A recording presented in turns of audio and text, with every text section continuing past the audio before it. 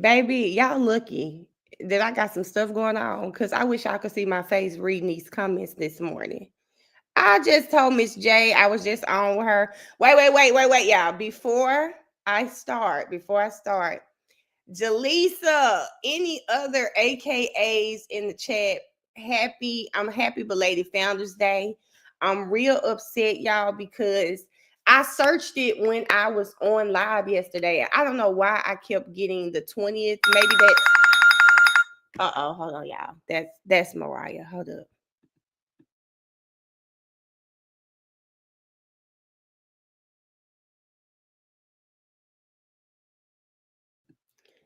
Sorry about that, y'all. Yes, happy belated Founders Day. I searched it, and when I searched it, it did not. It wasn't popping up. So y'all put some pink and green hearts in the chat for all the AKAs that are on the stream. Today is Founders Day for Zeta Phi Beta. Light some blue hearts up for my mommy. My mom was a Zeta. But yes, Jaleesa, I was gonna text you at 1 this morning when I saw some of my AKA friends on Facebook, and I said I knew it was the 15th. But happy Founders Day. Y'all, unfortunately, them the only two Greeks I really know they Founders Days. So just let me know if some other ones popping up, and we'll make sure we do that. I see in the comments, happy belated birthday, Nick. I hope you had an amazing birthday. I hope you had an amazing birthday. I do want to tell people, if you are new here, I have a PSA because I saw a comment last night, and I said, let me address this. If you ever watch my lives back, or if you have friends that watch my lives back, make sure you tell them that we friends over here. Okay.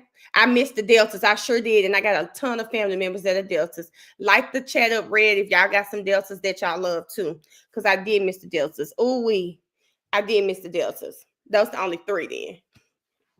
But if y'all watch my lives back, I'm going to apologize now. We do not come in and get right to the point. We just don't. It is a family over here. We chit chat. We talk about what's going on. Maybe we might get off topic over here, okay? So I have to just make sure people know that, because yes, this year I'm going to comment when you tell me it took you 25 minutes to get on your topic. Yes, it did, because it's my page. And we are a family over here. We talk all the time, okay? So if you send somebody over here, please let them know. We're going to get to the details, okay? We are going to get to the details, but it might take us a minute to get there because we actually care about each other in this chat, okay? Miss Sheila, see, and if you're watching this live back, Miss Sheila said, Mel, was your meeting good last night? What is Miss Sheila talking about? Well, all of the millionaires, all my family and friends in the live know that yesterday was my first day of group therapy. And it was amazing, Miss Sheila. Y'all, it was so good. It was so good. If you're watching my live back, guess what? I'm gonna tell them why it was so good. Okay. Y'all, yesterday was so amazing. It's a small group, maybe about 10 of us. And we actually did journal prompts. It was just really great to be in a space of other people who are experiencing some of the same feelings that I have. It was just really amazing. And y'all, we did something called yoga nidra yesterday. And she said, if you go to sleep, it's okay, but you're not supposed to go to sleep. We were laying down. I'm not going to tell y'all your girl woke up because I heard myself snoring. It woke me up. Like, I don't know what was going on with that yoga nidra.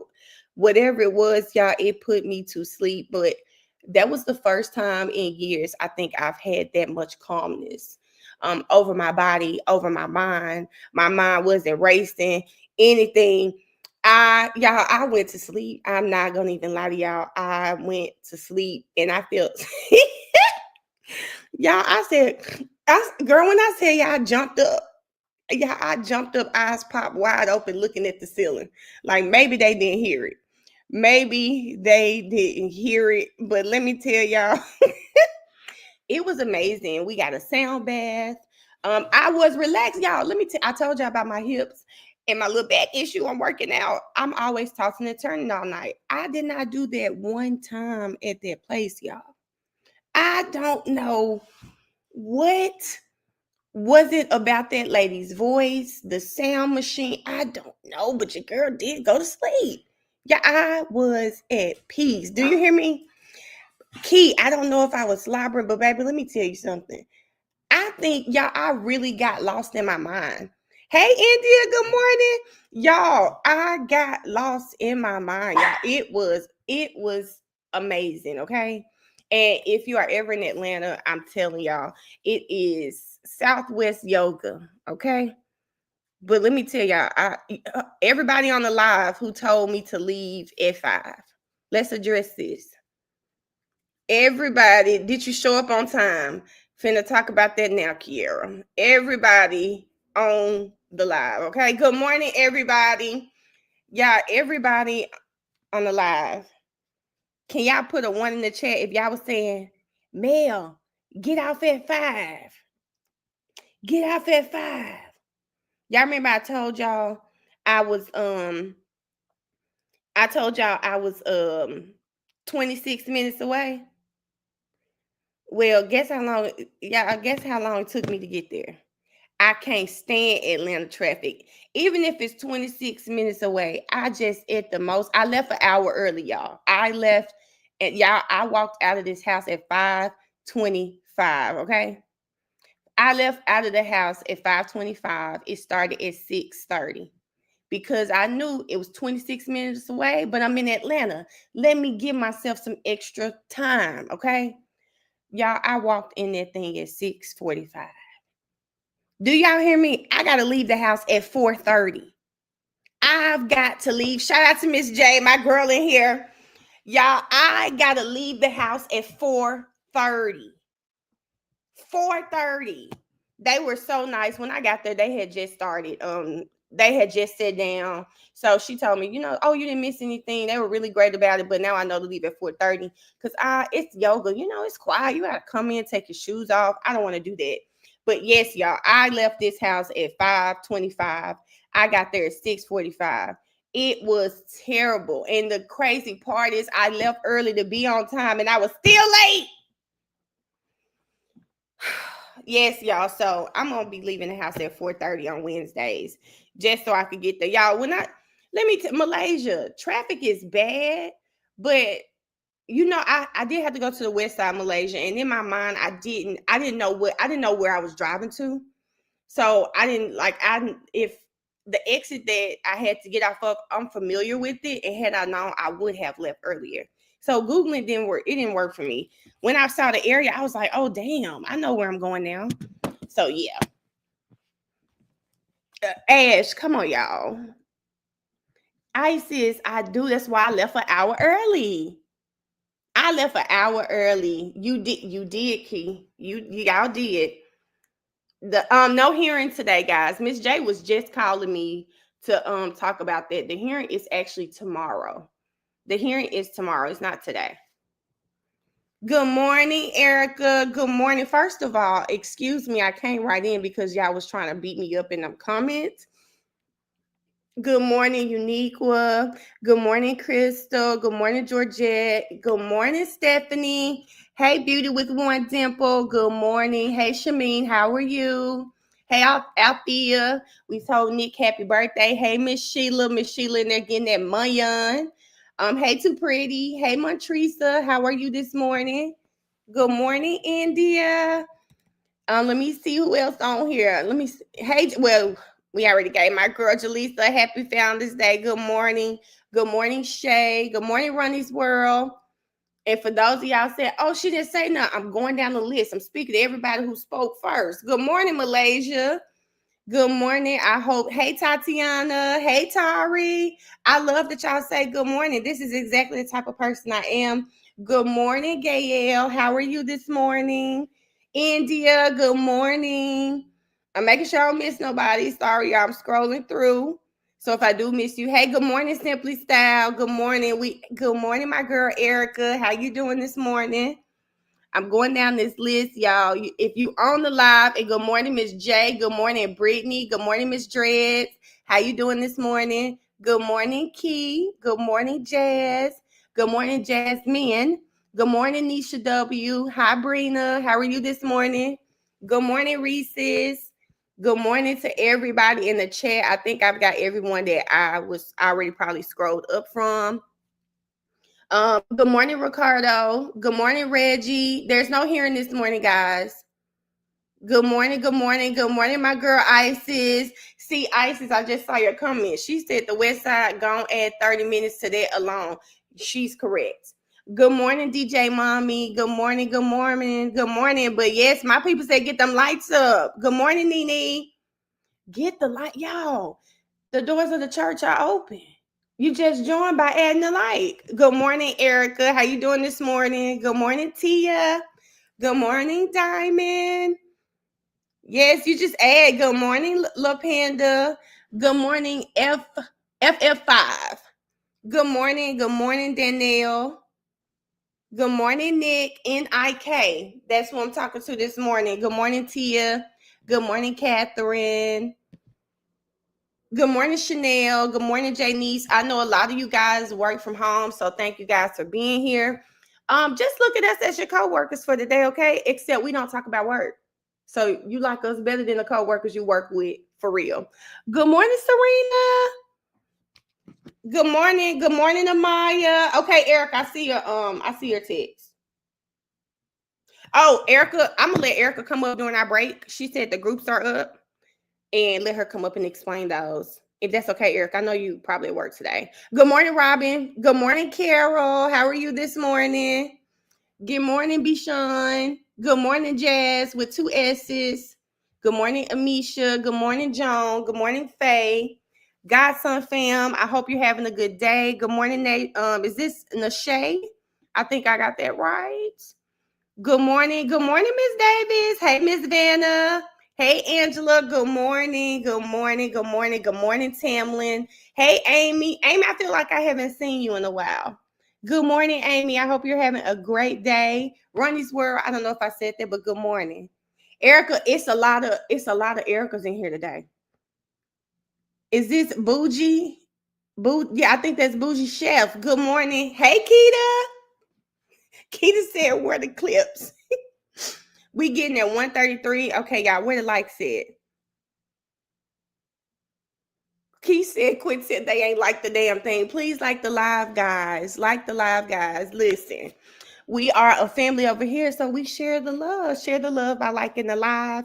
Y'all know we're going to start where we left off yesterday with Naziah Harris. Y'all, this case feels like Ysdale all over, in the sense that, and I haven't done my TikTok videos on here. I actually was trying to edit some for this case. I know there's a lot of stuff out there. So I will be adding my videos as well. I kind of want to do one detailed video around this case, but it feels like Ysdale in the sense that all of a sudden it is everywhere. And I'm really happy. Y'all know I'm always going to give my girl credit, because in my world, I shout out to Miss J for, good morning, Kayla. Shout out to Miss J for bringing awareness to it, making sure I covered it. Y'all, my girl has called. My girl is one thing about it. Y'all, she's gonna make sure I'm on top of it, and I love that for me. I'm actually, again, so happy, so thankful to have all of you guys to watch this trial with me, because talking it out with you guys has allowed me to get through it. So I do want to make sure anyone that is watching is aware of what this case is about. This case surrounds, you're going to hear SA. You're going to hear inappropriate text messages between a child and a 42-year-old pedophile. So we are going to make references. If that is something that will trigger you, I do want you to go ahead and get off the live, because it's not my intention to trigger you in regards to anything that has happened to you. If you have been a victim, I always encourage you to please go to therapy. Please talk it out. Know that it wasn't your fault, and do your best to heal through this process, heal through your process, okay? But I want to make sure that I do want to make sure I let people know that what we're watching. I want to make sure I let you know what we're watching so that you're not caught off guard. This case is about a 13-year-old girl who was failed. I mean, there's no other way to say it. She was failed from, it almost seems like she was failed from birth. You know, she was in the primary custody of her grandmother. In the home, her aunt lived in the home with her, and her aunt's boyfriend, who she had 5 children by, he was a pedophile, a convicted sex offender. She's still allowed around these kids. He groomed this baby for about 2 years. She got pregnant by him. It is our speculation that he tried to do some type of homemade abortion. It went wrong and she lost her life in the process. They have yet to recover her body. This is the preliminary hearing to see if there's enough for him to go to trial.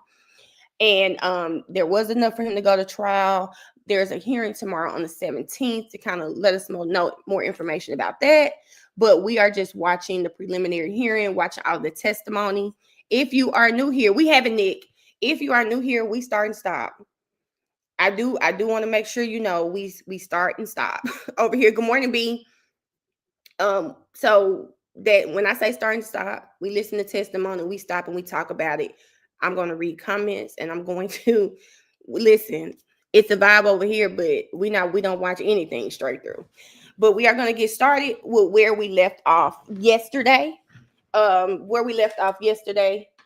that there's I think we left off on the friend King, who I think all of us can just go ahead and assume he knew what was going on between Jarvis and Naziah. He did. He knew. He was very detailed in the last day he saw Naziah alive. At the very end of his testimony, it appeared that Jarvis had told them that that he was last seen with Naziah too. And his face, oh my God, do y'all remember what his face looked like? Okay, Princess, do y'all remember what his face looked like? Do y'all remember what his face looked like when he said, "Did y'all go get gas together?" Like that was the way his face looked like when that was mentioned. Was, oh, I won't forget it, because it is my belief that Jarvis is trying to add him into this, or he was a part of it and Jarvis is trying to say that. We don't know which part, but who told you that? But Miss J, hold on before we start. Miss J, you didn't tell me why you think that. I don't know if you're working. You want to come explain it real quick. You didn't tell me why you were saying that yesterday. You were saying that yesterday, Miss J, but you didn't tell me why you said that, because I haven't seen none that made me think Jarvis was there too, outside of him saying I left the shop. So I'm like, was he somewhere else? Was he somewhere else? Because you didn't tell me that part. Hold on, y'all. I want to see what my girls say about this.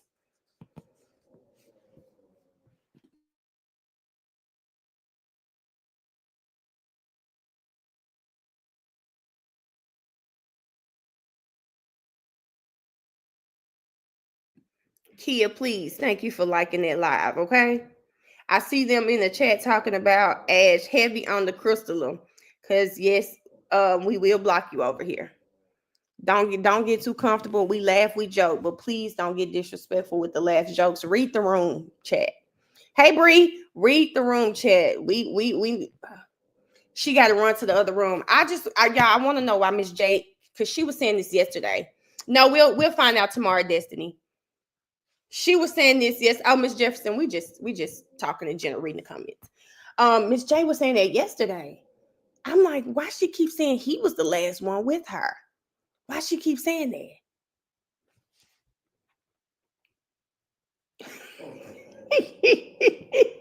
They saying fair warning. Key is very unhinged. Good morning, Shaniqua. Good morning, Mabel. Good morning. Good morning. Y'all, we're only at 184. Oh, guys. I know. Wait a minute. What's going on in the chat? What is going on in the chat? If you guys can do me a favor, can you please hit the X button on the comments and like the live? I didn't know it was at 184. Now it's almost 300 people in here, guys. Can we at least get the chat to about 250? Oh, it's almost 295 now. And even if you leave the live, because I'm asking you to like the live, like it on your way out. That's fine too. Listen, Cash, y'all, I said this yesterday. Hey, Manny Lane, thank you. I said this yesterday. Y'all know how you're in church. You have taken the offering. That was my first ask. I took the first offering. And then I come back and I say, will there be one? Can I get 10 people to give me $100? Don't y'all have me begging on this live like that, okay? Don't have me begging on the live like that, okay? Malaysia, do we need another sermon? Is a good question. Tari said, can you say what happened about the gas station again? And who is Princess? Who is the princess? Princess is in the chat. Princess is in the chat, guys. If you are new here, we know each other over here, so I call names all the time, okay? And some of them, yes, I do sound like they my besties because they are, okay? They are. But if you're talking about the gas station, yesterday, King testified. During his testimony, the defense attorneys for Jarvis Butts asked him, did you go to a gas station with Jarvis? And King was like, oh, when his car ran out of gas. They said no. They're talking about after they got back from fixing the mother-in-law's car. Did you and Jarvis go to the gas station? You and your car, him and his car. And he's like, no. He answered no, but y'all, the look on his face. Good morning, Aisha. Hey, Day. The look on his face was now, Day, I gotta figure out how to do that, friend. I think I gotta do it from my phone. Hey, Shane. But the look on his face, really, he looked genuinely confused, in my opinion. I don't know if he was confused because that actually happened, or is he confused or shocked that Jarvis would try to implicate him in his baby's disappearance. If he went to the store, good morning, Kay. Good morning, Sade. If he went to the store with them, then it would mean that he is also the last person to have seen this baby alive. Y'all think it's the second one. That's what Miss J saying. Isis said she doesn't trust King. Nick said Jarvis was telling people anything.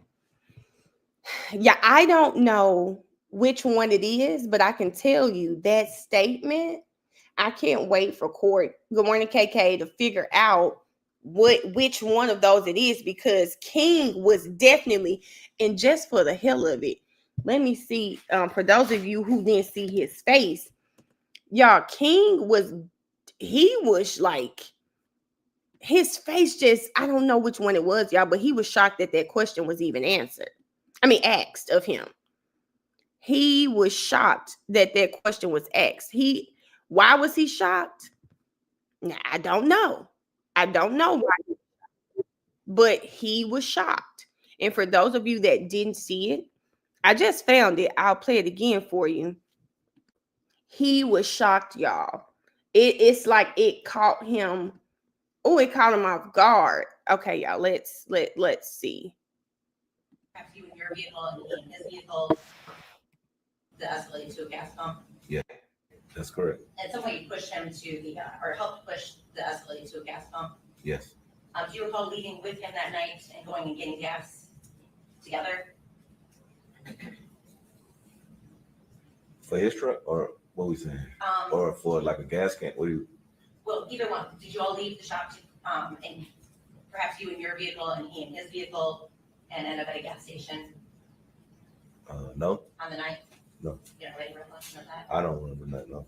Okay. No. What do you? Well, he pushed the escalate to a gas pump. Yes. Do you recall leaving with him that night and going and getting gas together? Did y'all see it? Did y'all see his face right there? Yes, Key. So what is it? Is he trying to add Jarvis into the last person that saw her alive? Like, I went by myself, he was with me. What's going on with that question? And yes, he looked like, yes. But the question is, why did he look like that? Was he really with Jarvis when he went to this gas station, right? Because Netta, he was trying to understand what she was saying.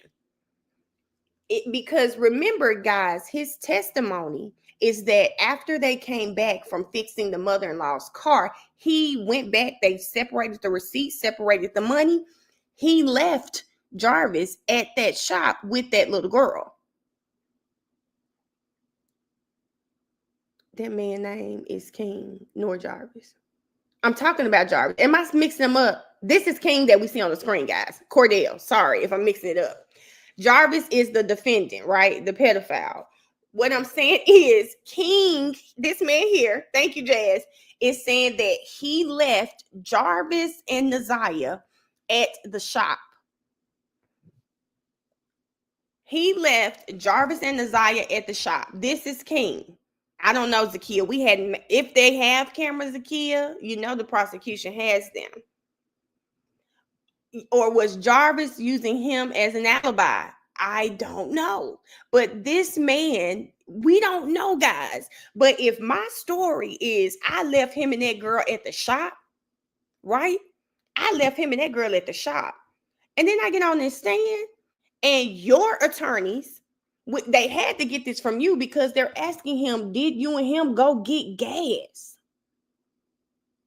Did you and him go get gas? Now, remember this. Someone pointed this out yesterday, okay? This man here, King, okay? King, but here's the thing. Y'all listen to what I'm about to say. King wears an ankle monitor. They kept calling it tether. I'm assuming it's an ankle monitor. So he had to be in the house at a certain time. His location will be tracked. So I don't know what's going to come out in court. But if that were the case, then good morning, Cara. If that were the case, then boom. Here we go. We'd see it. They'd be able to track it. Then we'd be able to track it.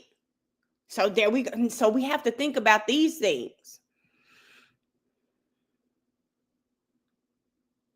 The first by look at how he told about King talking to his daughter. Come on. Well, not King. Remember, a friend of King's, King. Hey, D-Body. Good morning. Remember that. It is electric monitoring. It's also called Tether in Michigan. Okay, thank you. Electronic monitoring. It's called Tether in Michigan. So, Miss J, wait, oh God, because listen, Miss J said that's how they fell out, but it wasn't King, y'all. I feel like we need to listen to King's testimony one more time. What y'all think? I kind of feel like we need to go through King again because it wasn't King that was trying to talk to Jarvis's daughter. King was in jail when it happened. It was one of King's friends, someone they knew. But now they fell out because what I'm thinking in my mind is King and Jarvis, right? Jarvis hooked King up with one of Shannon's friends in Clinton Township where she lived, okay? Jarvis hooked King up one of the friends. I think Jarvis went and backdoored King and started messing with the woman too. That's where it messed up. Hold on, Miss J, come up here. Before we watch King, I need her to come tell me her theory because I don't know if I'm on the same page. I gotta see. I need her to tell me her theory because from what I'm seeing, from the test, and we'll run King back because we might need to listen to King again. That's why it sounds like King and Jarvis had an issue over a woman. That's what it sounded like to me. They had an issue over a woman. Whoever this woman is, that was Shannon's friend in Clinton Township. And knowing Jarvis, he backdoored King. Because what he gonna be mad at? What Jarvis got to do with King talking to this woman? No, he backdoored him. Or did King tell the friend something and the friend told Shannon? Whatever it is, it has to deal with probably some lies Jarvis done told, and you ain't gonna make me think otherwise. Tay, that's what some of the comments saying. Oh, here go my friend right here. Turn your echo out. Oh shoot, hold on. You know what's on. Yes, Mikhail. It could have been pillow talking. You know it was pillow talking, but it ain't just pillow talking. Y'all, look, quit acting like y'all know men in prison. Tell us. Quit acting like y'all know men in prison. First of all, ain't no honor amongst thieves. Period. Point blank. I feel how I feel about anybody who was in their little clique, watching them do what they do. That means they know Jarvis King put his hands on women. Don't do nothing about it. They know Jarvis mess with kids that ain't his and his. They don't do nothing about it. They in their own little nasty ass little clique. So, but y'all, what's the first thing happen when ain't no honor amongst thieves and a man go to prison? The homeboy start pilling talking. Girl, he been doing you wrong. I sat back. You a good woman. I ain't never want to. Time out. So let's understand this. Let's break this down. So is it your theory that Jarvis was talking to Shannon friend in Clinton Township, right? Jarvis ended up going to jail. I mean, not Jarvis, King. Sorry. King is talking to Shannon's friend in Clinton Township. King goes to jail. Jarvis backdoors King, talks to his woman, and start pillow talking to the woman bad about King. I say it can happen like that, but to be honest, what I really feel like what the beef was, I feel like King set his homeboy up. King middleman that with Jarvis's daughter. Because how you gonna be mad at me if I'm in prison? I can't control that man unless you know I had something to do with it. King offered up Jarvis's daughter. Period. I don't think he ever said he was mad. That's why I said let's watch it again. King's friend started talking to Jarvis's daughter, but Jarvis got mad at King. It didn't sound like Jarvis was mad at King, though. It sounded like Jarvis was telling King about it. He was mad that the man tried to talk to his daughter, but he didn't sound like he was mad at King. That's why I said, let's watch it. He gonna say that's why we fell out. The thing about this, couple of things. One, you can't control no grown man. He in prison. You in the free world with him. You go out there and you check that man about your daughter, dad. You go out there and you check that man. But only reason why you want to check that man, because if y'all hang together, that man ain't for the right things either. So Jarvis had reason to believe that man was even worse than him. Wait a minute. I said I can't even remember who put it. I saw a comment that said men don't fight over prison. Women in prison. Yes, they do. Men be broke in prison. And if you got one that answer phone calls, but the thing is, you got to think about it. You got to watch them, because I had to get on my little cousin about this. Let that man, you messing with a brokey in jail, he will sell your pictures to his friend for their shower time. Okay, so you don't know what King was doing with Jarvis's daughter. Yeah, that's her. Yeah, that's such and such. But the thing is, if you know good and well what I've been saying, y'all, birds of a feather. So if Jarvis feel a way about King's homeboy, that means they already got somebody that mess with kids. They got somebody that beat women. What the other one do? I'm like Brina. I really wish I knew the backstory, because the daughter is grown. She's like 21, 22. And we don't know how this man met the daughter, how it came about. I'm not saying that he couldn't have set it up, but we don't know how it transpired. Yeah, I want to know. We need to know how it transpired, because I'm literally, when I'm hearing the testimony, to me, it sounded like he called him mad because his daughter brings this man around and he's trying to date my daughter. And I know you know of this man and you feel the way. That's what it sounded like to me. The daughter like 21 or 22, guys. It could be. The thing is, okay. That may have been your comment. They could have, the girl could have just met the man, come up to the shop, and I'm with the man, and your daddy like, who the hell are you with? And then he like, I know this man because it sounds like a small, wherever they live at, it's like everybody there. Because how you talking to women in the same neighborhood Shannon is? That's because he been doing it. You heard what the auntie said. Shannon's still holding on to this man like this man out here living with one woman, dating another woman, and got a fiance. How the fiance just know he live on Wilshire but ain't never been inside? The auntie said one of them work at Chrysler and everybody at Chrysler get off at 3 a.m. That's why he get up at 2 o'clock in the morning, leave this one's house so he can be there when this one get off, stay there till she fall asleep. Then he come pop up at Shannon's and take the kids to school. Girl, stop playing with me. Hey, this man is pillow to post, brokey, bum, just do what he do, but he get in where he fit in. And like I was saying yesterday, this is a setup. This is all a setup. It looked like it's real surface, but it's deeper than this. These men are bona fide offenders, and they put themselves in positions to offend. Why would you not go get you a shot if you're a felon? First of all, you already got to work for yourself. You have to, because you can't keep checking that box. So you got to work for yourself. But what's going to bring in the type of woman that's going to let you either beat on them or touch their kids? That motherfucking shop. Why wouldn't you be a mechanic? Because no woman, I don't even go get a damn oil change.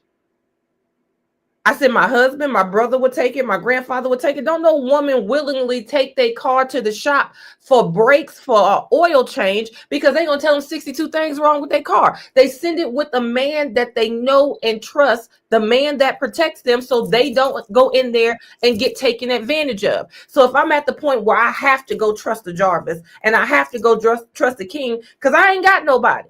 It's just me and my kids, or it's just me, or I don't have nobody to take my car. This is a straight setup, a freaking factory for them to come across some kind of vulnerable ass woman. And she probably got a kid.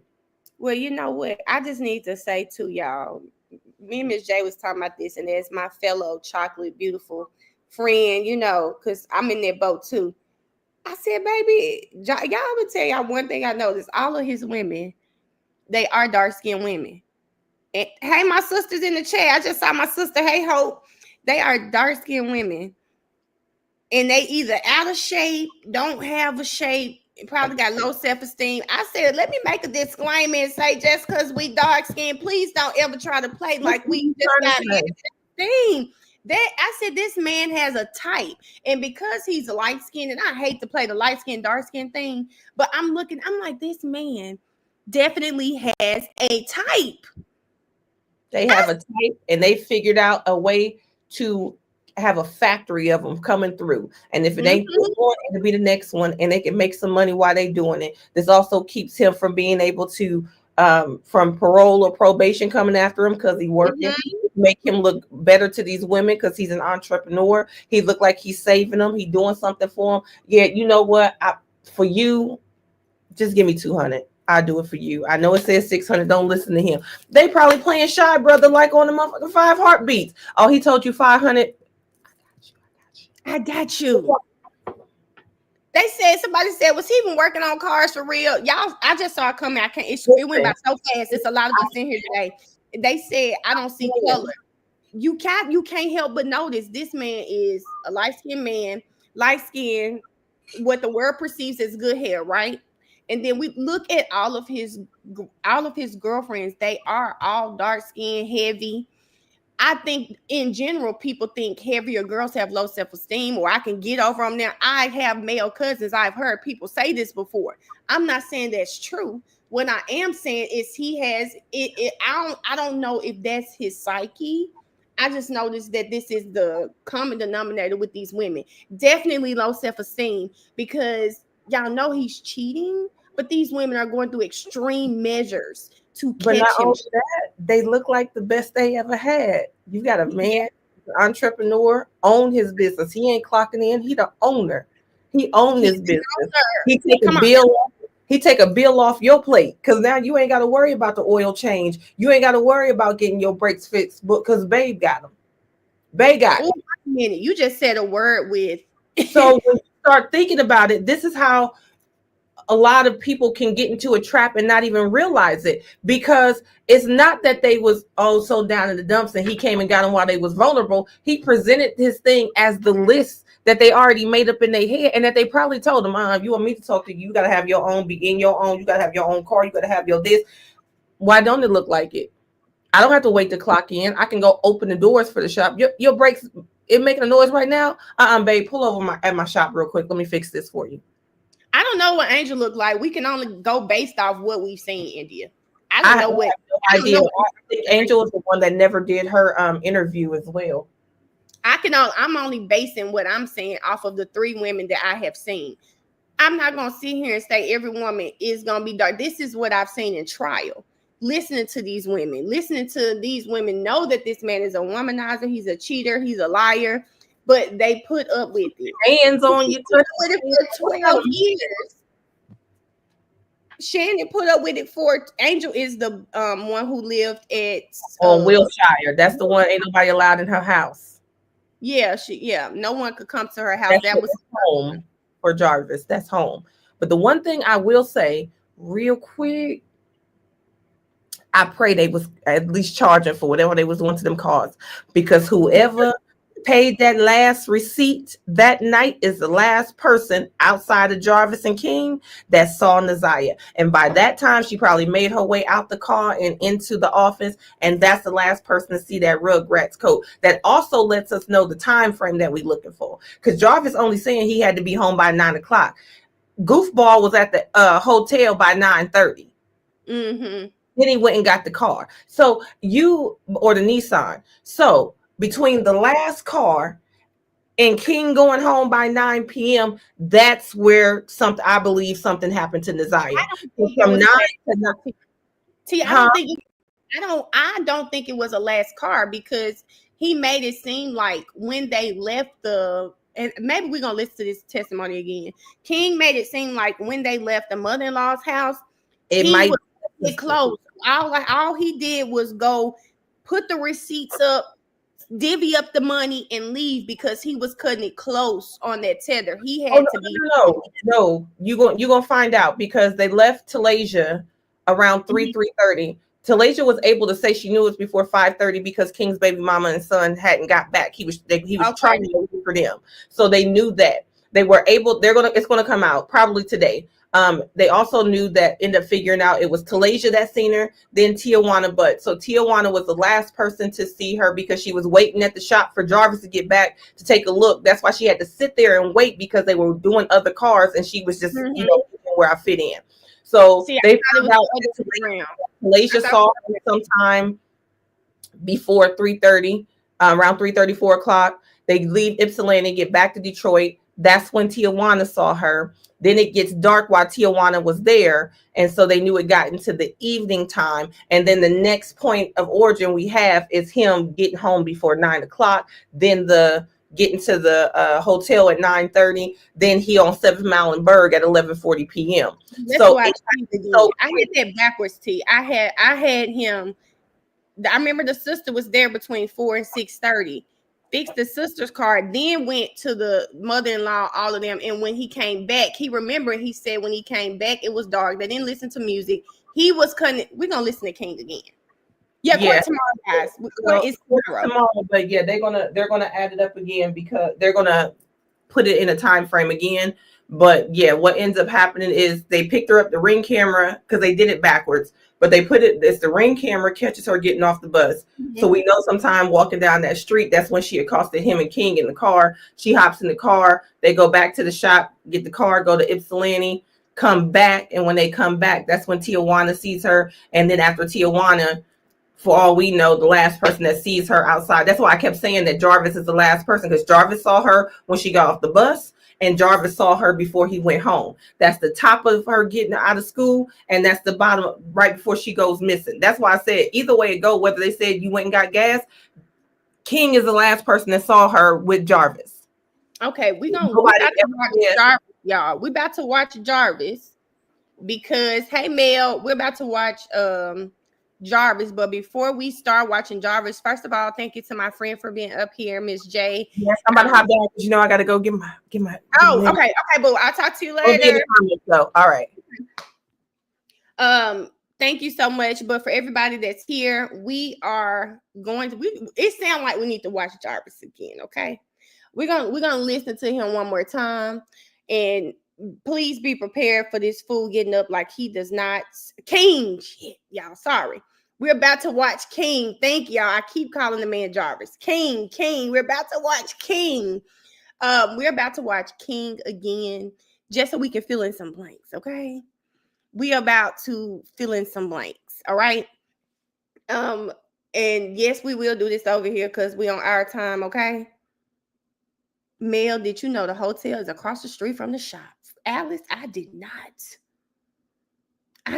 know that. Yeah, I'm gonna get the man name right. King, y'all. We are watching King. Cordell Wright is who we're about to watch. And we just need to watch him to fill in some blanks. Okay. We've got to fill in some blanks. We got to fill in some blanks with King. So we're gonna rewatch him. His testimony isn't that long, but at least we can probably fill in this timeline that he has. Let's say all the locations are close together. Like he didn't see him. Could be too pretty. But can we please get up the likes while you're in here, guys? Do a Google map to see where stuff is at. India, let me try to figure that out because they asked me to do that yesterday. What we have, 9,000 Conyers. I know that one.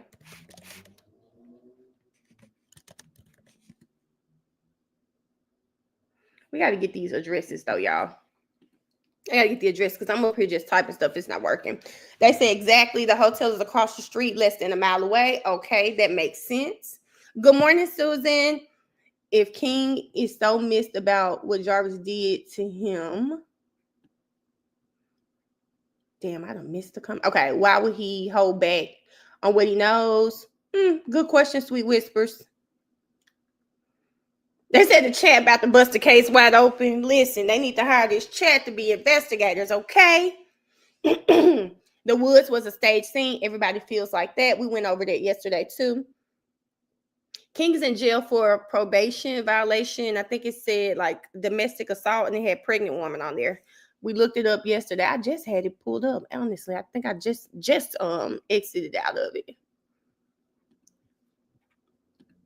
Okay, y'all, where the likes at now? We're just gonna look at King over, and let's see. Let's get this timeline back together. India said that there is a gap of 6 to 8:45. I honestly thought the last time we saw her live was 8:45. Well, I think that's about what King said in his testimony. He last saw her at 8:45.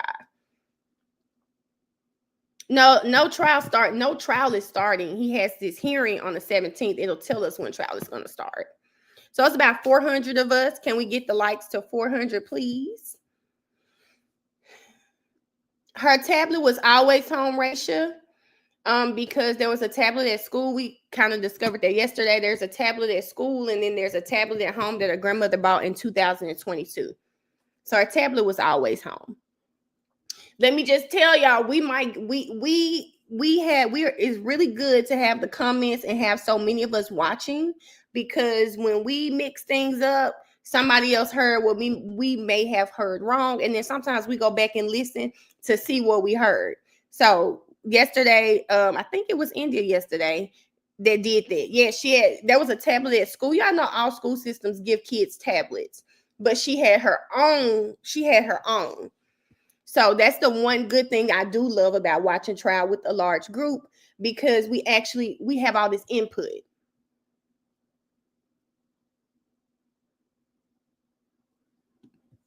India, you said according to King, but what happened in that time between King supposedly seeing her and swapping the car?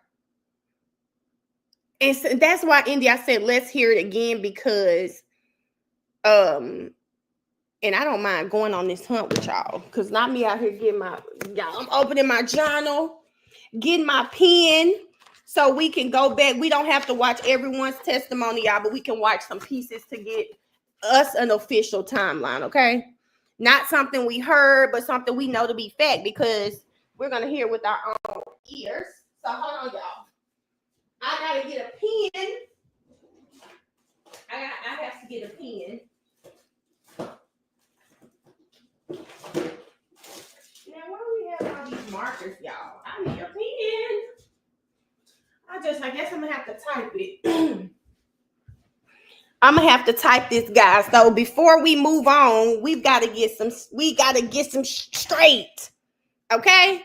Can y'all tell me where the likes are? Because while y'all getting my likes up, I am about to get these testimonies up that we need to answer, to get this timeline for us.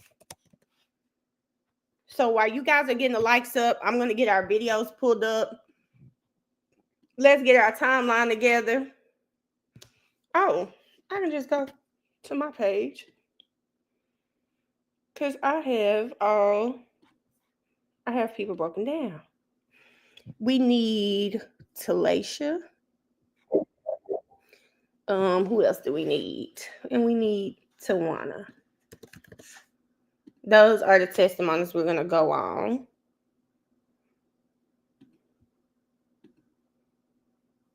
Today. And we're going to we'll get our timeline together. And then we're going to move on. Okay, y'all? That's what we're going to do. We're going to move on. We're going to get our timeline together. And then we're going to move on.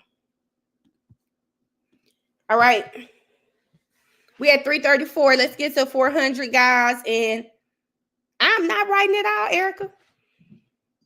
I'm not writing it all. But let's go on. Let's go on an investigation together. Hold on, y'all.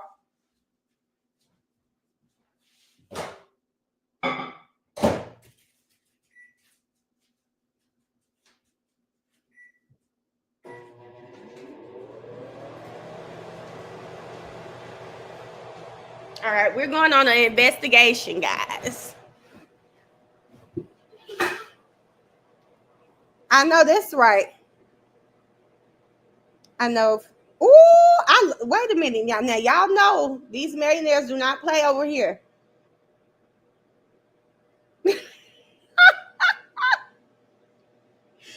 Y'all are hilarious. Y'all are hilarious. I love y'all. Erica, I don't know how, but y'all, please don't let Erica figure that out. Don't let her figure that out. All right, guys. We're going to start with Talasha. All right? Yes, we're going to move on, but right now, we need to get our timeline together. For those of you that already have your timeline, good for you. But right now, this is what we need to do. We need to get our timelines together for this channel, okay? For this channel, we're going to get our timeline together. But I want to see. Let's see.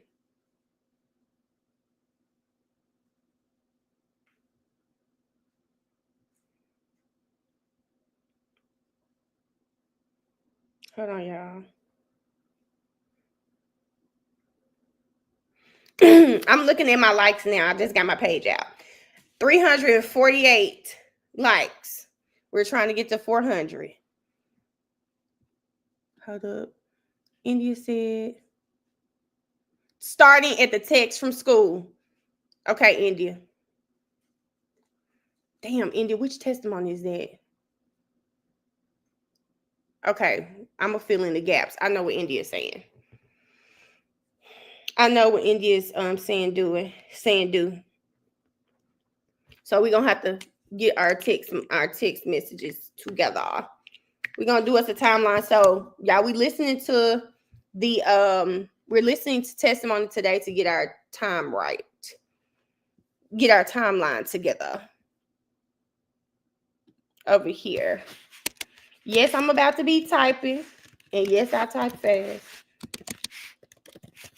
Okay. So we'll do, dang, so that means I got to pull up that evil grandmother again. Child. Because I don't want to just be on here saying it. I need you guys to hear with your own ears. That's the best way to do that. So right now we're about to just strictly get our timeline together. We're not about to hear whole testimony. Just get us a timeline together. Of January 9th. Okay. Let me turn it down. I'm gonna start with evil grandma.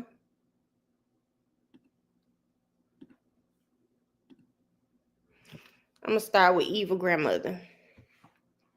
And we'll get it from there. Yes. Okay. Good morning, Brooklyn.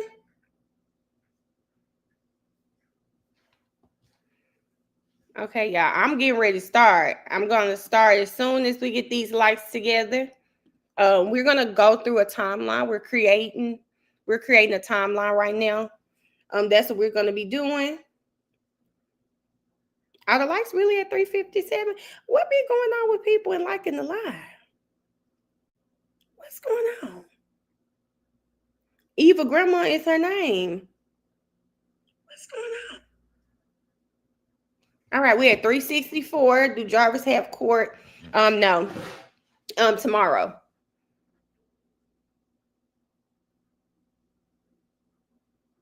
He goes tomorrow, Jen.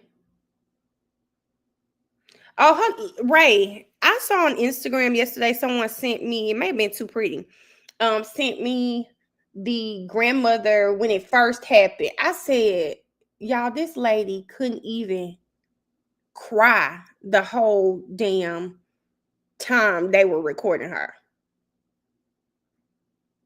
Yes, ma'am, Miss Sheila. Hopefully we should be done today. We should be done today, guys. I have nothing to do but sit here and talk to y'all. So we'll try to ride out today and be done with this because he does have the hearing tomorrow. But yes.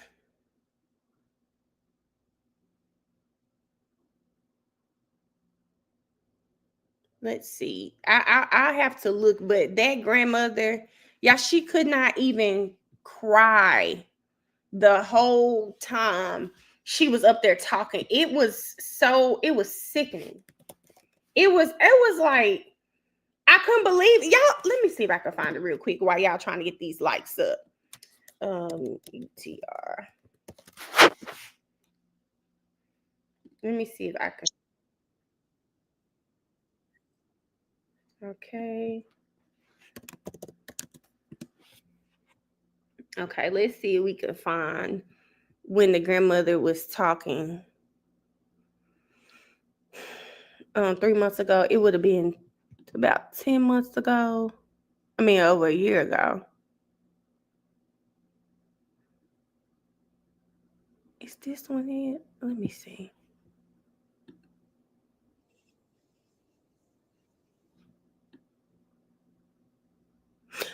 This got to be the one I saw. Okay, I found it, guys.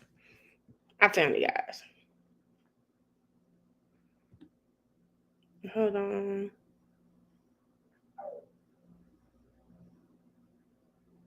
Hey, Alexis. We should know. We should know when this next court date is. This next one. Okay, Erica.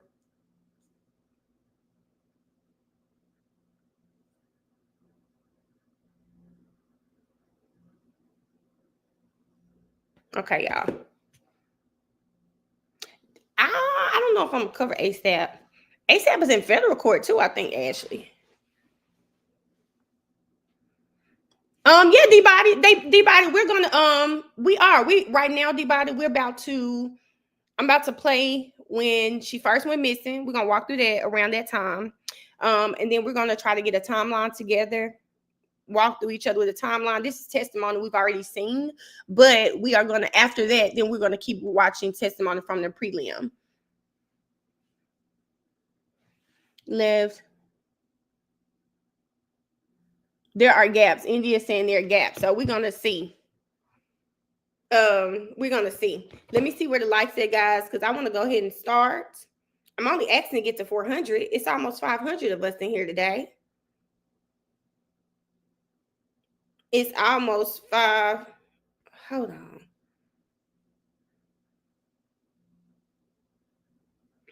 All right, y'all. Hold on.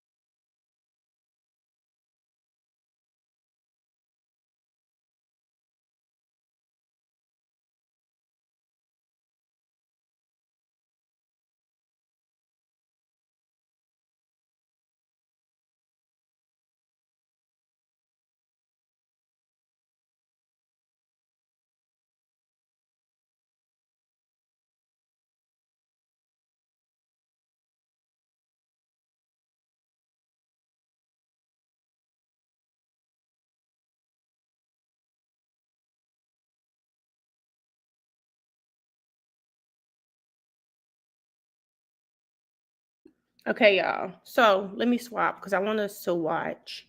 I want us to watch Evil Granny first. Oh Lord, she just pisses me off, y'all. I can't stand Evil Granny.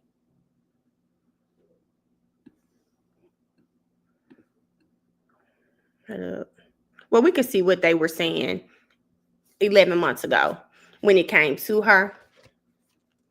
Hold on, y'all. Let me check. Hold on, y'all. Let me check. We need 6 more likes.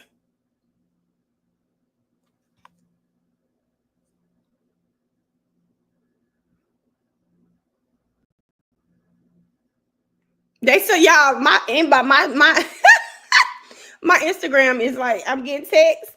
They said, is your chat disabled on purpose? Yes, we're trying to get the extra 6 likes so we can move on, okay? The likes do help me get in the algorithm, guys. And if I'm doing a stream where it's going to be a lot of people in and out, I have a goal of getting 1,000 likes on my live streams. So one of my mods figured out how to turn the chat off so we get our likes up.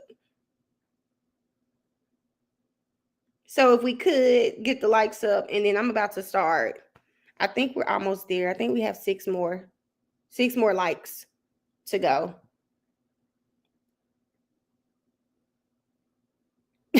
Y'all, I didn't know it wasn't disabled. I didn't know the chat was disabled until I just got those messages.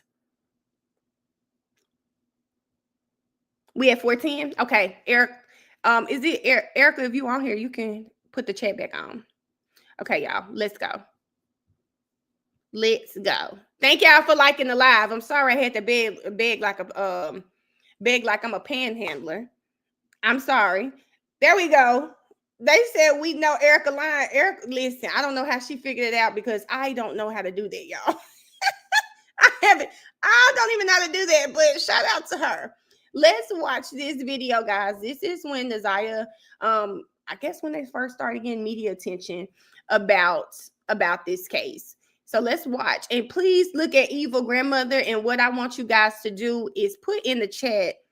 I want to know if y'all believe her. Put a 1 in the chat if y'all believe the emotion too. When I saw her from a different angle, she looked like she couldn't even muster up tears for real, okay? You hear me too pretty? Got me out here begging like Miss Love. Got me out here begging like Miss Love. This is crazy. Week. That's why this whole media blitz, getting the word out. Before, Detroit Public Schools, their Department of Public Safety was heading up the investigation, but now a lot more resources, all looking for this young girl, Neziah Harris. If you see her in any neighborhoods around here, we're just looking for her. We want to return her home safely to her family. And no questions asked as a reward out there. Detroit police walking the streets, passing out flyers, asking people to be on the lookout for Neziah Harris. I'm asking anyone that knows anything about my granddaughter, please contact the police department. The 13-year-old. Am I crazy or did y'all not see one tear? Did y'all not see one tear? This was in February. Y'all, I said, what? Y'all, did y'all? I gotta rewind it because maybe I'm crazy. Anyone that knows anything about my granddaughter, please contact the police department. The 13-year-old girl was last seen on January 9th, getting off the school bus at Cornwall and 3 Mile.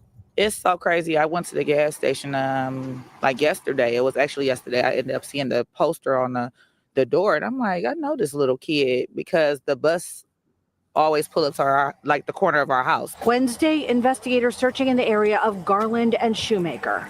We're not ruling anything out at this point. Just based off the information that we had, let us hear. We're running down every avenue. We don't make assumptions. We can't speak to anything that we don't know, only the information that we have, and that's what we're working through. We have debriefed on a number of different factors. We're hopeful that we find her well, but we can't operate on hope. We have to operate on information, investigation, and work, and that's what we're here to do today. We contacted our local, state, and federal partners, U.S. Marshals, FBI, some of our task force partners, even some of the private sector, missing and exploited children, all brought in to assist us in the search for Naziah. I don't want to think the worst about her being abducted. I'm hoping and praying that is not the case. I'm standing on my faith that God is going to bring my baby home. Girl. Just so emotional, you could hear the pain in grandmother's voice. She is raising her granddaughter as her own. She's adopted her.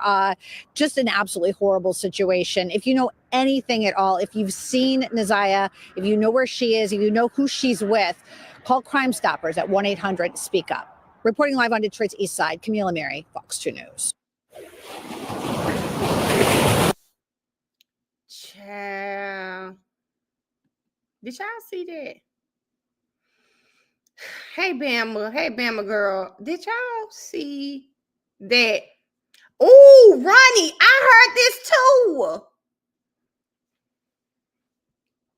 Ronnie. See, this is why I like watching with y'all.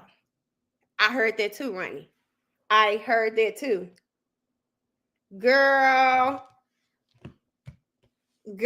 all too pretty because I'm not in home right now. I'm kind of moving around. So I said, just because it's a lot going on, I'll just do it this way today. Yo,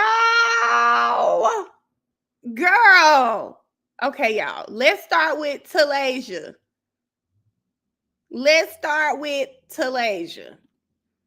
Okay. Because we're going to do our little timeline. No, we're going to start with Annette. I'm sorry.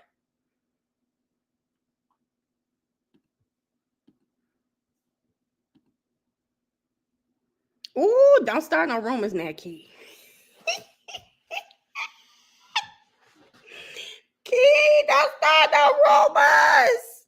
Y'all know I'm the only flexible person in my family, so if something have to be done, I'm the one that can move around more than anybody else.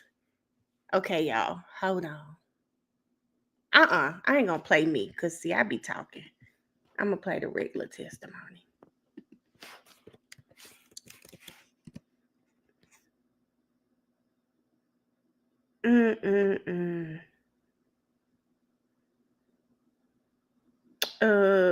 Let's do the history. So we got King already up.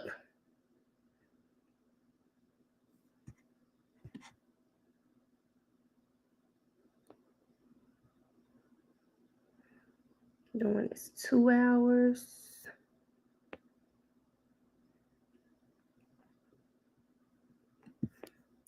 Oh, this gotta be.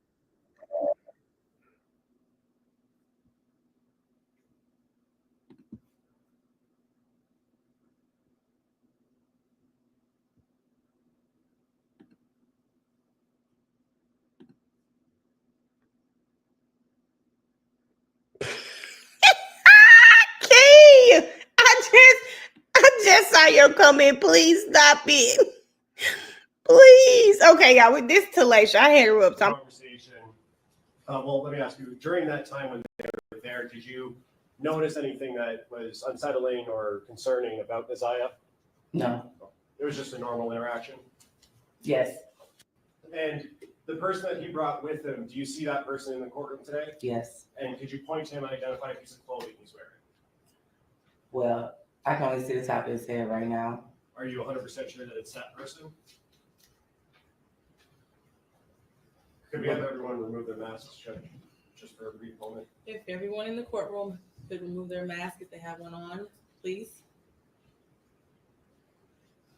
Ms. Moore, do you see the person that Mr. Wright brought with him? I do. And could you point to him and identify a piece of clothing he's wearing?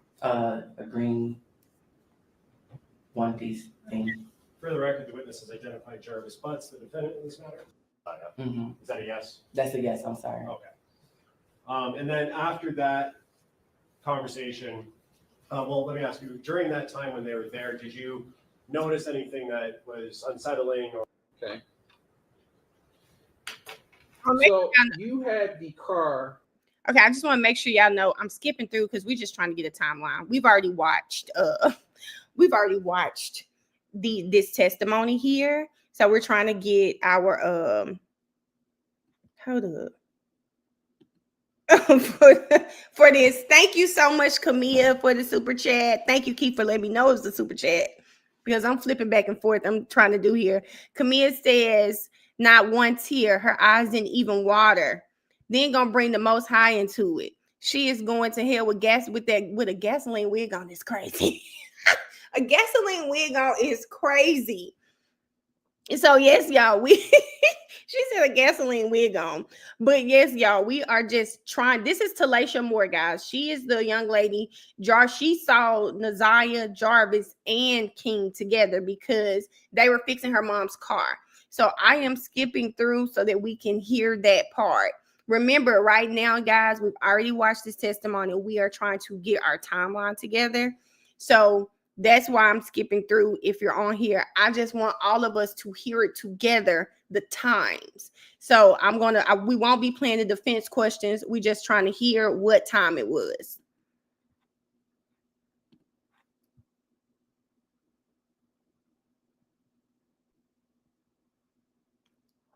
So we might have to skip through. Let's see. Yes. Okay.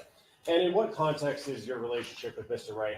My mother's car, red Jaguar. And what's your specific address, just the city?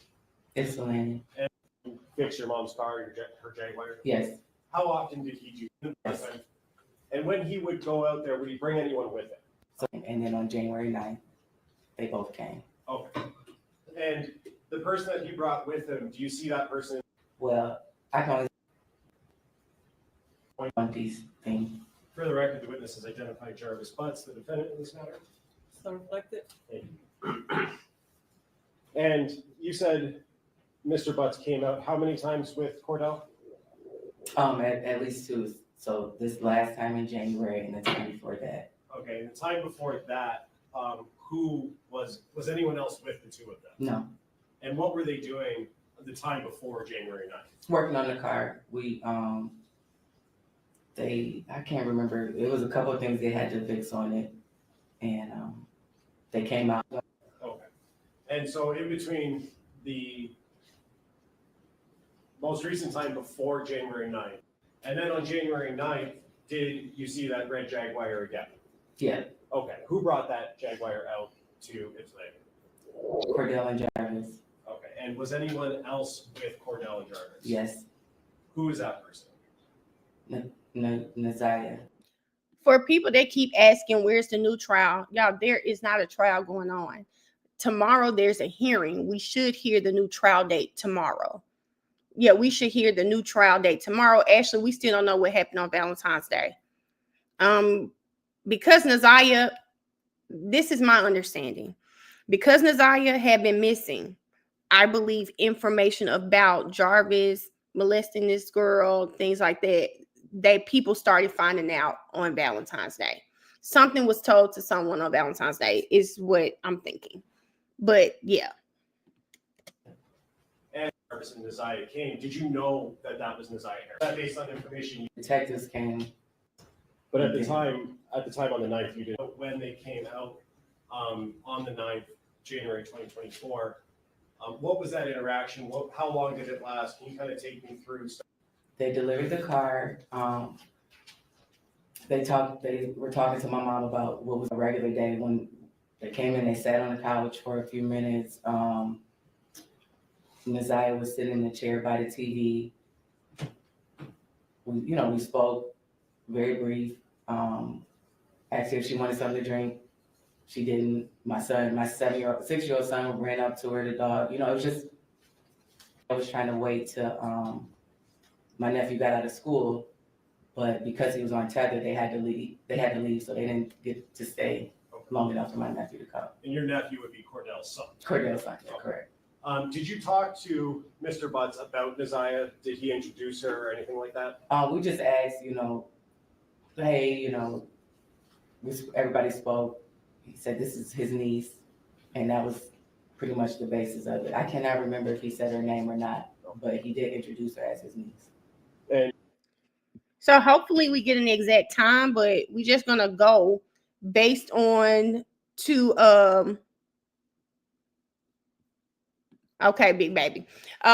We're gonna go based off of just school. Because they couldn't stay till the son got out of school, we know for a fact that most schools end between 2:45 and let's just say 4:30. So we're gonna put them. We're gonna see if she says a time, but we know for certain that between 3 and 4 o'clock they were at Talicia's house. Okay, let's say between 3 and 4 o'clock. I'm gonna say 4 o'clock because I know Jarvis' sister is gonna say 4:30. She said about 4 to 6:30. She was at the shop. Why y'all saying 5:30?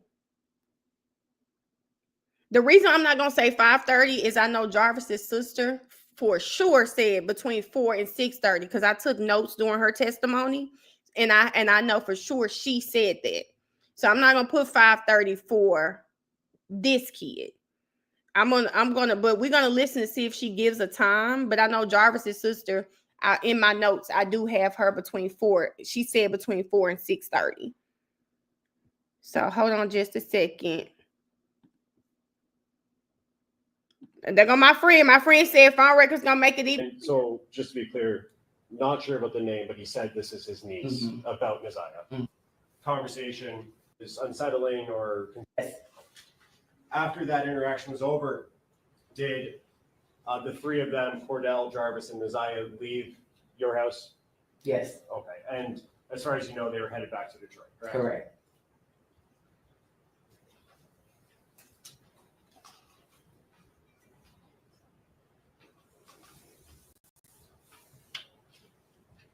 When they left, whose car were they leaving in?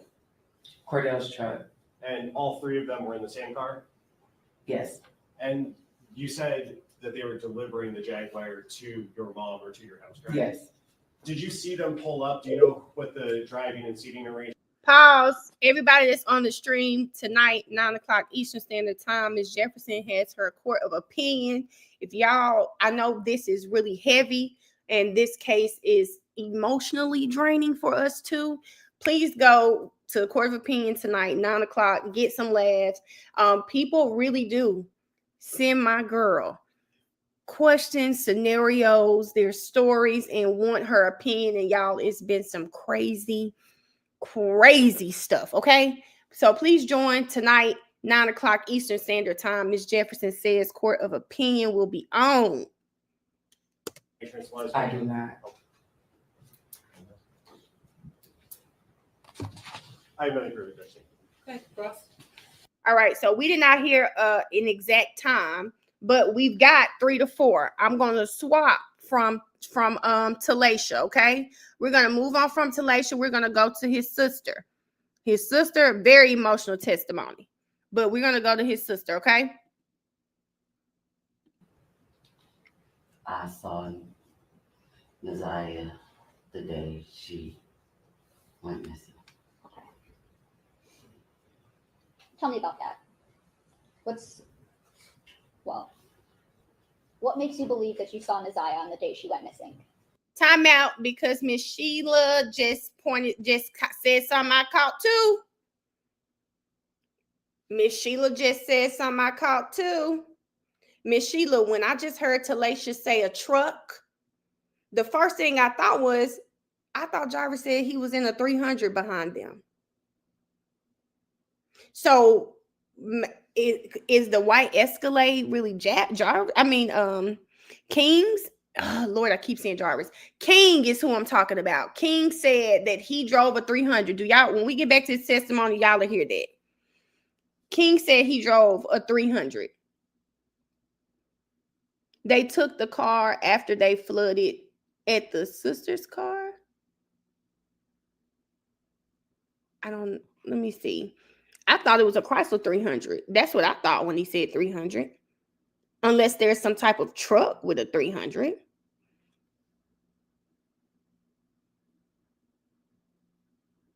So I don't know. So let's see. Okay. Do they share the Escalade? Is what I'm thinking, Miss J. And maybe when she said Jarvis's truck, maybe she's talking about the Escalade, but he was really clear that y'all, we're gonna listen to King again because we gotta hear what this 300 where this 300 coming from. So I'm writing down notes, y'all. We gotta listen to this. Talasha said he was following him but King, I'm getting the names right. King said he drove the Jaguar. Jarvis was in a car behind them. When they left, they all hopped in his 300 to go back to the shop after dropping the Jaguar off. They picked Naziah up in the truck. Yes, Alice. They're talking about the Cadillac because that's where she was when they got to the shop. So we gonna figure out. I'm gonna write that down. Okay, I'm writing this down. Okay. I thought, 300 is a car. 300 truck is a pickup truck. There's a 300 truck. Okay, she said 300. There are 300 could be a truck. So, okay, then that would make sense. She said 300. Let me see, 300 truck.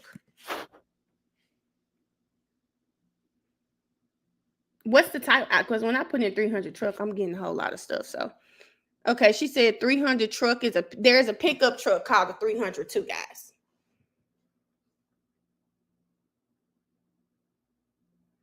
Okay, y'all. Let's listen to the sister. He did say truck, but I just saw a comment that said just a big pickup truck. Okay, y'all. So so we're thinking about a car, but there is a 300 truck. Okay, guys. So we good there. All right, let's hear the sister. The very beginning, where is it that you think you saw Naziah? My brother. Okay. Something was wrong with, to make sure it was. Go to Jarvis's shop that day. About 4 p.m., give or take a few minutes. Okay, and around what time did you leave? Somewhere between 6 and 6:30. All right, guys. There we go. So this is Tawana. She says she was there for 4:30, give or take a few minutes. So we're gonna put that to about. We're gonna say between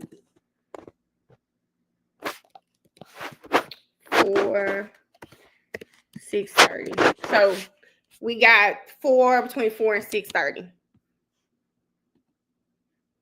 And we know the sister said the son hadn't gotten out of school, so my timeline was backwards. Miss J's timeline, and we can go through the cell phone data. It tracked everyone too. So we got that. So we got his sister. All right. Now we are going to get Granny, evil Granny. Is everybody caught? Everybody know where we are right now? Alice, he did drive an Escalade. It was like pearl white or something like that. That's the truck that's the truck Neziah kept getting in and out of. The Escalade. That was Jarvis's car. Yeah, you guys are correct.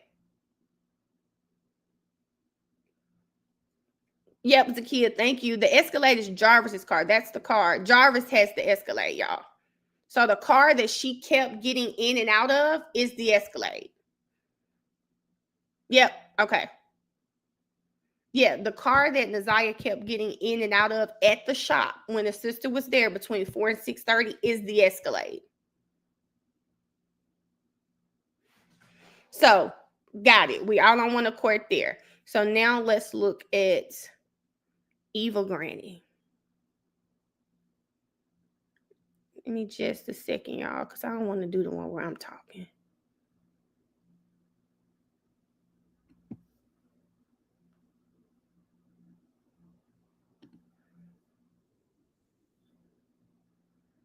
Oh no, I don't think this her.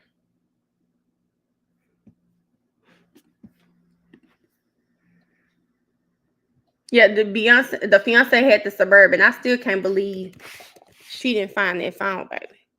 That right there was crazy because she wanted that phone bad. Oh, she wanted that phone bad, okay?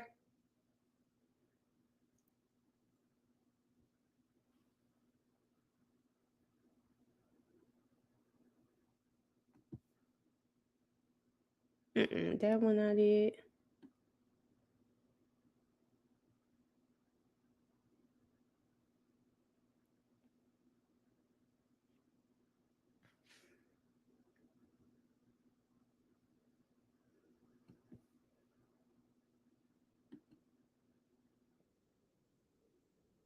Okay, that's the sister.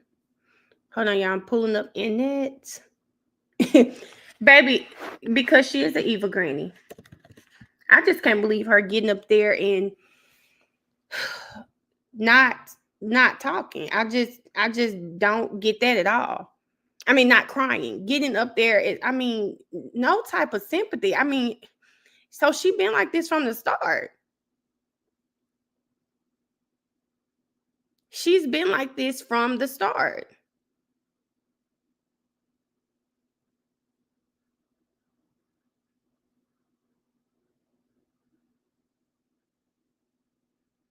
Hold on. Okay, so we got his sister. And she got off the school bus. What did they say? 2:45, 3 o'clock.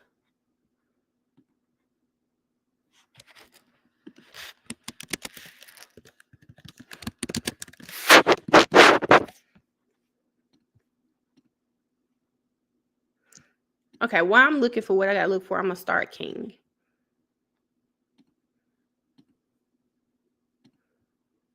Okay, we're gonna look at King and hear what he's saying and get some of this right. Okay.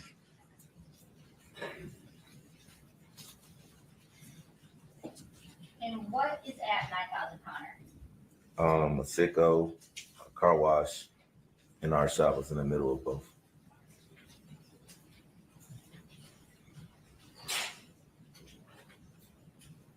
You're my address. Yes. Straight, I'm handing you what's marked to both proposed exhibits 7 and 8. Can you look at those and tell me if you recognize them?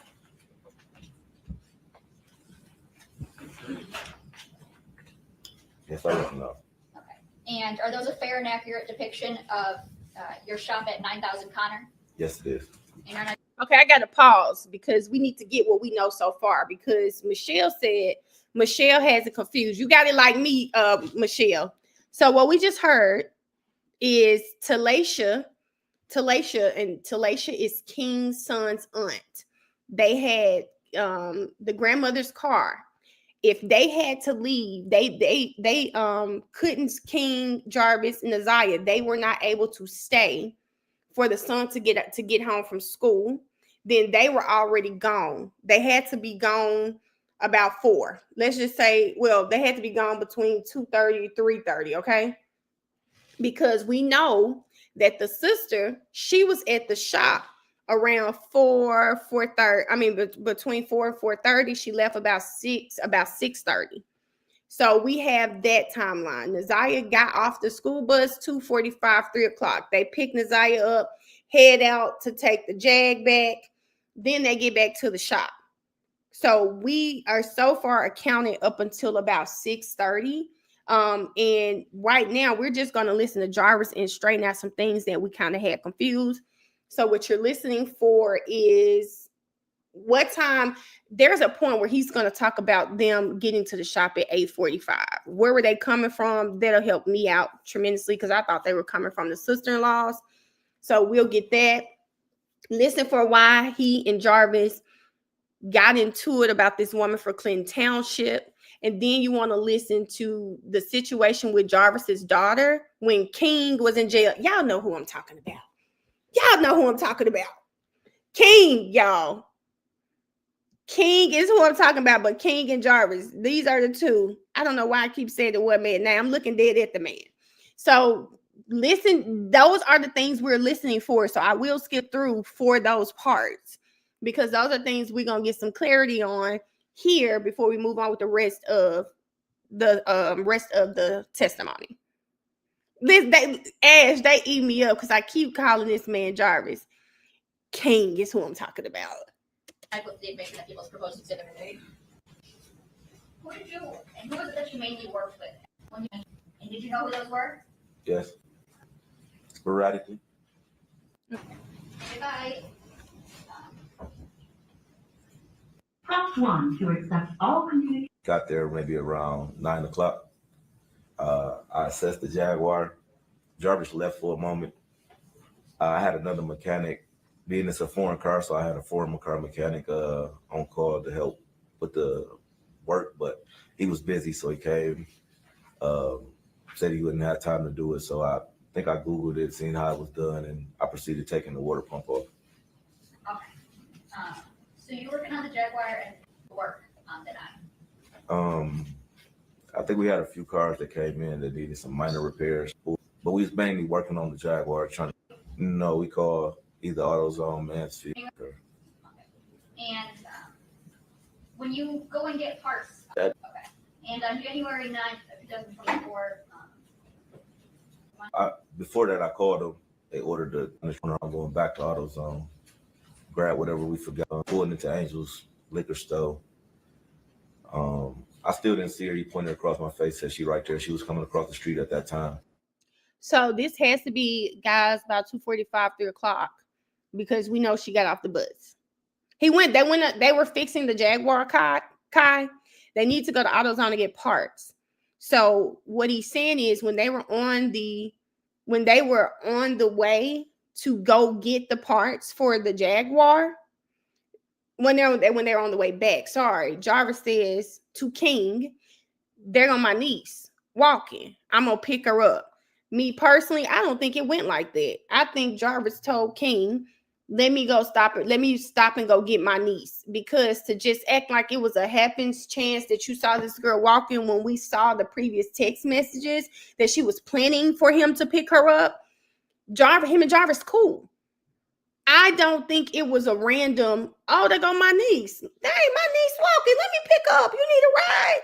No, I think it was absolutely, let me stop and get my niece before we go back to the shop. So I don't, I just don't, I don't believe it happened, y'all. I don't think it happened that way. I think it, a 300 truck too pretty. My friend said she was confused. Let's just say the 300 was a truck. We thought it was a car, but it was a truck. He picked her up 310, 330. Okay, Zakia.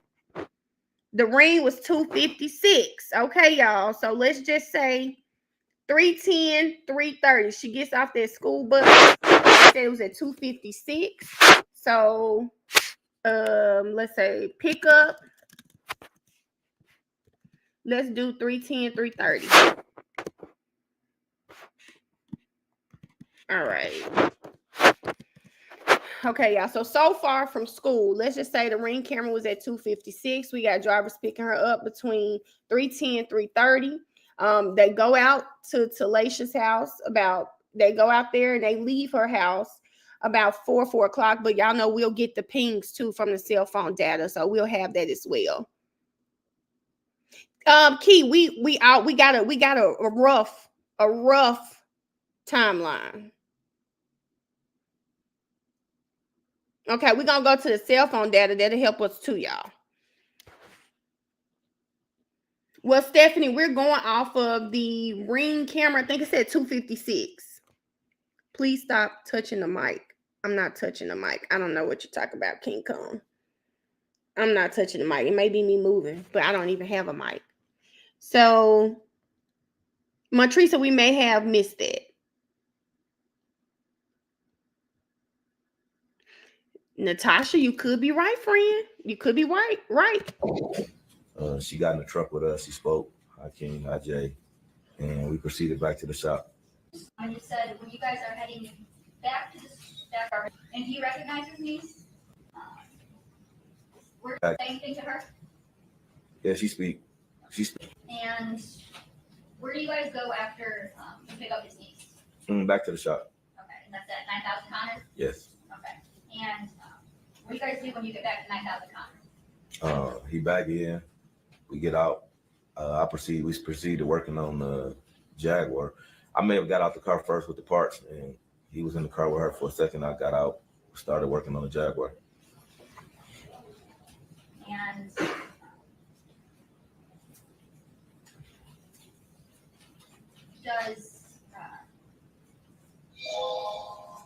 what happens next? What do you guys do? I believe she get out, get into the front seat, reposition herself to the front seat of his truck. It was colder that day. I believe she started the truck. We started working on the Jaguar, putting the parts back on. It took a little minute. Like I said, it was a difficult job, so it took a while. At some point, I believe his truck ran out of gas, so we had to stop what we were doing to push his truck to the gas pump so he could get some gas. So you said that she gets out of the car that you guys were in? Yes. Okay, and then she gets into Jarvis' truck? No. We was always in Jarvis' truck. Okay. So she gets out the back seat and repositions herself to the front seat so she can start the cover. And tell me, what kind of car, what kind of truck does Jarvis drive? Escalade. And what color? It's pearl white. So that's where y'all hear Escalade from.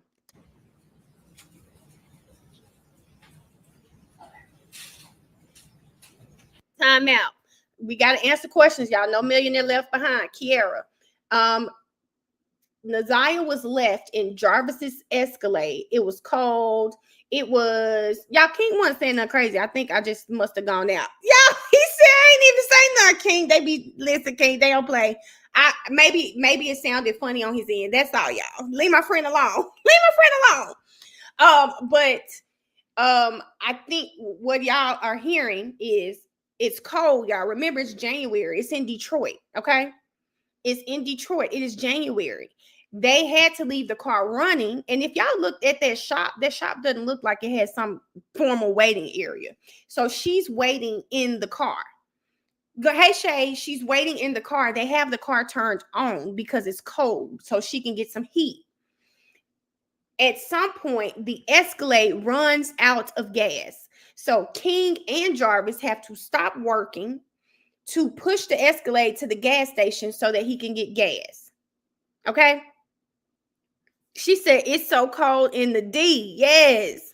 So that is it. Unknown. Let me see if I can pull that up for a second. He said, you can say something, King. Let me tell you, King, when you're new over here, they don't know if people coming over here trolling me or what. That's all, friend. Don't take it personal. I promise we are really nice over here. It's just sometimes we get trolls and they don't know if you trolling me, what's going on. Don't take it personal. I promise we are family over here. King did say we were always in his truck. Okay, y'all. So I do have a video. They wanted to see the gas station again. I'm gonna share the screen.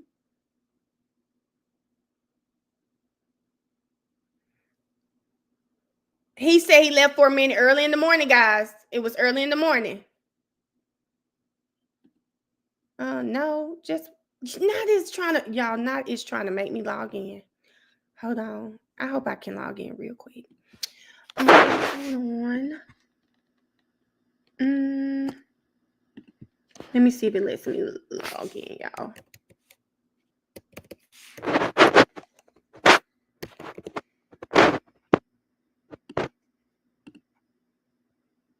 Okay, hold on, y'all. I didn't know it was gonna make me log in, so sorry about that. It let me watch it yesterday, no problem.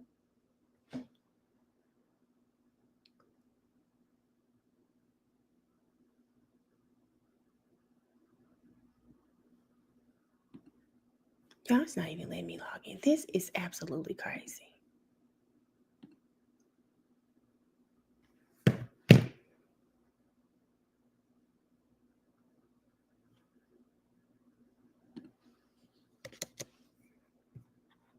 Y'all, now y'all got me over here singing, "It's so cold in the D." Oh my God.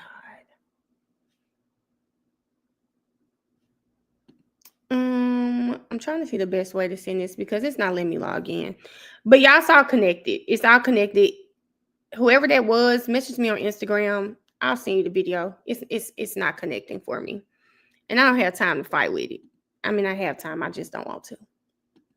I don't want to fight with me logging in.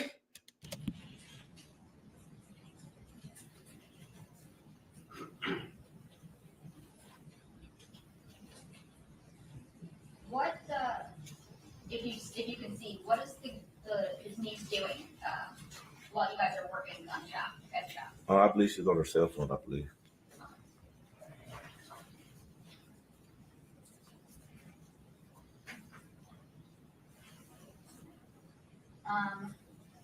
Does Jarvis ever take his niece anywhere that, like, while you guys are working at the shop?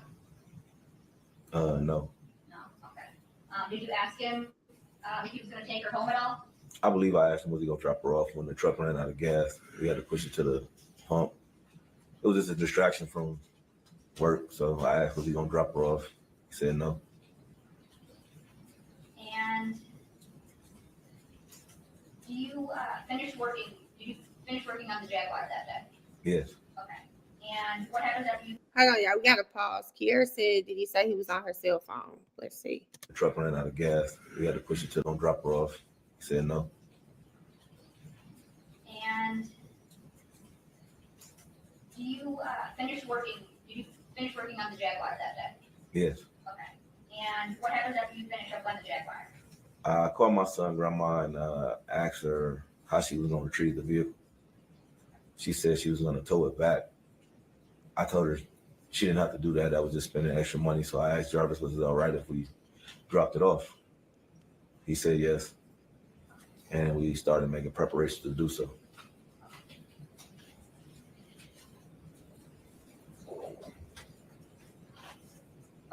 Do you recall about what time you guys finished the Jaguar and prepared to leave? Right around 7:30ish, somewhere around there. Now, Key, where is Key?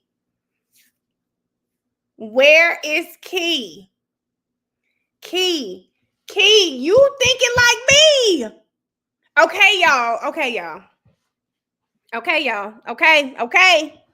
Key, this is what's confusing me. Okay, y'all, here we go. Key, okay, y'all, do y'all remember when I was talking to Miss J and my timeline was that they got back to the shop at 8:45? Do y'all remember that? My timeline was that they got back to the shop at 8:45. So in my mind, she was accounted for until 8:45. Miss J said no. Miss J was saying no because of Talasha Moore's testimony. Okay. Now I see why I was confused. And then the sister said, now I took my timeline. I forgot about Talasha was saying it was there early. My timeline came from the sister and King. But India, the gap that I'm having, India said it was the gap. Gap, India. My gap is I could have sworn my gap is from 8:45 until after. I thought, okay, in my mind, we know she's alive at least until 8:45 when King leaves the shop. Now, how the hell is King talking about we left at 7:30 and Talasha said she know for a fact it was before her nephew got to school because King couldn't stay to see him? Somebody lying, y'all. Somebody is lying. Mikhail said he clearly does powder. Now we see why I was so confused. And y'all, this is why I said we got to watch it back. Because when I'm confused, I just want to make sure I'm not crazy.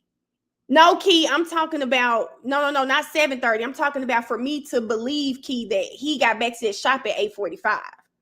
You said 7:30 today. But remember early in the stream, I was telling y'all, I thought we were accounted for at least until 8:45 because he was saying they had to hurry up and get back.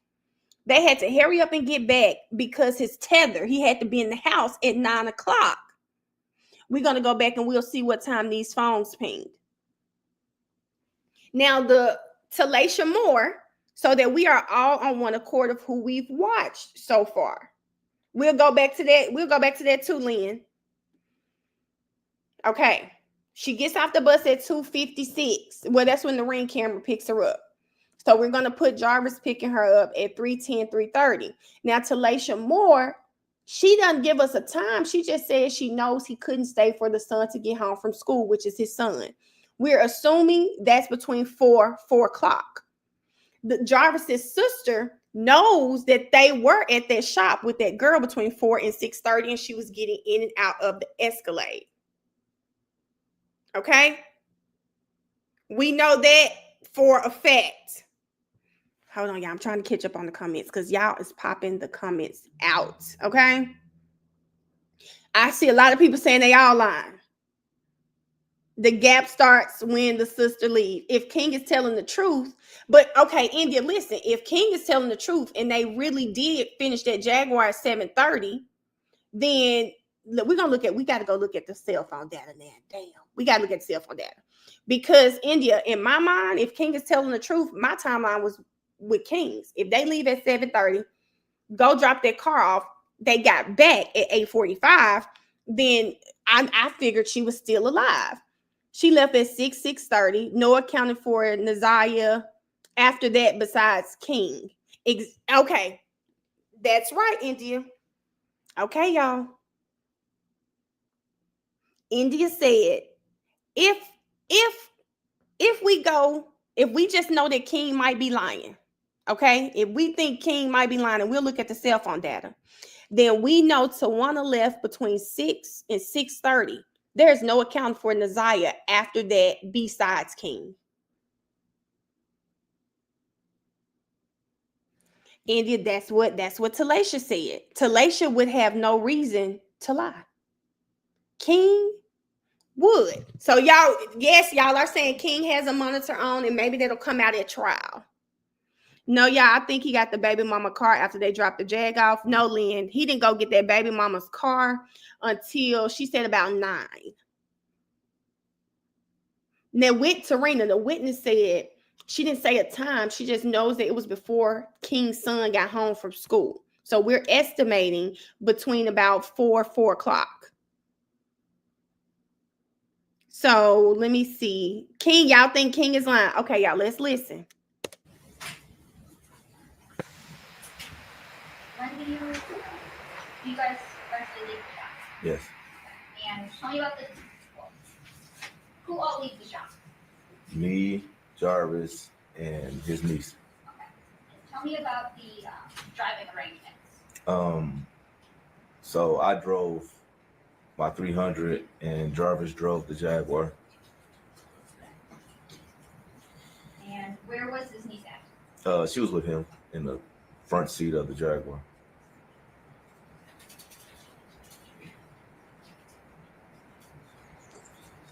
Now, are you able to recall what his niece looked like that day? Yes. Faintly, but yes. Do you remember what kind of clothing she was wearing? I remember she had a jacket on. Like I said, a coat. It was cold, so I think it was colorful. Colorful? Yeah.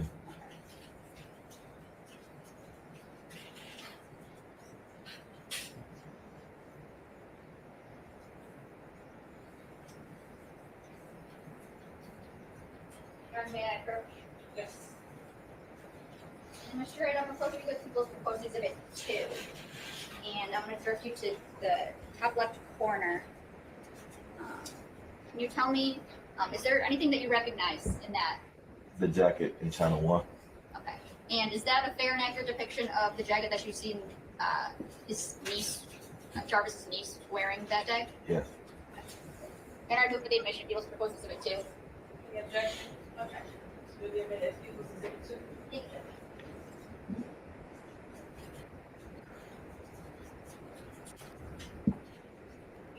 Young man, okay. Do you recognize what I just handed you? Yes. Thanks. And is that a fair and accurate depiction of Jarvis's niece as you remember seeing her? Three?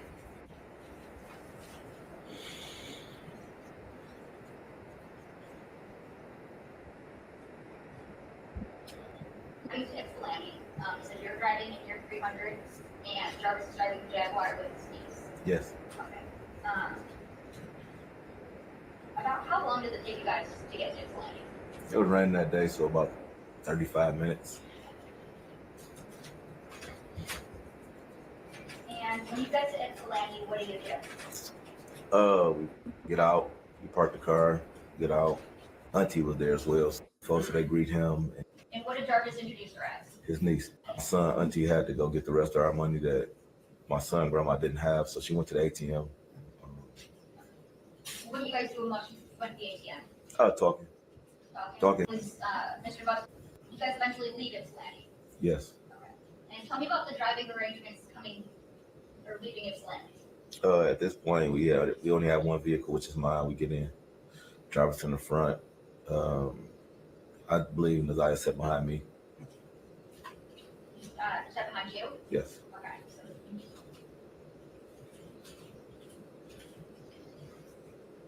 And is there any kind of talking or conversation about what time you recall about what time you guys get back to 9,000 pounds? Probably around 8:45. I was cutting it close on the tether. Okay, you guys hear it. This is where my timeline came from. 8:45. This is according to Jarvis. 8:45. So they finished the car at 7:30. Okay, finished the car at 7:30. He's saying they got back to the shop about 8:45. He was cutting it close. Okay, hold on.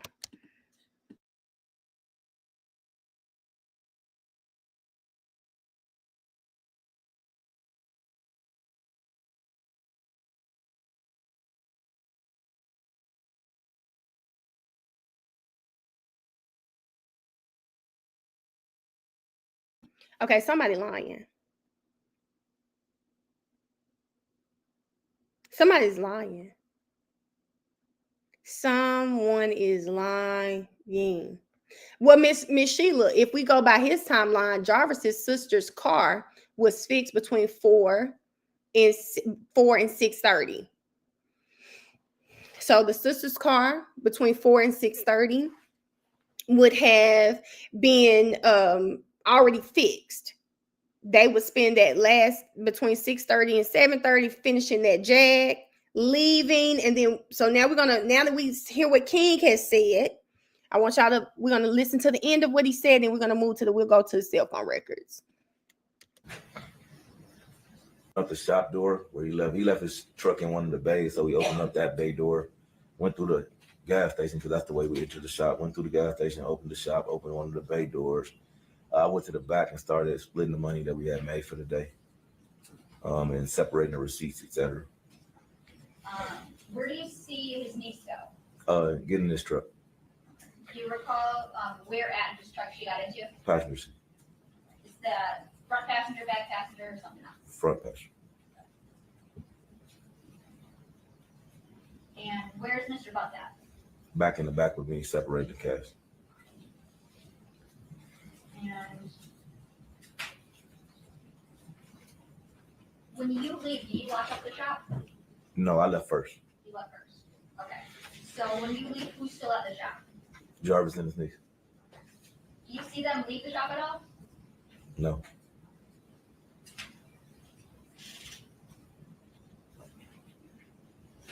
All right, guys, got that timeline. Give me just a second. We're gonna find our next timeline. And that's gonna be the lady who I think most of us did like too. She did the cell phone extraction. And we'll let her give us a timeline of what he did, where his phone was pinging. Let me make sure this is the right. Okay, so I think this is the one. Let me just find her, guys. Here you go, Miss Ma'am. Okay, y'all. So y'all know that first we was like, oh my God, this is so much. But now we need this cell phone data.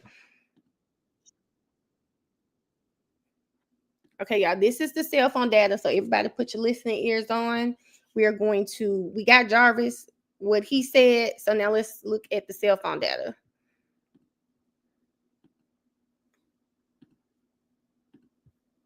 The officer in charge. That information is supplied to you? Yes. Okay. Do you know the details of other parts of this investigation, or are you just taking the information the OIC gives you? I know the general information, but they asked for a specific date and time, and this is what we placed on the map. Okay. And then moving over to the next row for time, it says 16:09 and 24 seconds, correct? That's yes.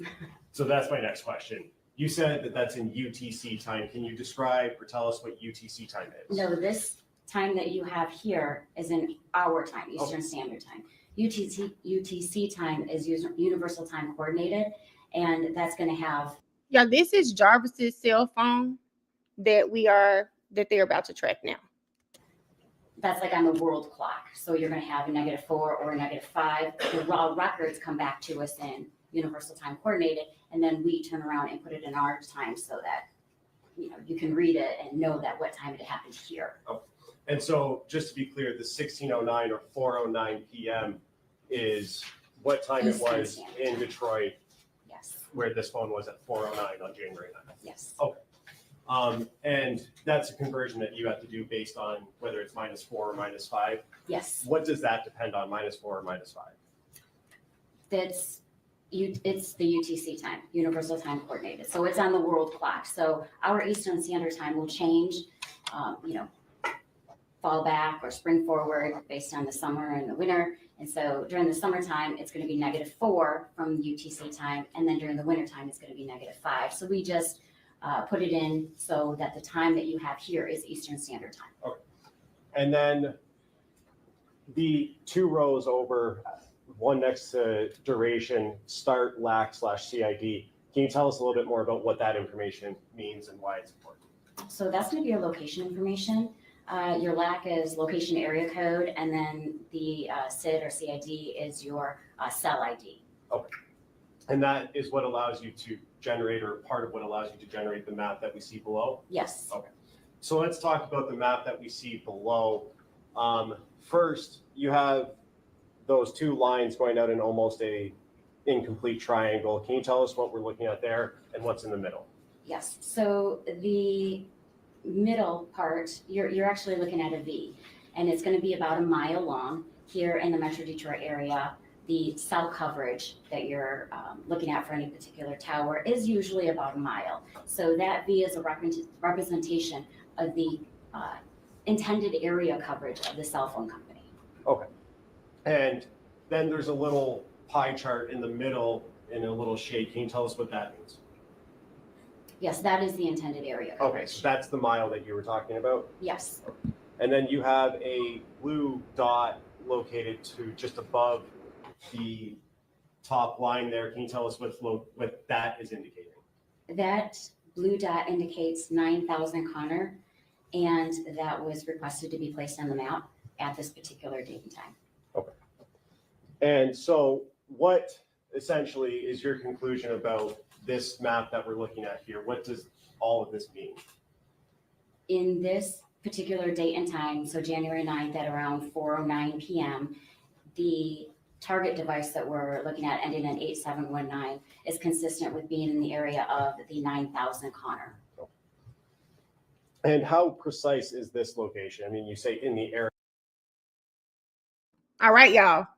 So we know for a fact at 4 o'clock, 4:09 p.m. to be exact, around that time, he was in the area of 9,000 Connors. The reason we're going to say he was there because his sister also testified that she said about 4 o'clock, give or take a couple of minutes, she was at the shop. She knows her brother was there because she saw him. So 9,000 Connors, that is the shop's address, okay? So that we're all on the same page, okay?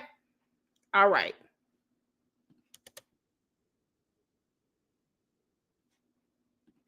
Area, there's no specific spot that you can say this was at this address. How precise can you get with this? So we can only tell you what the address and location of the cell tower and their intended coverage. They actually give you that.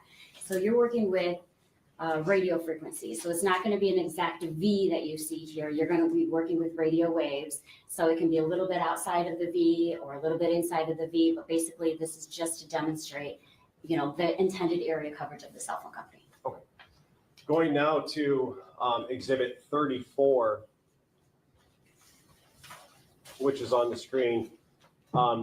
First, is this the same information that we saw in exhibit 33 across the top of the map in exhibit 34? Yes. Okay. And you have 4 rows here instead of 1. Why do you have 4 rows instead of 1 in this map? In this instance, the officer in charge requested to see a travel duration. So during the time between, I have 1838 and 1922, there are actually others in between, which you can actually see in the raw record. But to put that many records that happened in between is a lot. So basically we are showing the travel from, the blue dot indicates 9,000 Connor, and then the black dot indicates Ypsilanti. And they wanted to depict the travel from 9,000 Connor down to Ypsilanti during this time period. And the first time period that you have for row number 1 is 1838 and 16 seconds? Yes. So that would be 6:38 p.m.? Yes. Okay. And is there a corresponding number on the map that relates to each row? Yes, on row, you can actually see the row column.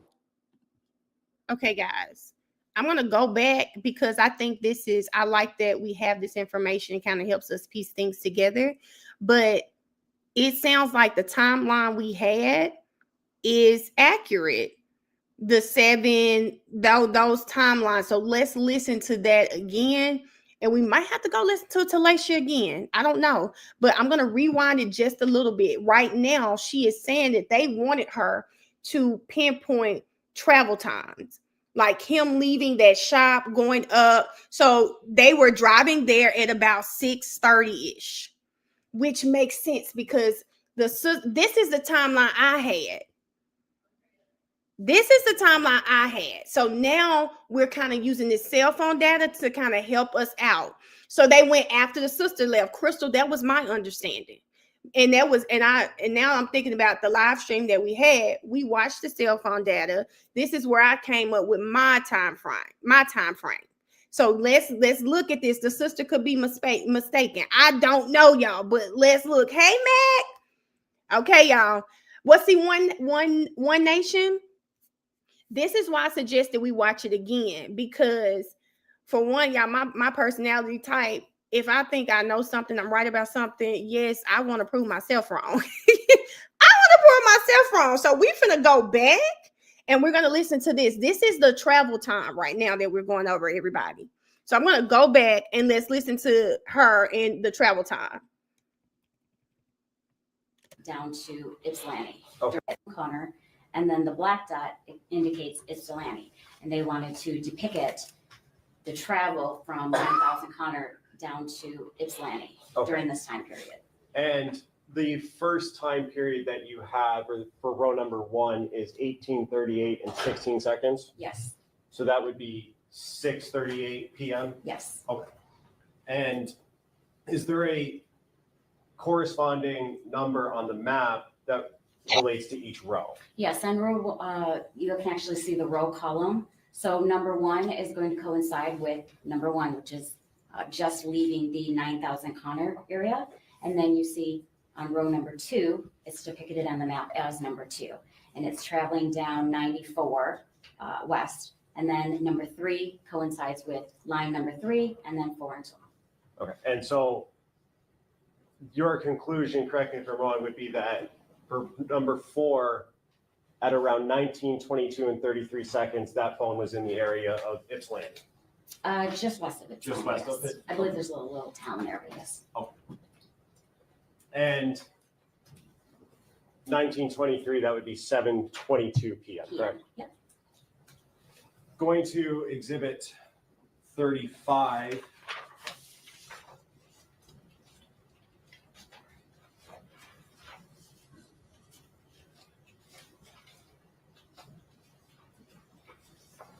And on exhibit 35, which is on the screen now, you have, again, 4 rows, but there's different coloring for that information. Can you describe what we're looking at and what the coloring means?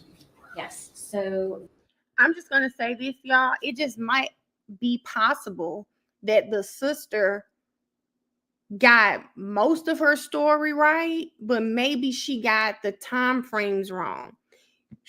That girl was with him, everything. Maybe this day she forgot the son went to the store with somebody or something. I don't know, but we are using cell phone records right now, right?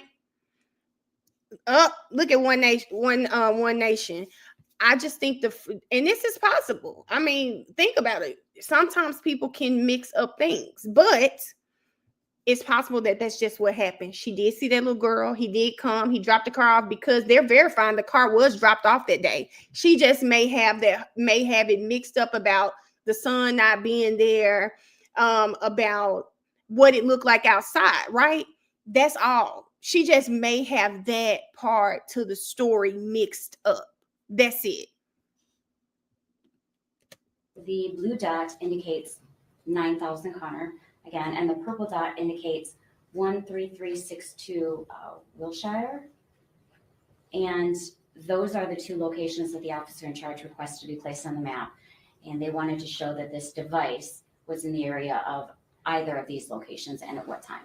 Okay, and so can you tell us about the lines closer to the 9,000 Connor location and what ones those correspond to in your records up top there? So this is an RTT report or a time in advance report. And the row number 1 and 2, which one is a dark blue line, and the other is a light blue line, all indicate approximately around the area of 9,000 Connor during the time of 2028 and 2042, which is 8:28 p.m. and 8:42 p.m. Okay. And so is it fair to say that this phone was in the area of 9,000 Connor at those times on January 9th? It's consistent with being around the area. Okay. Cell phone data. Cell phone data puts him back at the shop. Let's just say between 8:28 and 8:42. Okay. So if y'all taking notes, that's where we are right now.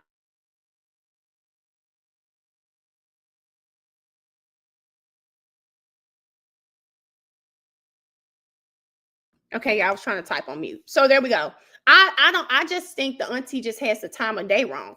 Everything else about her testimony, I do agree with because it's corroborated by the cell phone data, right? We see that they did go up to where her house is. We know for a fact they fixed that car. We know all of those things. I just think she has those details wrong. That's it. So he was back at that shop by 8:45. What time we done added? Okay, guys, let's go over where we at right now. Hold on, guys.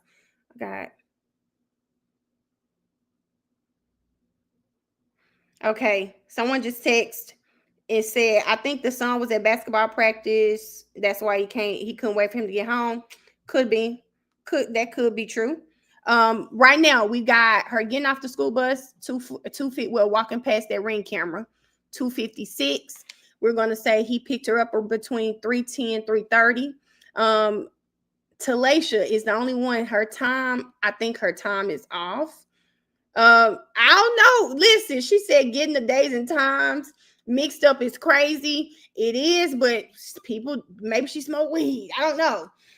The sister was at the shop between 4 and 6:30, and someone did point out she did use her phone, FaceTime calls, and her maps to verify her time. So she's pretty accurate for 6:30. Jarvis said they finished the car at 7:30. Looks like it was 6:30 when he finished that car, and that he knows they got back to the shop at 8:45. The phone records are showing that about 7:22, they were heading to take that car back. They were back at the shop between 8:28 and 8:42. So the son was they said the son was in some sort of activity. That just may be why he wasn't there. That just may be why he wasn't there. Sister seen her between 4:30 and 6:30. Yep, you're correct, Zakia. But this based off the phone records. Trial gonna be good. Yep. I think the trial gonna make all of this make way more sense. The sister, she said, I don't think the sister had anything to do with it. Tamika, you think the sister was never there? But the king verified that the sister was there. I'm glad y'all spelled Ypsilanti for me, cause baby, I just said sister's house. I said Ypsilanti. Thank you for that, Zakia. So taking care back. I don't even know what I would have put in Google, but it sure wouldn't have been YP. Okay, y'all need to watch the interview. Shay, I'm gonna say, I don't know if I'm really running to watch the interview. I've seen it. I'm sorry, y'all. They talking a whole bunch of nothing. Not a whole bunch of nothing. I'm not gonna say a whole bunch of nothing. I tried watching it. It was a bit much. Maybe one day I'll sit down and actually get through it. But Miss J watched it. She just be telling me what they said. I don't want to hear people who knew stuff was going on and telling me we tried to do this and we tried to do that. I don't know. I don't know how I feel about that yet, but one day I'll probably sit down and watch it. Okay. She said I was feeling all kinds of ways. Listen, y'all. It's Ypsilanti. Taylor, join the club. Join the club. They were calling and arguing. I just don't know. I don't know if those interviews, after trying to watch them yesterday, I don't know if that's an interview I really want to sit through. I'll just say that. I probably would much rather prefer doing it how I'm doing it right now. Going through this with you guys and listening. Yes, India, it was the people calling in, and I'm not saying that they're lying, but I do believe if you knew those kids were really in danger, nothing, hell or high waters wouldn't have stopped you from making sure that those kids were taken out of their home. So I hear what you're saying. I don't know. I do think DPS, their police, DPD, everyone failed this baby. But hearing the family just arguing, I don't know if I want to sit through hours. And one of those videos was 5 hours long. I say, I don't know if I want to sit through 5 hours of you trying to make it seem like you really tried to save the kids. I don't know if I want to sit through that. It's on 7 Mile Radio. I think he's actually in Detroit, so very familiar with what was happening. Somebody did send me Shannon. That was pissing me off because basically she was taking up for Jarvis. She was. You know what, Miss J, I just couldn't do it, y'all. I could not do it. I couldn't, y'all. I know y'all want me to watch it. I said maybe I'll watch it on live, but I started trying to piece through it so I can kind of see where. And thank you, India, for giving me timestamps. I don't want to hear it because when I heard the timestamp, the father saying, Oh, the father wants to get her now. Sir, go to hell. Go to hell. Okay? Because if you knew that baby was in the house with damn near 10 other people, why did it take for her to go missing for all of a sudden you and your wife to get her? Shut up. I don't want to hear it. Understand CPAs will place abused kids back into a household of abuse close a case. Come on, you better clock is a kid. I'm sorry, sir, go to hell. I know he dead. I know he's dead now. Don't change my sir, go to hell. It does not change my sir, go to hell, because the baby she was in the house with 10 other people. You know, if you really wanted to save her, it was not the time to try to save her after she goes missing. It's just not the time. It's not the time, guys, okay? And I just don't know if that's something that I want to sit through. I did save them because you guys have been saying, hey, let's watch. I even said, hey, we might watch it together. But after last night and kind of hearing it, I was just like, no. Is there a way we can share the timeline so we can see it? Jasmine, what I can do for you is I can put in here. Hold up. Yeah, I'm even typing Jarvis when I meant King. God damn it. Okay, I'm finna put it in the chat for you because I'm typing it on notes so you can see what I have. I feel like this, considering that man's record, right? Consider his record. If nothing else, they could have checked the text. I don't know. I don't know what could have happened. And I'm not going to knock the family because they said they tried. What I do know is that you keep getting all these CPS reports, talking to counselors. The teacher at the school said the man came to her school. That was highly inappropriate.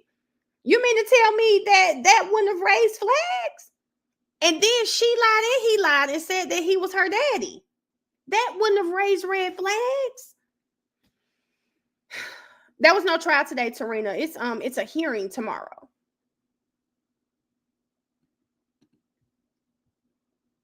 See, go now. You want her, sir? Goodbye. And Big Shannon, oh, it's a special place in hell for Big Shannon, baby. Like even on the piece that I heard, I don't know how he died dialogue, and I'm not gonna lie to you, like I went trying to look for that either. I just heard people say, "Oh, he's dead." I think y'all wish when you do like content, you do streaming. When I get off streams, this case is real heavy. So like even last night, I didn't even get a chance. I had a long day yesterday. Didn't even get a chance to finish breaking down everything for my other videos. But sometimes you don't want to hear all of that. And I definitely don't want to hear grown ass adults making excuses for why they didn't do enough for a baby dying. I just don't. My nieces, I love them like my own. My friends' kids like my own. And I'm gonna say this on here. I feel like if we're friends and I've been around your kids for a long time, I treat them just like mine. I lost a friend a couple of years ago because of something that happened with her and her daughter. And just because we're friends does not mean I am going to side with you when I feel like you are abusing your child. Like, I don't want to get in it, but if it comes to my doorstep, I'm not going to take your side just because we've been friends for a long time. And this particular friend, parents, do what you do. If it's your way of punishing your child by putting your hands on them as if they some random B-word off the street, then that's your business, okay? That's your business, but I don't want you to do that ever in front of me. And this particular friend, like her daughter showed up in my house, bloody, finger looked like it was damn near broke or something. And I was appalled, okay? I was appalled. Not only that, the little girl shows up with a video of her mother. Like, it was the complete opposite of what my friend told me happened with this child. I'm watching a video of you talking to this girl crazy, putting your hands on. I'm literally watching you lie on the phone with the police as if this girl is putting her hands on you when she is not touching you. I could not rock with that. And after the friends, the daughter, I wasn't going to turn her away from my house. Her mother preferred me to tell her she couldn't stay at my house. You want to be grown, figure it out. I'm not that type of parent, baby. I ain't that type of friend. And if that's how you want me to treat your kids, do not come around me. That is not who I am as a person. I don't care how long we've known each other. So you've got to have morals when it comes to it. Yeah, we done lost. Now that we're not friends anymore. But guess what? I'm okay with that because I didn't do anything wrong in the situation. So when it comes to Neziah and it comes to parents and how they parent, if you don't know about it, you can't do anything. But if you know about it, there is something that you can do. And if you really love that child, just like you love your own, then I want you to go hard for that child too. That's just how I feel about it. So hearing all these people know that this man was a child molester, a predator, hearing all of this, I'm sorry. I think people didn't try hard enough. I just don't think, you know what, honey, that little girl, me and her still talk to this day. I don't talk to her mom. It's weird because I never thought I'd fall out with my friend for treating your child the way that I would think you'd want me to treat your child. I'm not gonna go against you, talk bad, but wrong is wrong. And I just couldn't rock with that. If you allowing your own child to the police, imagine what the hell you'll do to me. So you can't. So listen to all of these grown adults talk about things that they knew were going on in this house. I'm sorry. I just can't. I just don't. I just can't. Key, it's me acting like Max Shark. Can I see the reports? Oh, wow, Tina. Blessings to you. Blessings to you. And CPS, DFCS, I don't know, y'all. I don't know. So I don't even know how that process works. But there's no way you're going to tell me you made all of these damn reports. Like, seeing his background alone should have raised concern. Let me tell y'all something. Y'all know how that grandma said that man was sitting outside in front of the house? You couldn't snap a picture because if he a sex offender, I'm sure he ain't supposed to be around them other kids. You couldn't snap a picture of him at the house. You could never catch him at the house. If y'all were at a family meeting, you couldn't snap a picture of him around them kids. Because you're not going to tell me he had free reign to be around kids and he is a predator. The mere fact of him being at that damn school, right? He's supposed to be, I don't know. I thought they're not supposed to be around schools. I just thought they weren't supposed to be around schools. They really ain't, Krona. I thought they weren't. So that alone could have been something. But let's get back. I done got off topic. Let's get back to these cell phone records. I got a little pissed right there. And then the other two, the purple and pink lines, can you tell us about those? So there's a dark purple and a light purple, and that's around the area of 13362 Wilshire. And those are times of 2048 or 8:48 p.m. and then 2059 or 8:59 p.m. So the RTT information has moved from around 9,000 Connor to 13362 Wilshire during that particular time. And so does that indicate that the phone was traveling towards the direction of the Wilshire address? It could have been. Okay. And you said RTT. Can you tell us a little bit more about what that means? RTT is a real-time tool or time in advance, basic. Time out. Not, if you want to endanger your own kids, Shannon, you do that, okay? But where we draw the line is not you sending your not you sending your sick ass baby daddy to the school, the father-daughter dance. I don't give a damn, y'all. I'm sorry. If you choose to deal with him, you got to choose to deal with the consequences of dating a known pedophile. And what does that consequence mean? He can't go to father-daughter dances. Your daughter has to go to the father-daughter dance with an uncle, a cousin, a friend. The daddy can't go. How dare you put those kids in danger? That is sick. That's what kills me about her. Just because you're okay with the fact that that man is a nasty ass person, just because you're okay with that does not mean I have to be okay with that. You put other kids in danger all for the sake of you wanting to date a pedophile. Girl. Basically, it's a report that T-Mobile will send out, and it's historical location information. It's not necessarily based off of any type of activity. So you're not going to have phone calls during this time. It's not going to be, text messages, or as long as the phone is on and the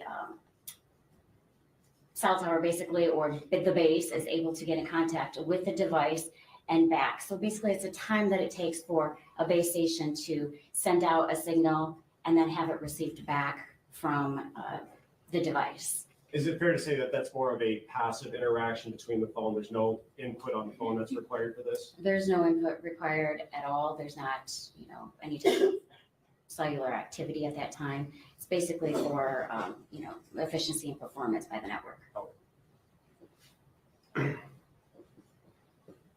Going to exhibit 36 now, which is on the screen. On that first page, you have 8 lines. Can you tell us the reason you have 8 lines and what they're indicating here?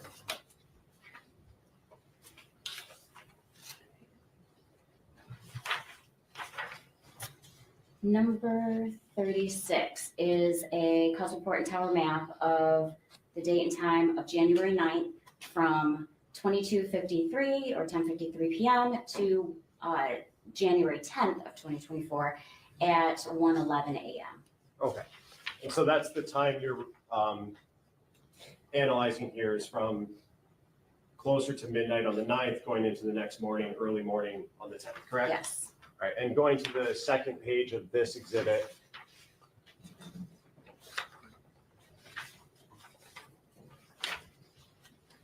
can you tell us what we're looking at in this map on the second page of exhibit 36? In this map, we're looking at rows 1, 2, and 3. So the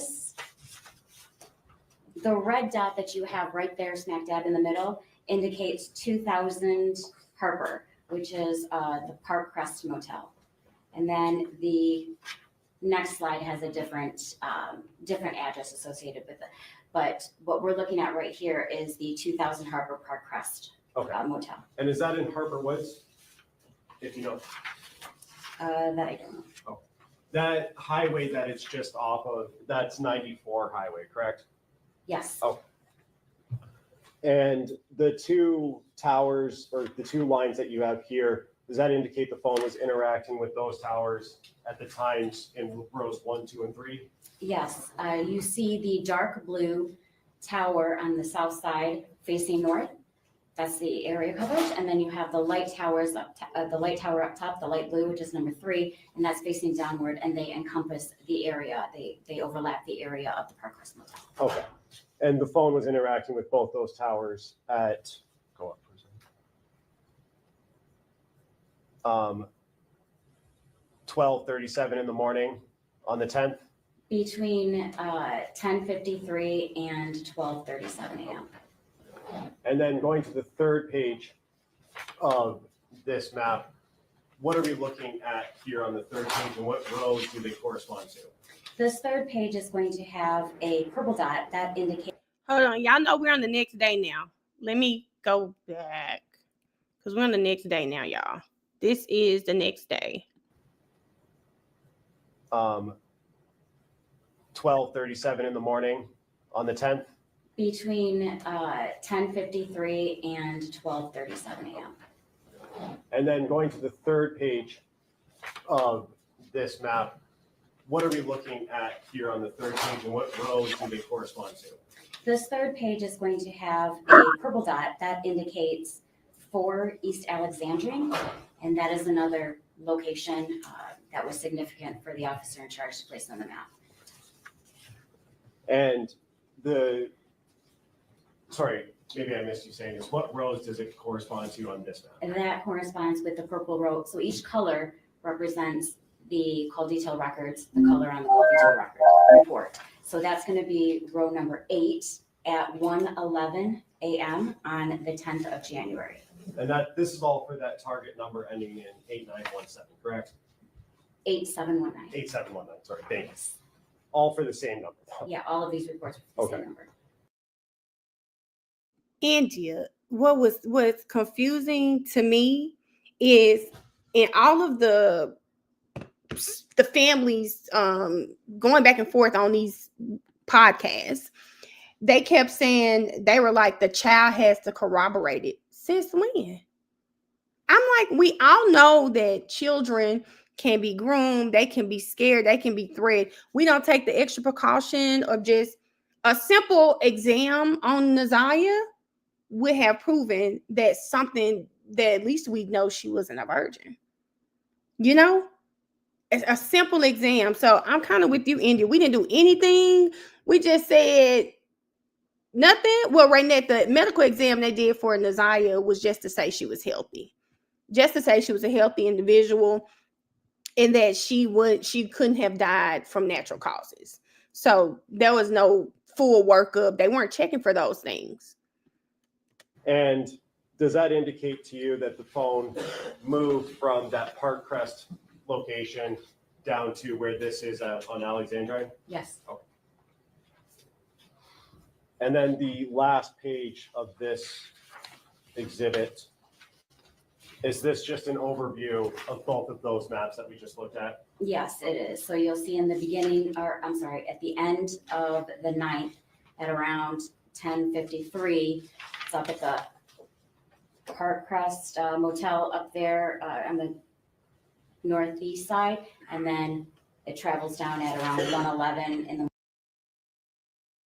Kimmy, who are you speaking about when you say she was having sex before Jarvis? That's why they moved from the first house.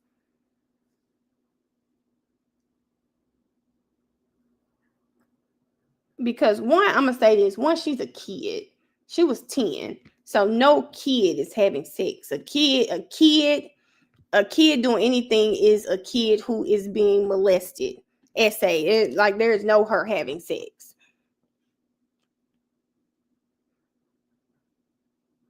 Hold on, let me see what Miss J about to say.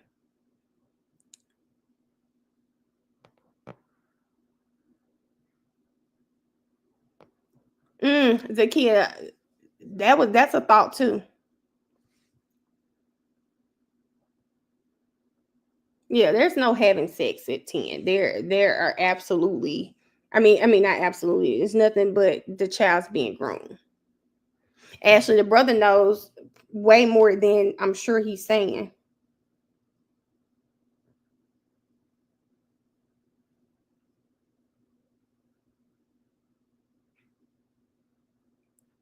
Hold on, y'all. I'm waiting. Miss J, you see the link?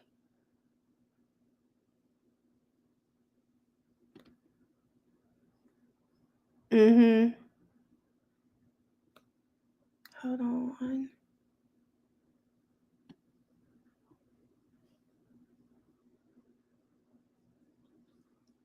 Apparently, she had an inappropriate relationship with an autistic man in their old neighborhood. They lived on the same street. Y'all remember she said that? It's the same street. Maybe the street is a long street. Yeah, the grown people just yep, the brother ran away Nene several times, and I think he gone now. He's probably 18 now.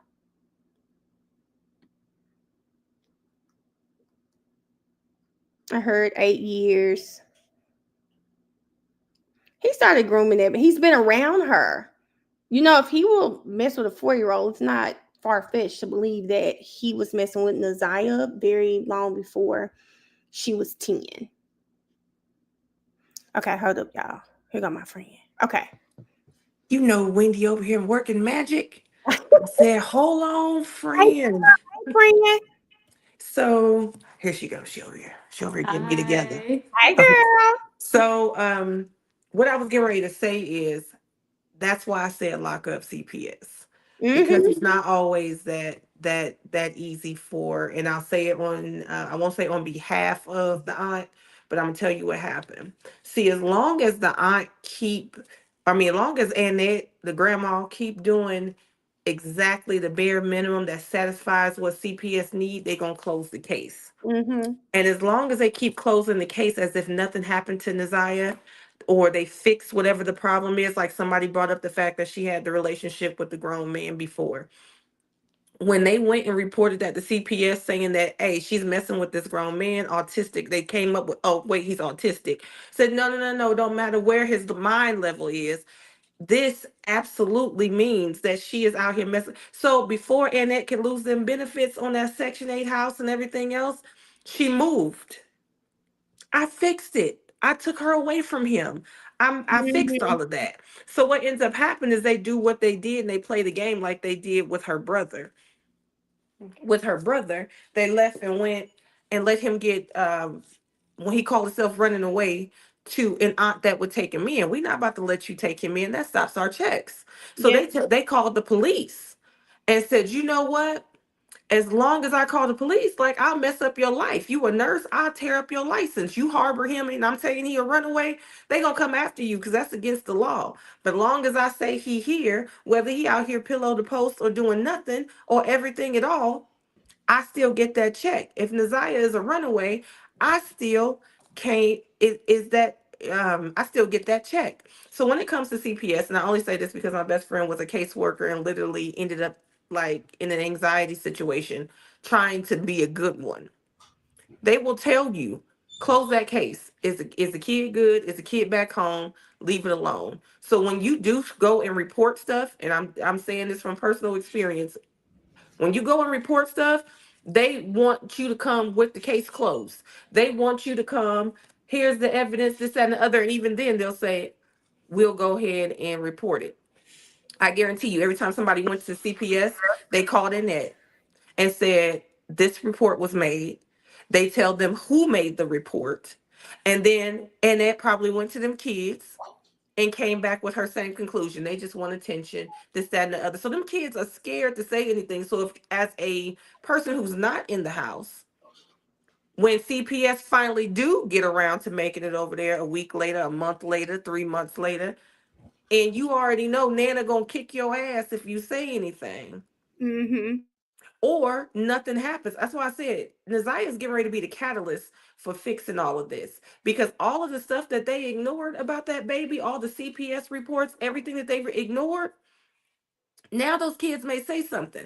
Because how many times have the kids told somebody, ran away, talked to CPS, anything like that, and nothing happened?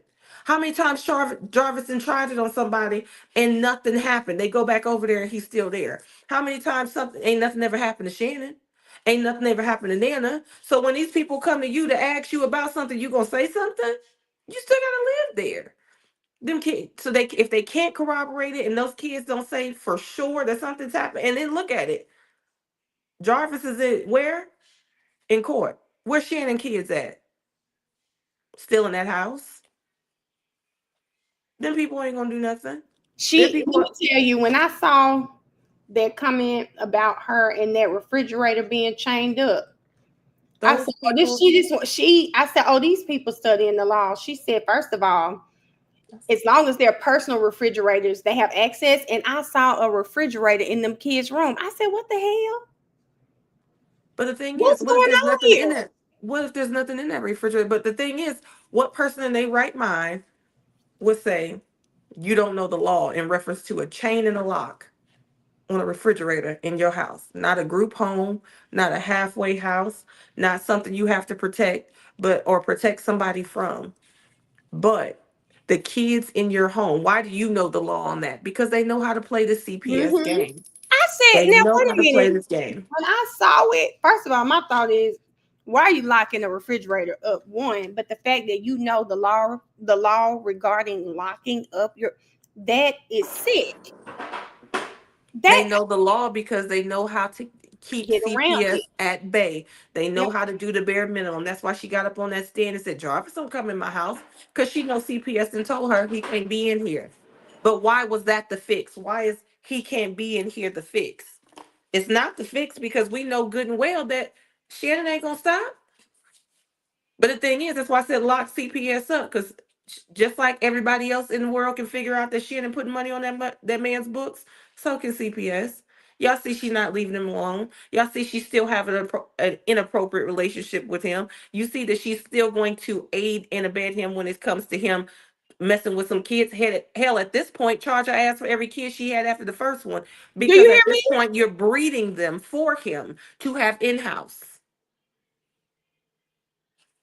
Yeah. Yeah. Go ahead Shannon and play is the sick. trial, friend. But yeah, CPS Shannon don't is make sick. it Thank you easy. for Shannon's sick. They were saying this in the comments too. Shannon is sick. And I think the more eyes we get on this case, you're gonna see something happen to Annette and Shannon, especially when they start doing their research. Somebody is going to have to take ownership or responsibility for what happened. Well, I saw a He little did, post B. on Facebook that said they pulled up on Shannon. Folks gonna keep when by the time this trial, like they think this is it. And like I said when I said let's go through the cell phone data, because that kind of puts it all in perspective regardless of testimony. But they are going to have to deal with this when this hit if they think they mad about 7 Mile Radio and about this little prelim, honey, trial is going to tear them limb from limb, and they gonna have to leave. They ain't gonna leave Michigan, but they gonna have to leave in order to try to get out of this. And if they do try to leave, this is worldwide. Listen, my thing was y'all were cooling, chilling, because a lot of us saw the viral things, but we didn't know the details. We didn't know y'all. Oh, baby, how are y'all walking around Detroit now that we know the details? We've seen you guys on that stand. How are you walking around Detroit now? Oh, I know Annette and them wigs ain't touched church since this all started really popping off. I know she ain't been to church. I know she has not been to church. You're not gonna convince me that she's been back, because she wanted to play this role as if she was really there for those kids, and she wasn't. Yeah, so CPS needs to be held responsible. That those teachers, those mandated reporters at the school that didn't do anything, but they're gonna have to start with Jarvis. I said that last night. They're gonna have to start with Jarvis first and get it on record, documented that Naziah is no longer with us, and this is who's responsible for it. And after that, Jarvis gonna start saving himself. I've always said that he's gonna use Naziah to his benefit one more time. Of course. And he's gonna do that to get himself out of it. But I think what's really gonna happen is he gonna give up Annette and Shannon. And by the time Shannon get in that room thinking she hold it down for her mama gonna be put her under the bus so she can keep them 5 kids and keep them checks. Shannon, I told you to quit messing with them. Shannon, I told you this was gonna happen. And that finna turn on Shannon, and the only person that's gonna go down for this is gonna be Shannon. Well, let CPS, me I'm say, telling you, it's gonna be Shannon. listen, CPS gonna say they told her. Happen. I do think something is going to happen, and I do believe that Jarvis he loves himself more than he loves anyone. Shannon, he will turn her off. Did she know? Yeah, Shannon came to me and said something to me about it. He is going to turn on them. He's never going to go down by himself. He's not. Right now, he just seeing how it's gonna work at some point, because we don't know what all the state has right now. We don't.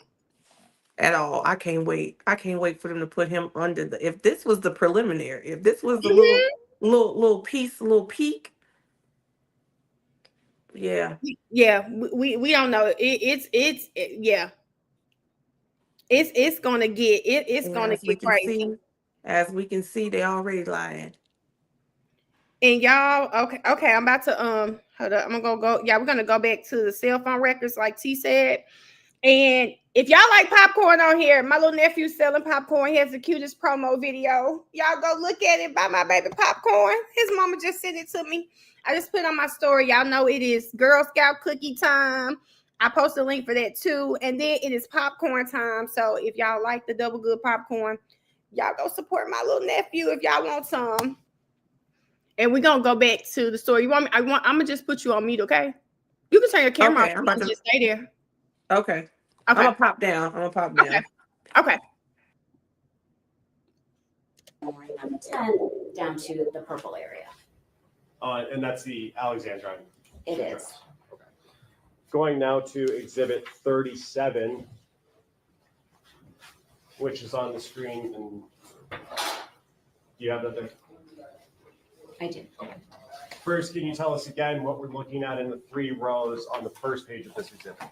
So this is a time in advance report. You've got the row, the target, the day, and these are going to be, these are all in the color black and on the map for the second page. And basically it's showing on January 10th, 2024 from 22:51, which is 10:51 p.m.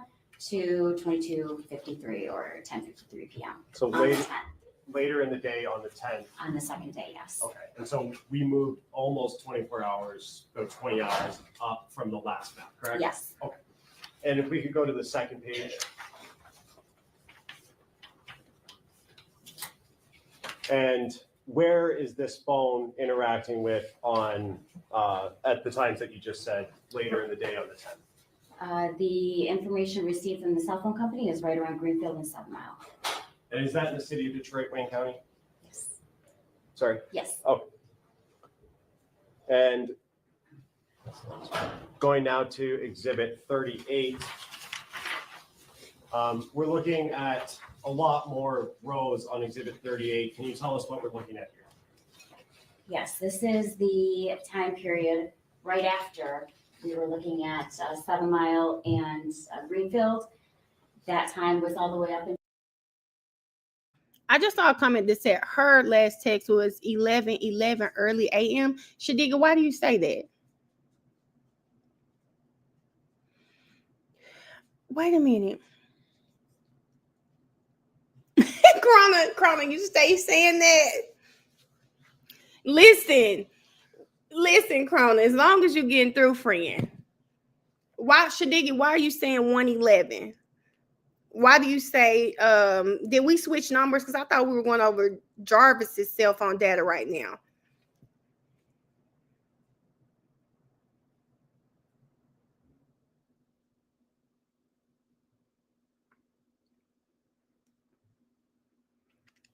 Crown, I got one class to take this semester. I wasn't gonna take any extra, and that's all I can muster up.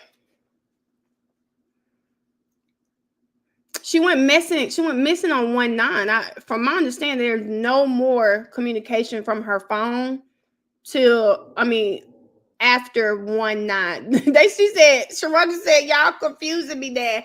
I'm just trying to see why that was her comment. We're on Jarvis's phone. She had no communication from anyone, social media, cell phones, anything from 1/9.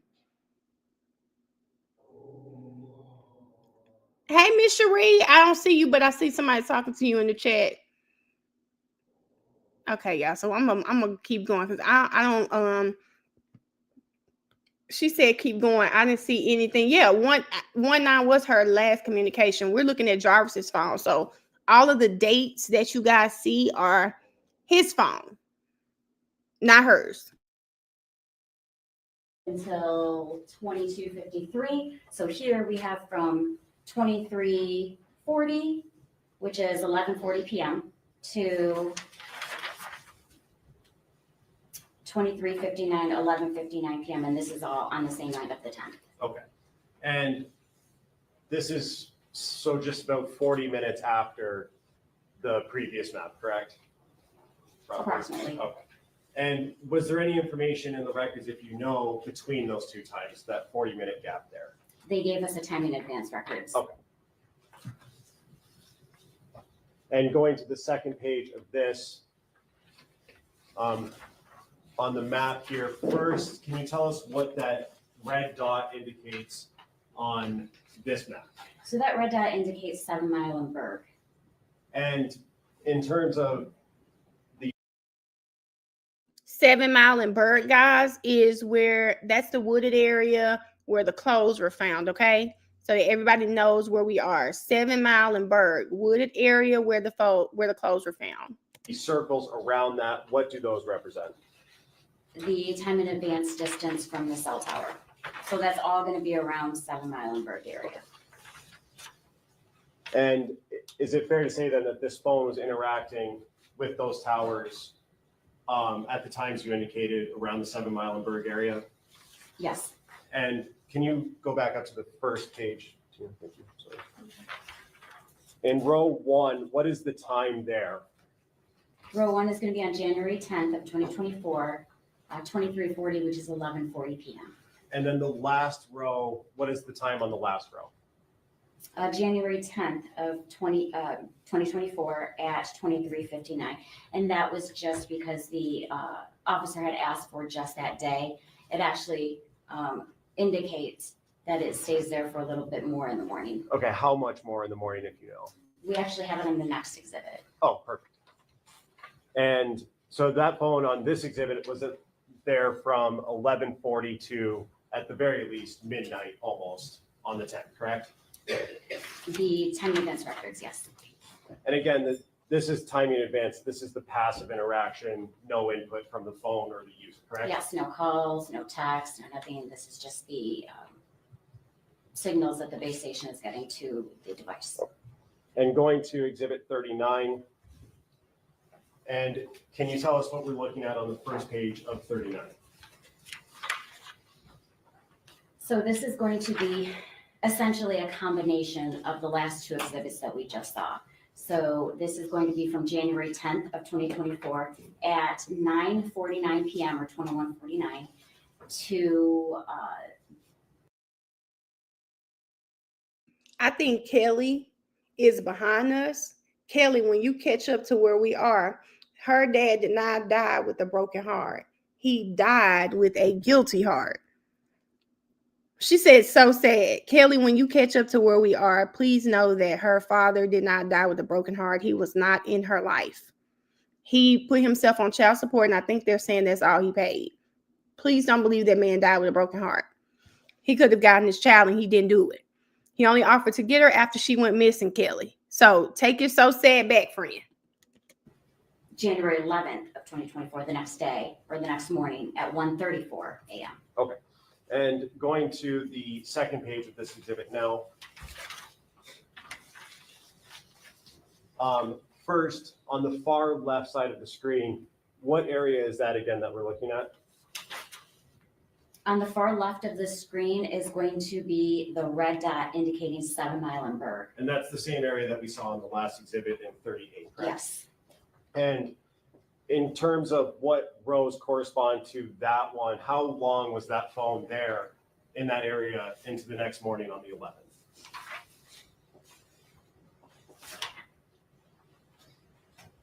You have, let me see. Okay, so starting with row 1, it's down in the purple area, bottom right-hand screen. You see that the purple dot indicates 4 East Alexandria, which we looked at a map from earlier. And then it goes to it's actually still there around the area of 4 Alexandrine, which is the purple on line 2. Then you see it start to traveling up to number 3, which is in the light blue area, which is in the middle one, just above the dark red. And then you see it show to the dark blue after the light blue, which is going to be still traveling north. And then that 7 Mile in Greenfield, which is that blue dot, and then going over to the 7 Mile in Berg. And the 7 Mile in Greenfield, we looked at that one, I believe it was exhibit 36. Yes. And so where does the phone end up, and at what time is the last entry for the 7 Mile in Berg area? So the 7 Mile in Berg area is at 134.13, number 8. And then you see that big kind of curved line, that's actually going to be line number 9. And that's when the device is essentially, moving away from the location. Okay. And so that phone then was there in that area of 7 Mile in Berg from about 12:40 to 1:34? 12:40 with, Sorry, 11:40. 11, yeah. Yes, 11:40 p.m. to around 1:34 a.m. on the 11th. And on the 11th at 1:34. Okay, guys. This timeline. Okay, hold on, y'all, because we're on a whole nother day. Okay. Now we're at 2 days after the last time she was alive. She was seen alive. He is at this 7 Mile in Berg. whatever is in this area. This is a wooded area, okay? He is at 7 Mile and Berg again on 111 from 11:40 p.m. to 1:34 a.m. 11:30 p.m. about 11:40 around this time to 1:34. Now I'm gonna have to see some, y'all. Okay, 110. Y'all, this okay. We're trying to get this timeline again. Here we are, 1919. Somebody asked this in the chat, and she has the addresses. I just want to clear this up for the chat. It's 4 minus 5. It's the UTC time, Universal Time Coordinated. So it's on the world clock. So our Eastern Standard Time will change, fall back or spring forward based on the summer and the winter. And so during the summertime, it's going to be -4. In The 2 rows over, one next to duration wide. and then Okay. You have to tell us what we're looking at there and what's in the middle. yes. So the middle part, you're actually looking at a V, and it's going to be about a mile long here in the Metro Detroit area. The cell coverage that you're looking at for any particular tower is usually about a mile. The area coverage of the cell phone company. Okay. Jay, can you tell what we're talking about? Yes. Okay. And then you have a blue dot located to just above the top. Indicates 9,000. Conclusion about We saw this. place is this location. I mean, you say in the. We saw this, y'all, but we just skipping through because I think we got a gap. I see the 9th. I got some stuff on the 10th, but I just want to be a little more accurate. Area. Address and location. Going now, which is on the screen. First, is this the same information? Yes. On in this map. In this instance, the officer in charge requested to see a travel duration. So during the time between. All for the same number. Yeah. We have Ypsilanti there back where it looks somewhat that the question was what happened after. So that's why we're here, guys. All of these reports. Okay. And does that indicate to you that the phone moved from that Park Crest location down to where this is on Alexandrine? Yes. Okay. And then the last page of this exhibit is on Alexandrine. Yeah. That it's all. The third page is between 10:53 and 12:37 a.m. Okay, y'all, here we go. So this is y'all, this is after 9. She's gonna show us where he was pinging after 9. Okay, guys, make sure we on the same page. That's where we are right now. 12:37 in the morning on the 10th. Between 10:53 and 12:37 a.m.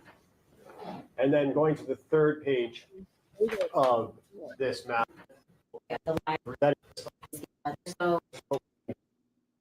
Okay, about right here. Time you're analyzing here is from closer to midnight on the 9th, going into the next morning, early morning on the 10th. January 10th of 2024, and in this year during that particular time. And so does that indicate that the phone was traveling towards the direction of the Wilshire address? It could have been. Indicate that the 360 RTT, and then those are times of 2048 or Wilshire purple and around 2028. Dark blue line, and the other is the light blue line. All indicate approximately around the area of 9,000 Connor during the time of 2028 and 2042, which is 8:28 p.m. and 8:42 p.m. Okay. And so is it fair to say that this phone was in the area of 9,000 Connor at those times on January 9th? It's consistent with being around the area. Okay. And then the other two, the purple and pink lines, can you tell us about those? So there's a dark purple and a light purple, and that's around the area of 13362 Wilshire. And those are times of 2048 or 8:48 p.m. and then 2059 or 8:59 p.m. So the RTT information has moved from around 9,000 Connor to 13362 Wilshire during that particular time. And so does that indicate Wilshire is the house that he had that nobody could go to. Okay, guys. Hey, twin. And hey, Shani. So you guys are following where we are now. So we've got hours of 8:28 pinged around the shop. We know that to be a fact. Now, Jarvis said he left about 8:40. He left about 8:45, somewhere around that time.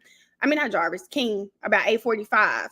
Now, Jarvis's phone is pinging between 8:48 and 8:59 near the Wilshire address, which is his home that he had with, they're saying her name is Angel, the baby mama Angel house. Thank you, Zakia. So that's where we are right now. that the phone was traveling towards the direction of the Wilshire address? It could have been. Oh. And you said RTT. Can you tell us a little bit more about what that means? RTT is a real-time tool or time in advance. Basically, it's a report that T-Mobile will send out, and it's historical location information. It's not necessarily based off of any type of activity. So you're not going to have phone calls during this time. It's not going to be text messages, or as long as the phone is on and the cell tower basically, or the base is able to get in contact with the device and back. So basically it's a time that it takes for a base station to send out a... Is it fair to say that that's more of a passive interaction between the... Which is on the screen. On that first page, you have 8 lines. Can you tell us the reason you have 8 lines and what they're indicating here?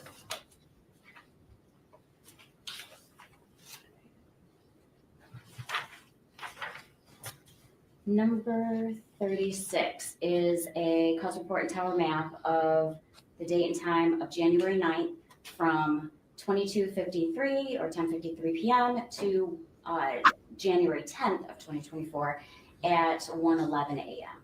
Okay, and so that's the time you're analyzing here, is from closer to midnight on the 9th going into the next morning, early morning on the 10th, correct? Yes. All right, and going to the second page of this exhibit,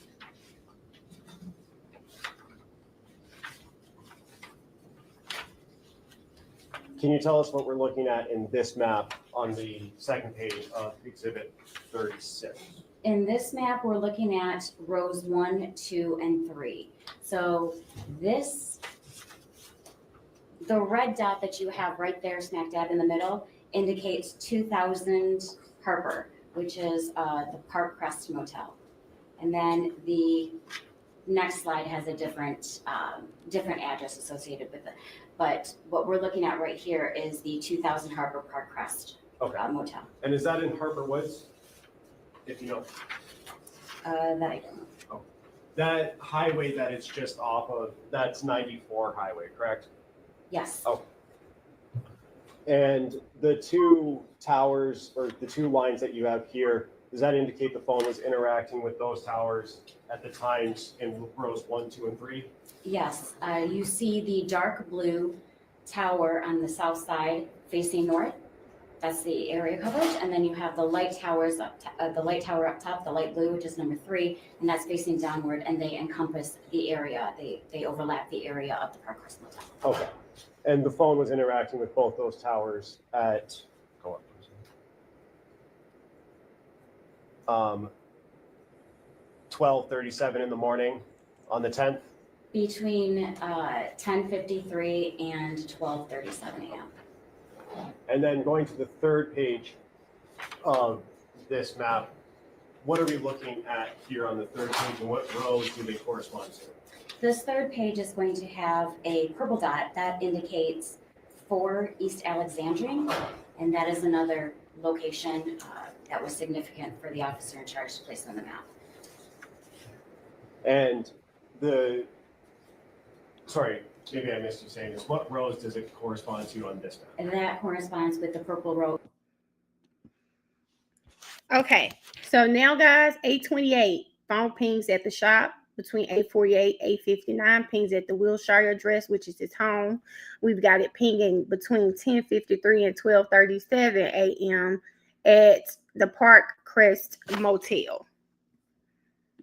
So he pings at home Then we got it pinging again about 10:50, between 10:53 and 12:37 at the Park Crest Motel. Making sure everybody is. Let's make sure we're on the same page. So each color represents the call detail records, the color on the call detail record report. So that's going to be row number 8 at 1:11 a.m. on the 10th of January. And this is all for that target number ending in 8917, correct? 8719. 8719, sorry, thank you. All for the same number. Yeah, all of these reports are for the same number. And does that indicate to you that the phone moved from that Park Crest location down to where this is on Alexandrine? Yes. Okay. And then the last page of this exhibit, is this just an overview of both of those maps that we just looked at? Yes, it is. So you'll see in the beginning, or I'm sorry, at the end of the 9th at around 10:53, it's up at the Park Crest Motel up there on the northeast side, and then it travels down at around 1:11 in the morning on the 10th down to the purple area. And that's the Alexandrine. It is. Okay. Going now to exhibit 37, which is on the screen. And do you have that there? I do. Okay. First, can you tell us again what we're looking at in the 3 rows on the first page of this exhibit? So this is a time in advance report. You've got the row, the target, the day, and these are going to be, these are all in the color black and on the map for the second page. And basically it's showing on January 10th, 2024 from 22:51, which is 10:51 p.m. to 22:53 or 10:53 p.m. So later in the day on the 10th. On the second page. Okay, and so we moved almost 24 hours, or 20 hours up from the last map, correct? Yes. Okay. And if we could go to the second page. And where is this phone interacting with on at the times that you just said later in the day on the 10th? The information received from the cell phone company is right around Greenfield and 7 Mile. And is that in the city of Detroit, Wayne County? Sorry? Yes. Oh. And going now to exhibit 38. We're looking at a lot more rows on exhibit 38. Can you tell us what we're looking at here? Yes, this is the time period right after we were looking at 7 Mile and Greenfield. That time was all the way up until 22:53. So here we have from 23:40, which is 11:40 p.m. to 23:59, 11:59 p.m. And this is all on the same night of the 10th. Okay. And this is so just about 40 minutes after the previous map. Okay, so we're on the same page. She's saying they went through everything. She's mapping what she was requested to map, and they gave her addresses to use. When does he hit these particular addresses or pinpoints, right? So that's why we skipped. If you guys notice, it went almost 24 hours up. Right? We skipped, we're almost 24 hours later because at this point he's pinpointing, hey, give us these particular addresses.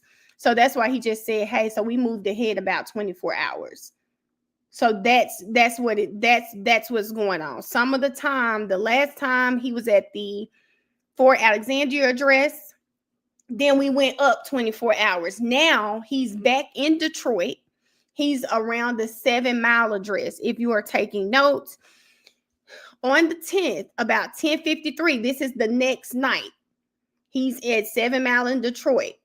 Then at about 11:40 to 11:59, he pings at 7 Mile in Greenfield. I'm not from Detroit, but I'm just telling you guys where the phone is pinging. That's where we are right now. We're at the 10th. Correct? Approximately. Okay. And was there any information in the records, if you know, between those two times, that 40-minute gap there? They gave us a time in advance records. Okay. And going to the second page of this, on the map here, first, can you tell us what that red dot indicates on this map? So that red dot indicates 7 Mile and Berg. And in terms of the circles around that, what do those represent? The time in advance distance from the cell tower. So that's all going to be around 7 Mile and Berg area. And is it fair to say then that this phone was interacting with those towers at the times you indicated around the 7 Mile and Berg area? Yes. And can you go back up to the first page? Thank you. Sorry. In row 1, what is the time there? Row 1 is going to be on January 10th of 2024, 2340, which is 11:40 p.m. And then the last row, what is the time on the last row? January 10th of 2024 at 23:59. And that was just because the officer had asked for just that day.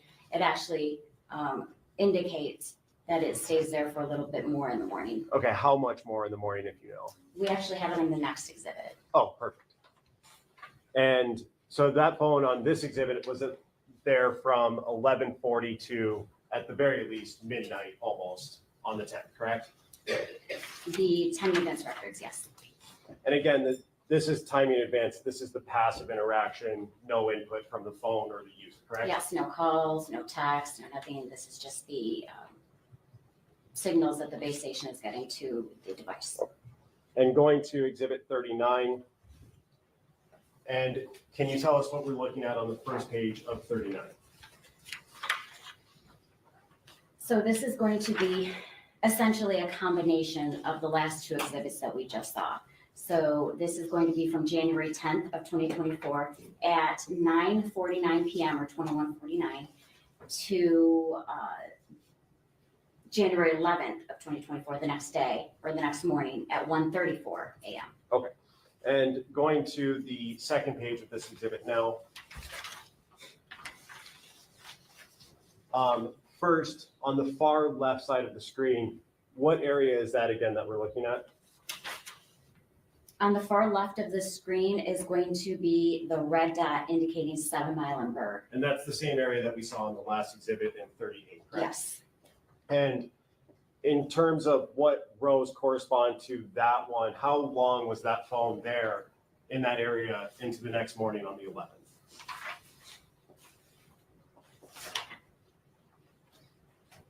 You have, let me see.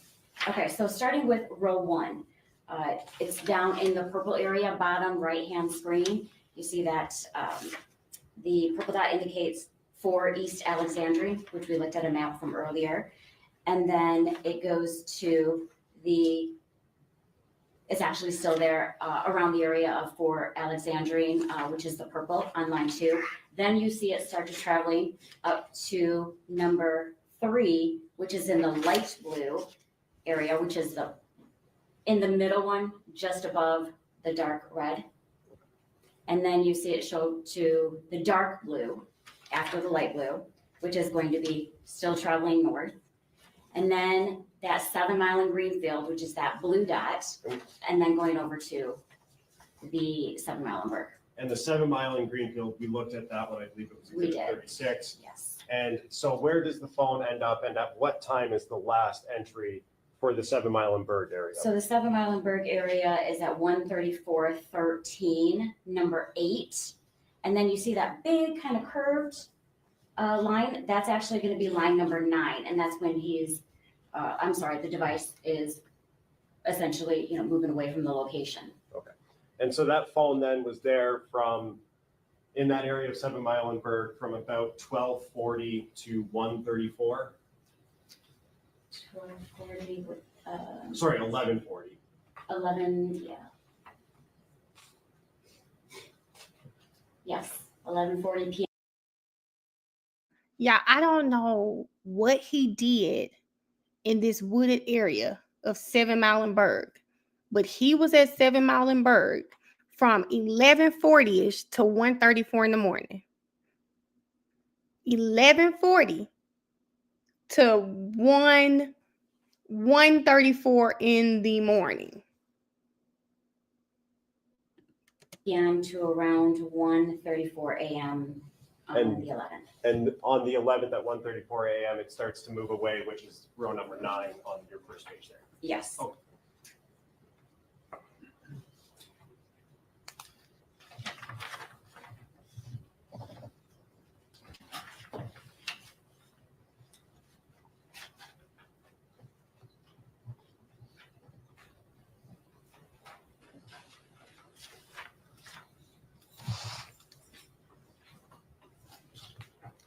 And you had mentioned earlier that part of the search warrant return from T-Mobile includes subscriber information, correct? Yes. And did you get the subscriber information for this target phone number that we've been talking about? Yes. And do you remember what the name associated with this account was? One of the subscribers didn't show any information. The other subscriber it was spelled wrong. It's like Jaris. And what was the last name? Butts. Butts? I believe so. May I have one moment, George? Yes.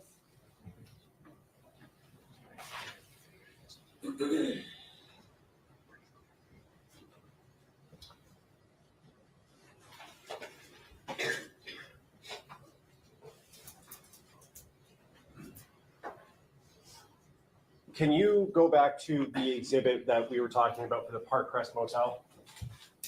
Yes.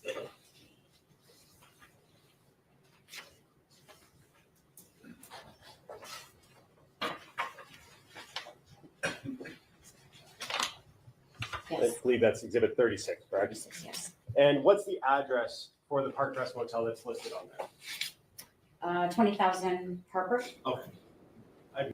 India. So India raised a good question. I really thought he got that baby mama's car on the 9th, but it's looking like he got her car on the 10th and the 11th. So India, we will pull up just that day just to be sure, because I don't want to be guessing. I want us to be accurate about what we're saying. But I thought it may have been the 10th and the 11th, because I don't remember hearing her address on the 9th. I kept wanting to hear that address on the 9th. I didn't hear it on the 9th, but I heard, and I need her to give me her address. If her address is the Alexandrine address, then it was the 10th. The 9th, the 10th and the 11th. But we'll clarify it. Maybe I misheard you. I think you said 2,000 earlier. I just wanted Oh, I apologize. It's 20,000. 20,000 Harper? Okay. Nothing further, Judge. I have one question. That's on exhibit 38, the one with 7 mile bird in the top left corner. Yes, ma'am. I keep wanting to hear the address, y'all. I didn't hear the address, but hold up. Let's see. Let's pause this. Hold on, y'all. Let's see where Miss Ma'am is.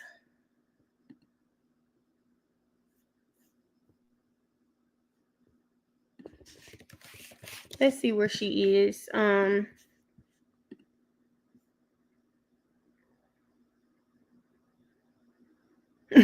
They say her butt might be lying too. Maybe we just hear her address. We'll be good there. Because I can't remember. I don't remember what her address was.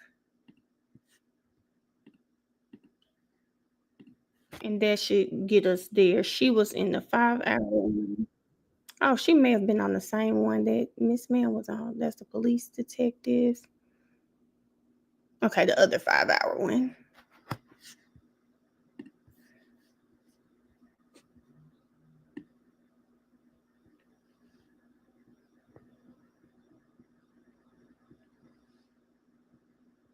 Yeah, every time I go past that grandmother, I just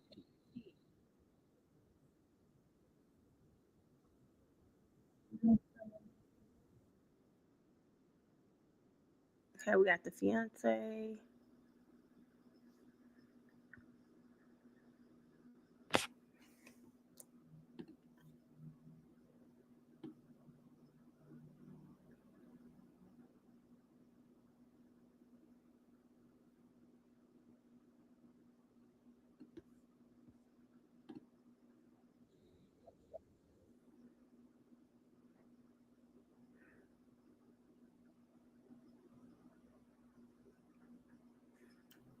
Let's leave you up because we gotta take care of you too. Okay, y'all, give me just a second. I was trying to verify something.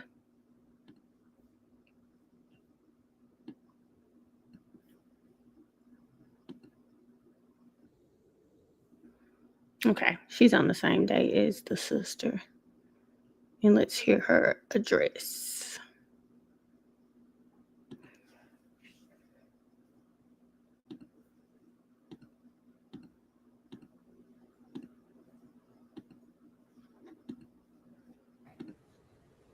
He's right there and he's right there. Who's your daughter? Did you meet Jarvis Butts? Yeah, he's right. You know what Jarvis Butts? On August 3rd. Okay. And did you drive? State your name for the records. Latricia Johnson. And how old are you? 31. And I don't want to know your exact address, but what is this? What street do you live on? Out of drive in Belfort.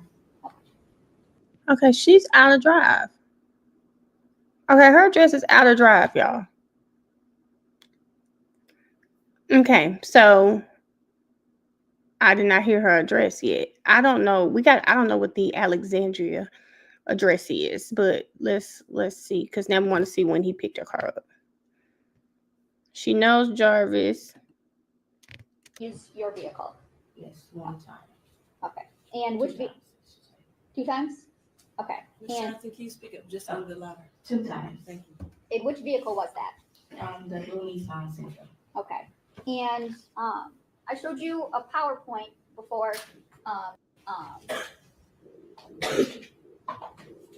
Do you recall seeing those photos? Yes. And Ms. Ridley, can you hold off 1 moment?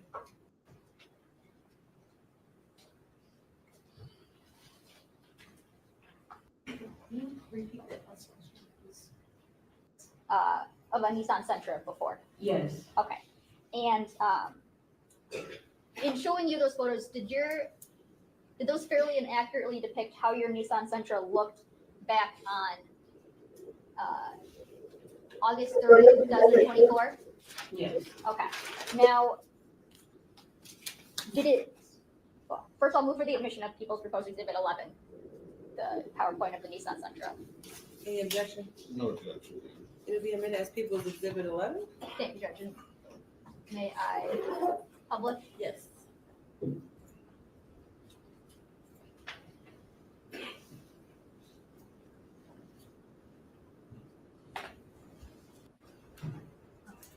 Now, when you let Jarvis Butts borrow your vehicle, did it look how it was photoed? The back was messed up, but the front was good. Okay. It was fixed. So back in January of 2024, your car still had the front end? Yes. Okay. Is that the only difference in how it looked On from? the photo, yes. Okay. So that's the only difference in how it looked from January of 2024? Yes. Okay. When is it that Mr. Butts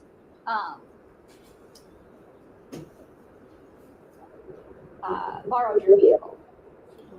January 9th. Is that the first time? Yes.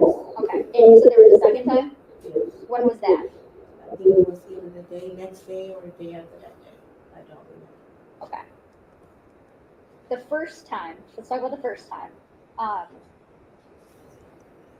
How did it come about that he borrowed your car? He called and asked if he can use my car to do something with his son. Okay. And when is it that how did he get your car? I didn't get home till about 9 o'clock and he came to my house. Okay. Is that 9 a.m. or 9 p.m.? 9 p.m.? Okay. And you said he came to your house and picked it up? Yes. Okay. To your knowledge, did Mr. Butts say how long he was going to borrow your car for? No. Okay. Did you have a time where you expected it back? At least 2 hours. Okay.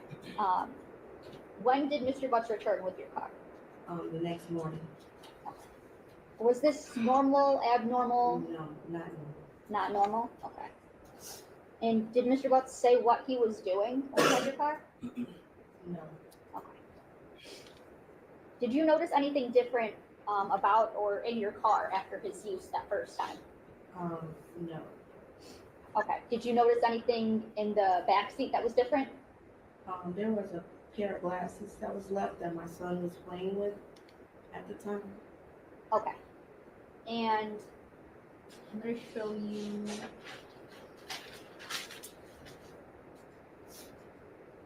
In People's Exhibit 11, photo 37.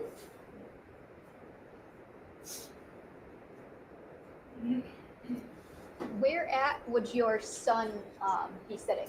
On the passenger side.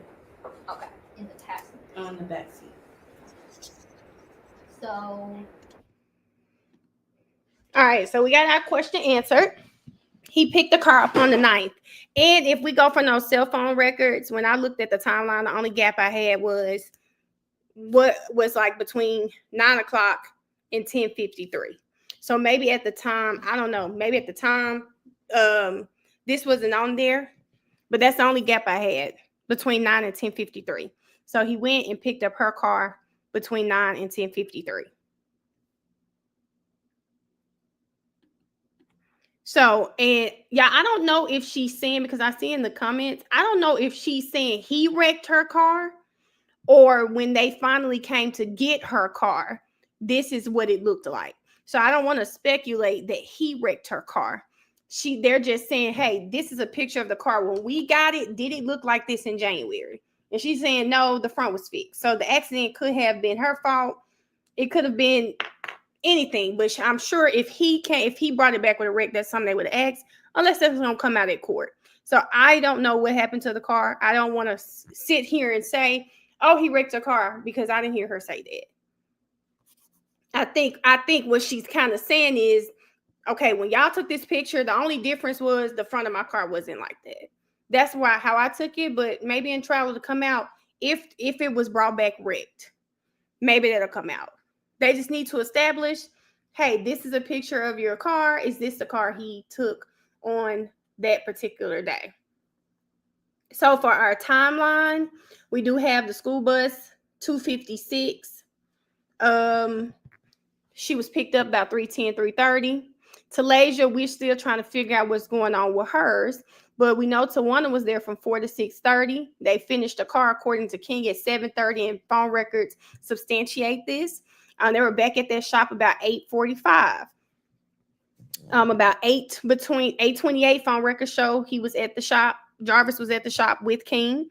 At 8:48, 8:59, his phone pings around Wilshire, and people are asking, well, where was she when he went to Wilshire? She could have been in the car with him. Maybe she was waiting at the shop. We don't know. Well, not waiting at the shop. She had to be with him. His phone pings again at 2000 Harper, which is the Park Crest Motel at between 10:53 and 12:37 a.m. Then it pings at this Alexandria address, which I can't figure out what that is just yet. Okay, it jumps almost 24 hours at 10:53. He's at 7 Mile in Detroit at 10:53 the next day. Then he goes to, he's at 7 Mile in Greenfield around 11:40, right? At 11:40-ish to about 1:34 in the morning, he's at 7 Mile in Berg. That is the wooded area where Nazia's clothes were found. That, I think that's a dunk. The pink jumpsuit and the black jacket were all found at that time. So that is our timeline, guys. That is our timeline right now. She is unaccounted for after 8:45, after King left. If you guys recall King's testimony, Jarvis's defense attorneys asked King if he remembered going to the gas with Jarvis, which would have put him and Jarvis being the only people seeing her, the last people seeing her alive. King looked real shocked, okay, that question was even asked. Either it's a lie or King didn't think Jarvis would say it. So we're gonna see what happens. And also remember, King was on the tether in Detroit. So if he was at home, wherever he was, he would have been tracked. It can be tracked. So there's that too. Now that we have our timeline together, and we heard this one already. I'm gonna leave King up just in case we want to go back. But the next testimony, we heard our sister from TSU yesterday. The next testimony we'll hear, I believe this is a police officer. So we're going to go there now. The Cadillac, everybody that's testified said the Cadillac was his.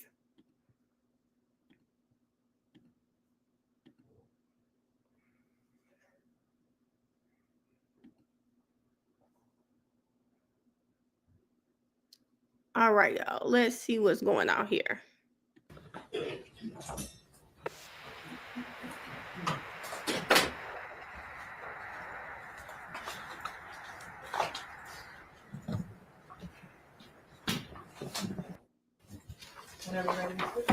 Thank you, Judge. Good afternoon. Could you please state your name for the record? Christopher James, And how were you employed? Detroit Police Department, police officer, And how long have you been employed as such? 10 years.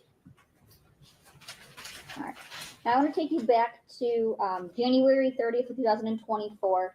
Were you employed as a police officer with the Detroit Police at that time? Yes. And were you in a different unit than you are now? Yes. Okay, what unit were you in? Cybercrimes unit. And were you working back on January 30th of 2024? Yes. Okay. And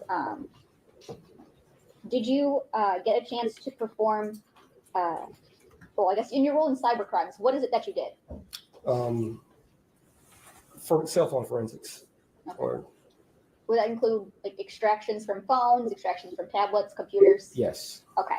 And did you get the chance to perform an extraction on a tablet back on January 30th, 2024? Yes. Okay. And who was it you got that tablet from, if you remember? I don't recall. Okay. Do you know if it was from Detroit Police or Detroit Public Schools or something else? Detroit Public Schools. Okay. And when you perform an extraction from a tablet, what is it doing? What do you do? It's pulling the data from the phone. Okay. And is it like making a complete copy of what's on that device? Yes. Okay.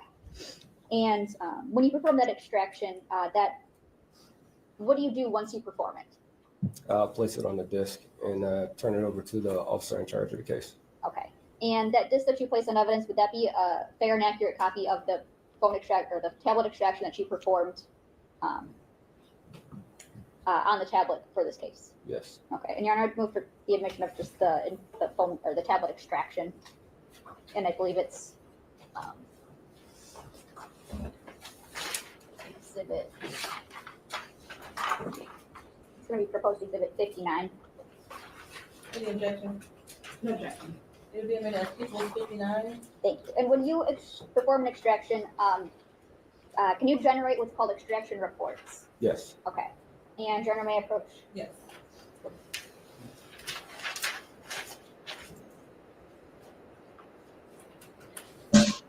Now, I'm handing you what's marked as People's Proposed Exhibit 60. Can you tell me if this is a document that you recognize? Yes. And what is it that you recognize it as?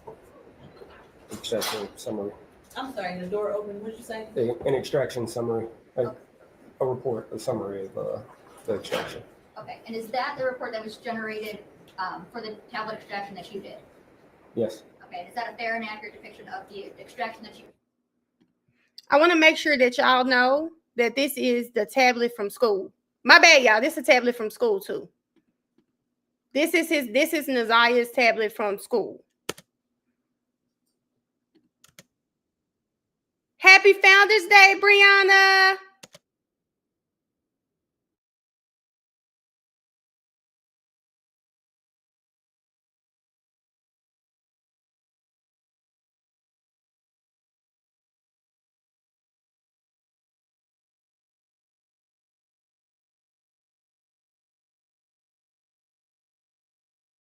Performed as it relates to this tablet device, which contains contact. Yes. And I move that the administrative people propose exhibit 60. Any objections? No objection. Okay, Officer James, can you please pull that microphone off the ledge and testify into the microphone because it's hard to hear. You can pull the whole thing off. Thank you. And Officer, what, first, Your Honor, may I publish? Yes.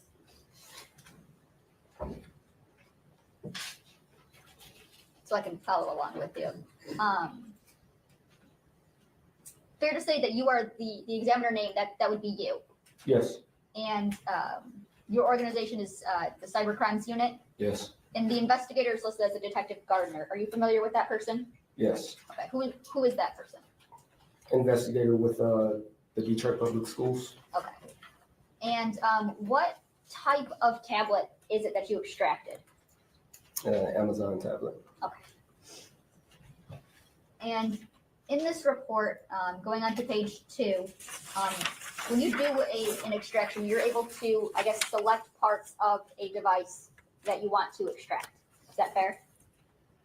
Can you ask that again? When you run a report, are you able to select parts that you want to run a report for? Yes. Okay. And so in this case, as it relates to contacts, on page 2, tell me what type of contact is number 1? Instagram. Okay. And what is the name associated with that? J-Ball. And what's an interaction status? A chat participant. Okay. And do you know what that means? That they would be involved in a chat. Okay. And in box number 1, where it says, or let's go to box number 2, where it says user ID. Is that the user ID that would be associated with that Instagram account? Yes. Okay. And can you read that user ID for me? It's going to be 119-202-339-467-400. I'm talking about for row number 1. Row number 1. Yes. 262-854-051. Okay. And what's the username associated with that? J-Bo back to the money. Okay. And there is a contact number 2. Is that fair to say? Number 2 in the box.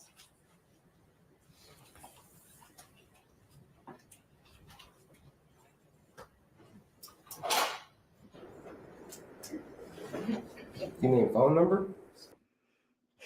So I didn't even know kids could access like Instagram and stuff like that on those school tablets. I thought they had that type of stuff blocked.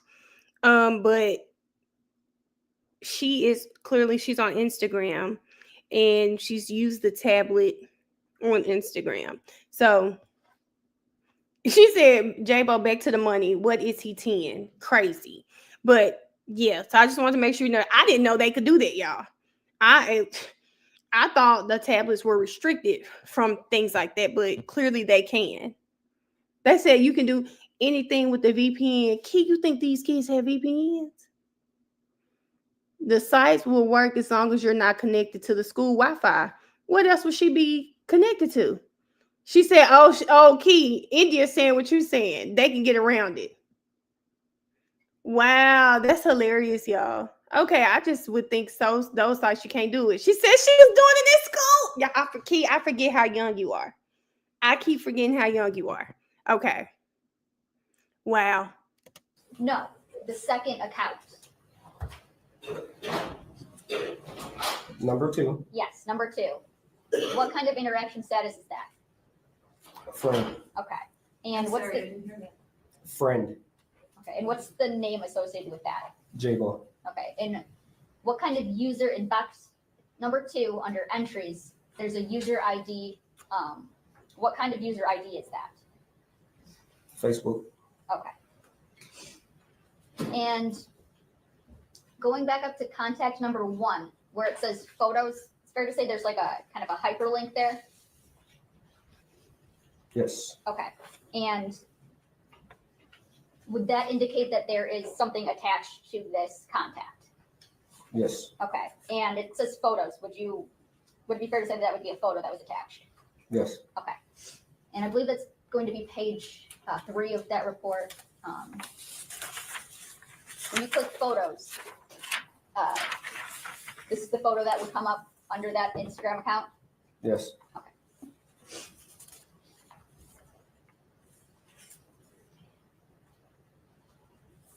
Nothing further, Judge.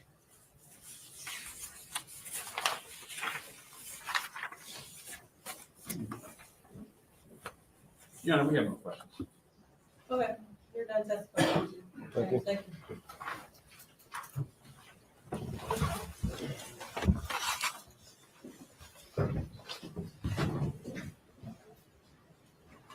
Yes. And what is that? Page 3 of that report. When you click photos, this is the photo that would come up under that Instagram account. Yes. Chill, I must want to look it up. I must want. So, this is still the school tablet. But I mean, I guess he thinking it's gonna just stay in Instagram. He's sending this girl pictures of himself.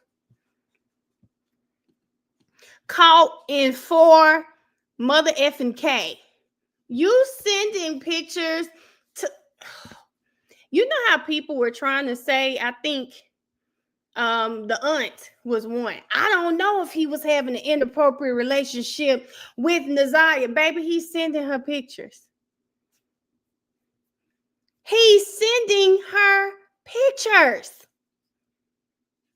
Okay? I was just listening to Shannon and her. She was just going off, y'all. Just going off, okay? And one of the things she said, I remember, I don't know if that's what he was doing. Baby, you know now. It's a whole picture of this nut sending this girl pictures of himself. Why the hell is he sending her pictures? Girl, come on.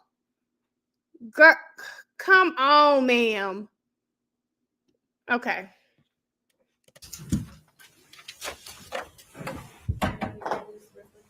Judge.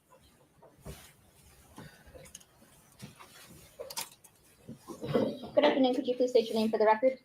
Shannon Jones. And how are you employed? I'm a sergeant with the City of Detroit Police Department. And are you assigned to a special unit or division? Yes. And what is that?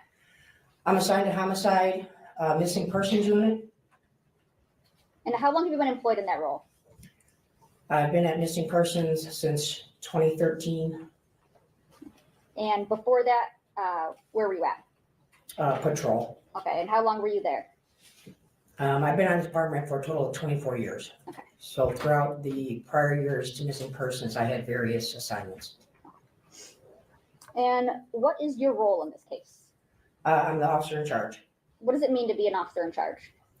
So I'm in charge of reviewing all the evidence and spearheading the investigations, looking into all the facts and possible suspects and information that's brought to the case and to compile it together. Okay. And what would be some common duties that you would do in partaking in those roles? When it comes to missing persons, specifically those type of cases? Yes.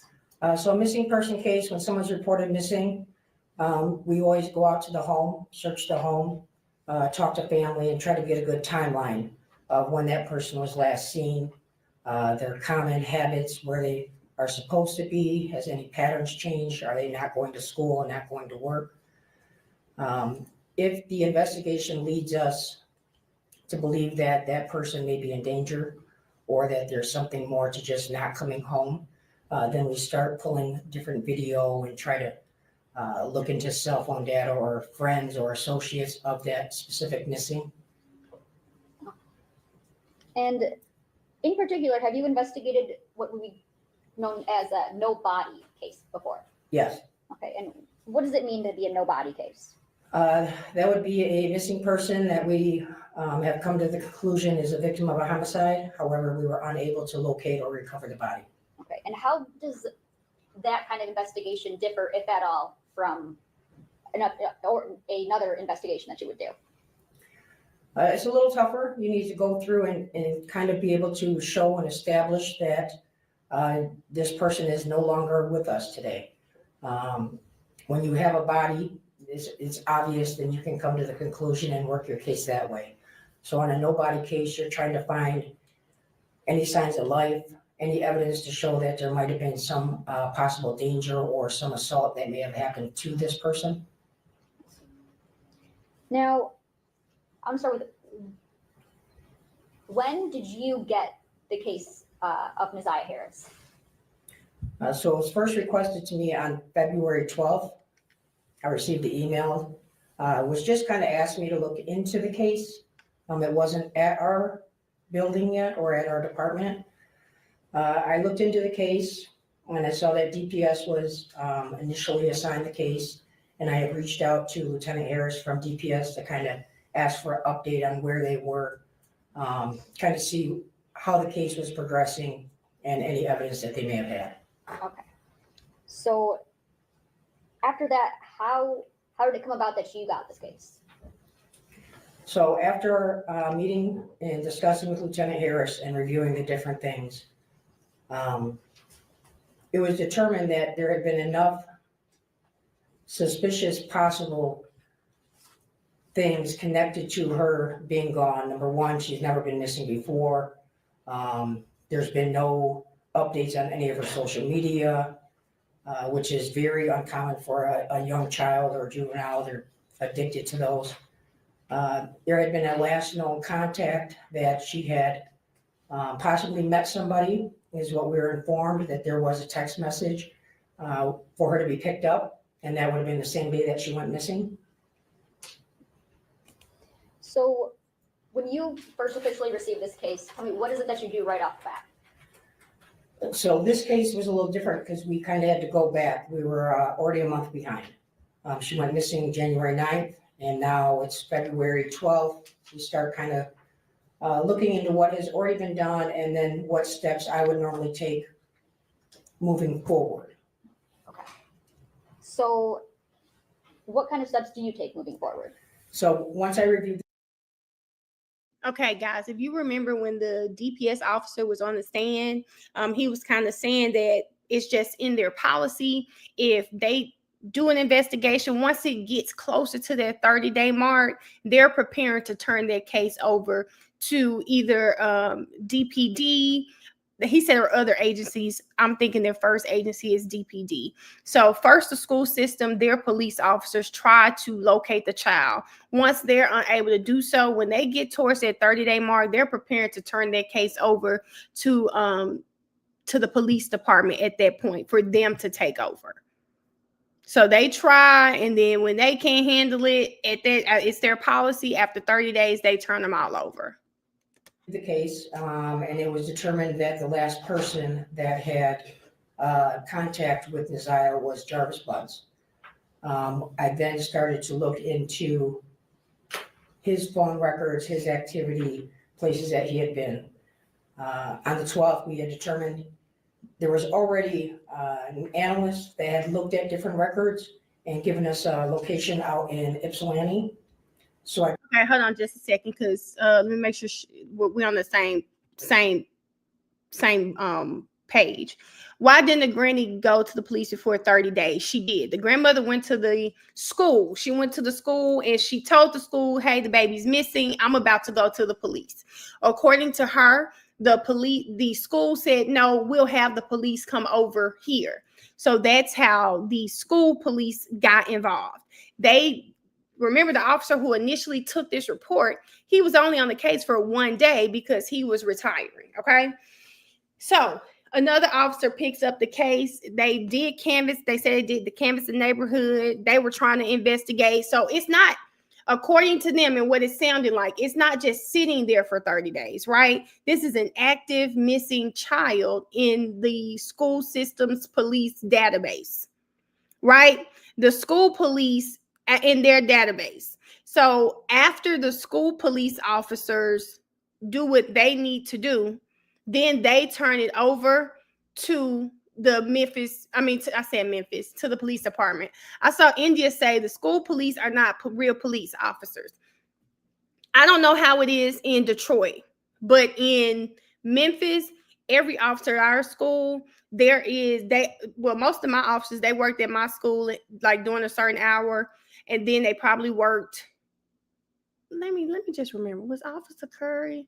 Was he there, y'all? Don't make me lie. But I thought Officer Curry worked. They are trained police officers. They may not work for the police force, but these are trained police officers.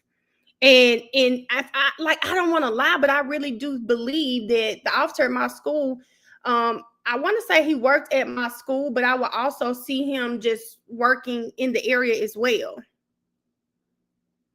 I will also see them, like that's how it was at my school. If I'm not mistaken, these are real police officers. They work, and yeah, he had a Memphis police car. Yeah, I remember he had a Memphis police car. He didn't have, most schools have actual officers. That's what I thought. They are real police officers. They have the unit within the school system. And even at our games, everybody was in police cars. So yeah, so even they have real police officers.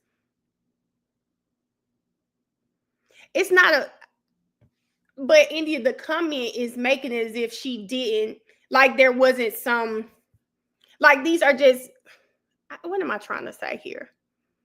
The comment is if with the grandmother, DPS coming over the school, at the point, they're still treating this like an active missing child, right?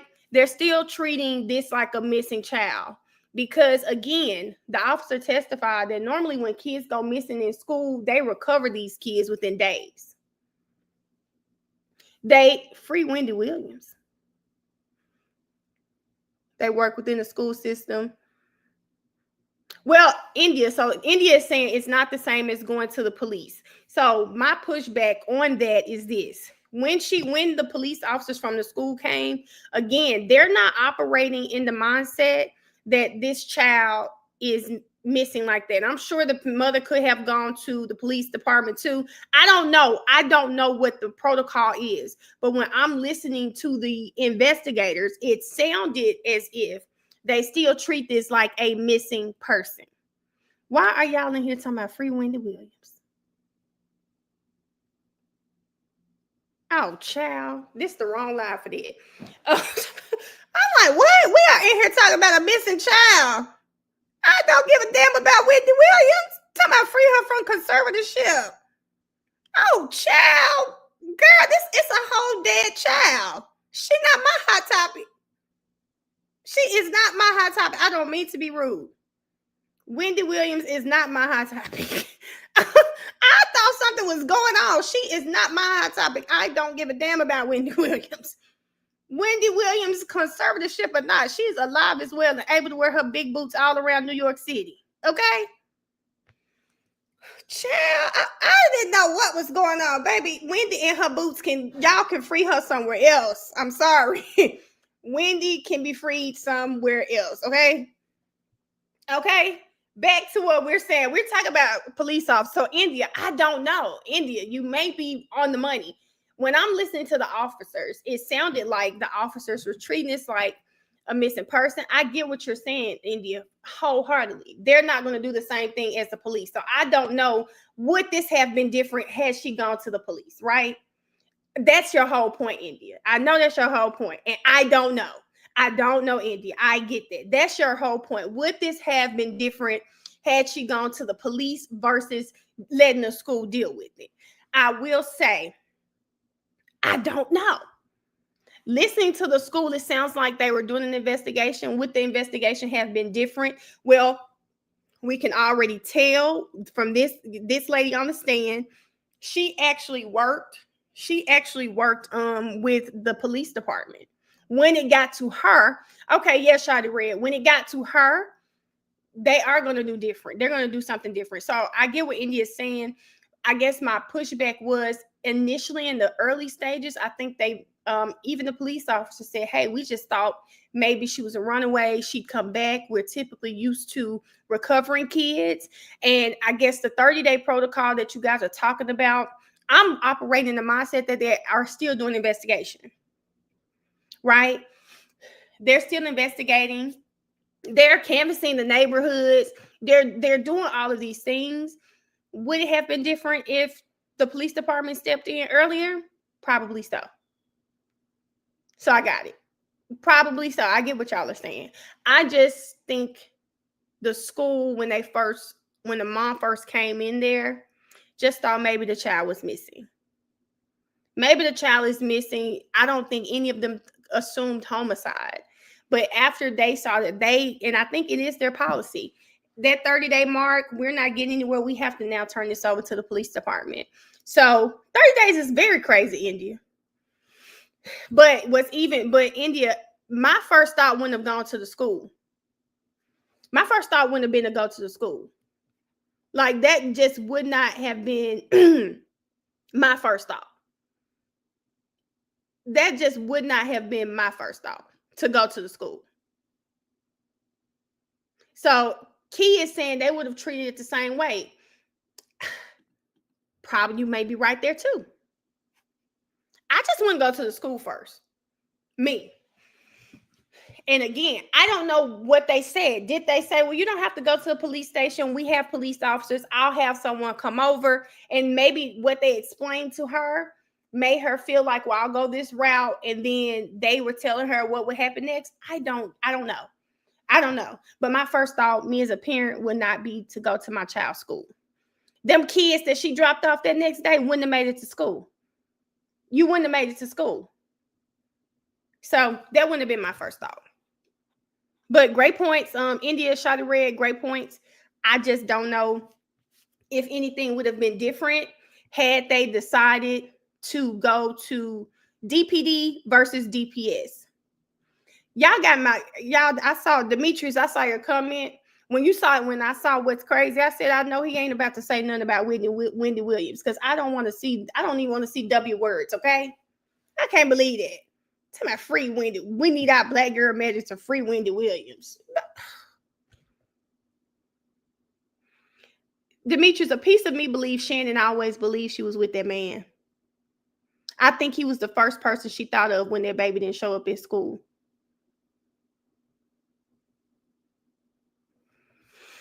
They slept. That's what my daughter said. So, yeah. I coordinated a search for the very next day on February 13th. And can I say how I love in this chat, we can have a difference or opinion, or y'all don't even be mad because I need to put it two and two together in my head. Thank y'all for some awesome conversation always in this chat. Hey, Cass, how you doing? We went out to Ypsilanti. We conducted the search. It's a large area, and it wasn't pinpointed down to a specific house. There was a lot of wooded area over there. We had multiple teams out there. There was probably over 60 people at one point. We then started going into different businesses to look for different video that we may be able to recover close to the intersection that we believed would be a good starting point in that search area. And did you recover, or were you able to recover? Hold on, we got to say this again. Brooklyn, you don't have to be stuck, friend. Naziah had 2 tablets. There was a tablet issued by the school system. That's the one that was at school, and her grandmother purchased her a tablet in 2022. There are 2 separate tablets. So that's why that is going. That's why you may be confused. There are 2 separate tablets. Cover anything or find anything from the Ypsilanti area? We did find some video that was eventually pulled from a gas station.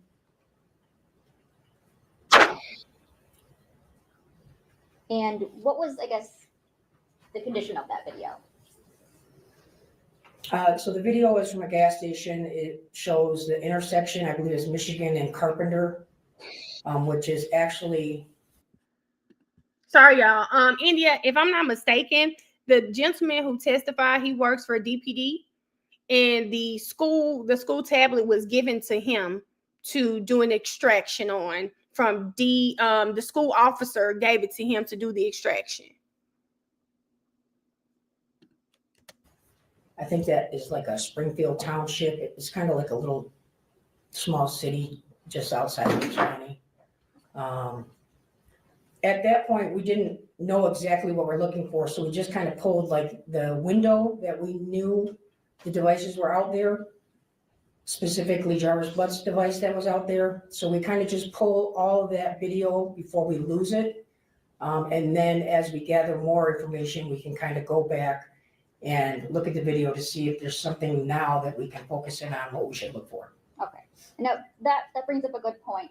You said you're a month behind on this investigation. Yes, So that fair to say being a month behind would cause you to potentially lose critical pieces of evidence. yes, Okay. And some of those pieces of evidence, fair to say, could be videos. correct. Okay. Why would it be that you would be losing those videos? So most video systems and every business is different. You got green light, you have businesses and people that have their own residential cameras or property cameras. And it'll vary. Some of them start overwriting in 48 hours. Some of them is a week. Some may last up to a month. It just depends on how large their system is and how much data it can hold. And is that a struggle that you encountered in this case? Yes. Okay. And where is it that you encountered that? So there's several cameras and videos throughout the entire route of travel that later in the investigation we were able to identify.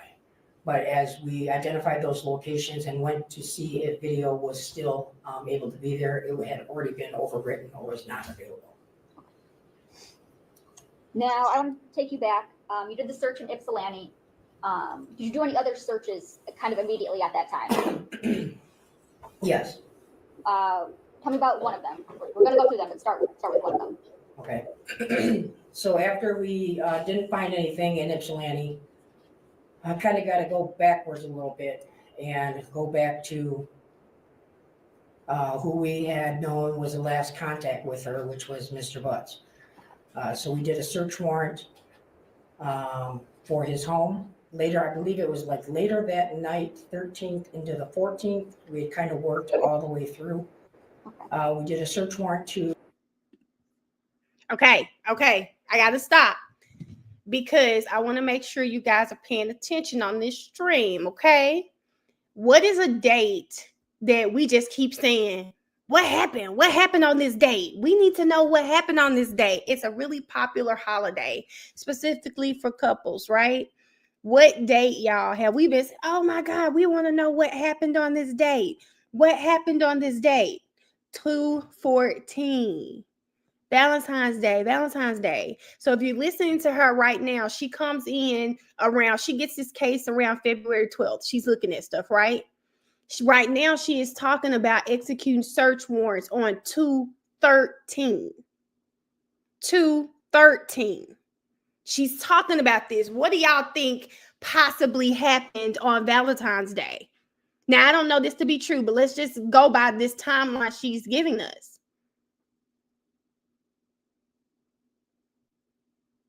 What do we think? Something, guys.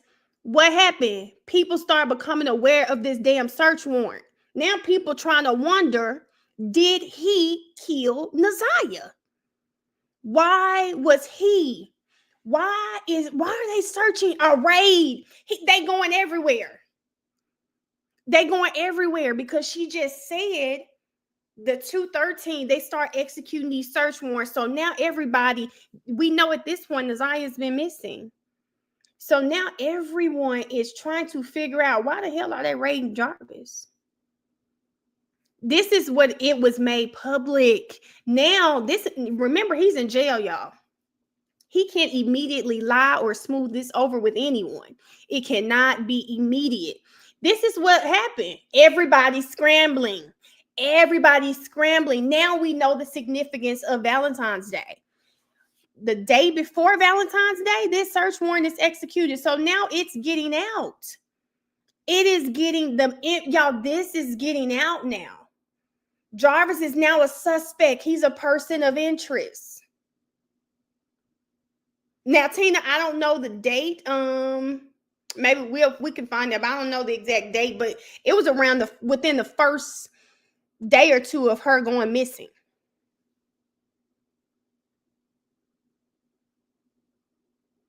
That might be it, Big Baby, but I don't know that to be true, so I can't attest to this birthday party. What I can say is, from my timeline, 2/14, sticking out because right now we're at 213. Search warrants coming out.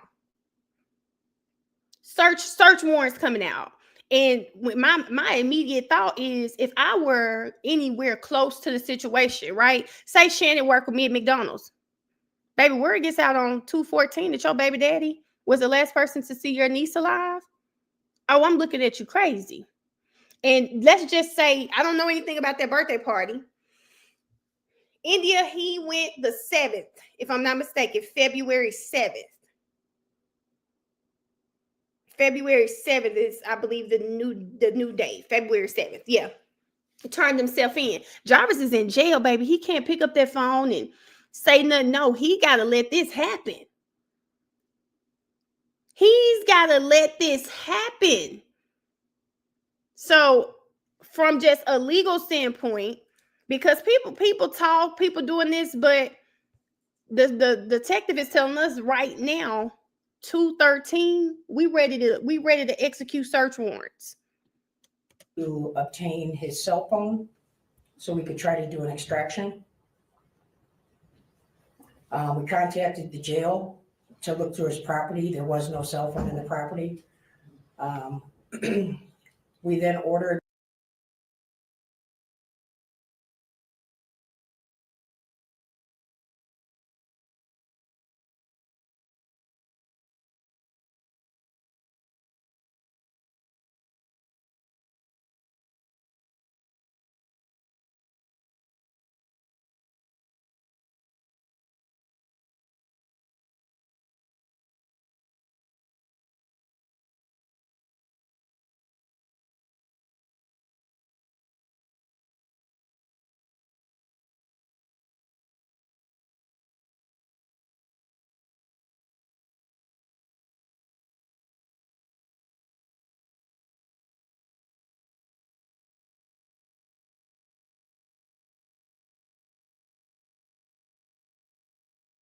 Oh shit.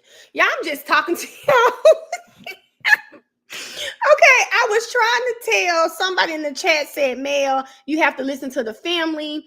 This is 2024, 2022. What I was saying was, for those of us that have been watching together, that February 14th that we are talking about is in 2024.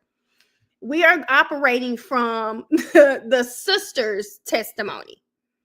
In her testimony, she tells us that she learned something on Valentine's Day of 2024, which prompted her to remember she'd seen Naziah and also contact the police.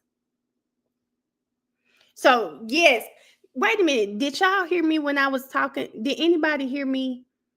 Did anybody hear me? Hold up, y'all. Did anybody hear me talking about Valentine's Day at all? Did y'all hear that conversation?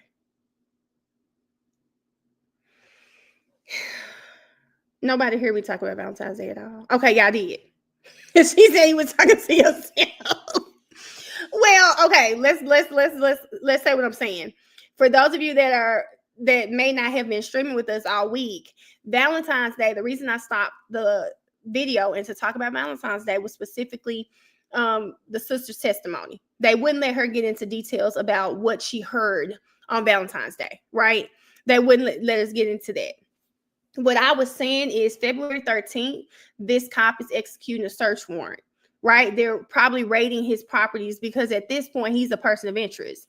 I said, if I worked with Shannon and I heard that search warrants were being put out because this area is kind of small. And this little girl, this is a pretty popular story.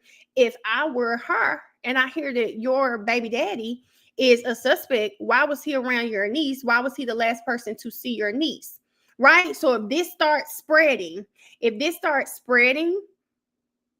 little town, and I am Jarvis's sister, I see this little girl on the news because remember, she didn't make the news until early February. She said a week before Valentine's Day is when she started finding out stuff, right? And then Valentine's Day pops, something she is prompted to contact the sergeant in charge of this case. Hold on, because y'all know we will do this together. Hold on. Because somebody said, pull the clip of the sister real quick. Yeah, I told you I'm not watching those family interviews, y'all. I just can't do it. Y'all can watch them, and if you want to message me and tell me all about it, cool. But I don't think I want to watch those. Hold on, y'all.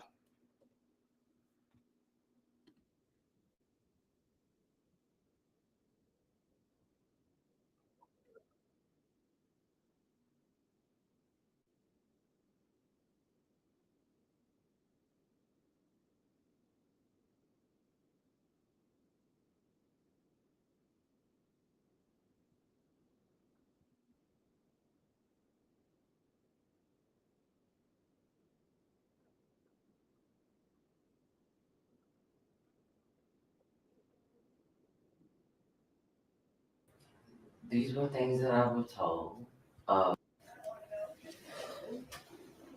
Maybe he ain't right.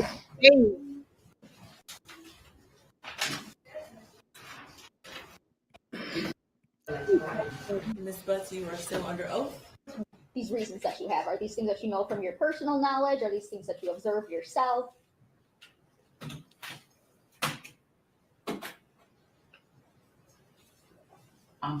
I'm sorry. That's okay. Repeat that.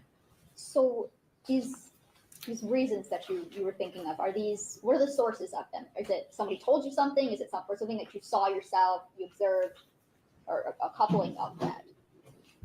I would say a bit of both. Okay. Things that I was told and things that I heard. Okay. Were there heard from Jarvis? No. Okay. Were these things that you had already known prior to thinking that was Messiah that you saw?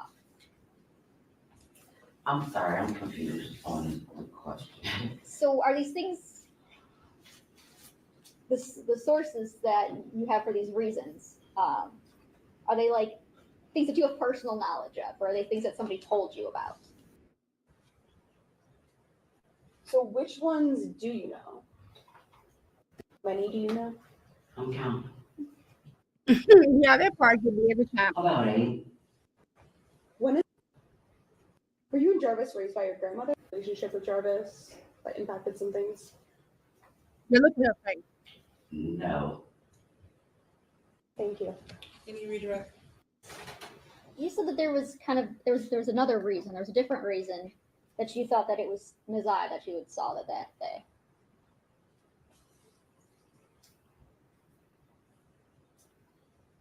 Yeah, I'm trying to get right to when she says Valentine's Day, so that's why I'm skipping, guys. When you were starting to compile, or when you talked to Shannon Harris, and then you got the podcast. Before that, you said there was other reasons why you had thought that was Messiah. So I was going into the gas station. She was in front of the word. Sure, that's what I mean. Okay. You told the police, right, that it might have been King's niece, or maybe he ate at the shop sometime. Times at least, though, when you. No. No? Did you ask him if he'd be able to? That she personally made. She's just being told. She told me about some things that happened. This kid's mom. Different. King's niece. Okay, but you knew who he was referring to? Yes. Okay. Did you think anything of it at the time? No. Okay. And what is it that made you think something? Was there a time where you thought something different? Yes. Okay. And what is it that made you think something different? I received phone call, a video call from one of his kids' mom, and she told me about some things that happened on Valentine's Day, and then she sent me a video of a podcast about my brother. Okay. So we just needed to confirm some things that happened on Valentine's Day. Okay.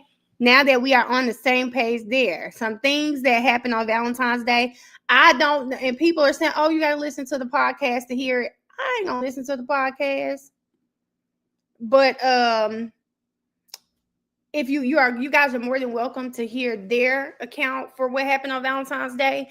But keep in mind, Valentine's Day, it was one of his baby mamas. And let me just tell y'all, she knows about 8 of the kids, right? 5 of them got to be Shannon's. So maybe some baby mama who she is still cool with, Miss 7 Mile Radio podcast, y'all keep saying that's the party. What I was saying was, I don't know. She didn't say a year. I don't know if it was 2022, 2024. I don't know. But I would just say this, putting 2 and 2 together, okay? This is all dealing with Naziah going missing. What I am saying is, I felt like the detective saying they're getting the search warrants on the 13th. If they're executing them on the 14th, they're executing search warrants, going to his houses, all locations that he's known to. If they're doing all of this the next day, and then they call the sister, girl, this person just left my house, blah, blah, blah, blah. They're saying he a person of interest in Naziah going missing. Then the sister says, hold up. I saw that girl. The sister says, I saw that girl with him. Thank you, India, for saying that too. Because I keep saying it. I don't know if they're listening to me.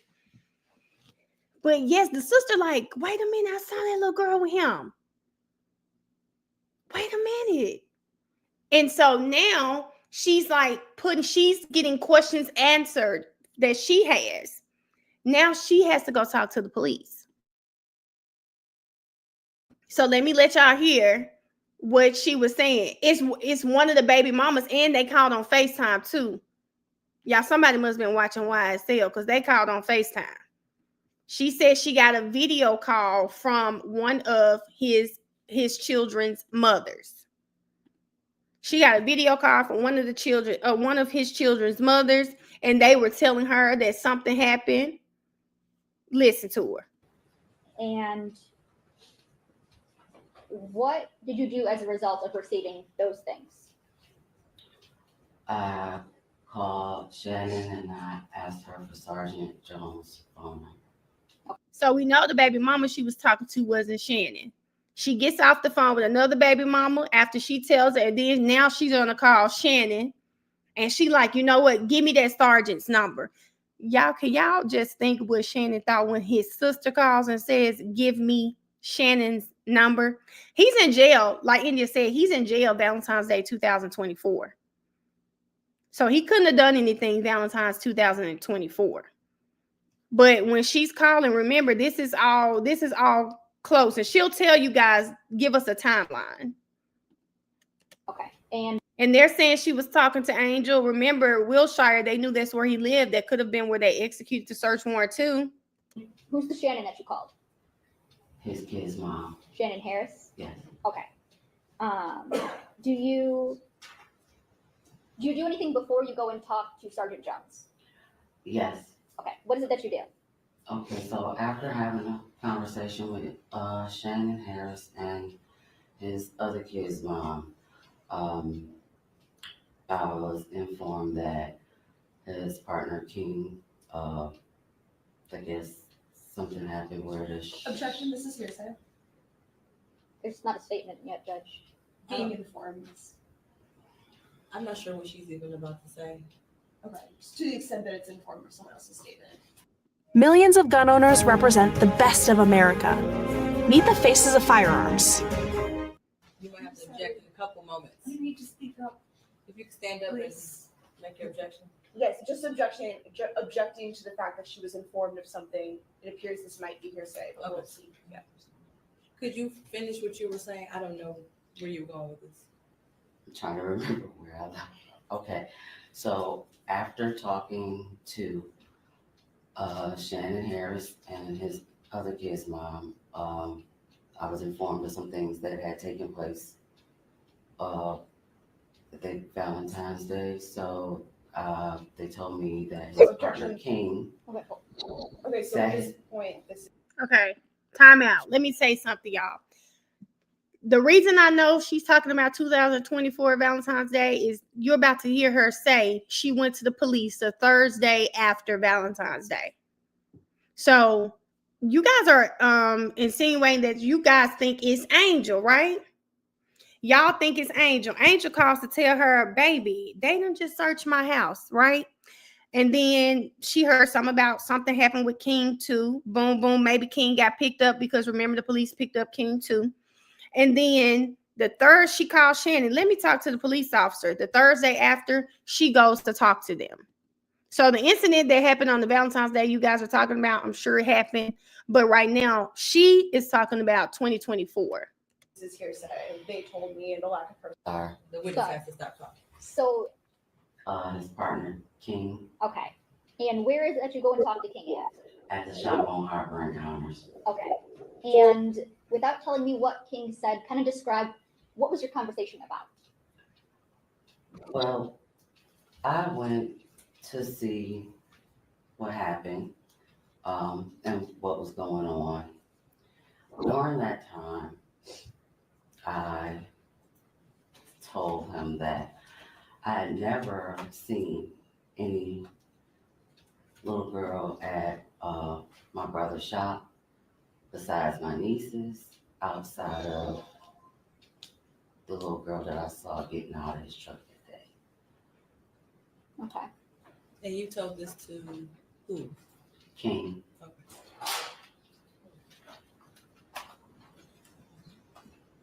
And who is King again? His business partner. Okay. And do you know his government name? I believe it's Cordero or something like that. I just always call him King. Okay.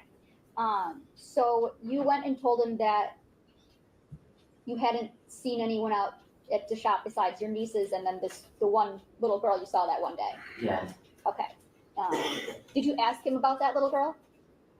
Well, I didn't ask him about it. After I said that to him, he told me. Objection, Your Honor, this is going to be hearsay again. Judge, it's going to go to the effect on the listener. There could be an exception. I don't know what she's saying. So you might as well just stay standing up. Go ahead, say what you were going to say. After I mentioned to him that I had only saw my nieces and one particular little girl, he then told me that that was Neziah that I saw that day and I was there. I would object then, given now that she has testified to that it is hearsay, that it is being introduced for the truth. And Judge, I would say that it's actually a statement of identification.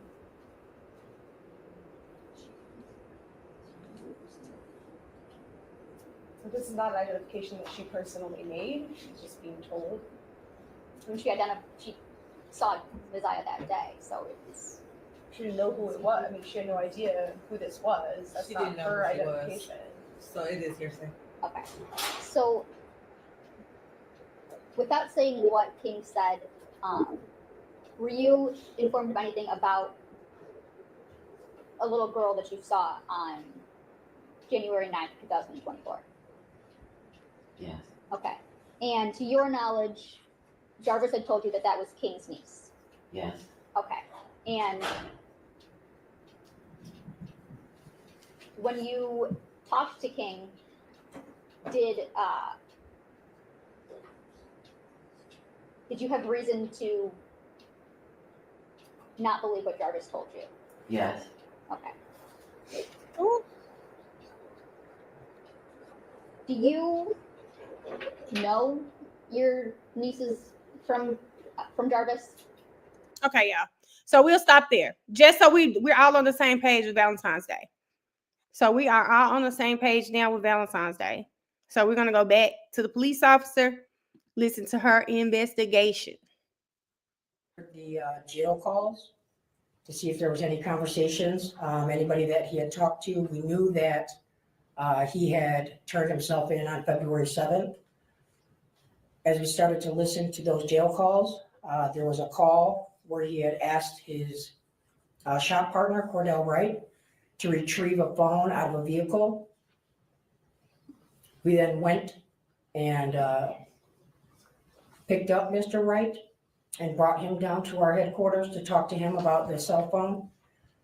He did confirm and he acknowledged the phone call. He said that vehicle came up there, was a Tahoe, Tashi's vehicle, Tashiana, and that he had looked in the back seat and tried to find where the phone was that Mr. Butts kind of described where he had hid it in this vehicle. He said that he was unable to locate it. So at that point, we then did a workup on Tashiana to find out where she lived, what type of vehicle she had. It matched the description that he kind of described. We did a search warrant for her home in an attempt to locate the cellular device and any other possible evidence that may help us and direct us to where Neziah is. Okay, so I'm gonna backtrack a little bit. You started off with you went to do a search warrant at Mr. Butt's home. Yes. And would that be the one on Wilshire? Yes. Okay. And did you find anything at his house? Yes. And what is it that you found? So from his home, we had recovered, there were some electronic devices. We recovered some phones, maybe a tablet, and we recovered his ID, wallet, and a firearm that was with his wallet. I believe there was 2 actual firearms, and then there was a long gun, a rifle that was in the closet. And did that search warrant include a vehicle? Yes. And what kind of vehicle did it include? It included all vehicles that we believe may be associated. At that time, we impounded a Cadillac Escalade. Now, you said at that point you knew that Mr. Butts had turned himself in is it the Wayne County Jail? Yes. And that was back on February 7th of 2024? Correct. And at that time, did you know how long he was serving a sentence for? We had got information that he was possibly going to be there till December. Okay. And that would be completely unrelated to that sentence is completely unrelated to your investigation. Yes. Okay. And then you said that you had pulled some jail calls, and that's what led you to Cordell Wright. Correct. And that that jail call that you had listened to that was previously admitted as People's Exhibit 1. Yes. Okay. And that led you to Tashiana Davis. Correct. And then you subsequently executed a search warrant at her house. Correct. And is that on Neff Street? Yes. Okay. And she had a vehicle there that matched the description that Cordell Wright had given you. Yes. Okay. And would that have been a Chevy Suburban? Yes. Okay. And then you subsequently searched. Okay, so if you guys are wanting to know how they got to the fiance, so they listened to his jail calls. Listening to Jarvis's jail calls, they see that Jarvis has spoken to King. And y'all remember the jail call we listened to yesterday where he tells King, get my phone out of her car. Speaking about his fiance. They pick Jarvis up, go question him, and he tells them who the fiance is. The next stop is the fiance's house. This is the Suburban, guys. Tasha, this is the Suburban. She has the Suburban. They needed, Jarvis needed King to go get his cell phone out of her back seat. King said, now, I don't know if by the time King got to it, it was gone. We'll figure that out now. But this is how they got to Jarvis's fiance from King. King gave them her name because they listened to the jail call. That vehicle. Yes. And what is it that you found in that vehicle? I found in that vehicle a iPhone 11, and it was in the exact area that Mr. Butts had. God damn it. Do y'all remember in King's testimony? King King said he didn't find the phone. They didn't ask him why he didn't find the phone. We just all assumed she had already gotten to the phone. The phone was exactly where Jarvis told King it would be. They just happened to get it first. They found the phone King was looking for. King never said, King just said he didn't find the phone. King didn't find the phone. Maybe he didn't want to trip. Now I want to hear King say what happened with that phone, because maybe King didn't want to let Jarvis know he had told the police to get the phone, right? I just assumed when I heard it, it's because from testimony, it sounded like he tried to get it, but he didn't get it. So y'all, King probably just lied, y'all. Yeah, okay, y'all, this is crazy. Hold on just a second, because I already got him up. It's India. It sounds like to me the car had already been searched, and King knew that car had already been searched. But to throw Jarvis off, he still had her come to the shop so that Jarvis wouldn't know he had spoken with the police. That's what it sounds like to me. Hold on, y'all. It sounds like to me he just lied. King knew he wasn't gonna find that phone because he'd already told the police. But then on the flip, let's see what he said. Because on the flip side, I would think the fiance would have told Jarvis. Now let's talk about the day after that you guys went to FC, so January 10th. Yeah. So King, I need you to call her one day and get that truck up there, nigga. Get my phone out there back seat, bro. Oh man. All right. Well, I'm going to get the truck up there. What will tell her? Tell her you gonna you fuck around and lost your card up there too when we was moving the radio on the seat. And just to make you guys aware, the date that, I don't know if you can see that, the date of this call is February 8th. Okay? This is February 8th. You have 1 minute remaining for this call. Reach behind that back seat. Yeah. So you reach behind that back seat, bro. The box right there. Straight behind the middle of that back seat, bro. Okay, under it or in the back or in the back thing? In the back, right in the back of the seat, bro. Okay. On the second row. You know you took the key. You took the key to the gate. It's the same key. I don't got that key to it. Yeah, you do. It's the same key to the lock at the door. Oh, okay. I didn't know that. All right. Yeah, it's the same key, bro. Now, you know I got to. I'll put the money on the phone later, man. When I get around, baby, I will put the credit card. I told my wife and have her bring it up the tea. No, I don't need it though. If you said the same one, I got it. So I don't need it right now anyway. Just when I get the scrap out of there. Okay.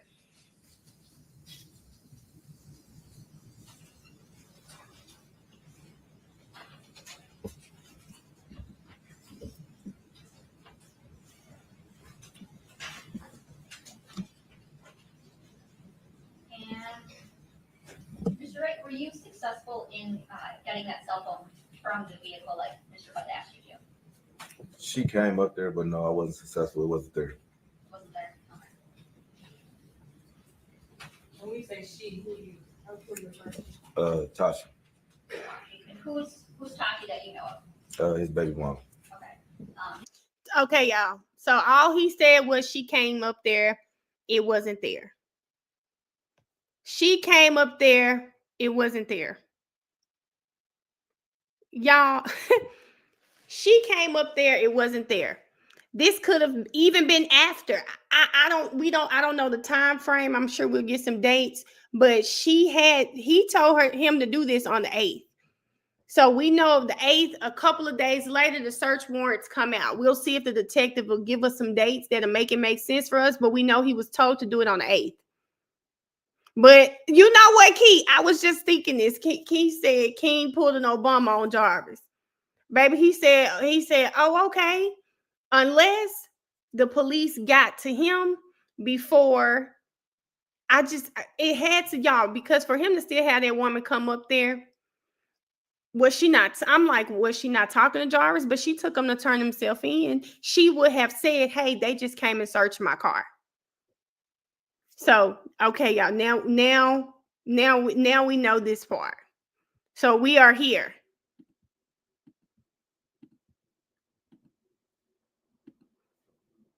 Describe to his shop partner Cordell where it would be located. Okay. And that phone, okay, so ultimately, after you do that, what's the next step that you took? Well, we had to identify that was the actual correct phone. It was in the right place, but we still needed to get it to our headquarters and download it. We had the phone there. We made a call to 911 from that phone in order to see what the identification number was to try to verify, so we weren't just taking random phones. It did come back to Jarvis Butt's phone number that we were looking for. The phone was then placed on evidence and taken to our base. And what's the next thing that you did after that? So after that, the phone now is getting processed under the search warrant. Okay. It is given to, Detective Markle, where she processed that. We then continued, we had searched the residence on Wilshire, we had searched Neff, we also executed a search warrant at 9,000 Connor. And what's 9,000 Connor? 9,000 Connor is the location that was identified that Jarvis Butts worked at with his shop partner. Okay. And okay, I'm gonna say this too. Remember, she said we did a search warrant on Wilshire. That is Angel. Did y'all say her name's Angel? That is that baby mama. That is her house. It would absolutely make sense for her to call the sister and say, girl, I don't know what's going on. They just searched my house. Did she look at the warrant? Did it say something? Did she look at the Wilshire address is the address for that house. Remember, he is pinged going to that house on the 9th. That's the house he lived at. Nobody could go to. They knew where he lived, but nobody could go to that house. No, Angel's not the baby mom with the blue Nissan. That is Latricia. He lived with her on Wilshire. So just think about it. She calling the sister like, girl, I don't know what the F going on. They searching my house. You don't know what they said to her when you know what's going on. Why are you searching? We don't know what she was told, but she knows a search took place. She calls his sister and says, hey, this is what's going on. The sister put 2 and 2 together, get 4. Now I got to call Shannon because I need to talk to the police. Now I've got to talk to the police. Tasha's not a baby mama. Tasha is the fiance. Girl, he got all these women. Tasha is the fiance with the dreads. did you find anything or anything at 9,000 Connor? We did take some things as evidence. There was a lot of activity going on. So I had multiple different units from within our homicide squad assisting me with different search warrants that we were executing. I believe it was the Northeast squad actually executed the Connor location search warrant. They were advised of some items to look for, obviously children's clothing. We had been given a description of a rug. Did you hear this? Multiple search warrants, not just one place being hit, y'all. Not just one place being hit. So there are multiple search warrants being hit on this day. She said multiple departments are helping her execute these search warrants. If that doesn't make you call around and start talking to people, because everybody houses are getting hit and there's one common denominator. One common denominator. A rat's jacket with a fur hood. We were given the clothing description. At that time, we were told that the shoes were possibly blue and white Nike shoes that we had been looking for. There was an area in the shop, as I reviewed the evidence, photos where there's like children's coloring books and maybe things that when the children are there that they're using. Were any interviews besides the one with Cordell Wright taking place at this time? So at that time, I had interviewed, when we went to Wilshire, we had interviewed the woman that he lives with. I don't know if that's a fiance or a girlfriend, but that was Miss Angel. We interviewed her there. Tashiana was in the hospital when we had. So they interviewed Angel. Okay, too pretty. Too pretty want me to go back. They interview Angel, guys. So if they interview Angel, they didn't tell her everything, but they told her what it was about. So that's enough information, enough worry, enough scare for her to call his sister. Using. Were any interviews besides the one with Cordell Wright taking place at this time? No, Miss Sheila, listen, Miss Sheila, they did a search for the shop. They did a search for the Wilshire address, and she said multiple places. So there are other places that they issued searches for. Y'all, Tasha is his fiance. She's not a baby mama. They don't have any kids together. Tasha is a fiance. Shannon, baby mama / girlfriend on and off. Angel, baby mama / girlfriend on and off, but he lived at her house. Okay. So the search warrant, Miss Sheila, the search warrant for that phone, we don't know where it was done, but they did search Tasha's car. They'll probably tell us now because Tasha was in the hospital when they spoke to her. Angel was interviewed at her home when they issued that search warrant. So as soon as they left, yes, Angel called the sister to tell her what was going on. All right. So at that time, I had interviewed, when we went to Wilshire, we had interviewed the woman that he lives with. I don't know if that's a fiance or a girlfriend, but that was Miss Angel. We interviewed her there. Tashiana was in the hospital when we had executed the search warrant at her house. I had had a conversation with her on the phone while we were there. Her children were there. I scheduled an interview for her later. I believe it might have been like the next day or two later that she came down to headquarters. We had interviewed Cordell at that time. And now we're just kind of going through everything that we had at that moment to try to take the next steps. Okay. When about is Mr. Butts interviewed for the first time? So he was interviewed, we got it, looked at it on the 12th, the 13th, we executed all the search warrants. On the 14th, Mr. Butts, I believe it was the 14th, he was brought down to headquarters, or the 15th. I would have to look. Okay, and that's okay. So it would be just a couple days after you get the case. Yeah. Okay.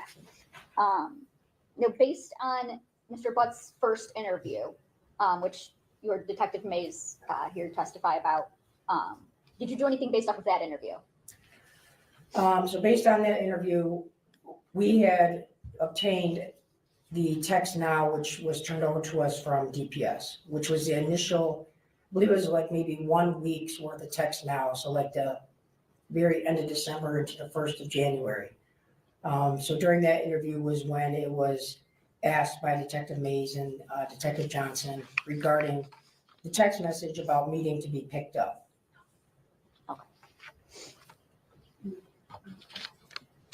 Now,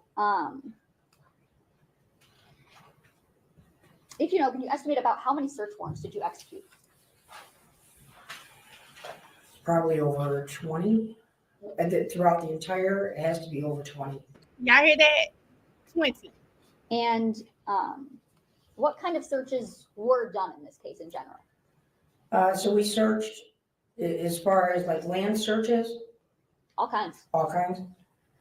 Well, we searched Ypsilanti as we did our workup, and we're looking at different locations that Mr. Butts had been to. We identified an area out in Clinton Township that he had gone out to back and forth before. And that was an area that Shannon Harris, his child's mother, had lived at. So this was kind of like a route out there, and we located, there was like a big retention pond out there. So that was another place that we had dive teams come out. We had the helicopter, the cadaver dogs, and we searched out Clinton Township. As we start breaking down the phone mapping a little bit more on Mr. Butts' phone, it kind of led us to 7 Mile and Berg. And what's out in 7 Mile and Berg? So 7 Mile and Berg, there is a vacant parking lot on the southwest corner. It used to be a golf course. So the entire south side of 7 Mile from Berg and then heading back east used to be a golf course, which is now shut down. And then on the other side of Berg, there's a parking lot where it has like a vacant building, which used to be the clubhouse for the golf club. And then right behind that parking lot is the Rouge River. And when's the first time that you get out to 7 Mile and Berg? We went out once. It was probably maybe a couple weeks later that we went out there. We went out there once, and I remember it had snowed. So when we went out there, it wasn't as easy to search. We're kind of looking if somebody was just placed out there or if something was easily identifiable. But because of the snow, we knew that we were going to have to come back again once that melted because it'd be easier to see underneath. Okay. And so do you go out there again? Yeah, we've been out there multiple times. I've probably been out there 7, 8 times, all with various dive teams. We searched the complete river from 8 Mile all the way down past 96 on foot with cadaver dogs, in boats, in the water. There's several log jams. We had state police actually had their helicopter fly the entire route so we could GPS all the log jams. We had to coordinate with specialized teams to come in to help cut these log jams apart, which go throughout the river. And then throughout the season, obviously we had some rain, so the water goes up and down, which now brings the debris onto the land. So you have to actually search the land a couple hundred feet. And some places that the water has pulled debris. We searched the homes, as I said, searched the vehicles. All right. So when you're out there at 7 Mile and Berg, do you have an idea of what you're looking for? Yes. Okay. And what was the idea of what you're looking for? So initially when we were out there, again, we had the clothing description. We had the picture of her that she had sent that night or that day that she went missing on the 9th. So we were looking for the black hoodie. We were looking for, again, initially we were told blue and white gym shoes. Now, is there a time where that changes? Yes. Okay. And what is it that makes that change? So as we go out to areas and search, when we leave, a lot of times large community groups may go out there, right? And they saw that we were at 7 and Berg, and I know people come out there to help. There was a group that had been out there and they were recording and they saw a pair of Nike shoes, which were the red and black. We were alerted of those on our initial search. It's documented in our river search report. But because we weren't focused on the red and black and we were looking for blue and white Nike shoes, we left them there, but we did GPS the coordinates. Stop you right there. That would have been Border Patrol Agent Wyatt Barnes. Yes. Okay, you heard his testimony. Yes. All right. Continue. Yeah. So on our initial search, we knew they were out there. The pink hoodie was identified, but we didn't collect them because, again, we didn't have anything about a pink hoodie or a pink onesie. And the shoes weren't matching. And there's a lot of clothing out there. There's a lot of shoes out there. There's people's clothes. There's all type of debris. So I can't collect every single piece of clothing and article that we find. Later, I get the information that as the search team is out there, they had called 911 because they saw these shoes. And they posted a picture of these shoes somewhere or sent it to Naziah's brother. Naziah's brother then reached out to me and he sent me a picture of Naziah wearing the black and white Nike shoes. Okay. Once I saw she had the exact same shoes on that are depicted that were. So, hold on. She said, I have one question. They have not found her body, Brown Sweet, but they haven't found her body, but are you guys hearing that they missed that those were her shoes? So because they were initially looking for one thing, right? they found her shoes earlier. They kept the coordinates, right? But they missed getting her shoes the first time they went out there and searched. Described out there, I knew immediately where to go. I gathered a couple members of my team and we immediately went back out to where the shoes were GPS located and recovered the shoes. As we were there, that's when we found them. Now, in all the madness, y'all, I did hear that her and her brother were really close. And you just think about it, they both been abandoned by their mom. They both went through the foolishness with their grandmother and Shannon. So they had each other. And so people, I remember whomever this was I was listening to, she said, listen, if she wouldn't have called anyone, she would have called her brother. She would have called her brother. So they were really close. So I know that brother was working overtime and wanted her to be found. So it makes sense to me that the brother helped the detective before the grandmama did. Black hoodie, and then the pink jumpsuit that had been laid out by Agent Wyatt. Okay. Now, as it relates to those red and black Nike shoes, you had a photo that they were associated with Neziah in some way. Did you ever end up asking Annette to see if those shoes were still in Neziah's possessions? Yes. Okay. And did you ever end up recovering those pairs from Annette? No.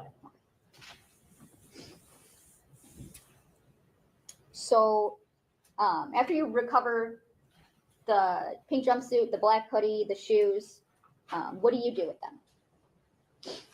Those are all, well, the evidence techs collect them. They're placed on evidence. Those items were wet, so I had to wait, obviously, for them to dry. Once they're ready to be processed and they're finished drying, then I create a lab report. And items are selected and turned over to the state police lab for processing to look for any type of DNA evidence. Okay, so once those are placed on evidence by the lab tech, you're the one who then submits them to Michigan State Police? Yes. Okay. There may be some of the lab reports where I had gathered the evidence and one of my partners had gone down and physically took the items to the lab, which is all in the same building. Okay.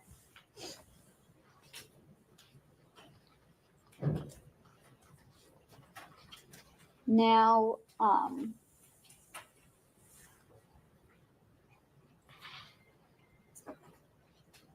I believe you said at least one time when you were out at 7 Mile and Berg that it had been snowing. Were you at all, I guess, familiar with kind of the weather back, let's start with back in January 9th? Yeah, so I searched it. There's a weather site where you can search the dates in the cities and what the weather was like. On the 9th into the 10th, it had rained here. If you remember, we had a very mild winter. In 2024, the January months, we had a lot of rain that month, which would have caused, the water levels to rise.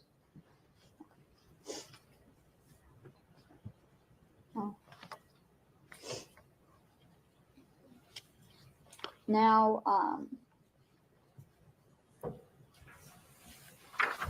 is there, did you interview a Tijuana Butts? Yes. Tell me how that came about. Tijuana actually reached out to me. Shannon Harris had reached out to me. She had had a conversation with Tijuana. She asked if it was okay for her to give her my phone number. I told her that that was fine. She gave me a call. She said that she was the sister of Jarvis Butts and that she was concerned that she may have seen Neziah but wasn't sure on the date and if she could come down and talk. Okay, and that's all what she had testified to that you had heard? Yes. Okay. Now, when you also heard that she had given Detroit police consent to look at her phone locations and perform a phone extraction. Yes. And that Detective Sarah Markle is actually the one who performed that extraction. Yes. Okay. Did you yourself look at the phone location data that was on Tijuana's phone? Yeah, so even before we extracted the phone, when she was in there in the interview, she had given me consent to look at her phone. She wasn't quite sure how to get to the locations. She had Google on her phone. So we went to the Google Maps, went to her timeline, and then specifically clicked on January 9th to see if it showed her route. When we got to the... Okay, so for those of you, when we're looking at our timeline, we know that Tawana's is accurately. They're calling her Tijuana, but I think it's Tawana. I don't know. We know that Tawana's is accurate because they used her location to track where she'd been that day and the times. January 9th date, it was confirmed that that is the date that she was at 9,000 Connor. And it helped us with the timeline of when she was there compared to when we know Mr. Butts left that location to head out to Ypsilanti on the 9th. And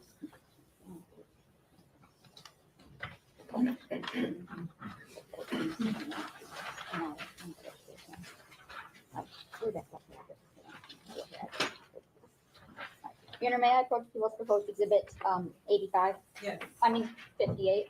Sorry, numbers. Candidates marked as people's proposed exhibit 58. Can you look at that and tell me if you recognize it? Taylor, I don't know about where they found her clothes, but they did check some ponds and rivers, the detective said, looking for her. I know where I think where they found, I don't remember the exact location, but I do remember her saying they checked some rivers and some ponds. They did, Taylor.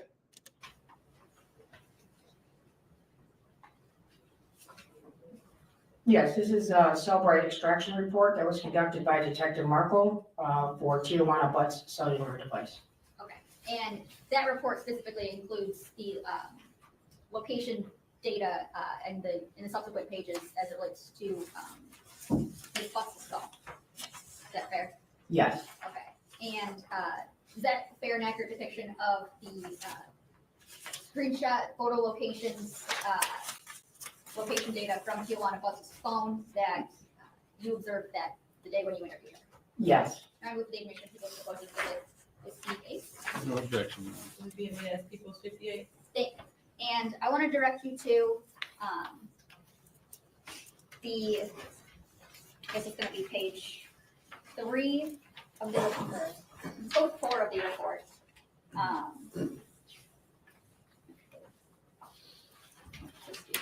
Page 5. Where does it say that Ms. Butts was from 3:45 p.m. to 5:16 p.m.? So it gives the location described as on here. It says Citgo, and it gives the address of 9,000 Connor Street, Detroit, Michigan 48213. And do you know Mr. Butts' 9,000 Connor auto shop to be connected with a gas station? Yes.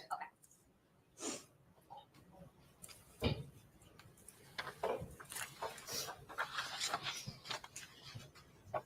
Now, to go back just a little bit, you said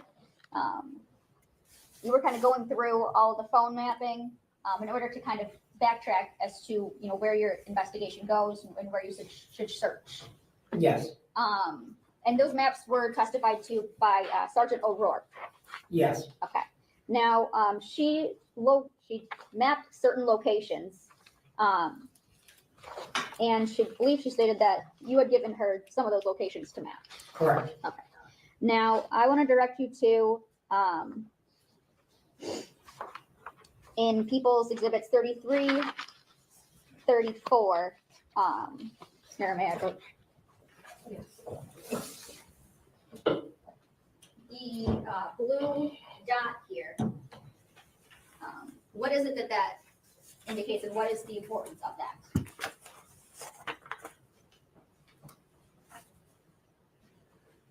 This blue dot is going to be 9,000 Connor. Okay. And that's the address associated with Mr. Butts' auto shop? Yes. Okay. And is that the same for Exhibit 34? Yes.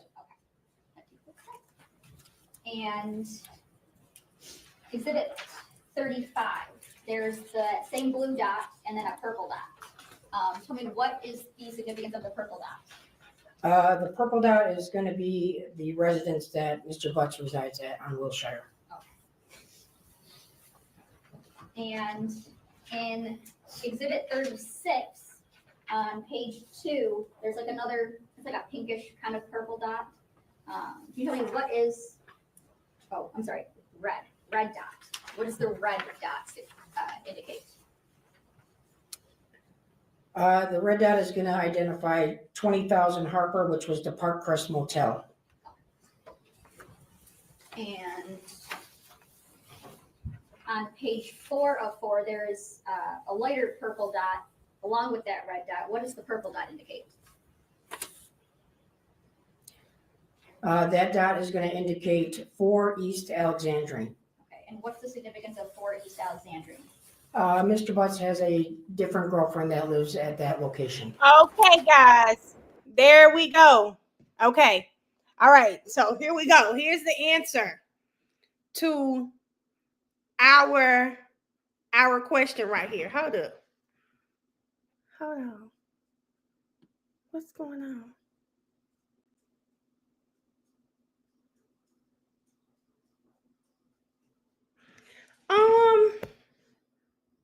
Shayna, I'm not sure if you're new here. Why are y'all YouTubers telling the story but don't want to watch the certain testimony? I'm not sure what you're talking about, Shayna, because we watched the whole trial over here. Maybe you are new here and you don't know how this stream started today. We watch everything over here because we like to have informed discussions on this channel. I must have missed it. I just see the comments in the chat, but we watch everything over here. Oh, okay. Okay, Shayna, listen, girl, we like, wait, what's going on?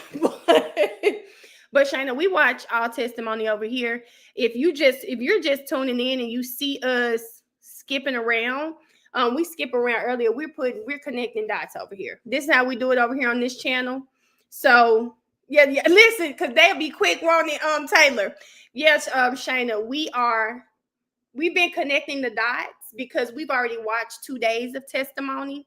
This is our first day watching the detective. However, to make sure we're always on one accord over here, we'll stop, pull up some other testimony so that we can connect the dots of something that may be missing.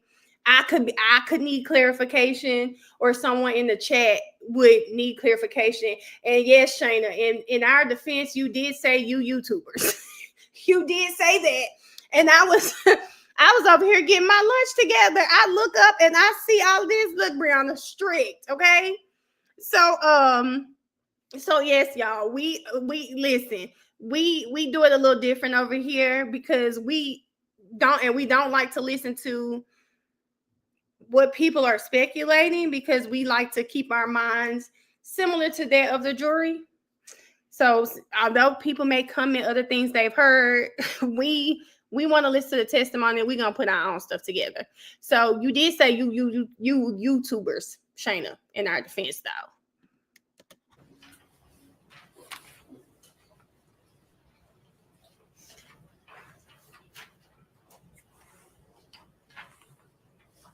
And in People's 38, there's a red dot. Which dot is that? That would identify 7 Mile and Berg. Okay. And is that the same 7 Mile and Berg? You tell me. What was found at 7 Mile and Berg area again? 7 Mile and Berg area is where we identified the hoodie, the pink jumpsuit, and the shoes. And it's also the area that Mr. Butt's phone was mapping with. See, Shotty Red, thank you. That's why I love y'all. Get us back on track. Because I saw Shayna's coming, because I said, wait a minute, what's going on with my chat? What's going on with my chat? That I forgot why I stopped the video altogether. I stopped the video is because we kept trying to figure out, what is this Alexandria address? If you guys remember, that address was popping up. What is this address? This is another one of his girlfriends. Okay. The Alexandria address is another one of his girlfriends because remember, Latricia lives on Outer. Like they're on Outer. India, we get that? I thought she was talking about me. I said that. Wait a minute. But yeah, so Latricia, her address is on Outer. Let me put that on our notes so we'll know. She's on Outer. But the Alexandria, we don't know who, but it's another one of his girlfriends. Child, this man gets around. I don't know which girlfriend, y'all. We gonna figure it out. But this is another one of his girlfriends. Y'all. Zakia, we just figured out the Alexandria address, Zakia, that we kept hearing. And I kept saying, well, what is Latricia's address? We went back, watched Latricia so that we could hear whose address it was. It's another girlfriend. Yes, they haven't given us an address, y'all, but this is another girlfriend, just so you guys know. We're keeping our timeline. So I think it was around 10:53 on the 10th. He is at that Alexandria address, y'all. That's another girlfriend. This is crazy. But I need y'all to know because we were trying to figure out what that address was, how did it relate to anybody. That's how it is. There's an additional search area that I did not include when she had asked me before. And that was where the ID was found. We had found the ID or received the 911 call for the ID before we went back the second time out for the shoes at 7 Mile and Berg. So we had also searched all the Evergreen. There's the Henry Ford High School over there. We searched behind the school, the wooded areas, and all the vacant homes in that surrounding as well. And that would have been the ID that Miss Smith had recovered. Yes.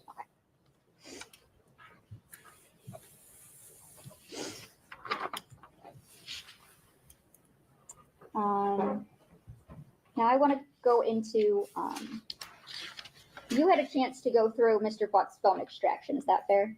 Yes. Okay. And did you also do a search warrant as it relates to a Google account for Mr. Butts? Yes. Okay. And how was it that you knew what his Google Gmail was? That was documented when I went through the cell phone. Okay.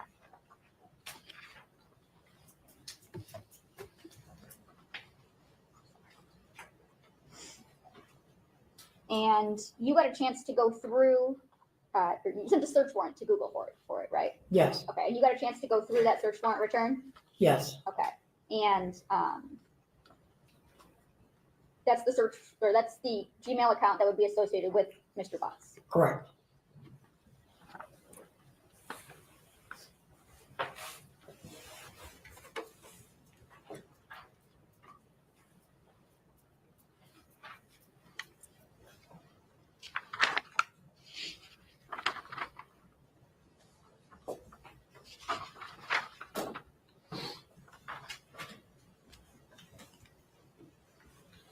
And normally I propose to give it 63. Yes. And you, Marcia, people propose to give it 63. Can you tell me, do you recognize what it is I just handed you?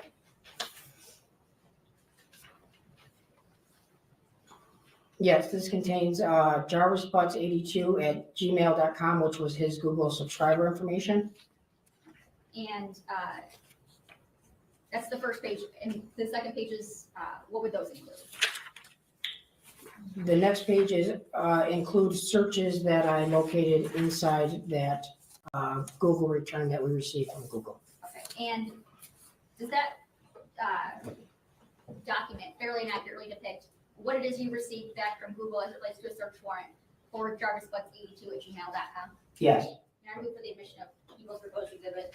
I forgot. 63. Any objection? No objection. It'll be a minute as people 63. Okay. Now I want to go back to the first page. And with the subscriber information. Tell me, who is the subscriber? So it has a Google account ID number, then it gives a name that says Jarvis Butts. It has an email address, jarvisbutts82@gmail.com. There's also a phone number that's connected to it, which is 313-585-8719. And is there a birthday associated with that?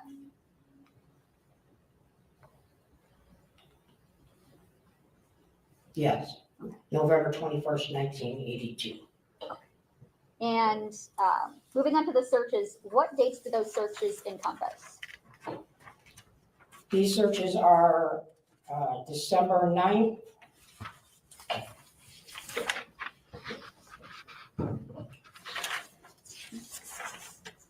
Of what year? Yep, December 9th, 10th, and 11th of 2023. Okay. And it's fair to say that those are the entirety of all of the searches from those days. It is not all of them, no. Those are just select ones from the Google return. Yes. All right.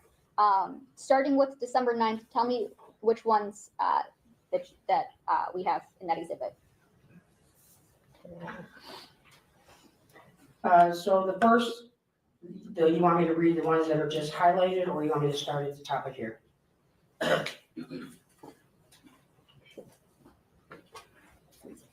So. The ones that are highlighted. Okay. Just start with the ones that are highlighted. Yep, so this search was December 9th, 2023 at 3:32 UTC time. So you would actually have to subtract 5 hours, which would make it the night of December 8th. And the site is, what's visited, it's Drink Me and Abort Your Baby, the Herbal Abortion Tea by Maya. Okay.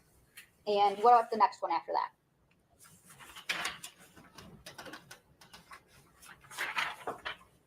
There is a site that's visited on December, it says here December 10th, 2023 at 9:32 p.m. UTC, so -5. And the site visited is plannedparenthood.org/learn/abortion/the abortion pill. And Yes, the next the one. next search is immediately after that, so December 10th at 9:32 p.m. UTC, the abortion pill, get the facts about medication abortion.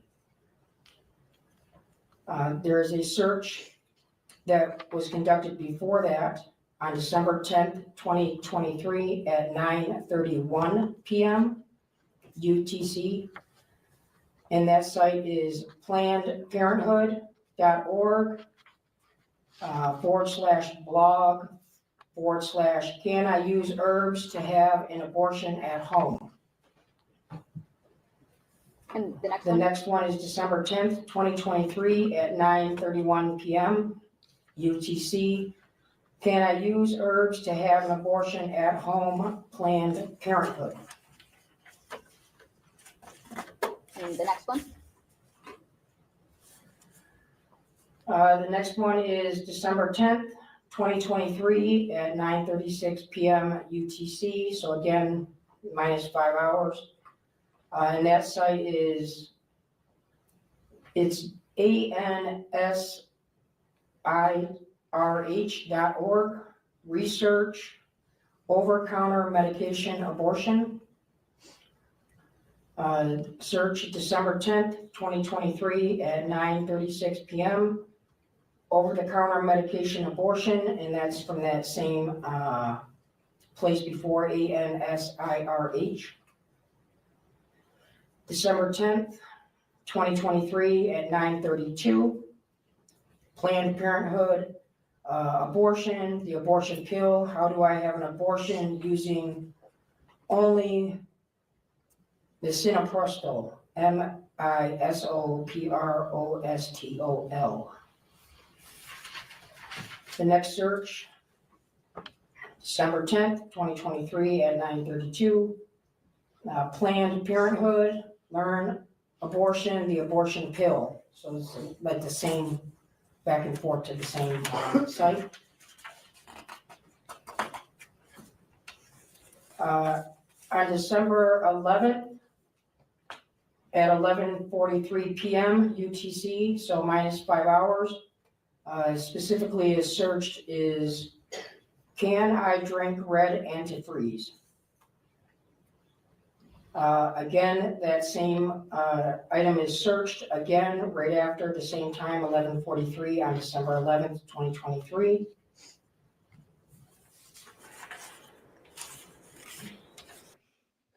I saw it in the chat already. He was looking to get rid of this baby by any means necessary. I was really thinking maybe he didn't, maybe something went wrong, right? I was thinking that maybe something went wrong. He didn't mean to hurt this baby, but y'all, I don't know now. Because there's no way you thinking having anybody drink antifreeze is going to end well. Like, I am leaning towards first degree not leaning. I am now on the side of first degree premeditated murder. He was stuck. All I could hear was Shannon saying his back against the wall. For this man to be constantly, he was ruminating. Georgia governor got arrested today. Wait a minute, girl. He was ruminating. Okay. This man, he was ruminating. This is all he thought about. This is all he was thinking about. This girl has my baby. How do I get rid? Y'all, it's first degree for me. Premeditated murder. Because her ass knew. Why was his back against the wall? This is all I keep hearing. Because this sound like this man can't sleep. Double murder, Kelly. Kelly done caught up. Now Kelly on board. Double murder. This man could not sleep at night. He at home and he's antifreeze. Ain't no antifreeze. It's no way he thought that would end well. Come on. Oh, no.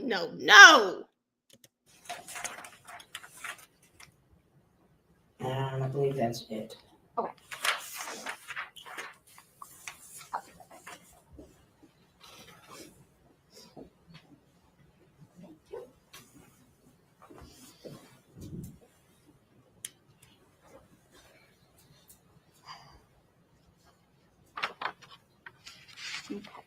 Now, in that phone extraction that you went through of Mr. Butts, that Detective Markle had admitted, were you able to go through and I know you had mentioned there was a Text Now app and Text Now phone numbers that Yes. have been associated with Neziah. Yes. When you went through Mr. Butt's phone extraction, did you find any of Neziah's Text Now numbers? Yes. Okay.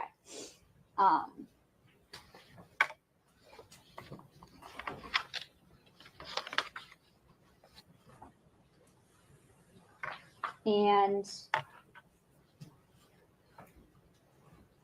do you recall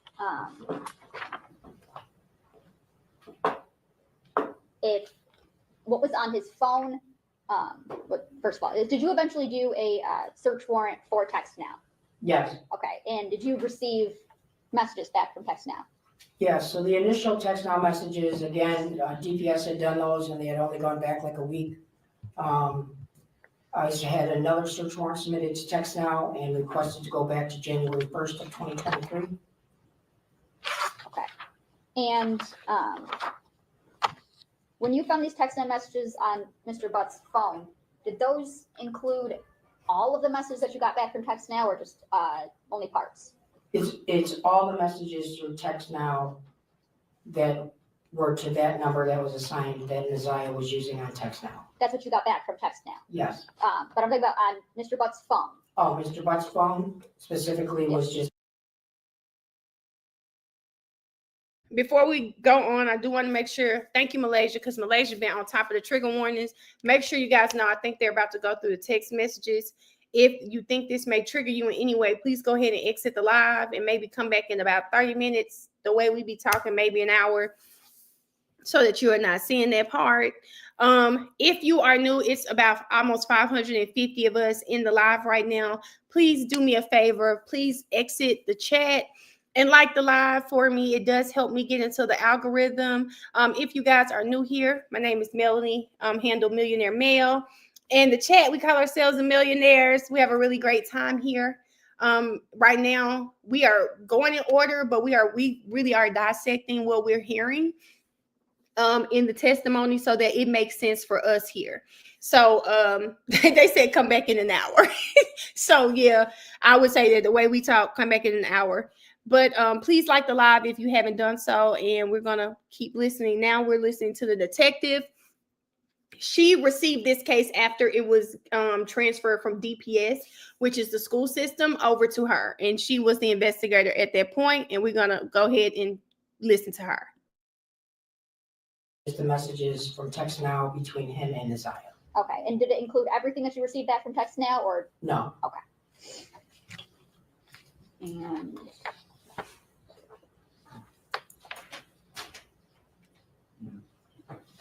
Jenna, may I approach? Yes. Approaching with Nichols, proposed exhibits 46 and 47. Can you tell me, in exhibit 46, do you recognize what I handed you?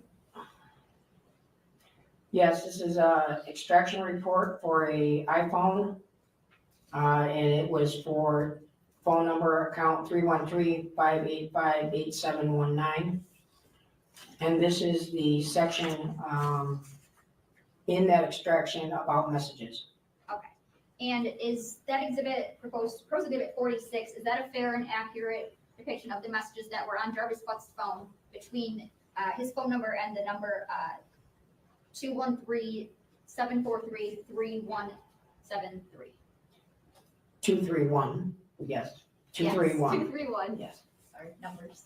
231-743-3137. Yes. Okay. And those are the ones that you had seen on Mr. Buck's phone. Correct. And I move for the admission of people's proposed exhibit 46. No objection. It'll be admitted as people's 46. And those cover a period of October 7th, 2023 through November 23rd, 2023. Is that fair? Yes. Okay.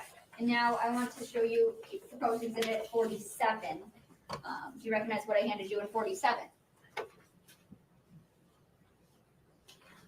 Yes, this is another extraction from the phone, and this is under the message section.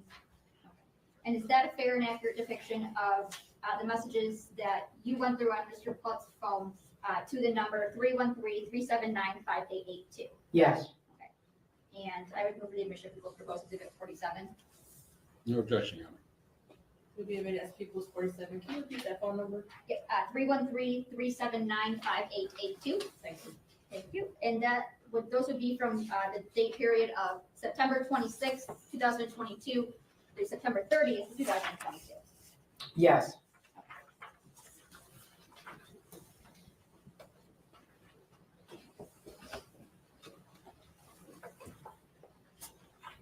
And now I want to show you what's already been admitted as people's exhibits 15 and 16.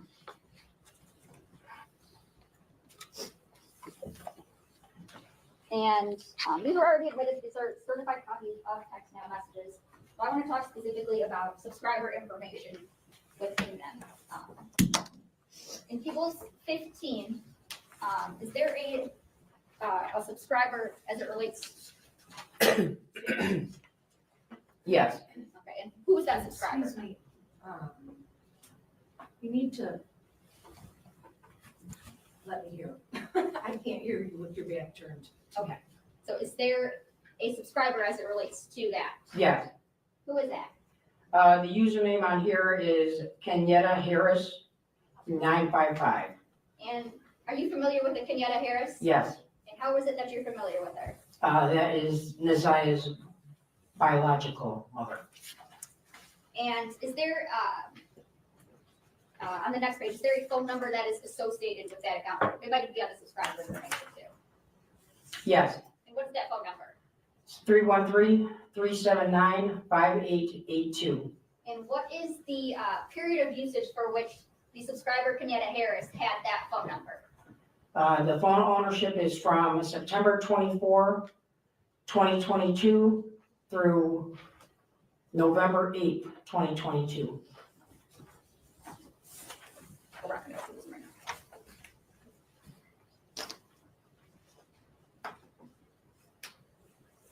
And for the subscriber information in People's 16, can you tell me who was the subscriber there? The subscriber here, the username is Naziah Harris 74. And is there a phone number associated with that? Yes, What's that phone number? 231-743-3137.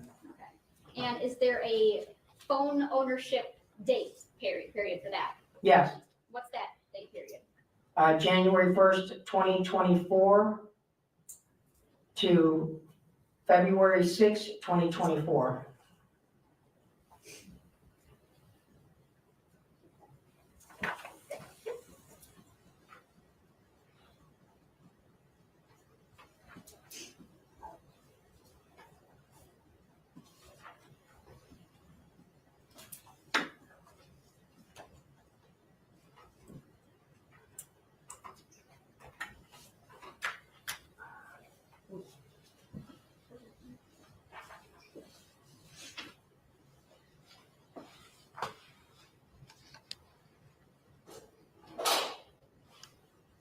Okay.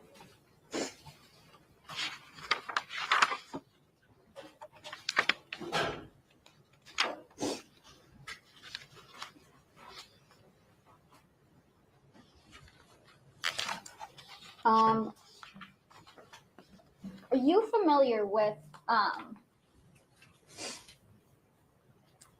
the location of 17500 East Warren Avenue in the city of Detroit? Yes, And Your Honor, may I approach? Yes. Somebody's already admitted. And I'm showing you people's 4, 5, and 6 already admitted. How is it that you're familiar with that location? this is Frank's Auto Repair. It's located on Warren, right at Neff, 17500 East Warren. This is a location that Jarvis Butts worked at prior to working at 9000 Connor. And that's in the city of Detroit, Wayne County? Yes,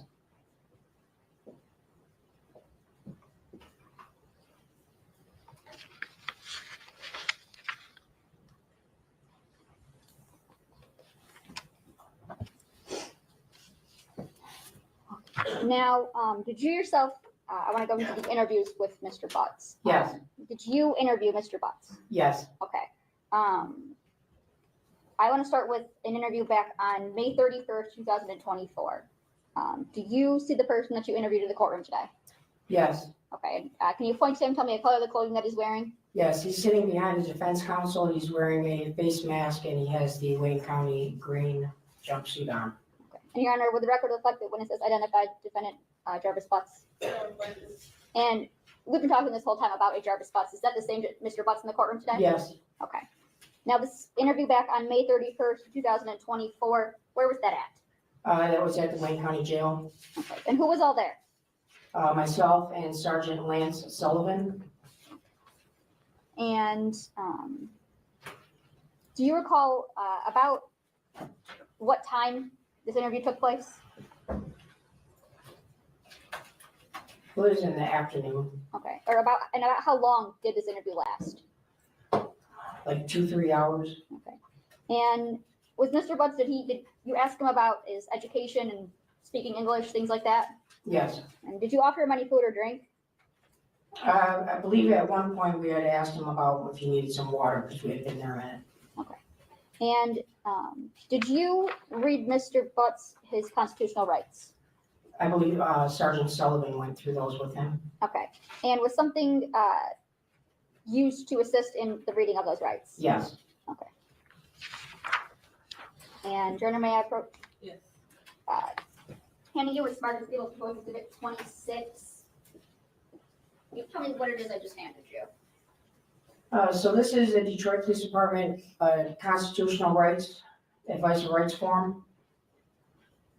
And is that a fair and accurate depiction of the one that was executed back on May 31st, 2024 with Mr. Butts? Yes. Your Honor, I move for the admission of People's Proposed Exhibit 26. No objection, Your Honor. It'll be admitted as People's 26. Thank you. And did Mr. Butts, did he sign or initial acknowledging his rights? Yes, he read them and he initialed them and he signed. Okay. And did he agree to speak with you too? Yes. Okay. And I would pass for voluntariness.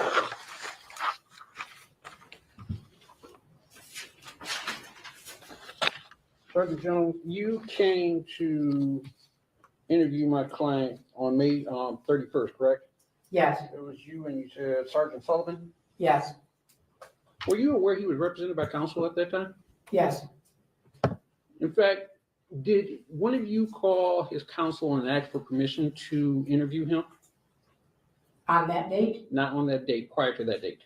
Several months before, yes. In April 17th, in fact, right? I don't have the exact date, but it was a couple months before that. And the words used were under no circumstances, right? Under no circumstances. May you interview Mr. Butts? Well, that's not true. You were not told you could not interview Mr. Butts? Judge, I would object. This is a legal argument. Only the client themselves can enforce their right. A defense attorney cannot enforce their right to remain silent. I just asked a question. Was she told not to? She couldn't interview? So, 1 second. Were you getting ready to say something else? And it has nothing to do with this interview. If we're talking about voluntariness, I want to see, was she aware that he had a right to have his counsel? They contacted his counsel. His counsel told them, no, do not interview. That's my. You're saying this had nothing to do with this interview that you're speaking Yeah. This was 2 months prior. That was not this day. This was completely separate. And a defense attorney cannot invoke their client's right to remain silent. That's just the end of it. It's true. So you and your partner went to speak to Mr. Butts. In other words, sir, move on. Move on. every time y'all think it's because they really don't have a leg to stand on, they have to try something. So what the prosecutor was saying was, hey, what he's talking about was 2 months prior. And either way, a defense attorney cannot invoke a client's right to counsel. If Jarvis sat there and wanted to talk and he didn't say I didn't want to talk, then bye. If he didn't ask for his lawyer, you can't make him have his lawyer there. It is his right. Correct? Yes. You took him, where did you interview him from? At the Wayne County Jail. Okay. Did you interview him on this was at, forgive me, at Division 1? Yes. Baird. Did you interview him on his floor or did you take him somewhere else? I don't know where his floor is, so Wayne County had prepared a room for us to be able to interview him. Okay, so you took him to another room and you and your partner interviewed him? Yes. And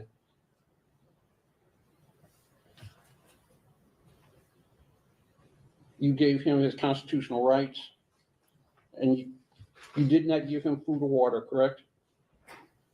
Correct. You don't know what time of day this was?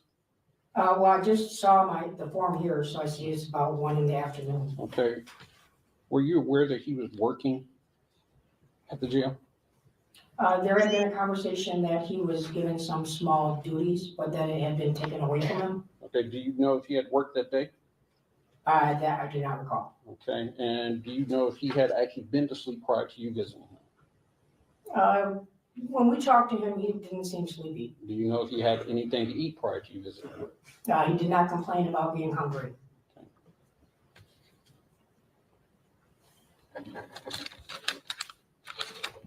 We just has to try something because I'm sorry, we don't give a damn if he was hungry, sleeping, Yeah, we're tired.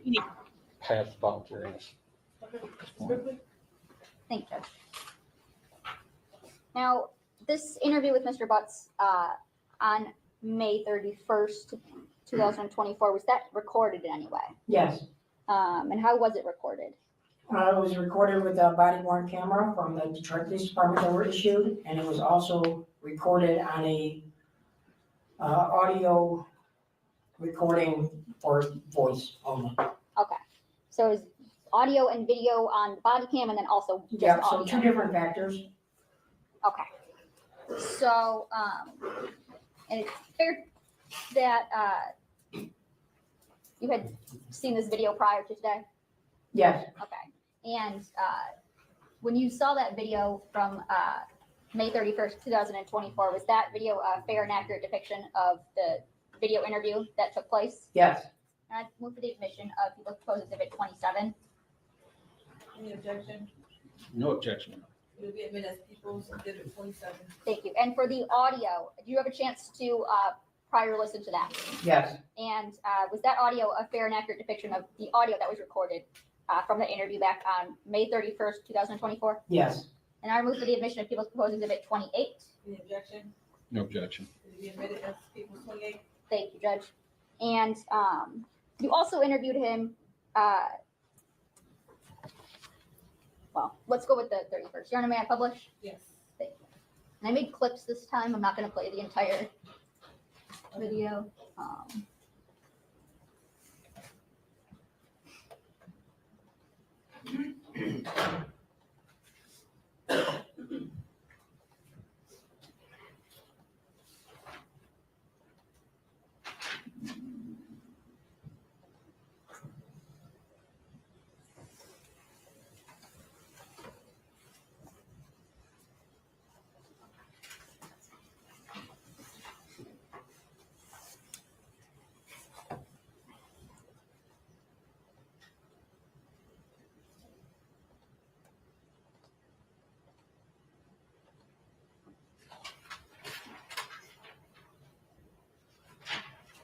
And for the record, this is from Exhibit 26, and it's clip 1.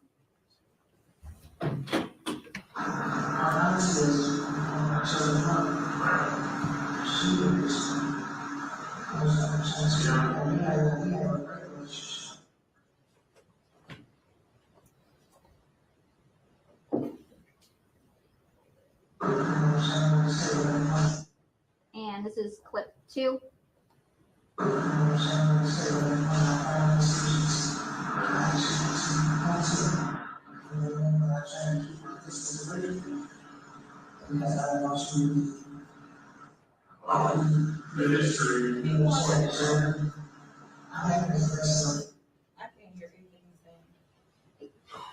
He is very quiet. I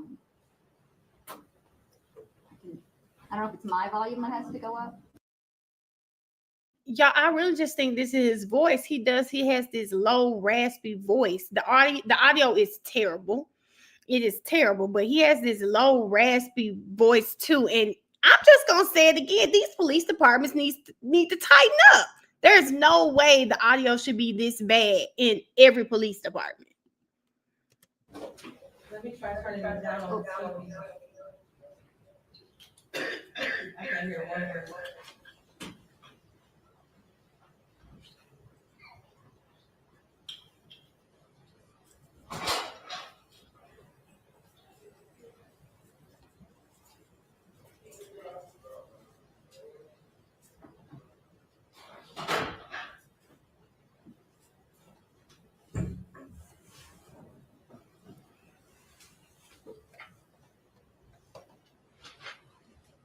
Let me try now. This is starting it for clip 2.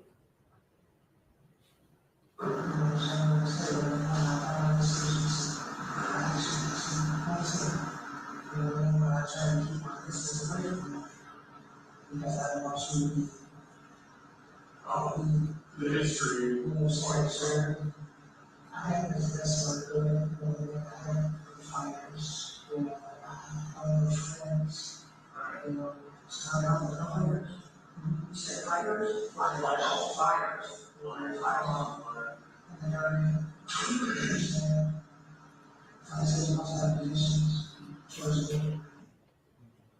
Now, in that clip, Mr. Butts was talking about him keeping his distance given his history.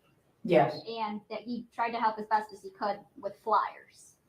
That he was trying to help with flyers regarding Messiah being missing, yes. Okay. Now I'm going to play clip 3. One of the allegations, they said that I was supposed to be in the area, she received the detention, so I was in the area at the time. I worked in the area. Did they say why they came to you, or you just contact you? I was having a series of text something about meet them, and I exposed to the same anytime we start getting exposed to people, they said she texted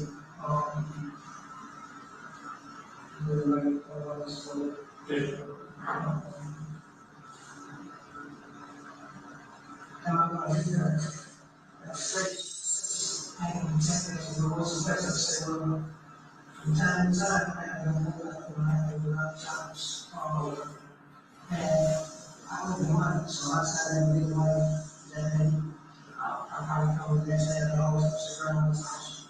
And I started to make money around the house. So once I got my house, I got over to get the money. That's how I'm saying. So that was a lot of taxes. She really taxed me. I guess I don't know how much.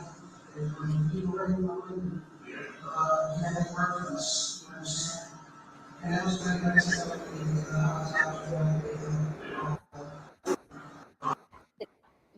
Messages. He would have the girls about. Now, in that clip, he talks mostly about that there was some text messages. He would have the girls come and clean, be at the shop, and he would have work for them. Yeah, he was talking about, he would pick up the kids, he would give them a little bit of money, and they would come clean up and tidy up the shop. Okay. And that he believes it's normal for her to text him for work. Yes. Okay. Now, clip 4. Do you remember that? Was that he tried to talk like it was for the money and it's for listening? I remember that context because we were visiting. And I never, I said it. What's that about? Being busy?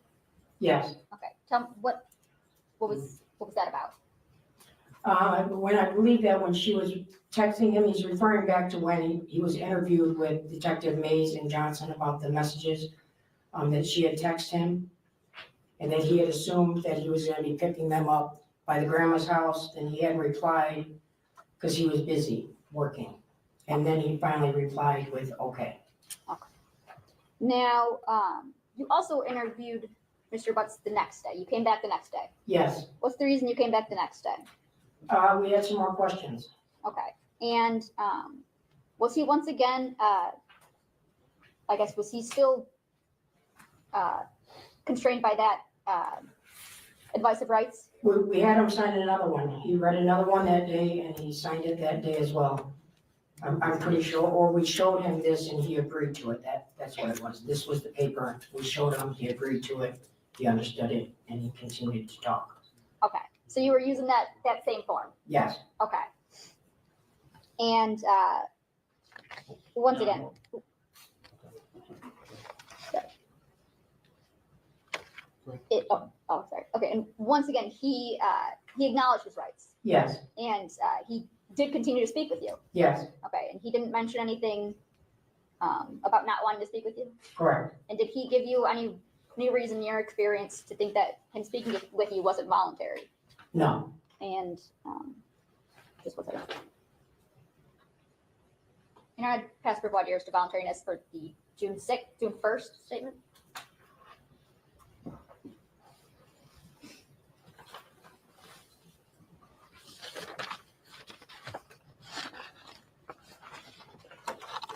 Sergeant, do you recall on June 1st, you were with your partner Sullivan? You didn't have him sign the form. Well, we had presented this back to him. We had this form, advised him that this was still, if he understood his rights, and he agreed. So your words, I believe, were you remember the form you signed yesterday. You still understand that? And did I say that, or did No, Sergeant Sullivan say Sergeant that? Sullivan said that. Okay.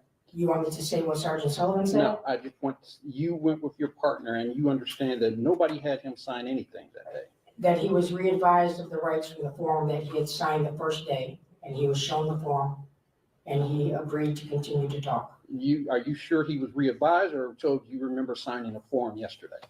You would have to play to hear the exact, I can't tell you the exact words that Sergeant Sullivan said. I don't recall his exact words. So, Your Honor, I'm going to object to this. As I recall hearing this tape, there was no reading of rights for the second date. The only thing that happened on the second. Thank you, Nick, for the Cash App. Thank you so much for the Cash App, Nick. Date was, he was advised, do you recall signing the form yesterday? Yeah, that still applies. That's not. Do you want to play it so I can hear it? Sure. You want to play June 1st begins probably the first 5 minutes.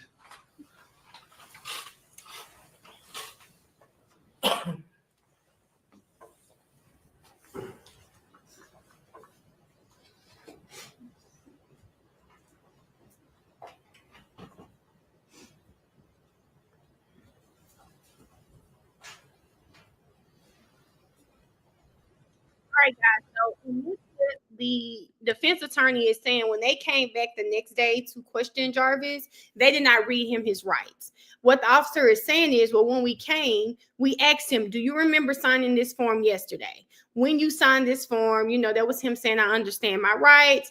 She said, do you remember signing this? And he said, yes.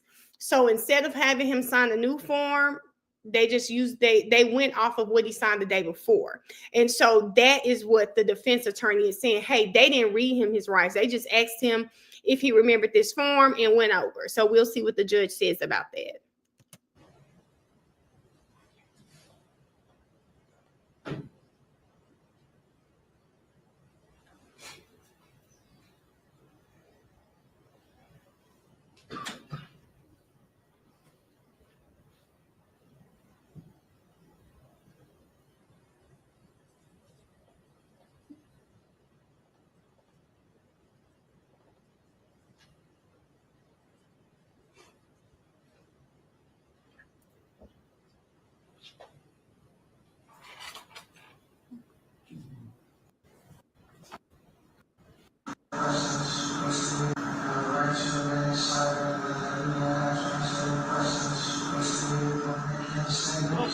Sorry, hold on.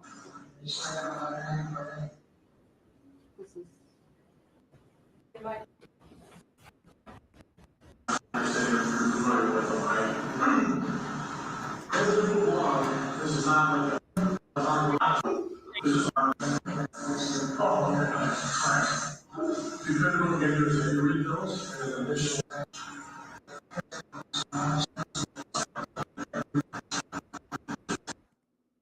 Okay, yeah. Record that was from People's Exhibit 27, and it was paused at 4 minutes and 9 seconds. And let me find the other one.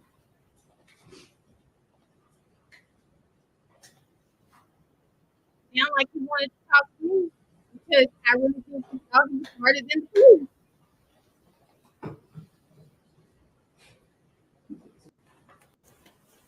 From Exhibit 29 at 1 minute 20 seconds. Oh, I didn't share it. I'm sorry.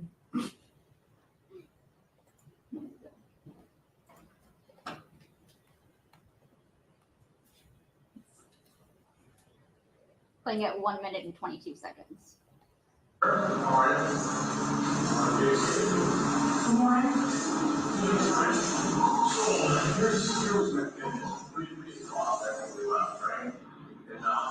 thinking was, I'm literally from Hawaii, I studied him like the Boston for 2 weeks. And I think like, how did it look like you talk to you? Okay, you're talking to me, certain, you know, so. And so you want to be good stuff, and it's very hard. We don't want to talk about something, I was on about. I don't know what they're saying, y'all. So I told you I'm skipping through. Invocation of a right, or there was nothing that would be, you know, ambiguous or unequivocal, that there doesn't need to be another form signed. And Mr. Butts is clearly aware of his rights, as he stated. And he is the one who agreed to be okay with not signing another form and not going through with that. And Your Honor, I would argue that just because he may know his right does not dispose the government of their duty to make sure that he is read, understands his right each and every time they interview him. So the fact that they may think he knows his right does not mean that they aren't supposed to read him his right, make sure he understands and make sure that they're accurate before he waives them. That's not a knowing, intelligent, voluntary waiver. And Judge, I would just say that Mr. Butts was not even under arrest for this case. There was no rights even needed. Yeah, they testified. He was in County Green for something else. He was in County Green for somewhere else, but he was not in his cell. He was not on his floor. They took him to another place where he was not free to go. Well, he wasn't free to go because of another reason, Judge, not because of anything to do with this case. So I also learned, I heard him saying there that he went to Wayne State for college. So That's correct, Judge. Question of whether or not you understand is out the window for me. Come on, Judge.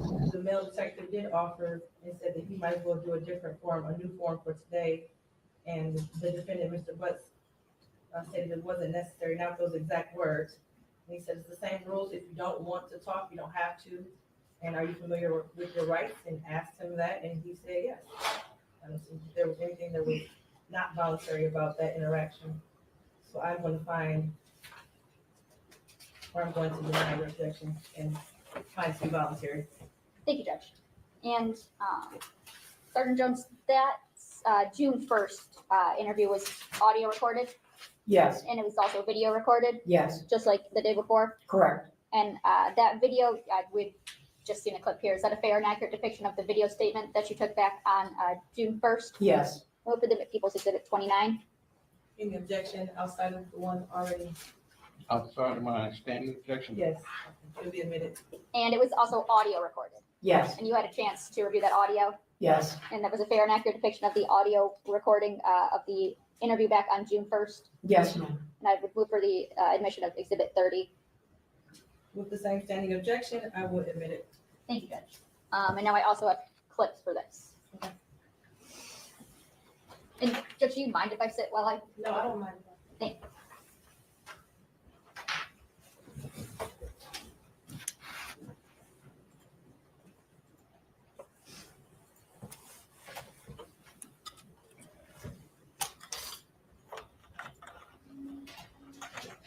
And publishing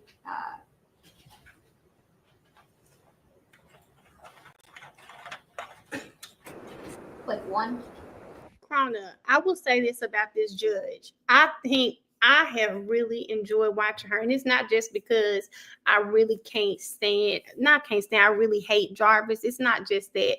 I think I love the way she is so attentive. You can tell that she is taking notes. When she doesn't hear an address, she stops them so that she hears what they're saying, because she is taking notes. She is tapped in, and I love that.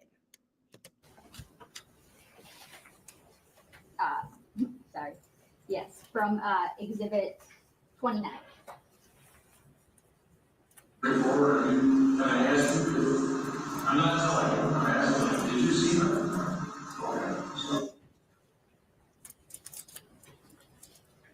And you were, Mr. Butts asked if he saw her. Correct. Who was he referring to? Messiah. Okay, and when were we talking about? Denied seeing her when? On the 9th of January, 2024. And I'm playing clip 2. And yeah, I think I'm going to object to the form request. Yeah, all we heard was, did you see her? I don't think there's enough context for her to make that statement. This is what they were talking about. If that's the question that was asked, I just actually go back a little bit further and play the exact question and answer. I'm sure, Mr. You have the full interview. I do, Judge, but it's 3 hours long. I don't need to hear the full interview, but if she's going to answer from the simple question, did you see her? The answer is no, that all this other information applies. I'd at least like to hear that. That's all I'm saying. Judge, I would say that this entire interview is admitted. If the court wants to review that, I mean, I can go back a little further. It just might take 1 second.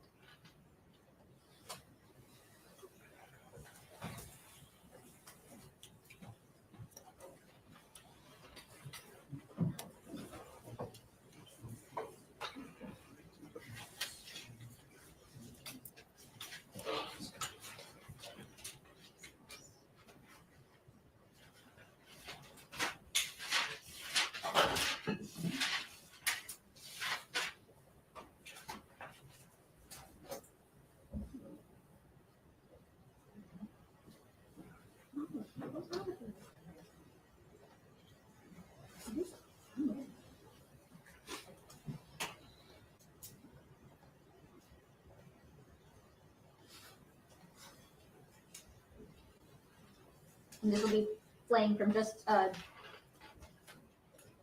couple of seconds back at 35:58.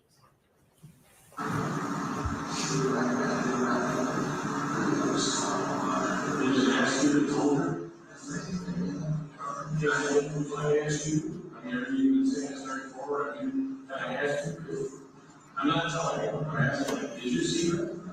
Okay, so, that's something.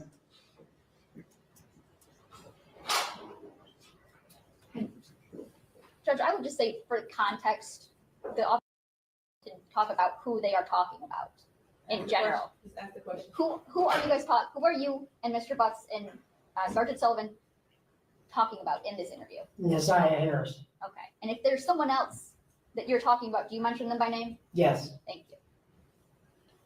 Okay, overruled.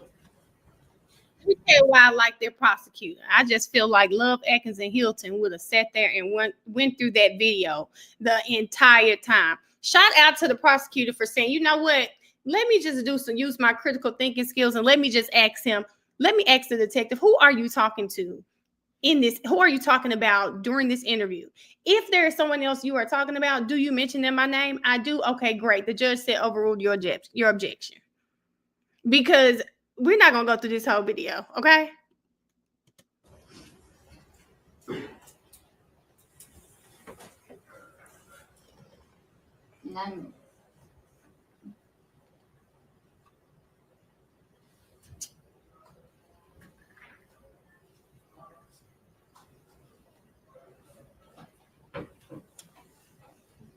going to continue with clip 2.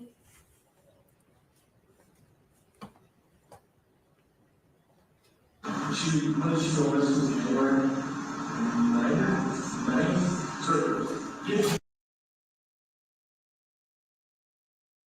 He said something like he was on top. Okay.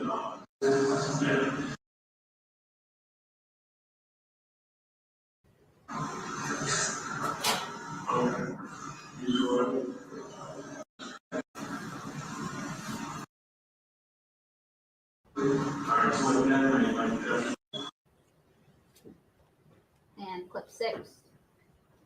Oh,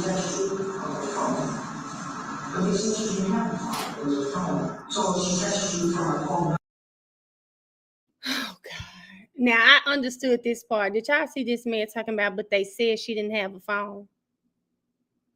Well, they said she didn't have a phone. But the police officer said you text her. You text her. I heard that part. Sir.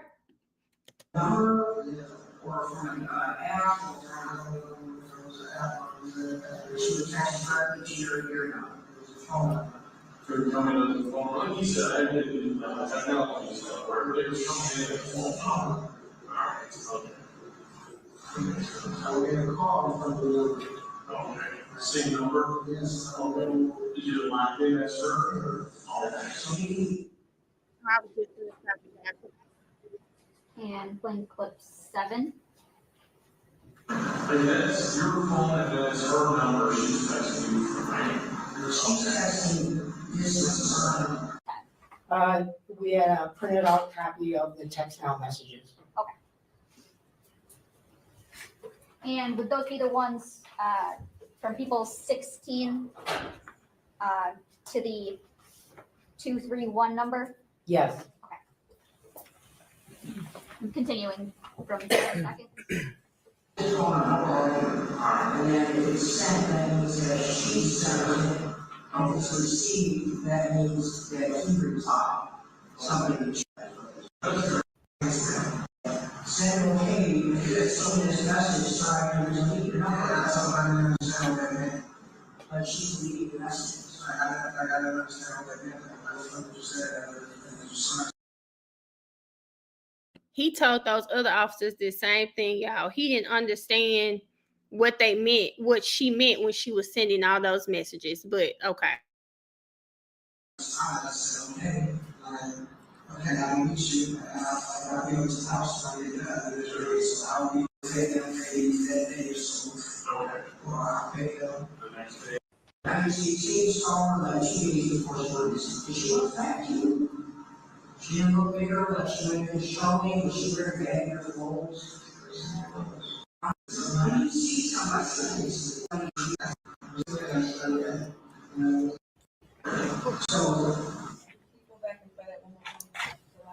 Yes. You're playing clip 9. You don't know. But I mean, she saw her like 2 days before she went missing. Did she look back to you?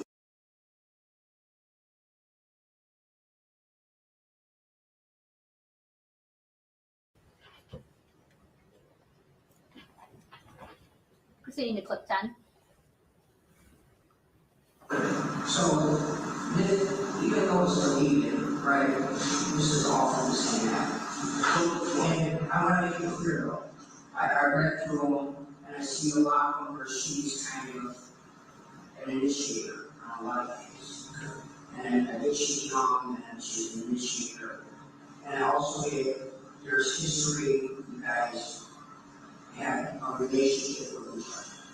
We're not going to, when I say we're going to do a full member, what I'm trying to say to you is stay on the same path, okay? Because there's you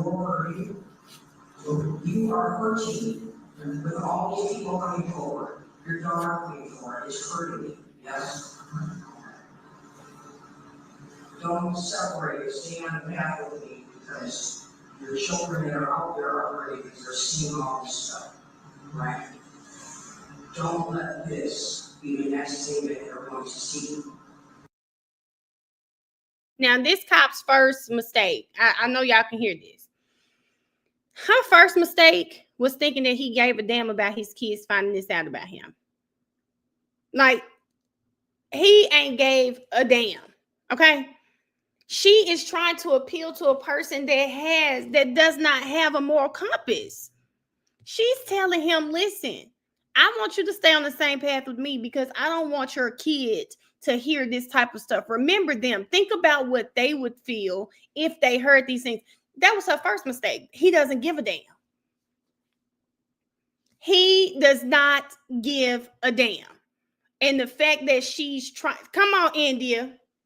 The fact that she's trying to use those kids as a bargaining chip is not going to work because he doesn't care. And this, we can go over this together, and if you have any questions, we can talk about it. So this starts here in March. Yes, 2023. And this is where she identifies who she is. Okay? And this number here, it's all your number. It's all your number throughout all pages. What is she telling him?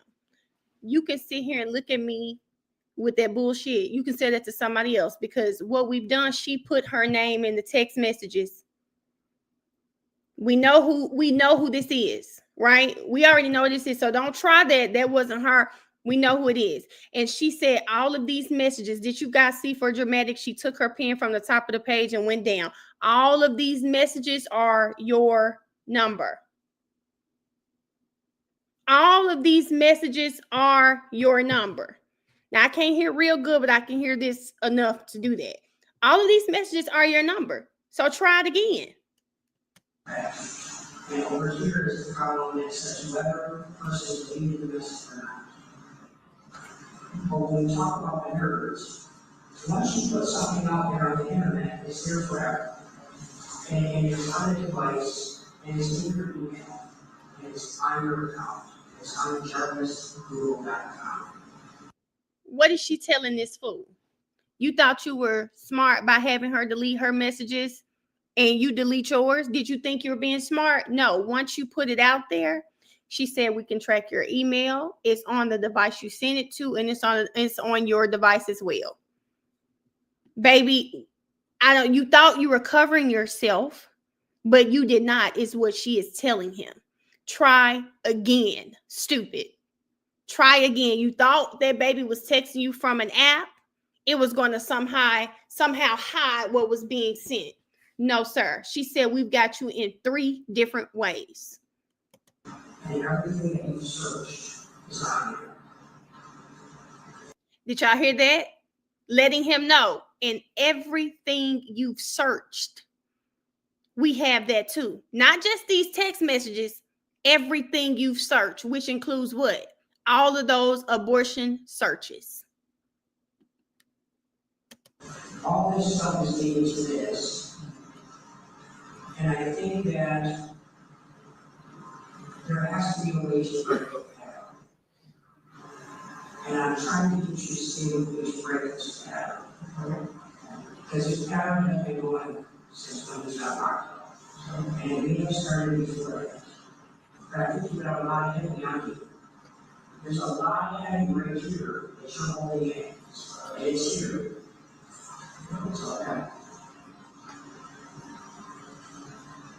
Can you call man yourself? These are going to be different conversations, right? She's giving you man's number. Very clear that this is her. She has sent all these messages, and then you finally reply. I call her. And I see she's hitting you up again, and then you reply no. And it goes back and forth, right? So here I kind of see she's like, I just need somebody to talk to. So I think she's kind of reaching out to you. Was she going to retire or something?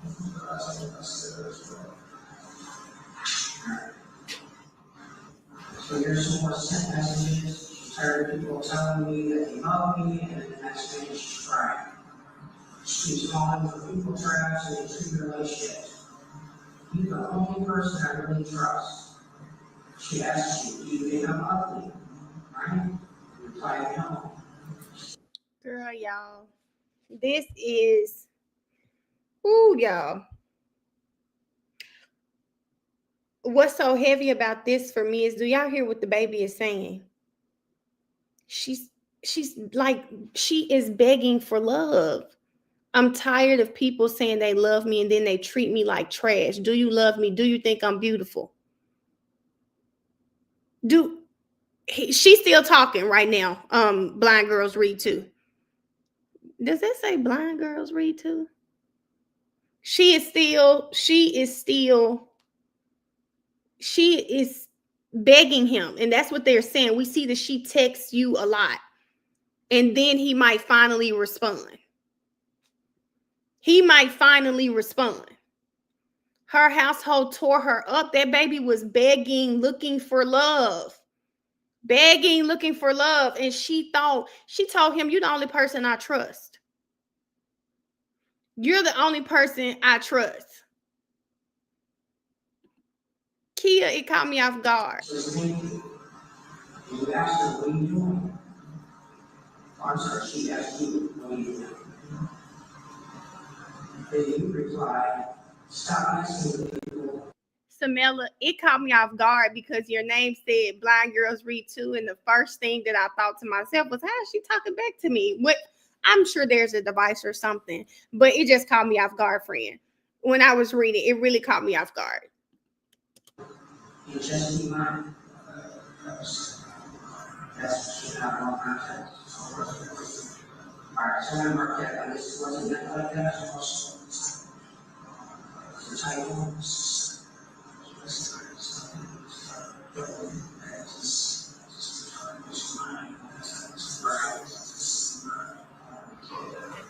Okay, so then I see there's like much of these calls. Yeah, he back to talking low again. The officers are louder, but he just talking low again. I see there's a pattern here again. She's constantly, where are you? Where are you? Are you coming to get me or what? What's going on? Yes or no, it's being made, right?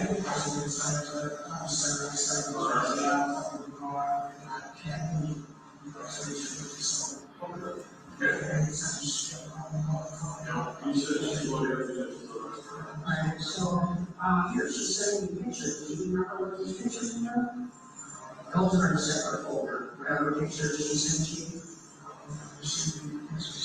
She never sent you anything that maybe she was trying to see if she looked to or not, that you should have had, that you already have to without receiving. Yeah. I mean, you received it, we know that. There's a picture, so what I'll say. She told him, play with someone else. We already know you received the pictures. We already know you received the pictures. Like, we know that. So please stop playing dumb with us.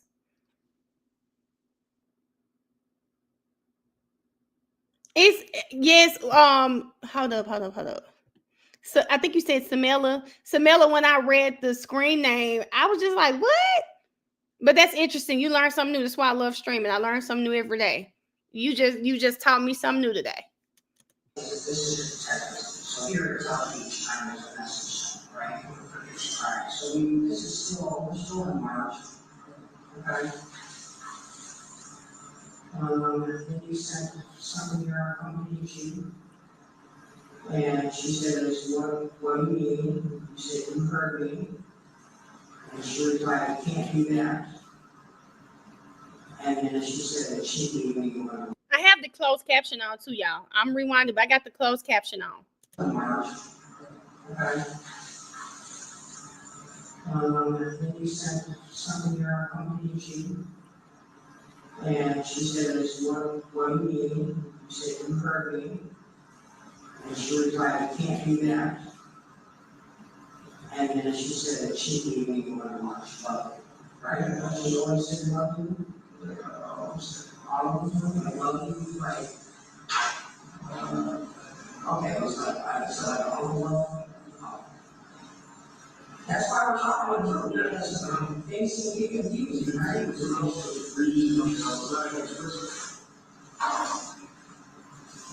Alright, and she sent another message. She told me about how she's high, right? So you're like, so, and then why are you mad? What are you doing? What is NTH? Nothing. Then back and forth, and you communicating. Then she says, here, you can only text me by this number. Don't text me, you will need the number.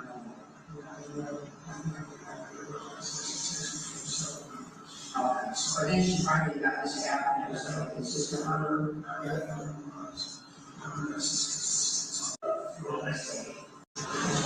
Yeah, and I think it might be more time to see that. Just show her some phone. We talk about that phone. Several different phones.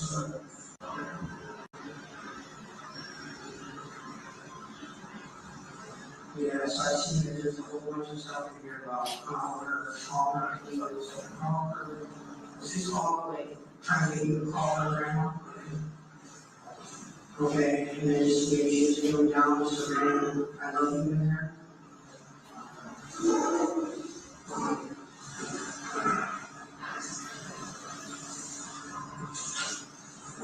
Pull up, and then be mad at me. Why would she want her to be mad at her? Because I want her about the attention. So I see all these sentiments, right? And still only, now we're in May. This is May. What you doing? Good morning. I miss you. I miss you too. You sent. I can't stop thinking about you either. I said, yeah, so she said, here, Did y'all hear that fool? That fool said, I sent that. Yes, you sent that. He said, I sent that? Yes. She said, yeah, here, right here. I can't stop thinking about you. Send it, and you replied, I can't stop thinking about you either.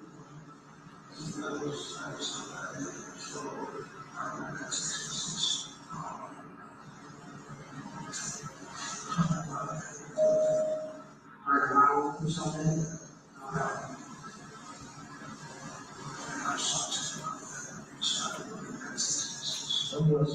There was a May of last year.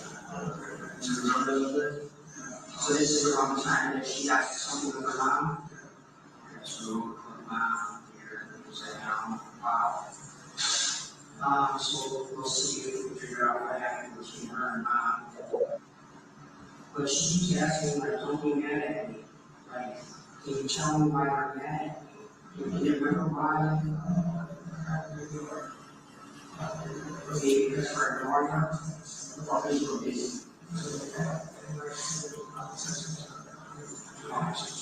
We don't keep contact with her. It's stress. Alright, so since back and forth. Something about I told you not to go into my room. Why do you take my stuff? Did you take something out of the room? I found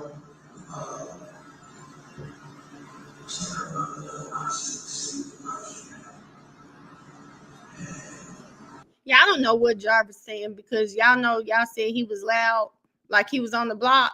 Well, he is not loud like that during this interview. And we can pick up what the female officer saying, but not. Is there something that she's saying to her, right? Did she ever say anything like, why didn't you do sexual or anything like that? Right? That's why I was asking, right? This is hard to talk about. It's like because some of the rest of them, and then have sexual relations. Does it hurt? Have sexual relations.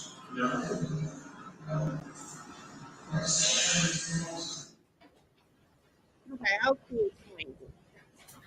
It sounds like he can't want a sexual relationship. Is it almost as if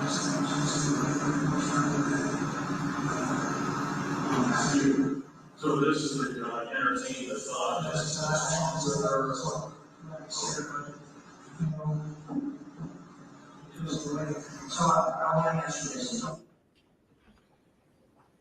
I know this bastard didn't say he was into. Yeah, we're gonna have to have her tell us what he's saying because I know this man is not saying. Basically, I was just playing. I know he's not saying I was just playing with her. I just know this grown. I didn't hear anything that last clip. I can replay it. No, don't do it.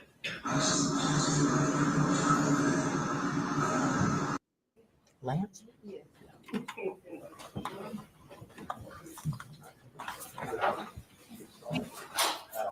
To the second half of her testimony.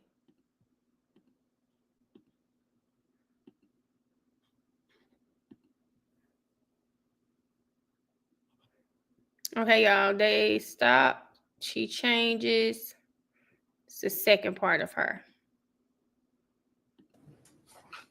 Then here you ask her, this is hours why. Can I get my big start today? Right. Okay, so still everything's happening. And then some pictures, we liked it. How many pictures do you she sent you over this period?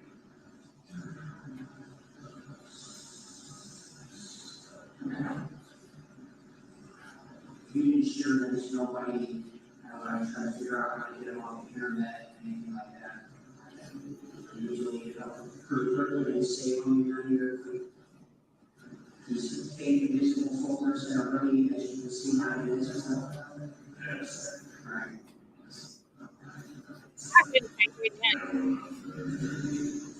All right, so then still this is July, and it's talking about she wants to fly, and you're busy. So we're still entertaining here at this point. All right, so here, I just want to give you this data and make you remember what was going on because she said, I want to talk to you. Are you busy? Text me. Where are you at? I'm trying. She's going all this. And then you said, why? Go upstairs in the bathroom. So you obviously were at the house. All right, and you said, why? And she said, just go. And then you said, we doing something or what? Oh, she said, we doing something or what? And you said, no. And she says, I want to lay with you. And you said, I'm going upstairs. And I said, okay, Shannon's going to be up here too. Okay. I just want to make sure you guys are kind of here, and I'll go back a little if you need to. The baby is for Annette to sit her stiff, weird wig wearing on that stand and say, "Oh no, he couldn't come in my house." Then how the hell is Naziah telling him, "I want to lay with you"? Oh yeah, I put it back on. Sorry, y'all. I put it back on here too. Then she's saying, "Well, Shannon's upstairs. We doing something or what? How on earth? He was all up and through the house." No. And she says, I want to lay with you. And you said, I'm going upstairs. And I said, okay, Shannon's going to be up here too. I just want to chill with you. Did y'all see this bastard do his hand like, see, I was with Shannon? Did y'all see that? Did y'all see him do his hands like, see? When she said Shannon's going to be here too, fool, as if they don't have the rest of your messages. Is she? Yes. You know she wants to engage, so she going to follow you upstairs. Shannon?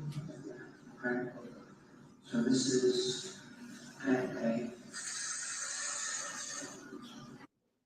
What uncle is talking to his niece this way? What uncle is talking to his niece that way? Like, come on, sir. It's no, I don't even know why he's sitting here thinking he can get around this. And you said not getting this is your name. Whatever you want.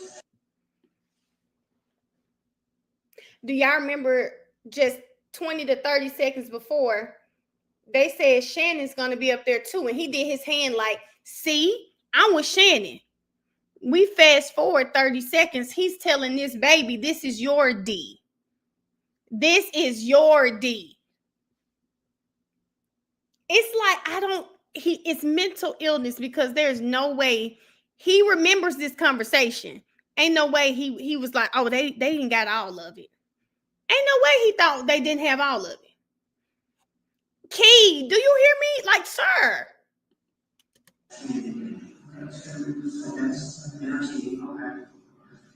Anyone with $10,000 or more in credit card debt or personal loans may qualify for help from National Debt Relief. I know what's mine. Give her something. So ask and shut up. So basically he's telling you, give her something so she can shut up and leave you alone. She only acted like that because she's horny. And then you said, I want to see you while you're in the shower. And I'm assuming that was well, I said she said I'm pretty sure.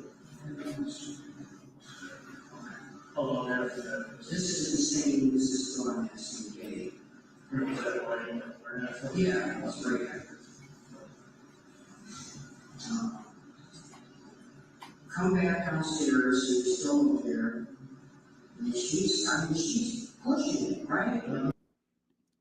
And the police officers are really trying to do some playing games with his playing some psychological games, because you hear she's like, she's pushing it, right? Wanting him to say, yeah, it was her. She made me do it. The police know what they're doing. The police know what they're doing. Not one of those adults reading those messages would think that that baby had anything to do with this other than him. He's the sick one. He the sick one. And where is Annette? Annette, he done been upstairs and downstairs in your house. Miss, he never gets out the car. Yeah, hurry up, I want you back. Come downstairs so I can sit on it and feel it real quick. I promise it's not gonna be long, just a few up and downs, please. Daddy, don't tell me you're scared. So when I talk about all these things she was initiating, do you remember this day you were open him? And she's asking you to hurry up and go have sex with Shannon so that she can have sex with you? Still didn't know?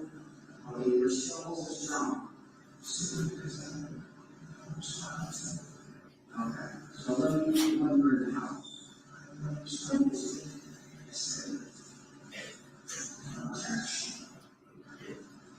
And then it's in the shower, also here's the pictures. Daddy, now you've turned into Daddy. So went from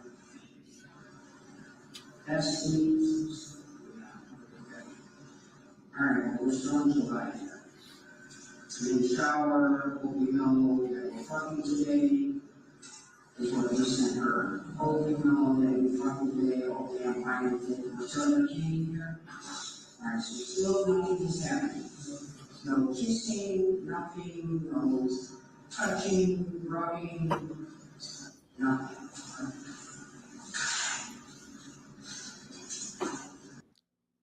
He want these officers to read these messages and think he had he wasn't doing anything to that baby, as if this baby taught herself how to talk like that. Okay. Over here, she's kind of talking about don't park in front of the house. You better hurry up. She's trying to get you to sneak in the house. Was that ever something that you guys made a joke about, that you were going to sneak in up there or something? Why are you going to sneak in her home? You can't. It's not set up that way. What about when you're at the shop? Did she ever try coming up and touching you or anything like that during all of this? There's always somebody there. Is there a room in the shop?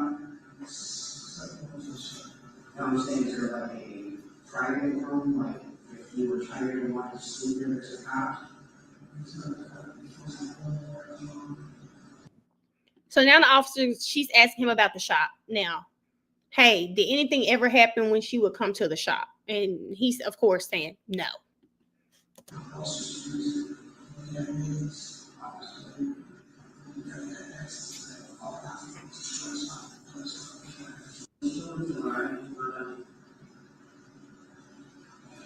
She's still talking about sex. I believe I'm happy. I don't think she's going anywhere. And he said, that's messed up because I was going to fuck the shit out of you.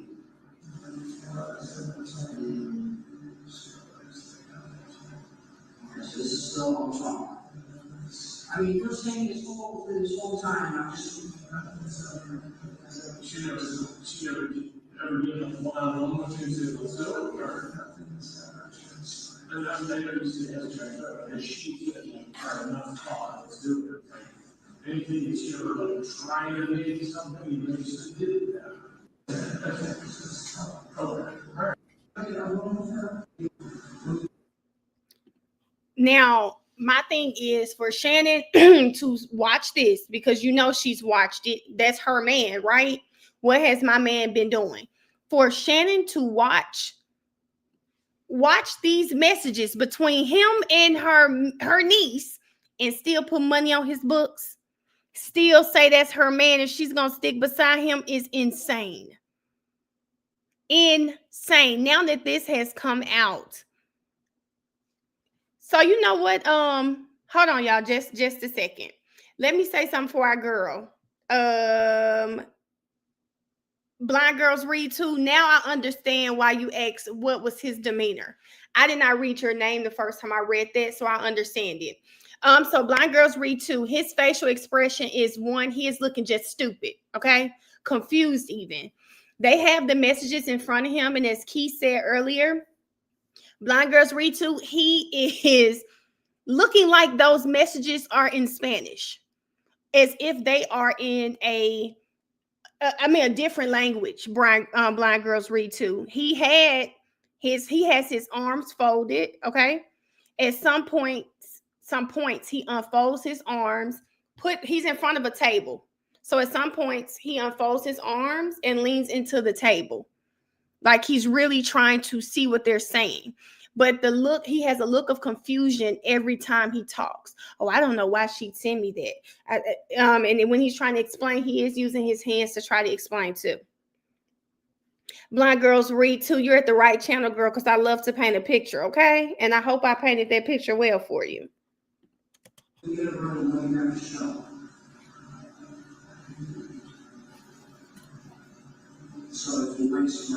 Hold on just a second. Bless Tina, friend, I can't let you say that. She said, I don't think Annette knew before she went missing. Definitely knew afterwards because Shannon is involved.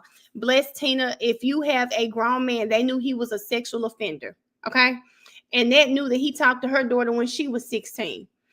Annette knew that he was buying this baby little stuff, right? These people knew. You don't be a mother. You don't have a mother's intuition for nothing.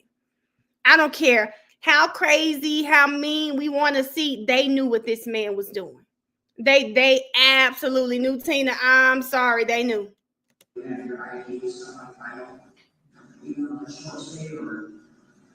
I never had a choice. Maybe you might be no matter what.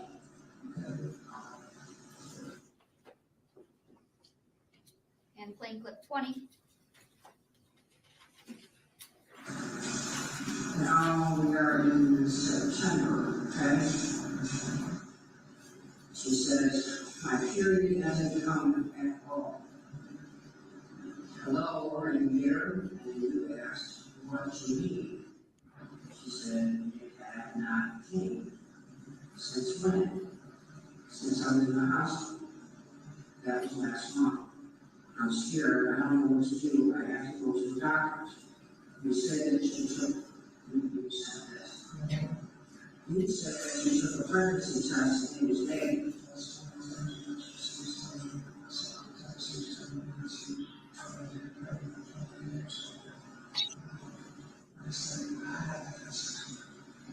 You're Blind Girls Read Too. I'm gonna have to maybe gonna call you BG. BG, you're welcome, friend. You know that conversation, man. That was the only time that she said, oh, this is my fighting the need. So you said she was studying pregnant.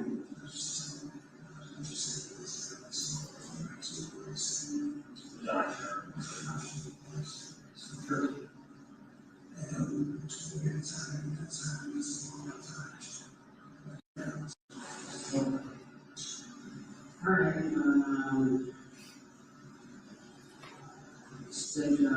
You said that you took a pregnancy test and it was negative. So open another one.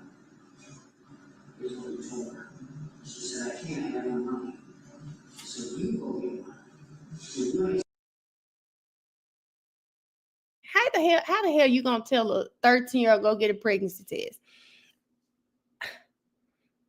I don't know. I think my life is different because now I know y'all finna be me to come. May I go to the store and buy stuff all the time? I know y'all about to tell me that next.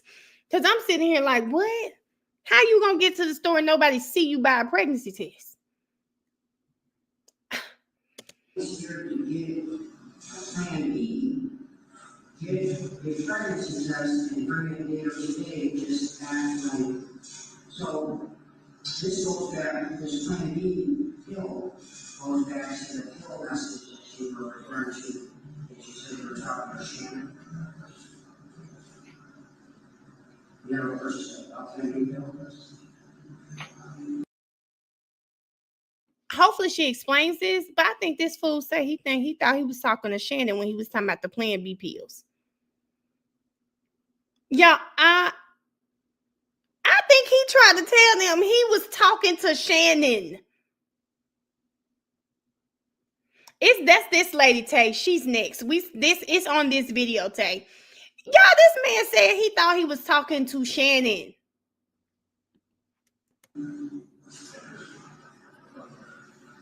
You remember that talk ago? I mean, saying that is this the one where we're switching over to Shannon, or is that pretty much her? Yes.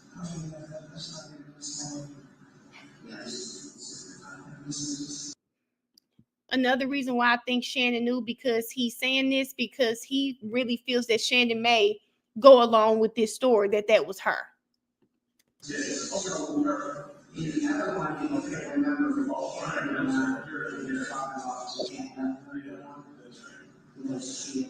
Just kind of abortion. Right. So, but that was talking about kill back then too. Yeah. So,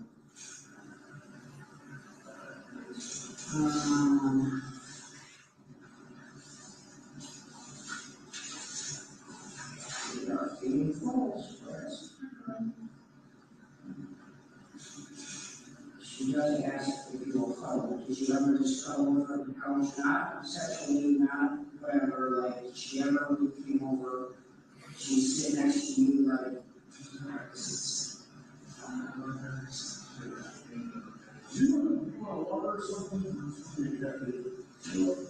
know the hell he ain't asking, does he want water? Lord.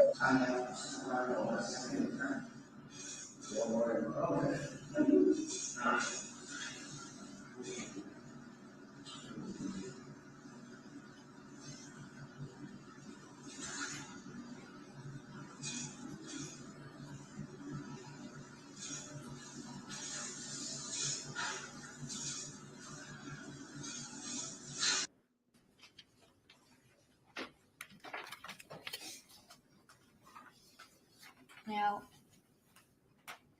Sergeant, I asked you yesterday about the subscriber information as it relates to People's Exhibit 16, which is for that 231-743-3137 text now number. Do you remember that? Yes. Okay. And I had asked you about the phone ownership dates. What is the actual registration date as it relates to that phone number for Keziah Harris? If I could look at the report to refresh. Intermatter. Yeah.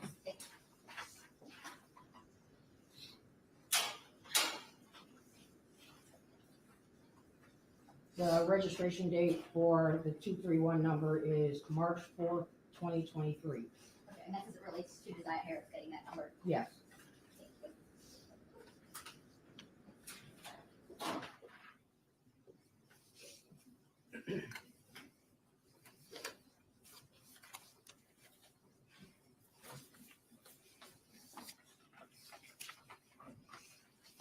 Now, I want to just backtrack a little bit before getting back to the messages. You had stated yesterday that when you searched Mr. Buck's home, you had found some guns. Yes. Did you, in any other searches, did you find any other kind of weapons? Yes. And what were the, well, first, where were they found and what were they? When we had searched Nev, there was a firearm inside the vehicle, the same vehicle that had Mr. Buck's phone. That firearm was later determined to be registered to Tashiana. When we searched Mr. Buck's car, there were several like kitchen knives in there throughout the car, various sizes. There was the weapons that were inside his home. And I believe that was various sizes. When we searched Mr. Buck's car, there were several like kitchen knives in there throughout the car, various sizes. Now, why in the hell would he have various kitchen knives in the car? Why would he have various kitchen knives in this is Mr. Butt's car when they searched it, guys? There was the weapons that were inside his home. And I believe that was as far as any weapons, there might have been some other type of blunt instrument or something, but nothing significant that I documented. Okay. And Mr. Butt's vehicle that Escalade was processed, Yes, and those items were sent to the lab, yes, and that's along with Miss Latricia Johnson's Nissan. yes. Okay. Now, I want to talk in your training and experience, having been with police for 24 years. Have you seen types of wounds made through clothing? Yes. Okay. Now, you saw the black hoodie that was recovered had some holes in the head, in the hood area. Yes. Okay. Now, are you familiar with what, like either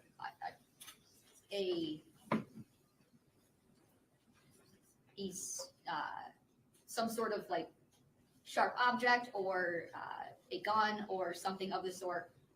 Are you familiar with what that would look like through clothing?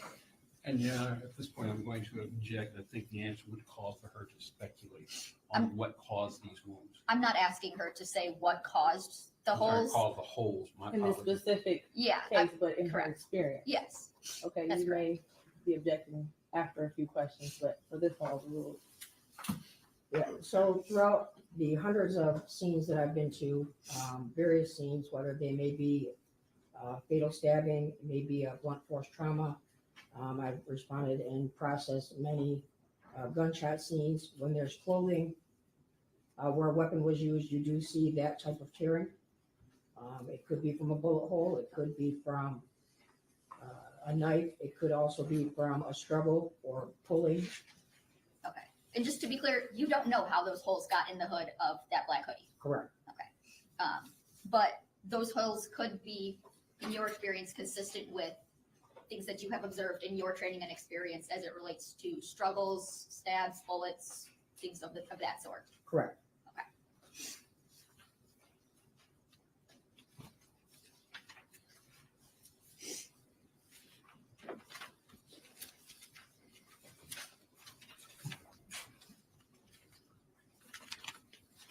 Now, on Mr. Buck's phone, after that January 9th text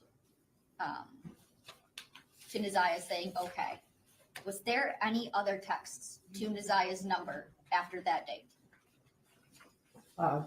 From Mr. Butt's phone? Yes. No.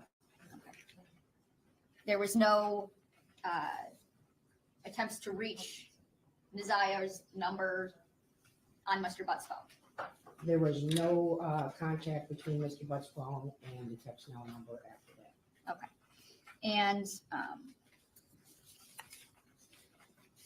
in your role in this case, did you go through Nizaya's kind of social media records and things like that? Yes. Okay. And since January 9th, 2024, have you been able to find anything as it relates, anything from Nizaya Harris on social media? No.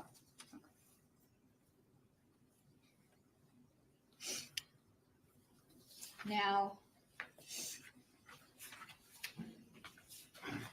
we got to hear some of these text messages in the interview, but going through them, that's what we're going to start now. Let's start with 15. Starting with people's exhibit 15.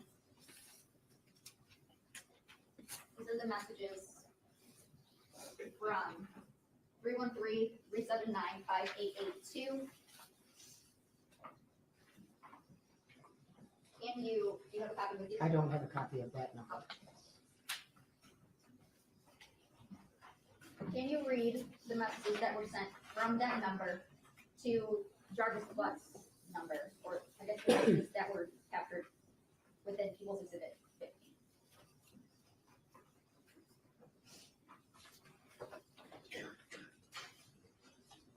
So, including the dates and approximate times.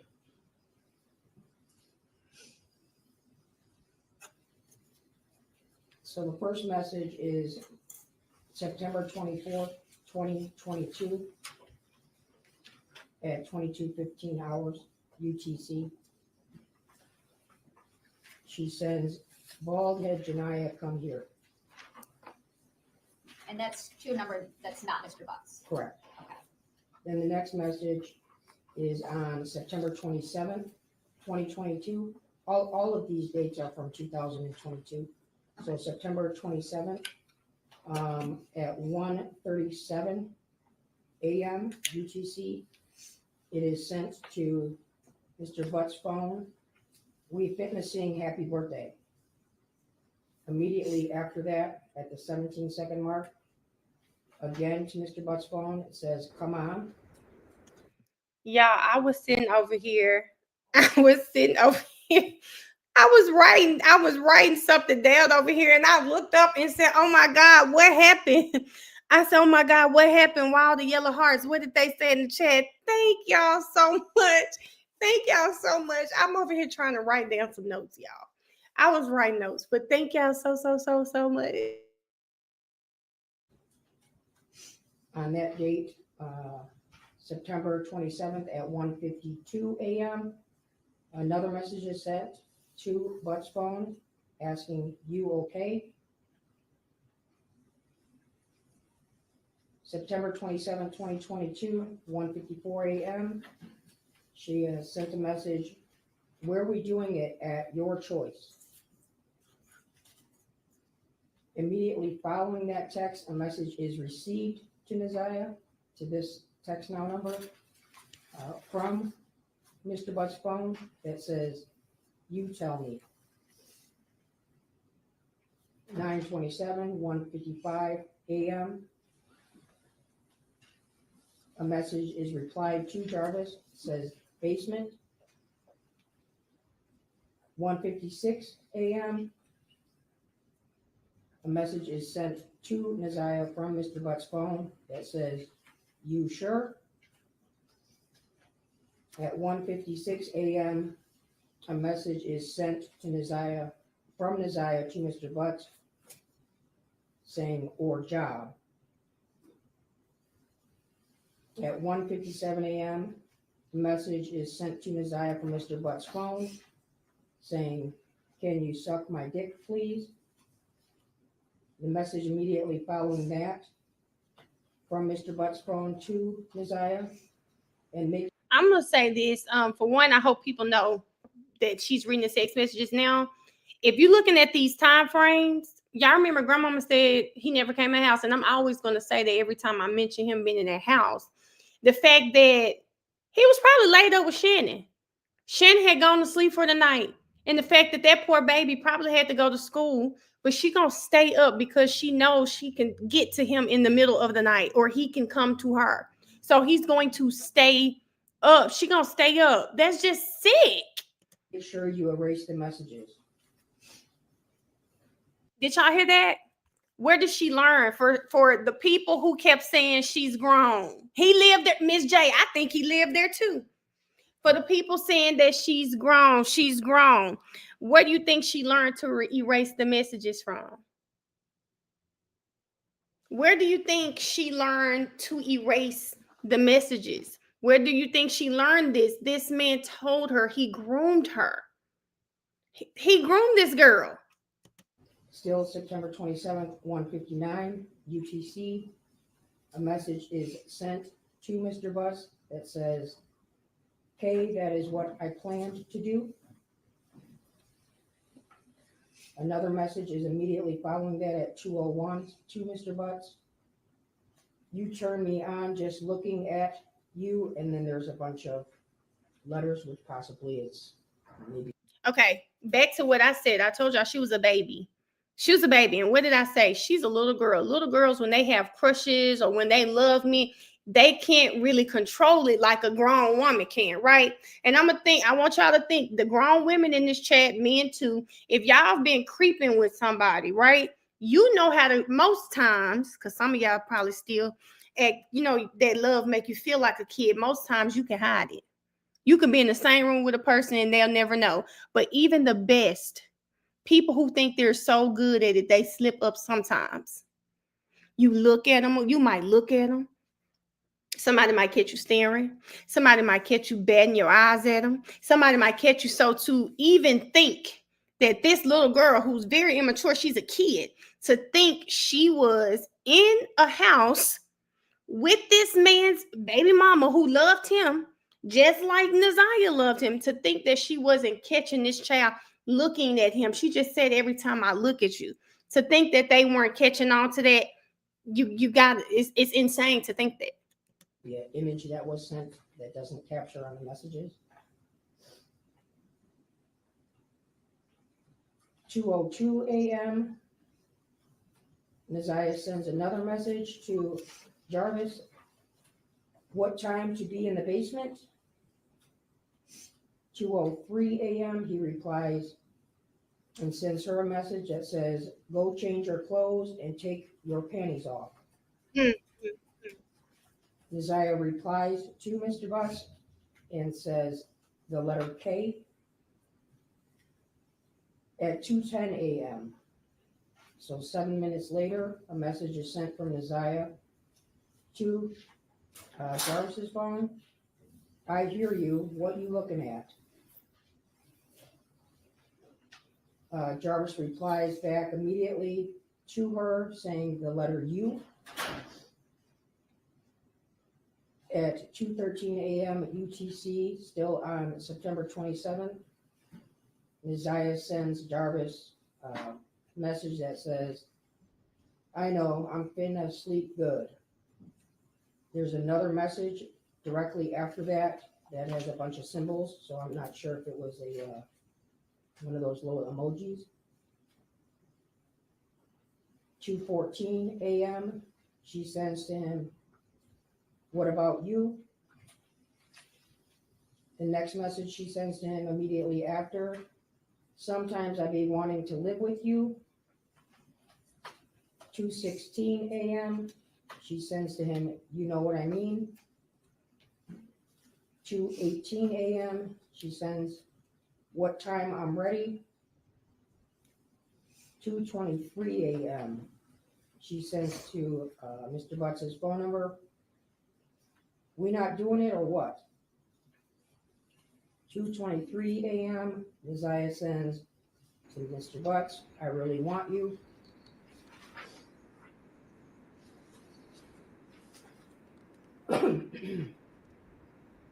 This is still on the same day, September 27th, 2022. This is now 2:23 a.m. UTC time. Mr. Butts replies to Neziah, yes. 2:24 a.m. Neziah sends, pull your car down the street and come back. I'll be waiting. 2:25 a.m. I'm going to stop right here and just say this, y'all. Y'all, what did the fiance say? What did the fiance say about him and this car? I want to, y'all know I like to give pop quizzes because this is an interactive chat. What did the fiance, and Shannon said it too. Shannon said it too. What is his MO with his car, y'all? Thank you, T. Jones, for the Cash App. Thank you so much for the Cash App. Always parking down the street. He will park around the corner. So y'all know this is his norm. I wish he would try to say it's not him. There are so many things, the text messages that lets us know it's him, right? But even his behaviors let us know. Park down the street. So he was sneaking into that house. He was sneaking into that house as well. Jarvis's phone replies back to her, come ride with me and Nye, N-I-Y. 2:25 a.m. she replies, Sweet Lady Sugar. Hold on, let me see. I want to respond because I saw, the chat coming fast, but I see your one comment. I just want to make sure it wasn't two. She said because he wasn't supposed to be around kids. He was around the kids, Sweet Lady Sugar. He was in their home often. So this was not him sneaking because he wasn't supposed to be around kids. No, this is him being a pedophile, making sure his baby mama is asleep because he didn't want to deal with her at the moment. He wanted the kid. He didn't want to deal with her at the moment. He wanted the kid. So this is him sneaking into the house to deal with the kid. He doesn't want to deal with the adult that he was dealing with at that time. He don't obey no rules. Exactly. They let him in the house. Earlier text messages showed that he was in the house, and she told him, go upstairs. Shannon is upstairs. Oh, come to the basement. So this is him just sneaking because he wants to be with the kid. And like they said, she's 11 now. No, they said Janai's 11. This is in 2022. She disappeared I think he murdered her in 2024. This is 2022. So this would make her about 10 or 11 years old. She said, "I'm do the cops or DCF don't see his car around." Oh, Shannon, I don't think I would. I wish the cops were that on point, but I mean, Sugar, I wish the cops were that on point, Sugar. He parking his car around because he don't want people to know where he is. Think about it. If he's sneaking with this little girl, he does not need his baby mama to see his car there, because if the car is there, then where the hell you at and why aren't you with me? Y'all, these messages started in 2022. Her birthday is in September. So 2 years ago, she disappeared in 24. That would still make her about 11. That still make her about 11. Thank you, BG, for the yellow hearts, though, friend. Better late than never. Thank you. So him hiding that car, child, he wasn't worried about being no sex offender and people seeing his car. He was worried about those women. Remember, at this point, he's a pedophile. He is sneaking to see an 11-year-old child. That's what he is sneaking to see an 11-year-old child. That's why he's hiding that car. Not to cover from the police. No, he doesn't want his baby mama Shannon. Keep in mind, it's 2 a.m. 2:25 a.m. 2:25 a.m. He is sneaking. He has an 11-year-old sneaking in and out of a house. He was a sex offender at the school too.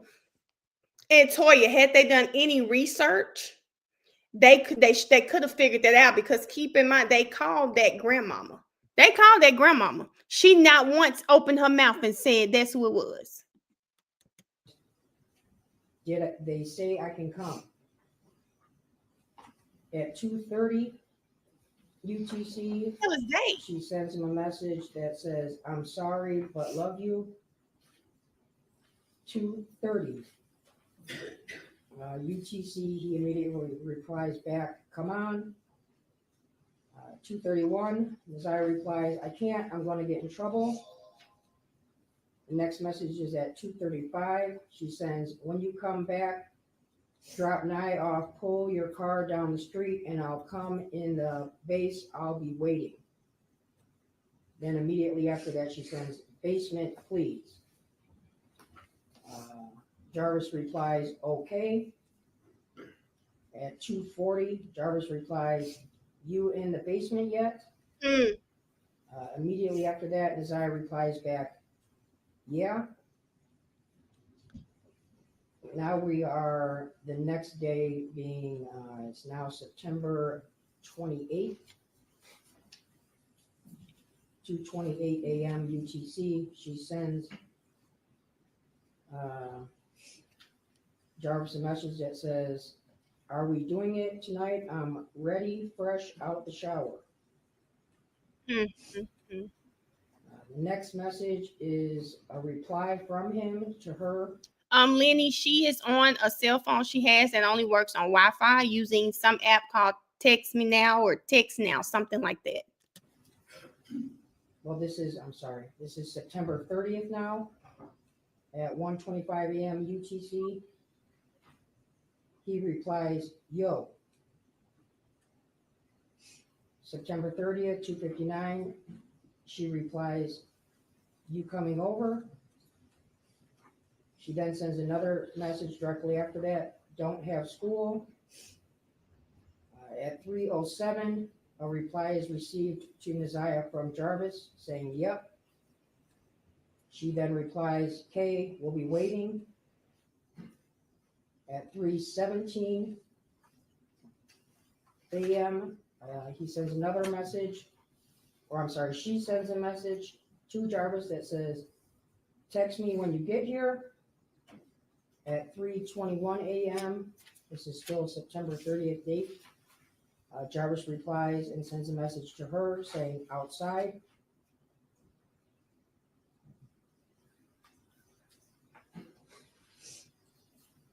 Now we have skipped to September 30th, but it is now on here at 23:13 hours UTC. Do you want to see how much money you're eligible for if you were in a car crash within the last 2 years? She sends a message to Jarvis saying, hey, boo, you coming over? The next message is now October 1st, 2022, 1:51 UTC. She sends a message to Jarvis asking, you coming?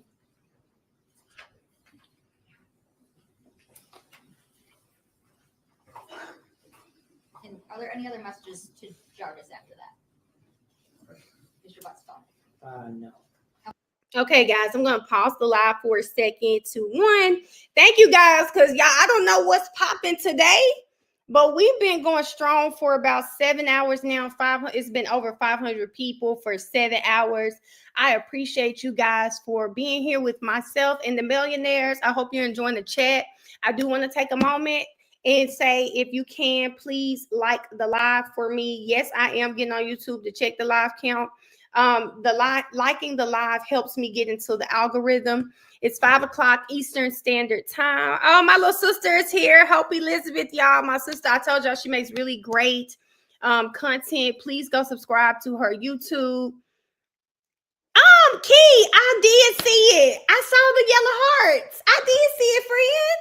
But yes, please, y'all, my little sisters in the chat, if you guys are looking for some really, really amazing edits. I mean, I'm trying to get my content like my sisters one day, because she really, you did, Miss J. She really does some amazing content. Please, y'all, go subscribe to her channel. Miss J is doing the Court of Opinion tonight at 9:00 p.m. I'm going to stop this stream. We're going to finish our testimony, even if it's right at 8:50. Guess what? 8:50, we are going to Miss J's page. And Miss J, thank you for having, we got 459 likes. What? I love you too, Hope. Okay, I'm 459. Can we get me at least to 600 likes? Please get me to 600 likes. But right after we are done with this, we are going over to watch the Court of Opinion on Miss Jefferson page. Okay, 600. Okay. Let's see. We got 627. Zakia, they said don't be taking me out for no reason. She said, it's cool, Zakia. Thank y'all so much for liking the likes.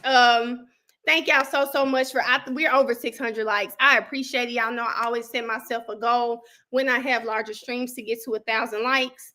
Again, it helps me get into the algorithm so your girl can be out here in these YouTube streets, okay?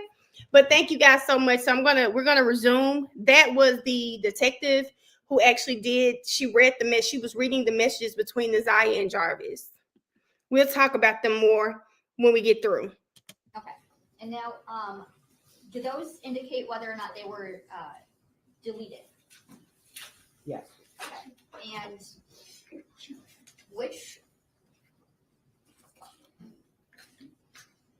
how many of those were deleted? Or how many of them were not deleted? That's a better question. Looks like all of them were deleted except for the one where she was, at the very beginning, she had actually texted somebody else, which I believe might have been Shannon's phone at the time, saying, Baldhead Janiyah, come here. But all the messages between the 8719, which is Jarvis's number, are marked on here as deleted except, let's see.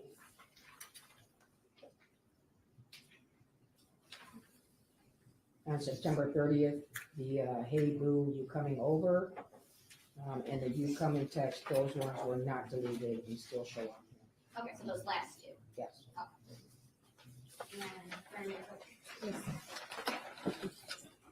Now, going through people's Exhibit 16 messages, as it relates to the 231-743-3137.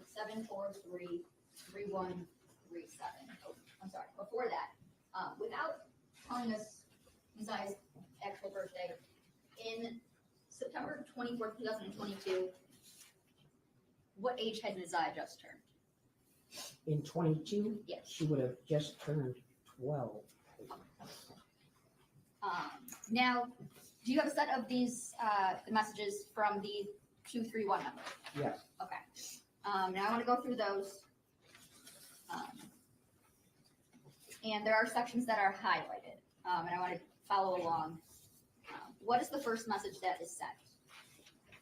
It is sent on March 4th, 2023 at 23:35 UTC. It's sent to Jarvis's 8719 number, and it says, "It's me, Naziah." Okay. And just for clarification purposes, all the messages within this exhibit are sent to Jarvis's 8719 number. Yes. Okay. Now, I want to jump to March 16th of 2023. There's a highlighted message there. Can you read that one? Yeah. So just before that, the UTC time on here, just so I'm not having the math throughout, from March 10th to November 3rd, it would be -4 hours. So any date that falls within those days would be -4. Any dates outside of those ranges would be -5 hours. You said that's But I'm March- going to read it off of here with the time is stamped and date. Okay. You said that's March 10th through November 3rd. Okay. That's -4 UTC. -4, yes. Okay. So continue with that. Yep, so March 16th, 2023 at 0006 hours, she received a message from Jarvis that says, "Stop messing with people and just be mine." And was that deleted? No. Now, moving on to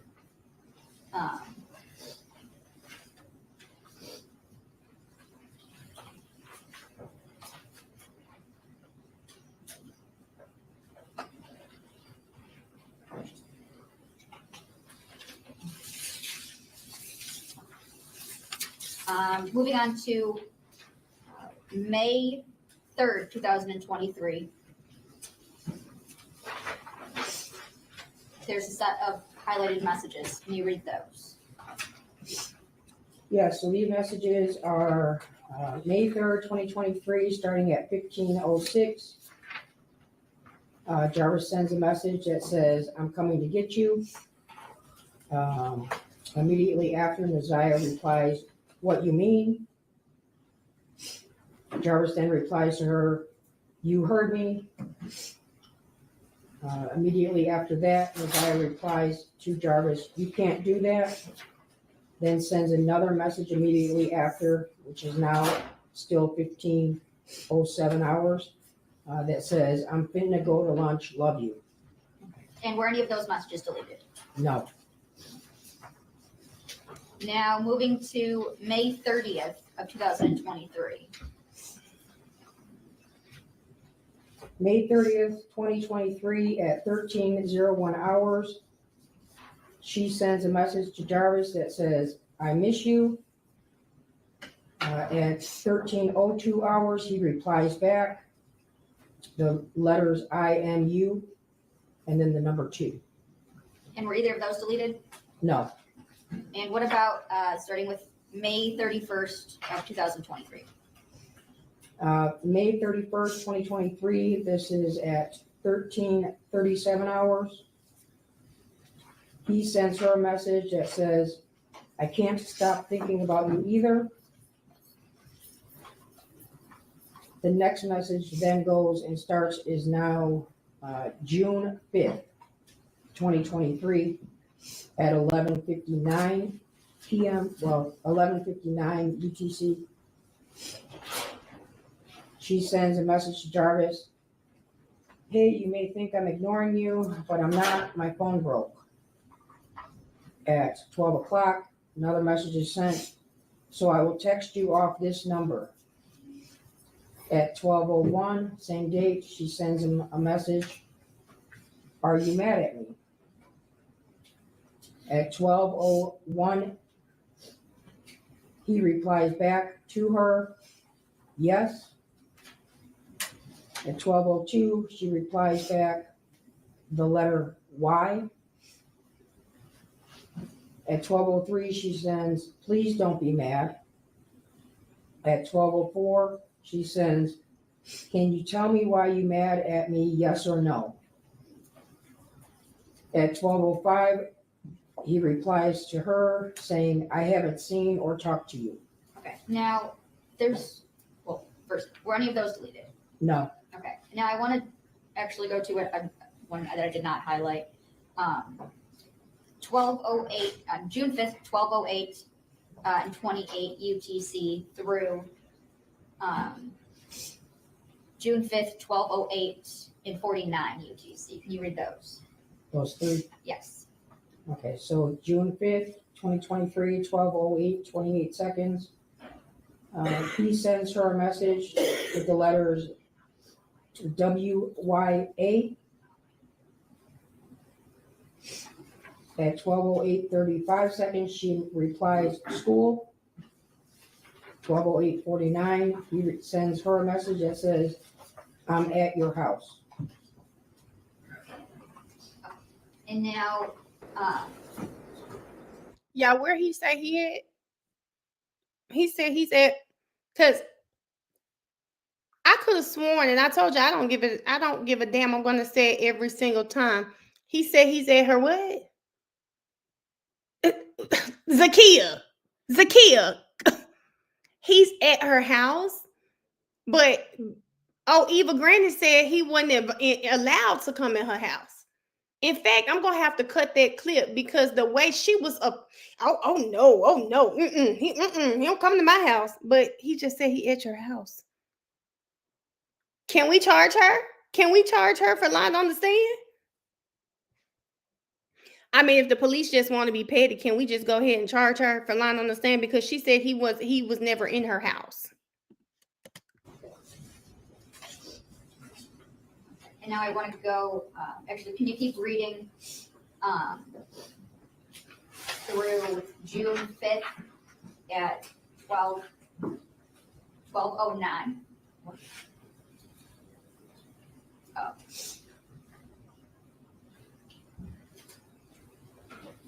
$12:09 and 4 seconds.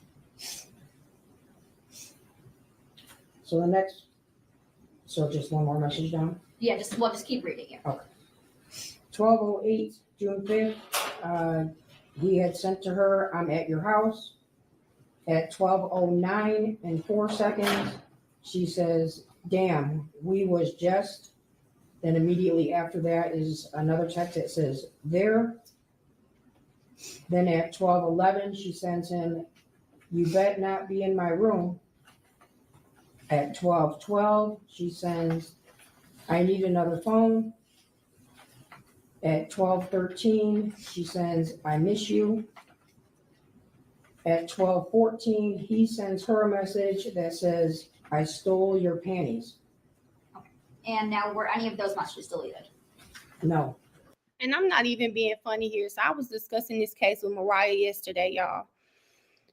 I told Mariah, I said, do you know how sick this man is to say he stole her panties? I think about when my baby was 10, okay? When my baby was 10, I think let's say she probably liked Hannah Montana or something at the time. I'm buying my little girl Hanes panties. What the hell turns you on about Hanes panties? I was just like, this man is so fucking sick. And the women that allowed him around these kids. What do you mean, you damn Dora panties? Do you hear me, Brett? Think about parents in here with young girls. Y'all are not buying nothing with lace on and nothing sexy, okay? Nothing sexy. Keita, Nothing sexy. When you're 10 or 11, she said my panties had little holes at the top. Nothing sexy. They had hearts on them. Hearts. That's what I'm saying, y'all. Barbie panties. Think about a 10-year-old. Most 10-year-olds, because when you go to the store, they're picking. And he took this away from this baby. You know, I guess for me, the worst part of all of this is children who go through things like this, their innocence is stolen. Their innocence is stolen. She said, my baby get Moana at the moment. Care Bears. Their innocence is stolen. You know, I think about my little girl at 10 years old. Baby, my baby was definitely on some Hannah Montana. She liked Bratz at one point. She was Justin Bieber crazy at one point. You think about all the kid things, right? Her innocence was stolen, gone. So the things that a normal 10-year-old would have been doing, she didn't really do. I saw like her Instagram, and I was just looking like this baby should have just been able to be a kid, groomed.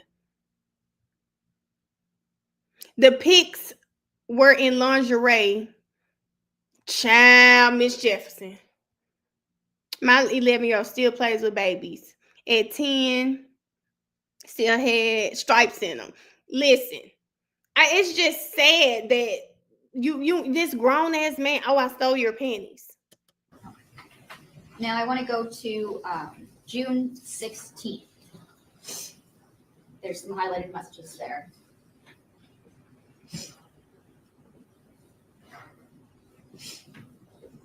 June 16, 2023 at 2:50 a.m. and 25 seconds, she sends to Jarvis, "Didn't I make you come faster than ever?"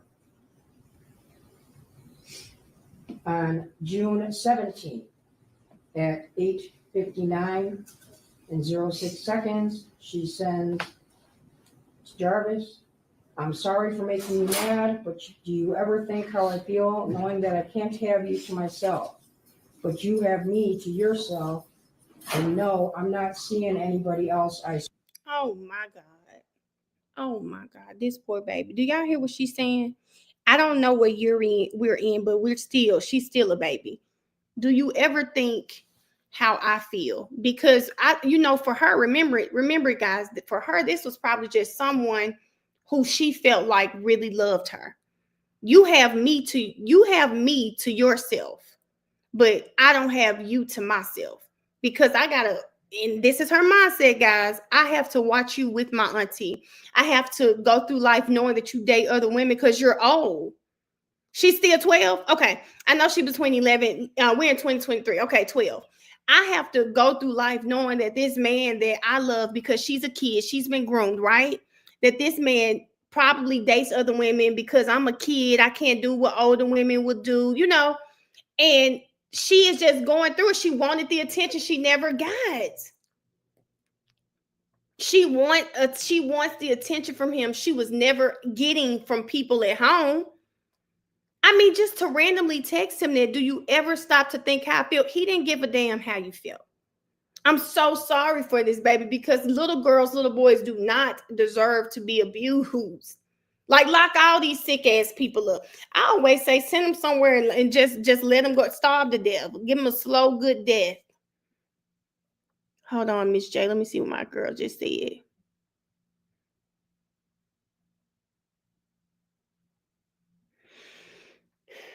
Oh, she said it was said during interrogation. And the hands of a man. Dangerous. He did go get her. He did. That poor baby just wanted to be loved. And unfortunately, she thought what he was giving her was love. Swear. And were either of those deleted? No. Now I want you to go down on the page to June 23rd. And there's a set that are highlighted. Yes. June 23rd, 2023 at 23:54 hours, she sends a message to Jarvis. The letter U, then you going to hit it from the back again with question marks. At the next day. Y'all, how do y'all think he's ever going to get around? What is the defense going to say with this girl? Him saying they never had a sexual relationship, and she's using words like again. She's using words like again, which literally implies that it's been done before. How is he going to get around this? Because that's what he was saying in there. Oh, I was just texting her. We never did anything. We never did anything at all. But you are reading these text messages and they say everything but what he wants us to believe. Come on now.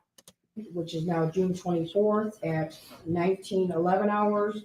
He sends her a message that says, send me some pictures, please. At 19:20, she replies, don't you still got the other pics? At 19:40. Look at the judge, y'all. 47, he replies to that and says, no. At 20:19 hours, she sends to him, I will send some. And now moving through to June 26th. There's a set highlighted there. Oh, wait, sorry. First, those ones that you just read, were those deleted? Yes. Okay. Now moving to June 26th. June 26, 2023 at 16:31 hours, she sends a message to Jarvis that says, call me when you have time. At 16:33 hours, he replies back to her, I want some pussy. At 16:33 hours and 50 seconds, she replies back to him, you can have some. At 16:39 hours and 41 seconds, he replies to Messiah, when? At 16:49 hours and 28 seconds, she sends to Jarvis, whenever you come get me. At 21:16 hours, she sends to Jarvis, call me, want to tell you something, SUM. At 21:24 hours, she sends a message to Jarvis that says, you can get some today. At 21:24 hours, she sends another message that says, you can get some pussy today. And were any from that set deleted? Yes, all of them. All of them. Okay. Now moving to June 27th. There's stuff that's highlighted. Can you read those, please? Yes. June 27th at 7:55 UTC. There is a incoming call to Naziah from Jarvis that is listed as a missed call. And the name on here that she has this number saved is Bae for Life, BAE, the number 4, and then Life. Then at 7:56, he sends her a text that says, are you naked yet? At 7:58, she replies to him and says, no, I don't want to get naked. At 7:59, she replies, are you mad that I didn't get naked? At 8:01 hours, he sends to her, I used to you telling me no. At 8:06, still on June 27th, he sends her a message that says, she sends him a message that says, come on, babe, I'm sorry, just not in the mood right now, I'm sorry. Okay. And were those messages deleted? Yes. Okay. Now, jumping to it's a little later in the day on June 27th, there's a set highlighted. So on June 27th, now at 16:24 hours, he sends her a message that says, but I can't nut inside you, so it's different. At 16:25, she replies, why you can't? Didn't you do it before? At 16:25 and 40 seconds, he replies, but I had to buy a pill to do so. Okay, are we following? This was from the interrogation video. She's talking to him about purchasing a Plan B pill for this little girl. This little girl. He's telling her, I don't even, y'all, and I go back to when I was this young, I didn't even know how all of this shit worked, okay? He's going back telling her, she like, well, why you just can't do it? He's telling her I can't because the last time I had to go and purchase a Plan B pill. This is why he's sitting in there with that mask on and his head hanging low, because he's seen all of this stuff. Y'all remember that? He had to buy a Plan B as a kid. The last time he did it, he had to buy a Plan B. A Plan B. Sorry, y'all. A Plan B. That's what he is saying to her. I can't do that anymore. At 16:26, she replies to him, yeah, you right. At 16:26, 28 seconds, she sends, but what you doing, but it's abbreviated WYD. At 16:28 and 45 seconds, she sends to him, are you busy? With a question mark. And those were deleted. Thank you. Keisha, I don't want to say she was pregnant by him. What I want to say is she could have been pregnant by him, so he took the precaution of buying the Plan B pill so she wouldn't get pregnant. So I don't want to say, oh, she was pregnant by him twice. The whole purpose of the Plan B is so that it can prevent pregnancy, right? So I don't want the chat to go in shambles like, oh, it was 2 babies. And that's right, Miss J. Now, jumping forward to June 28th.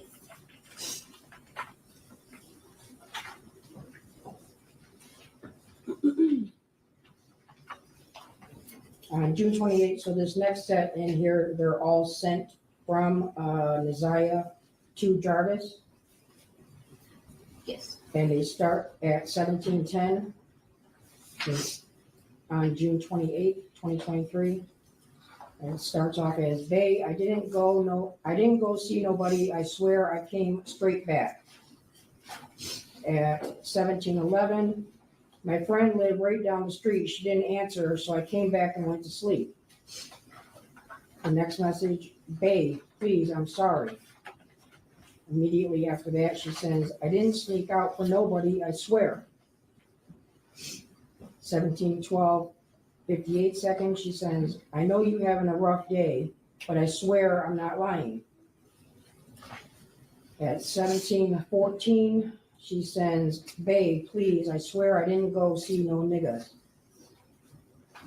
17:14, she sends, I don't talk to nobody but you.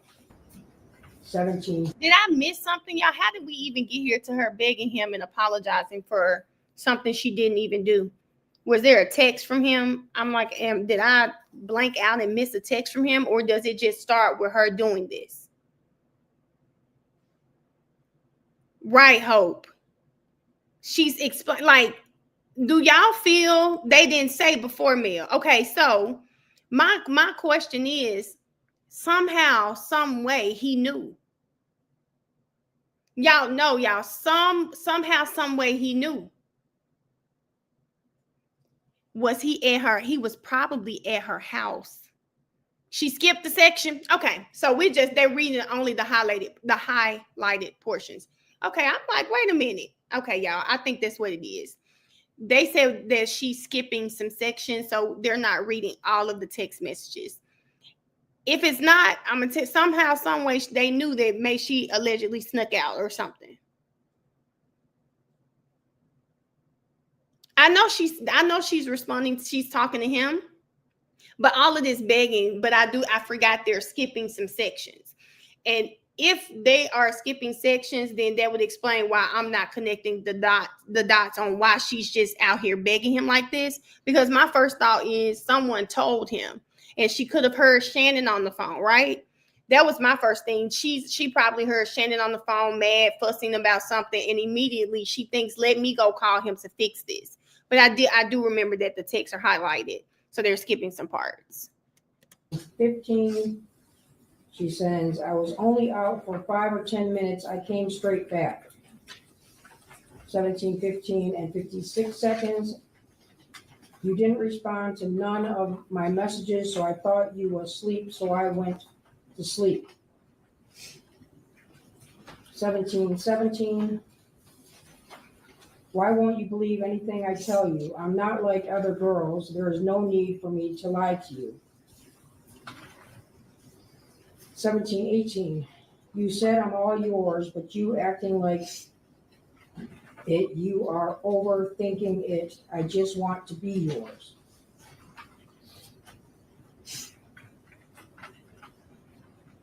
1719. Please stop ignoring my calls. You don't want me to see nobody, and I'm not. 1720. Bae, I'm sorry I didn't tell you. 1721. I promise you there is no one else. 1724. If you don't believe me, I will send you my Instagram password. Now, these next messages from 1724 to 1725, don't read what the username and passwords are, just that they were sent. So the next message is she's sending her Instagram username and a password along with her Gmail email and giving the password to that as well. Okay, and now starting again with 1726. So on June 28th, still 1726, the next message is still all being sent to Jarvis from Isaiah are, I hope you believe me now. You really don't want to believe me, but I will tell you the truth every time. Immediately after that, I just want to make your day better, babe. I'm sorry. Feel free to log in at any time or go through my messages. Now at 1742, she sends, I only want to be with you. At 1809, babe, I'm sorry for not telling. I swear I will next time, please. Still 1809, babe, I love you. Please call me back. Now at 1818, come on, babe, please. At 1819, so what if I will be able to get out tonight and I'm calling you and texting you, are you still going to ignore me? At 1821, she says, you are so busy, I feel like you don't want me. This is why I don't open up to you, because if I do, you get mad and don't want to talk. So how am I going to trust you? I do, but you don't trust me. It's up to if you want to be with me or not. At 1845, she says, I didn't do anything wrong. I don't get why you so upset. At 1846, all I tried to do is make you happy, but clearly I'm not enough for you. Cut me off. I don't anymore. You FRL, for real. Never even fucked with me. All I want is you to love me. At 1847, I tried so hard, but you don't understand that I'm sorry if you feel like I'm cheating. But I'm not. I gave passwords and all that, in all. What more do I have to prove I'm not cheating? Now this message is when Jarvis actually finally replies, which is at 1855.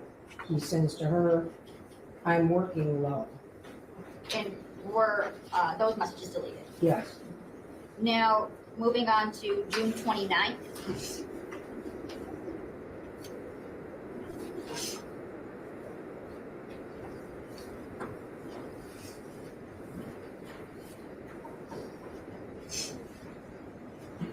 June 29, 2023 at 21:44 hours.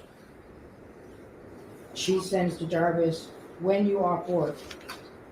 At 21:49, she sends, pick me up before you pick up Janiyah. At 22:02, she sends, hope to see you soon. At 22:47, she sends, I'm never getting out of this hellhole.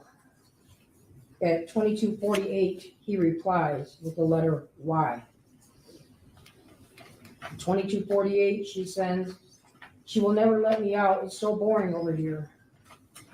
22:50, she sends, well, I will, she has the word she on here, UTM. And then the very next text after that, it says, I will see you tomorrow. Then at 22:50, he replies to her, or tonight. And were those messages deleted? Yes. Now, continuing on June 29th. June 29th, 22:52 hours. Uzziah sends, are you still picking up Janiyah? 22:53, he replies, when? 22:53, she sends to him, today. At 22:53, he replies back, no. 22:53, 18 seconds, she sends the letter Y. 22:53, he sends back to her, it's just me and you. At 22:53, he sends another message that says, because I was never picking her up. At 22:53, she replies, okay, I really like that it's only me and you. 22:54, he sends back, you really didn't want her there, no way. 22:54. BG, the detective is just reading the messages. We're no longer looking at him. So it's just the detective sitting on the stand and she's just reading the messages out loud for us. But when they did put the camera on him, BG, he's in court with his jail uniform on. Girl, he got a mask on and his head is always down, never up. He is in there looking like he's a victim, and he has a notepad that he's been taking notes on, and we don't know what the hell he's writing. I don't think he's writing anything, but he's hiding. Or she replies, I know I didn't want her there. 22:55, he replies to her with the letter Y. 22:55, she sends back, because she do too much and you mine. 22:57, Jarvis replies to his. She's talking about his damn daughter. She is talking about his daughter, okay? She's telling him she didn't want his daughter. They're the same damn age. I think Janiyah is maybe 10 and she's 13. So they're close enough in age, but you know, she's a teenager. Yes. Uzziah saying meaning. 22:58, he then sends, and Shan said,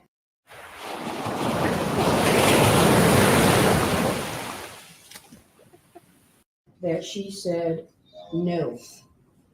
Then the next message from him is for today. At 23:06, Uzziah sends Jarvis, I know she said no for today. And then at 23:07, Uzziah sends, the meaning is you're mine and mine only, the dick, and all you're mine and will stay mine. At 23:14, she sends, I want to know the meaning when you say I'm yours. The date on here is now June 30th at 00:16 hours. Jarvis replies to her and says, all of you. Immediately after that, your mind, body, and soul. At 00:17 hours, he sends to Uzziah, the pussy, ass, mouth, legs, arms, face, and then he has the word everything in all caps. At 01:19 hours, she replies, oh, really? And then there's some type of emoji. Immediately after that, she says, want to see that tomorrow? And it's the same little symbols on there. At 02:47 hours, he sends back to her, meaning it's now 0603 hours, she sends to him, when we fuck. Then at 6:06:24 hours, he sends a message to her, what you doing, but it's just the letters WYD. And were those messages all deleted? Yes. Okay. Now moving later in the day to June 30th. June 30th at 22:18 hours, Jarvis sends to Neziah, I'm outside. Then the next message is at 23:36 hours, he sends to Neziah, go take them panties off. At 23:37 hours, Neziah sends, are we going to the room? 23:37, Jarvis replies, IDK, meaning I don't know. 23:38, she sends to him the letters PLS, for please. 23:38, he replies to her the letter Y. 23:39, she replies back and says, because we got more space. 23:39, he then sends a message to her that says, to do. She then immediately replies to fuck, WYM, or what you need. Then immediately after that, she sends to him, we going or what? And moving forward to July 1st. Oh, wait, first of all, were any of those messages just read deleted? All of these were deleted. Okay. Now to July 1st. July 1st, 2023 at 14:31, she sends a message to Jarvis that says GM for good morning. At 15:22, he replies GM Twitter. At 15:24, she sends back, whatever, I was tired. And at 15:28, she sends, still my dick though. At 15:28, he sends to her, there's 3 letter B's, so it's BBB dot BE, and then a space N, and then the uppercase Q and the lowercase q, as we know. He then sends another message at 15:28 with the words no. At 15:29, she sends, okay, fine. Yo, pussy, my dick. He then replies to her at 15:38, who said? She sends back to him, me, it's your pussy. And were those deleted? Yes. And I want to stay on that same page for a second. Sorry.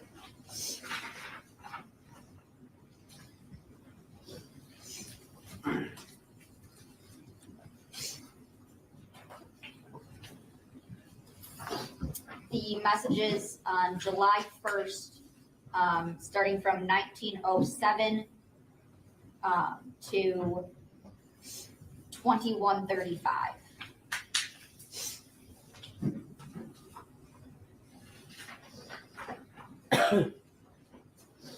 July 1st, 1907, he sends a message to her that says, I'm trying to fuck.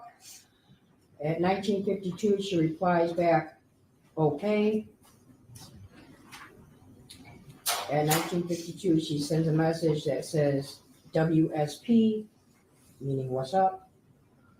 Then at 21:34, she sends, you still coming, or you was playing about trying to fuck? At 21:35, he replies back to Neziah, I'm serious. And were those deleted? Yes. And now moving on to July 2nd.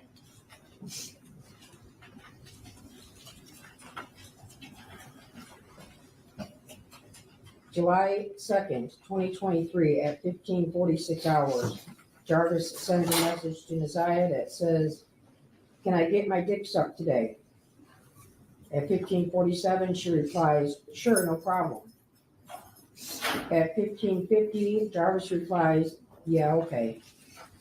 At 15:53, Neziah replies, "I'm serious, you can." At 16:33, Neziah sends, there's going to be some type of photo that would have been sent at this time. At 17:08, there's a reply from Jarvis where it says, "Liked an image." Then at 17:08, Jarvis says, "I'm going to sneak in, okay?" At 17:08,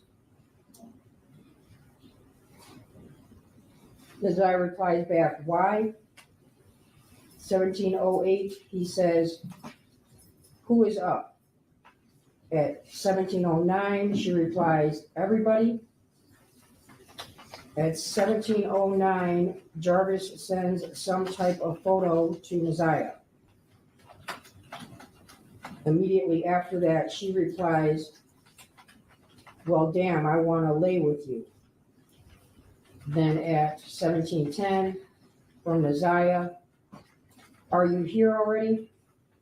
At 17:12, "Shan told the kids that you said you was on your way, so they know you coming." At 17:13, Neziah sends, "I want to see you." 17:21, Neziah sends, "So am I just giving you head, or we fucking too? Because looking at that picture made me horny." At 17:22, Jarvis replies to her, "You tell me." 17:22 and 29 seconds, she says, "I want to fuck too." Immediately after that, she says, "So can we?" And then at 17:22, 49 seconds, Jarvis replies back to her, "Yep." And were those messages deleted? Yes. Okay. And now, later in the day, on June 2nd, or I'm sorry, July 2nd, there's a set of messages there. Yes.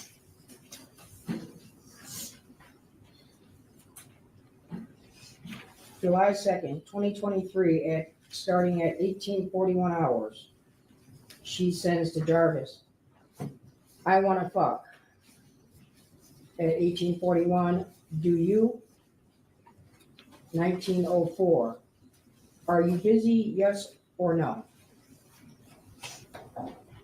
20:06, she sends, "Text me when you not on BS about fucking, because you playing."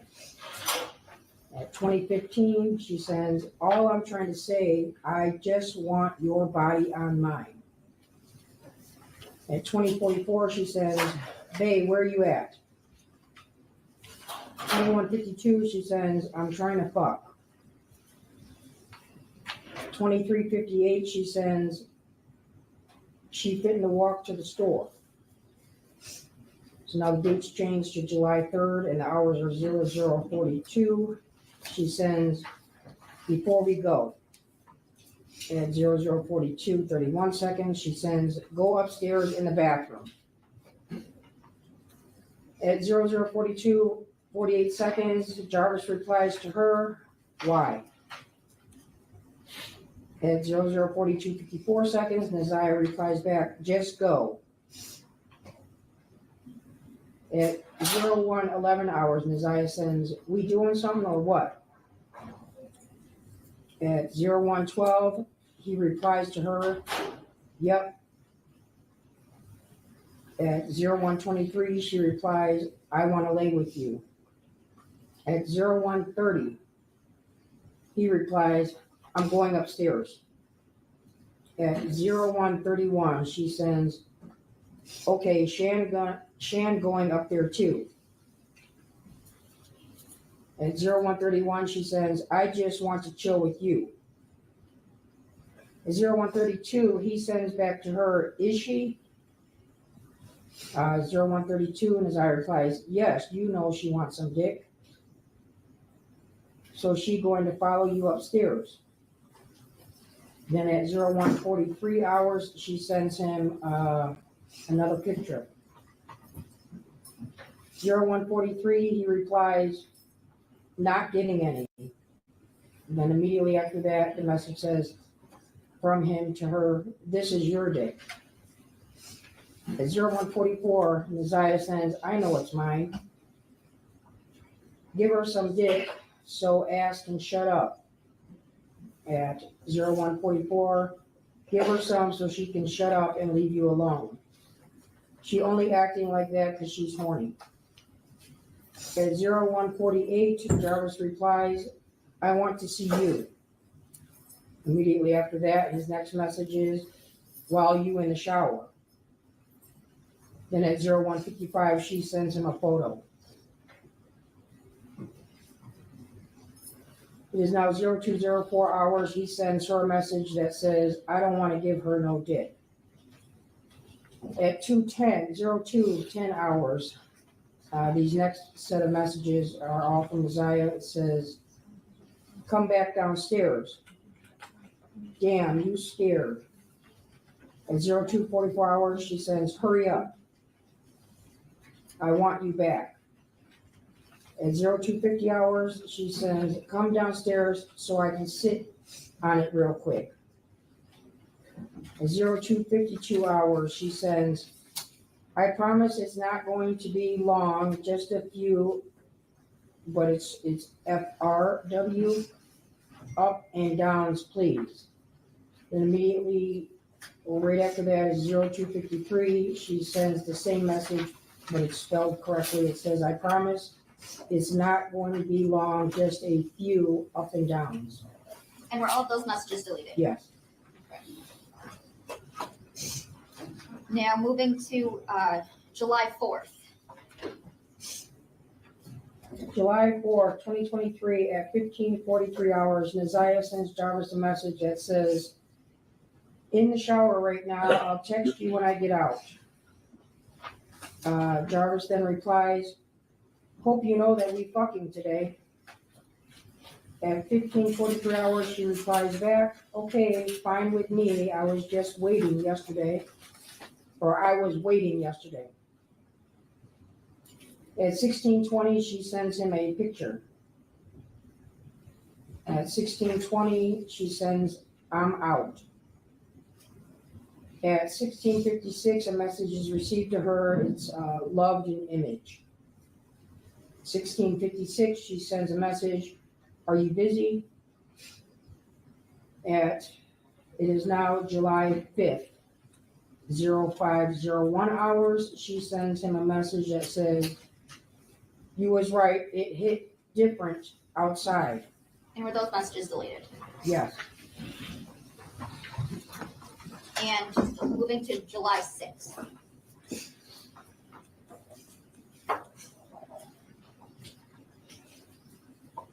July 6, 2023 at 03:05 hours, Neziah sends to Jarvis, yes, I can tell when you come. 03:05 hours, why? Now at 03:20 hours, she sends him a message that says, so doesn't that mean I'm pregnant? At 03:21 hours, she sends him a message, I don't know, so I'm asking you. At 03:33, Jarvis replies to Neziah, no. 03:39, she replies back, okay. It now jumps to 13:10 hours. It's still on July 6th. She sends the letters GM. Then at 1400 hours, she sends, I want to fuck. At 14:25, he replies, how? At 14:26, she says, I don't know, you got work and I'm just horny. At 14:27, he replies and sends her a message that says, where is your nana? At 14:45, she sends, upstairs getting ready. At 14:54, Jarvis sends to her, she fitting to go. Then at 14:57, he sends the message, hello. At 15:03, Neziah replies, I don't know. The next message is, are you at work? And at 15:07, Neziah sends, I will let you know. At 15:08, she sends, you might can slide if you're not so busy at work. At 15:08, Jarvis replies back to Neziah, yeah. At 15:08, he then sends, I'm trying to slide. At 15:13, Neziah sends to Jarvis the word question. Then at 15:13, he replies back, yes. At 15:14, she sends, do you like your girls skinny? At 15:14, he replies, why you ask that? At 15:14, she replies, just asking, and then there's some type of emojis that must have been sent. And were those messages deleted? Yes. Okay. And moving just a little later in the minutes on July 6th. Yeah, July 6th, 15:35, Neziah sends, I don't think she's going anywhere. At 15:37, Jarvis sends to Neziah, that's messed up because I was gonna fuck the shit out of you. At 15:37, she sends, I still want you to do it. At 15:40, she says, sends a message that says, so am I going to see you today on your break? At 15:59, Jarvis replies, how? At 16:01, Neziah sends, don't you supposed to be bringing me the money anyway, so I will see you? 16:03, she says, unless you are going to go to the store and get me some pads and other personal things. 16:03, there's some type of emoji. I'm gonna stop right here and say this, y'all. If Neziah's mom wasn't that active, right, everything had to come from her grandmother. Y'all don't think a soul in that house eyes weren't gonna raise when she came back with pads and other personal items that they didn't purchase? This is again why it's looking more and more like Shannon knew. Shannon knew she allowed him to do it to keep this man. What little kid comes back with all of these things that you don't purchase and you just let it happen? Conditioned to beg. Yes, Raynette, there we go with that too. This baby, everything we hear coming out of her mouth, and I'm going to keep saying she's a baby because that's what she was. That man taught her. Kids don't just out the blue wait. It's just like we talk about racism. This is a learned trait. Kids are not, they're not just born racist. This baby wasn't just born talking like this. No, he showed her what he spoke to her this way, and she gradually learned that this is what he wants to hear. I think somebody said in the chat, every time she texts him, at some point it goes to sex because she learned this is what he wanted. If I love him, this is how I show him I love him. This is how I show him I love him, by making sure that I'm making myself available for things that he loves to do. This is love. Groomed. She said this is love. So she gave him what she thought was love. She wanted to make him happy because in her life, this is the only person that was showing her attention, right? No matter how evil, nasty, disgusting it was, she felt like I can talk to this man. Y'all know how Nana was acting like, oh, we have a great relationship. Baby, Granny you ain't gonna make me think Granny had no relationship with this baby. She really thought he loved her. I ain't heard Granny take her nowhere, okay? I haven't heard her say anything about Granny. Didn't hear Granny say it. Shannon, poor excuse for an auntie. I know she had 5 kids, but y'all in the house together.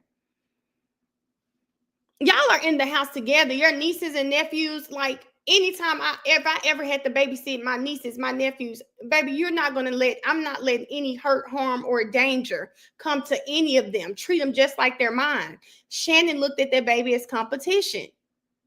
So I just had to say that house, she said that house was hell, and she meant every part of that. She said, please, can you go do something with Shannon so she can shut up?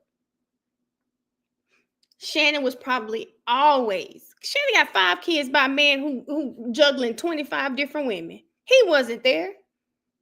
You're living in a house with your 5 kids, your mother, and then your nieces and nephews. Shannon probably hated her life too. The only refuge Shannon had was that man. I don't care what piece of him. That's all she had. So So when I'm listening to this baby, like all I just keep thinking, nobody cared about her.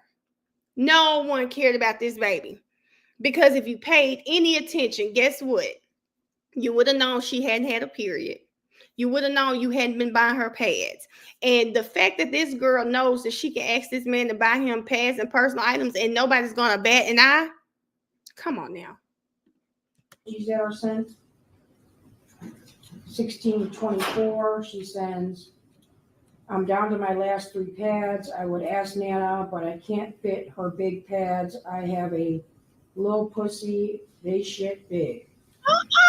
At 1741, she sends a bunch of question marks with the letters WYA. 1757, she sends, what do I supposed to do? What do I supposed to use? 1757, she sends another set of question marks. At 1808, Jarvis replies with the word, huh. At 1810, Neziah says, I don't have any more pads. 1810, I need to get some more and you playing. At 1812, she sends, babe, please. And all of those messages were deleted. Okay. And moving to July 7th.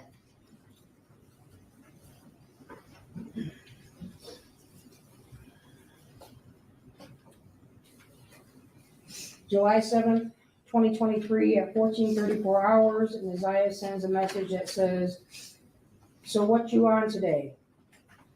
The next message at 14:35, she sends, you trying to fuck or what? At 14:37, Jarvis replies back, yes. 14:38, Isaiah sends, I'm sorry. 14:38 again, she sends, but I hope to see you today. At 14:39, she says, I didn't know if you were up last night, so I stopped calling and texting. And those messages were deleted.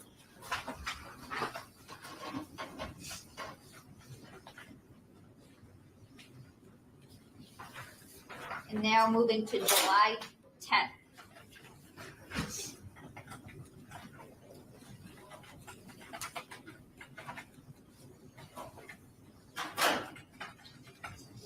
Millions of gun owners represent the best of America. Meet the faces of firearms.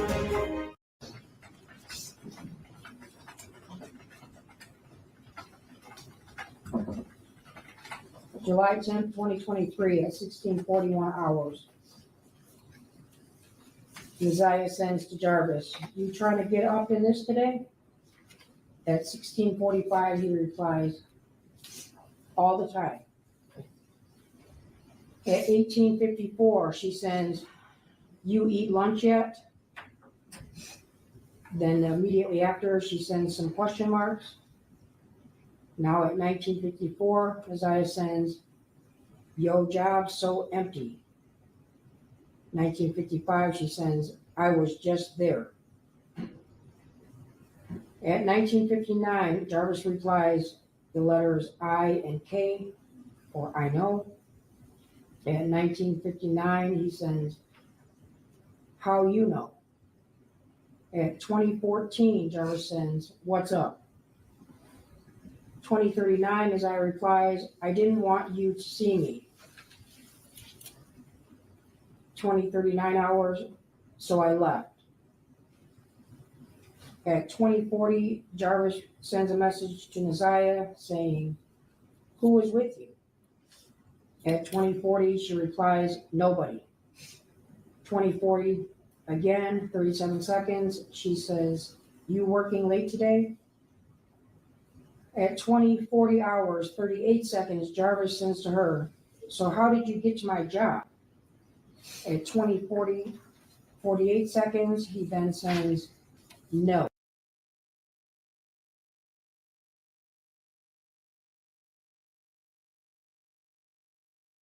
T, I didn't know it changed right there. Okay, y'all, I'm finna take a break. I gotta take about 5 to 7 minute break. Miss T finna come up here. She gonna talk about what we've been watching about these messages. You can see the chat, right, T? I can't hear you.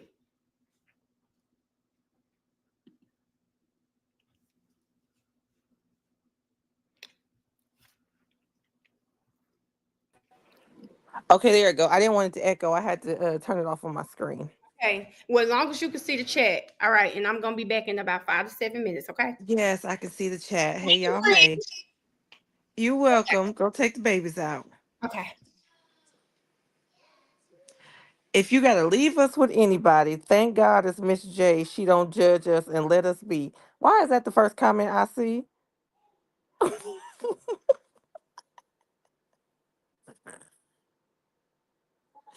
Hey, y'all. How y'all feeling? I know this is a tough one. But what they're doing is allowing for this judge who is obviously more than perturbed, allowing her to say, you know what? Y'all lied to me. This grandma knew, Shannon knew. Like, this is allowing just a little, and the fact that y'all know I'm nosy. Y'all know I'm nosy. So if y'all look when she's switching pages, you can see just the bottom half is highlighted, or just a portion at the top is highlighted. Like, what the heck is on the rest of them papers? What's on the rest of the pages? Man, oh man, oh man. They when I say cook that if this is the prelim, oh yeah, he's cooked at trial. He's cooked at trial. He should be, but he's cooked at trial.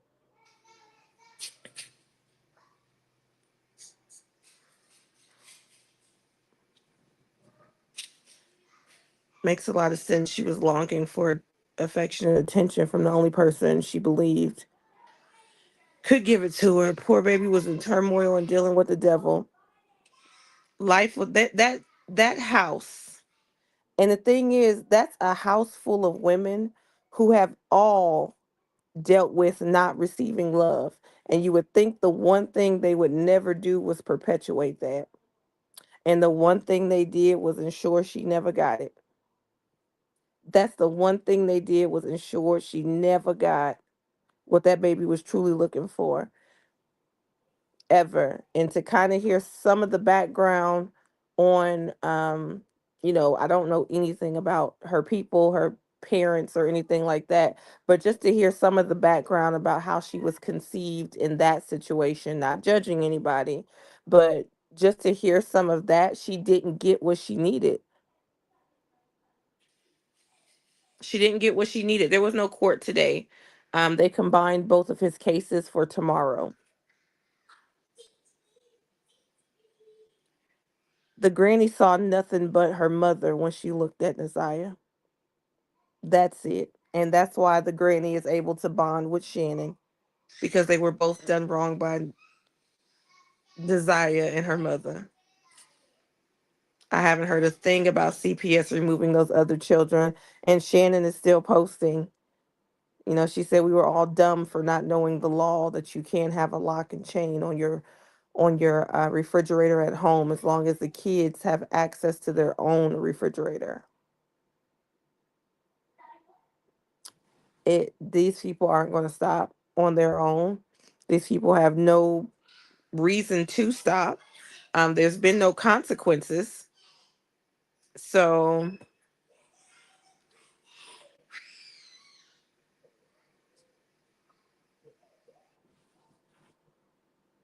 you right. Shannon been posting. Shannon likes to post on Facebook. It's honestly sickening to me, but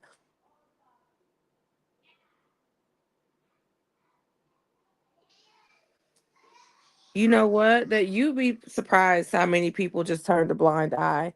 But the other thing is how many people didn't turn a blind eye, but ended up with their hands tied behind their back. Like I think about those people because I don't believe everyone related to Naziah just let her go. I think they let go of the thought when it got to a point where they had to make a choice.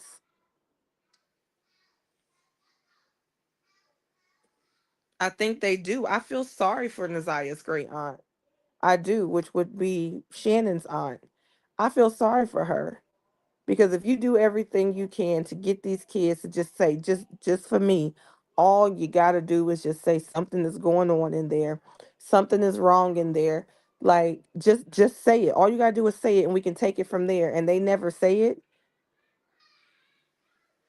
But then when the Nana and Shannon get to messing with her livelihood, her licensure, her nursing license, and she had to say, baby, I can't keep you and harbor you here because they're going to call the police on me for harboring a runaway because you won't say anything.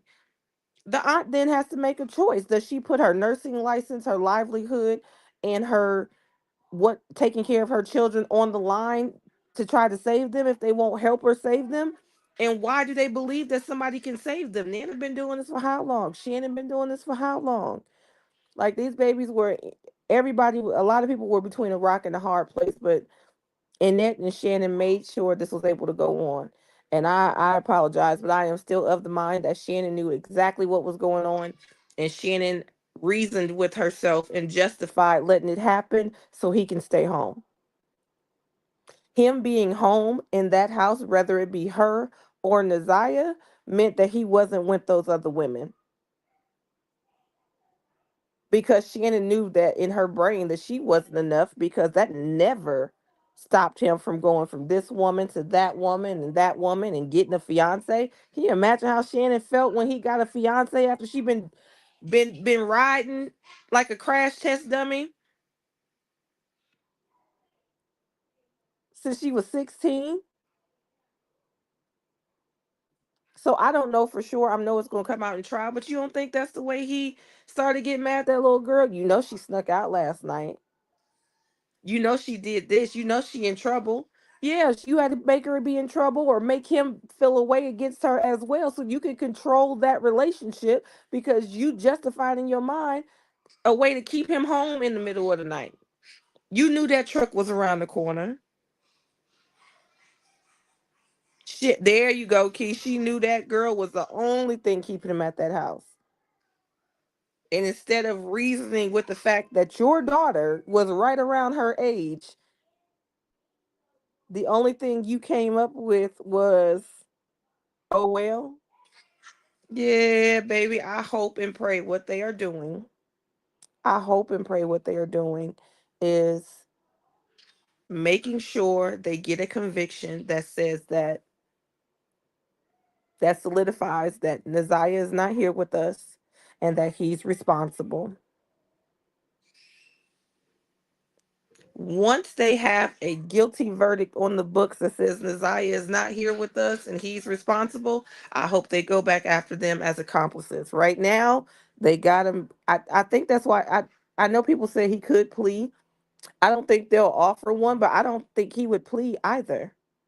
I don't think he would plead because at the end of this, he actually concedes. Okay, well, I did have a physical interaction with a relationship with her, but that's as far as I went. Like that wasn't as far as it could possibly go. Like if that wasn't the worst thing in the world. Like he doesn't want that M charge. Janiyah or any of them at that school. Can you imagine his sons, what they're going through? Can you imagine what his like can you imagine having that last name? Like kids already pick on you because of stuff. So Butts is already a last name kids gonna play with anyway. And then to see that your dad is this person, ruin them kids' lives. Somebody would have to move.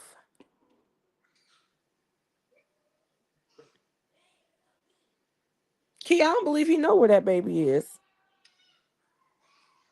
I don't believe he knows where that baby is. And to be honest, all the things that were done in the time frame they were done in, how close it was together, and King still got home on time, I think they followed whatever back alley mechanic mess they found on the internet, trying to do a DIY, and she was either sickly, or going out of it, and they dropped her off to Shannon. I don't think he knows what happened after his part. And I don't believe he was able to say anything, because if he would have said, "Oh no, I dropped her off to them and they were okay and she was okay when I dropped her off," he can't say that because Shannon knew about that whole relationship. This was mutually assured destruction. This was mutually assured destruction. You tell on me, and they gonna take you down. You had the reason. She was prego by you. You were the one after her. They had mutually assured destruction. I think when this all is said and done, Jarvis is going to try to at least have a chance at parole by giving up Annette and Shannon. The money on his books is probably hush money from Shannon. Mutually assured destruction. You leave me by myself, and I might start talking to somebody, and that somebody might be Sergeant Jones.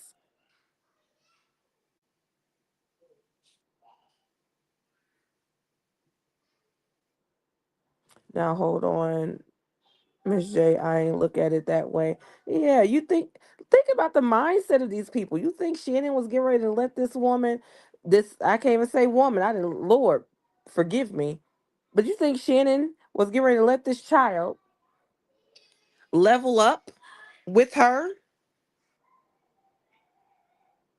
Because she thinks that's a title. Baby mama, she thinks that's a title.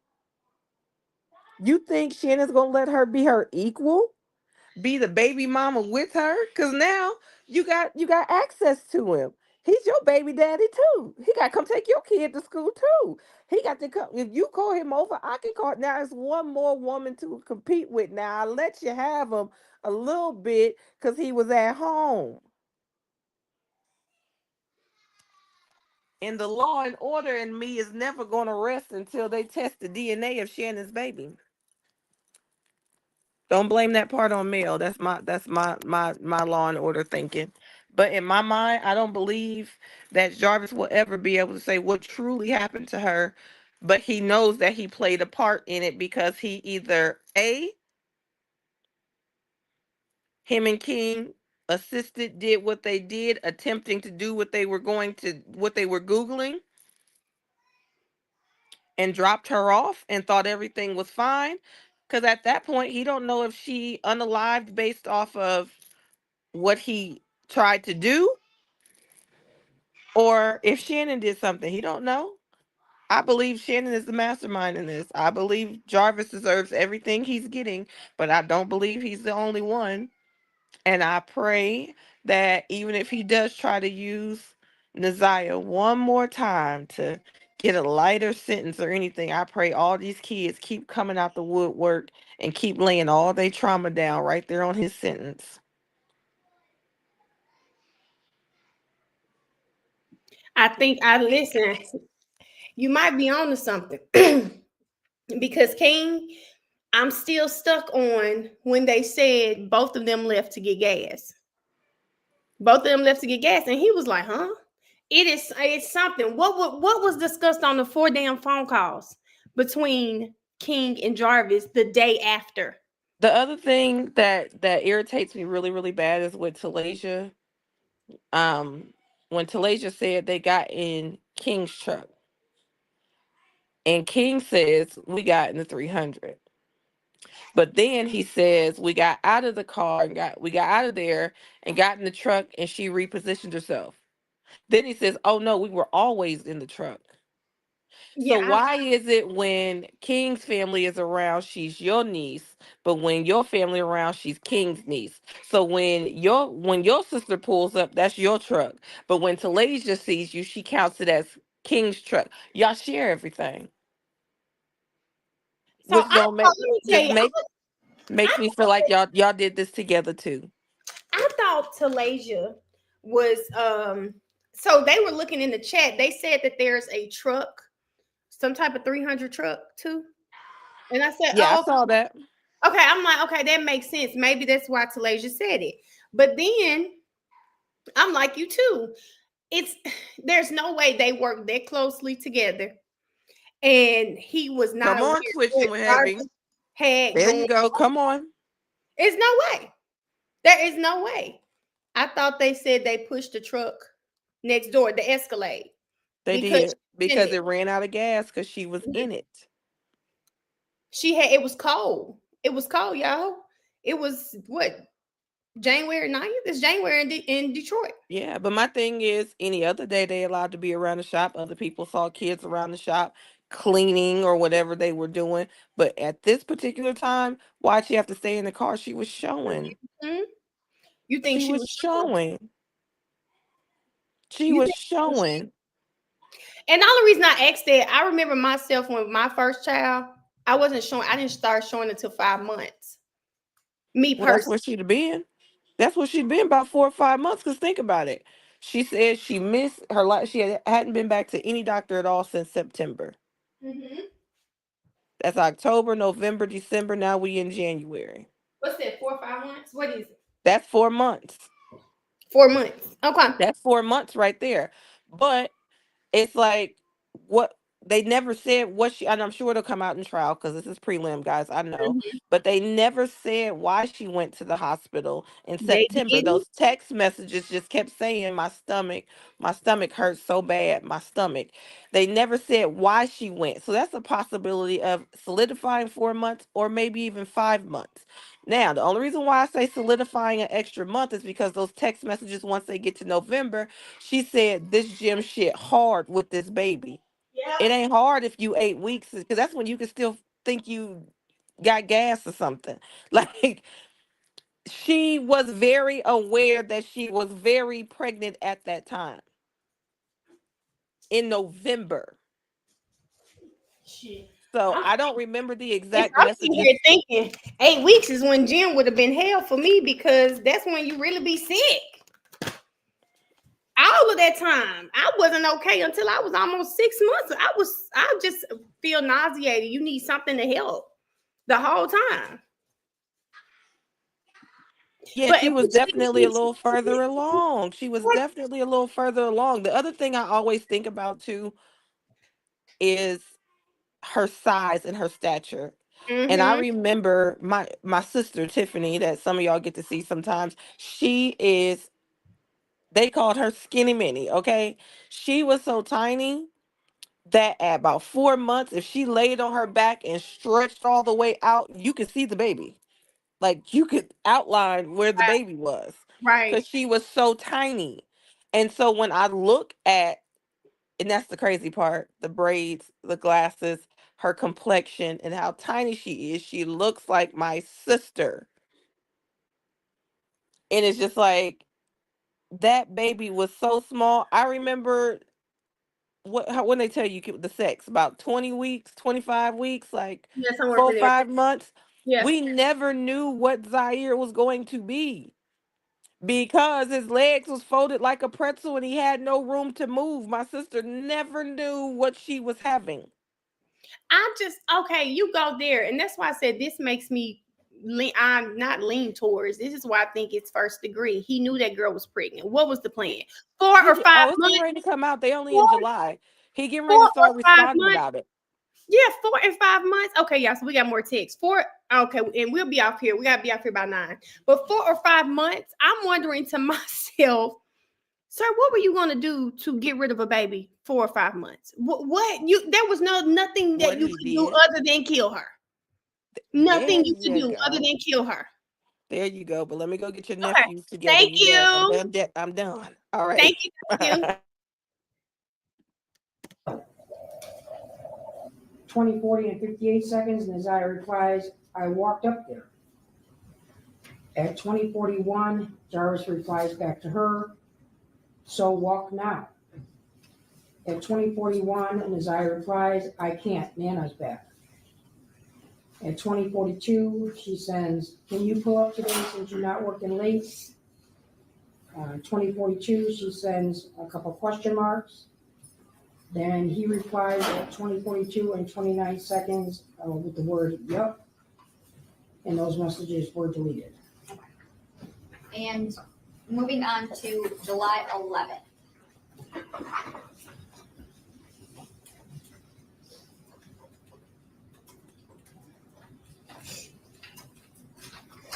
July 11, 2023 at 18:43 hours, Naziah sends to Jarvis, "I want to fuck." At 1900 hours, he replies, "When?" At 2012 hours, she sends the three letters NVM, or never mind. At 2038, she sends, "I took a shower." At 21:32, she sends, "I be trying so hard not to think about you, but the dick too good not to think about you, and I miss you rubbing on my thigh." The date is now July 12th, and this is at 00:35 hours. She sends, "We might go over Shan crib." At 02:55 hours, she sends,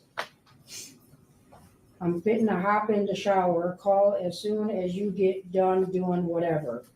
I want you to tell me how you going to give me my dick for my B-day. Tell me nice and slow and sexy so I can play NVM, you know." And were those deleted? Yes. Okay. And later on July 12th. July 12th at 14:38 hours, Naziah sends, "Good morning." Then at 16:47 hours, she sends, "Did I have panties on?" At 16:47, Jarvis replies, "No." At 16:50, Naziah sends him some question marks. And then at 1700, she has a missed call from Jarvis's number. It says missed call. She still has him saved in here as Babe for life. At 19:18 hours, she sends, "How did you know?" At 23:09 hours, she sends, "You busy?" At 23:11 hours, there is an incoming missed call again from Jarvis's number, missed call from Babe for life. It's now July 13th, 01:44 hours. Naziah has sent him a picture. Immediately after that, she sends a text that says shower pic, and then there's some emojis. At 01:49, she says, "Damn, no response." At 01:49, 21 seconds, she sends some type of emojis again, and all those messages were deleted.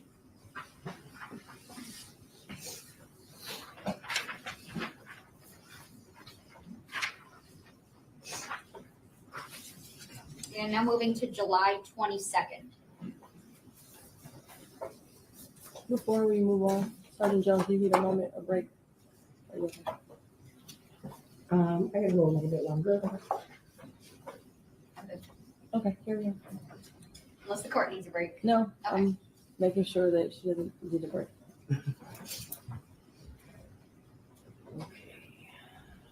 July 22nd, 2023 at 14:56 hours, Naziah sends, "They, I want to fuck." Then at 14:57, he replies, "Work." Immediately after that, he replies, "I do too." 14:57, Naziah replies, "No, you don't."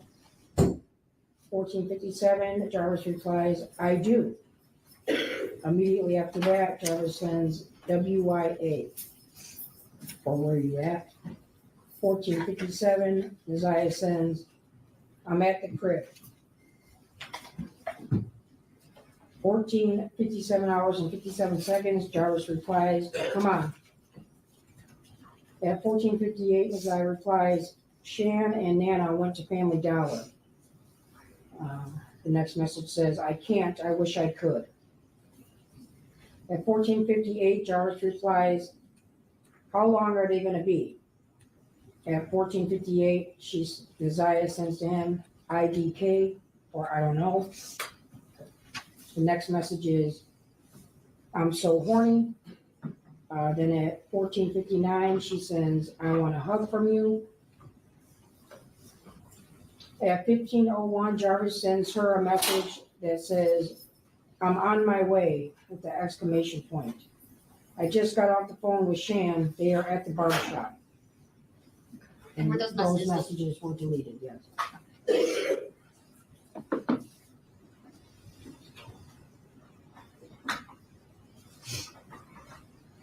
And moving to July 24th.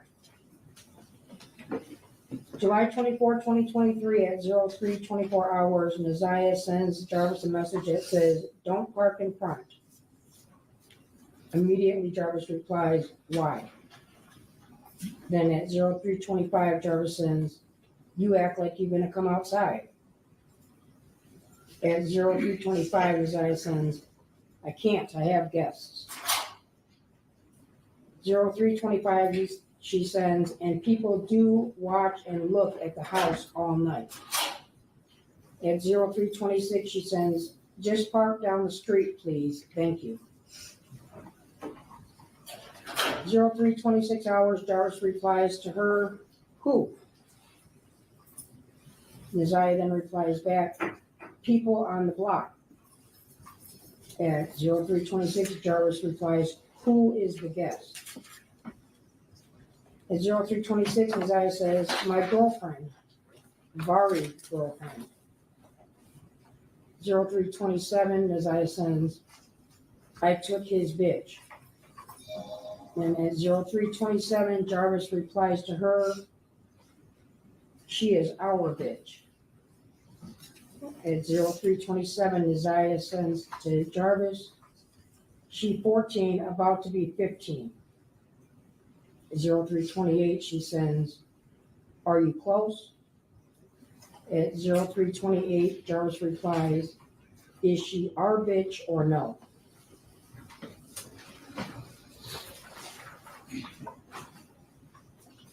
Zero 03:28, Neziah replies, yes.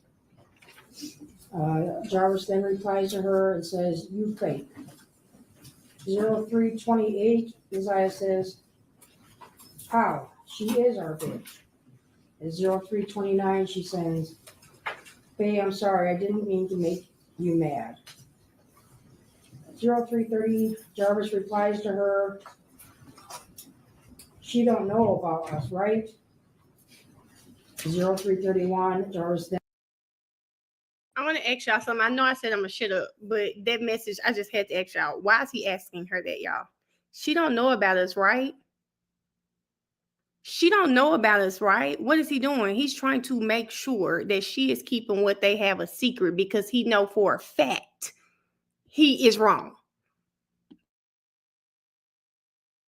Then says, and is she trustworthy? At 03:31, Neziah replies, yes, she don't know about us. At 03:56, she sends, it's off. 03:57, Jarvis replies, wrong light. And at 03:57, she says, the letter K. Were those messages deleted? Yes. Okay. And later in the day on July 24th. July 24th at 12:22, Neziah sends to Jarvis, fuck me then. At 12:22, he replies, huh? And at 12:23, he replies, I'm trying to. At 12:23, Neziah sends to him, you said fuck me. At 12:23, she sends, so do so. 12:23, Jarvis replies, when? 12:23, Neziah replies, trying to make time, going through my schedule, RN, for right now. 12:24, Neziah sends, what time are you going to work? At 12:40, Jarvis replies, now. And now jumps to 21 hours, Neziah sends WYD for what you're doing. Then at 21:23, she sends, you free? With some question marks. We now jump to July 25th at 17:33 hours. Neziah sends, I want to fuck today. At 17:33 hours, Jarvis replies back, come on. And then immediately after, he replies, I'm by myself. At 17:33, she sends back to him, I can't RN for right now. At 17:34, Neziah sends, after work, can you call for me, please? And those messages were all deleted as well. And now jumping to August 4th.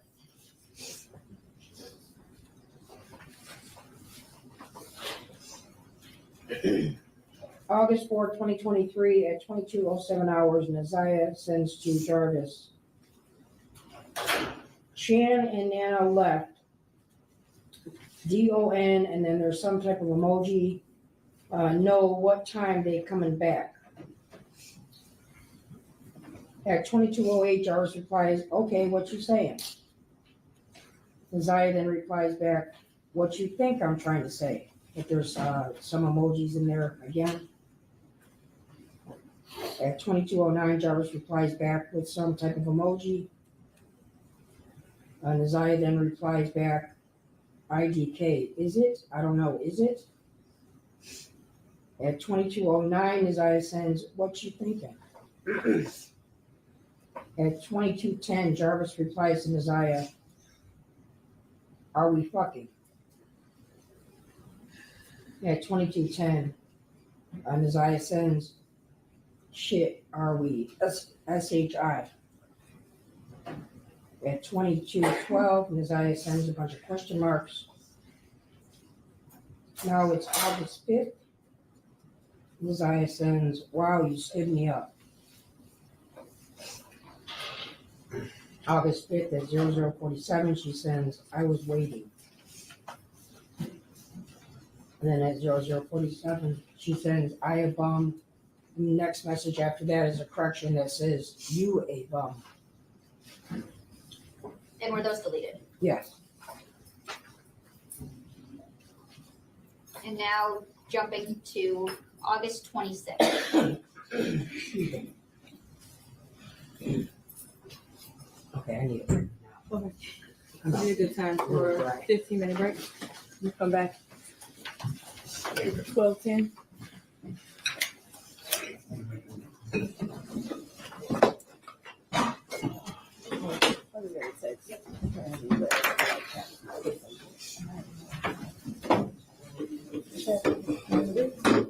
Well, at least at some point she realized that the man was a damn bum. Gotta be crazy for a girl her age to call him a bum, but at least she got that right. Okay, y'all, let's get back. She should be almost done too, you guys. And I think after we're done with her testimony, the last thing we're here is the judge. And then we have completed the preliminary hearing. We'll be all caught up for tomorrow. She says, my stuff. Let's see. 7, the people of state of Michigan versus Drake. Sergeant Jones, I believe we were leaving. Neziah sends to Jarvis, I'm in so much pain right now. At 09:09, 40 seconds, she says, my stomach hurts really bad. At 09:37 hours, Jarvis attempts to call Neziah. It shows here missed call from Bay for Life. At 14:26 hours, Neziah texts Jarvis and says, I did have my period. It came when I was in the hospital. At 14:20 hours, this is now jumped to August 27th. 14:20 hours, Neziah sends GM for good morning. August 28th at 00:06 hours, Neziah sends to Jarvis, my stomach hurt real bad. 00:55 hours, she sends, why you can't answer? 00:56 hours, she sends, never mind this, you anyway. At 01:31 hours, Jarvis replies to her, yes, baby. At 01:32, Neziah replies, my stomach hurt really bad. At 01:32 hours, Jarvis replies to her, I didn't nut inside of you. At 01:33, Neziah replies, I'm not even talking about that. I'm saying it hurts really bad. At 01:34, she sends, are you busy? 01:49, Neziah sends, I want to talk to you about some, let me know when you are free. And these were all deleted. Okay. And August 28th, later in the day. August 28th at 13:31 hours, Neziah sends a message to Jarvis that says, I want to try something. At 13:32, he replies back, what? Spelled W-A-T. At 13:32 hours, she says, a threesome. At 13:44 hours, Neziah sends, you down for it? Then she sends a question mark. At 13:44, Jarvis replies back, with who? 13:44, she replies, IDK, or I don't know yet, you got someone. At 13:45, she sends, I'm still looking. And were those deleted? Yes. Okay. And just a little couple hours later on August 28th. August 28th at 18:58 hours, Neziah sends, I feel you don't want to be bothered with me.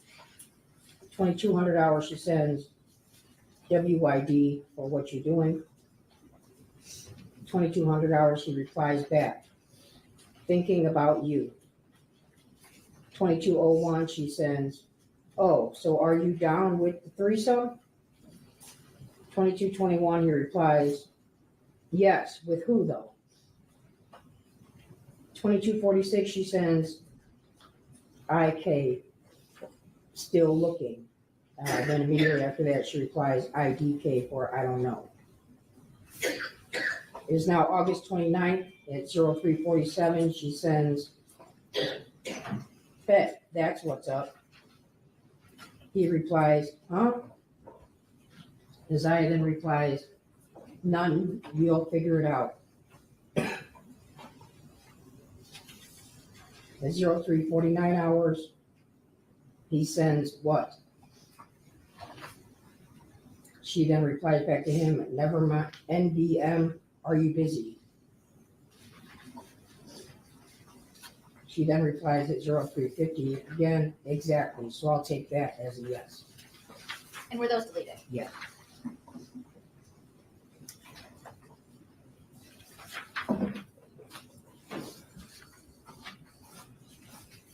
And now we're moving forward to, oh, sorry. That's okay, go ahead. We're moving forward to September 26th.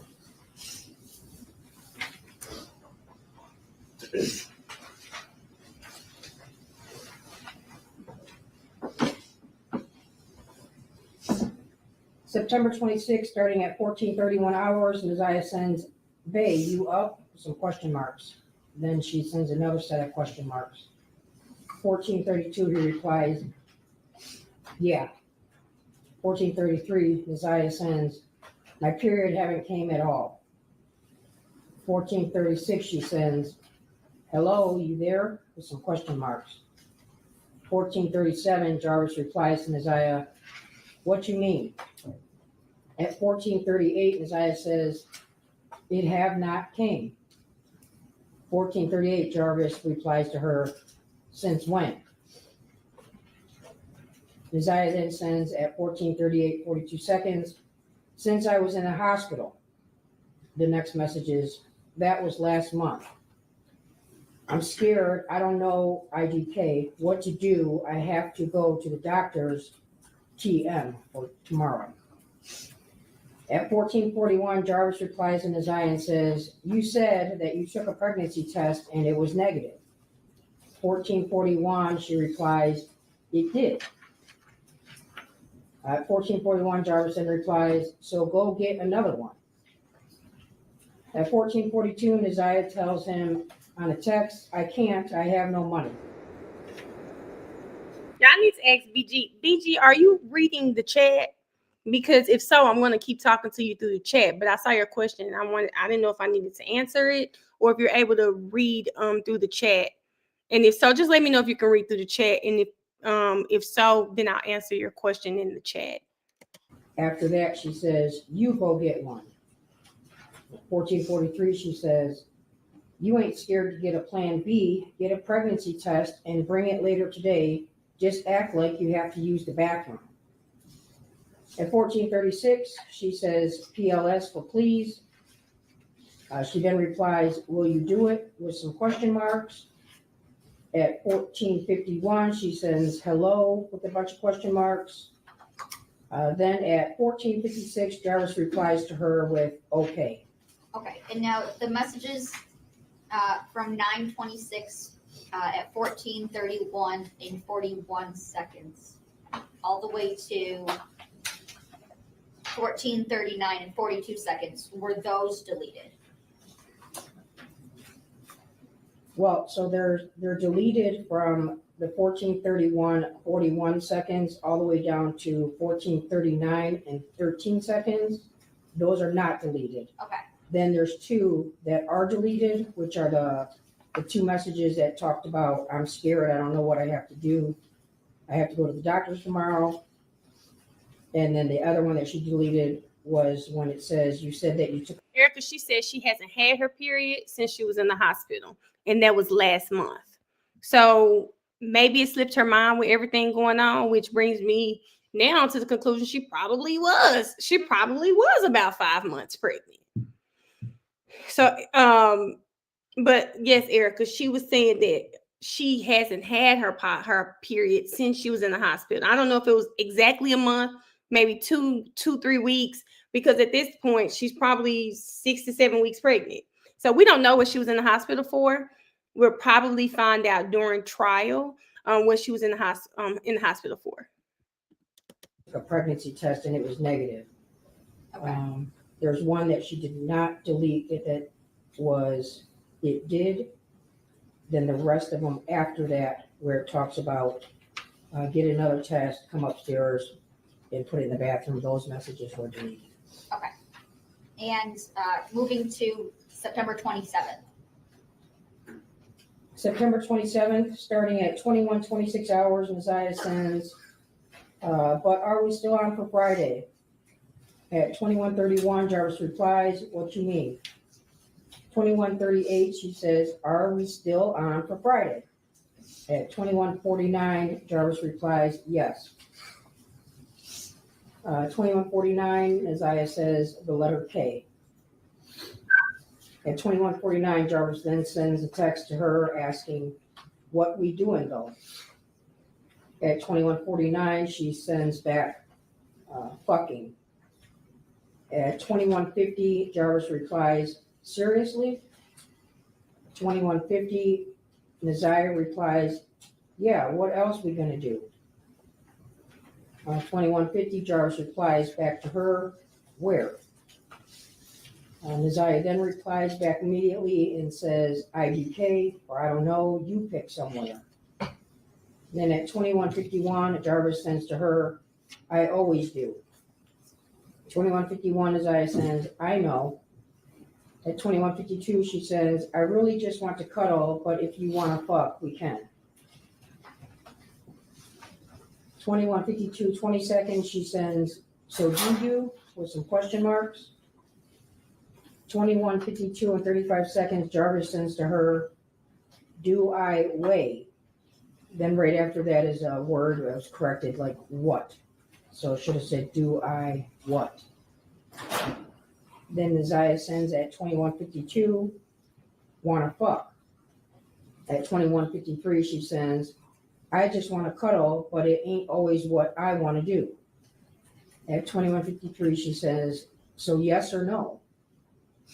At 21:54, Jarvis replies, only if you want to. 21:54, she says, okay, so we fucking then. 21:55, Jarvis replies, so stop talking about you want to cuddle then. 21:55, Nasiah replies, okay, damn. Jarvis replies, so stop. 21:55, Jarvis replies, only if you want to. 21:54, she says, okay, so we fucking then.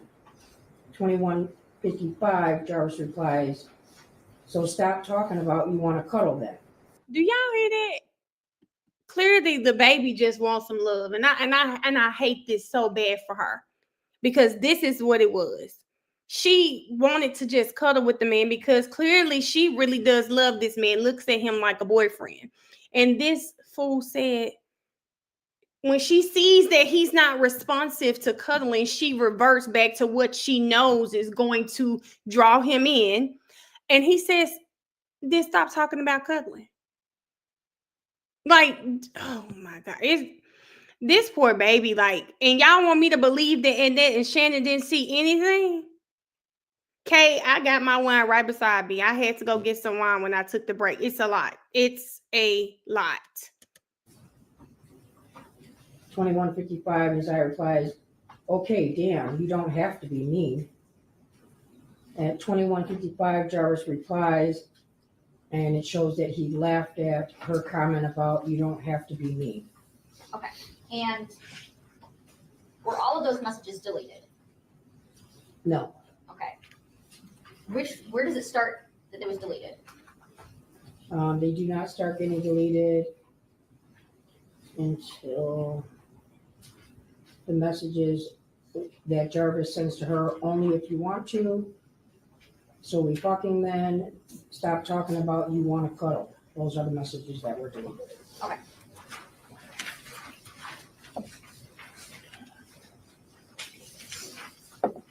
And now we are moving forward to October 19th. October 19th, 2023 at 22:23 hours, Jarvis sends Nasiah a text that says, hey. She replies back, are you ignoring me? Jarvis then replies, no. It now jumps to October 21st at 19:05 hours. Nasiah sends, hey, babe, I need that plan B today. Let me tell y'all what pisses me off. This baby doesn't even realize how a plan B works. At this point, it's October. She hadn't had her period since August. She doesn't even realize what she's asking him for. She's asking him for something he just, quite frankly, it won't do anything. She's trying to solve the problem, and this right here is not going to solve her problem. At 19:07 hours, Jarvis sends her the letter Y. The next message isn't sent until October 22nd at 04:33 hours when Nasiah replies back to him, WIMY, so for meaning what you need, why. And were those deleted? Yes. And now jumping to November 27th. Okay, so now we're getting into the -5 hours for the Okay.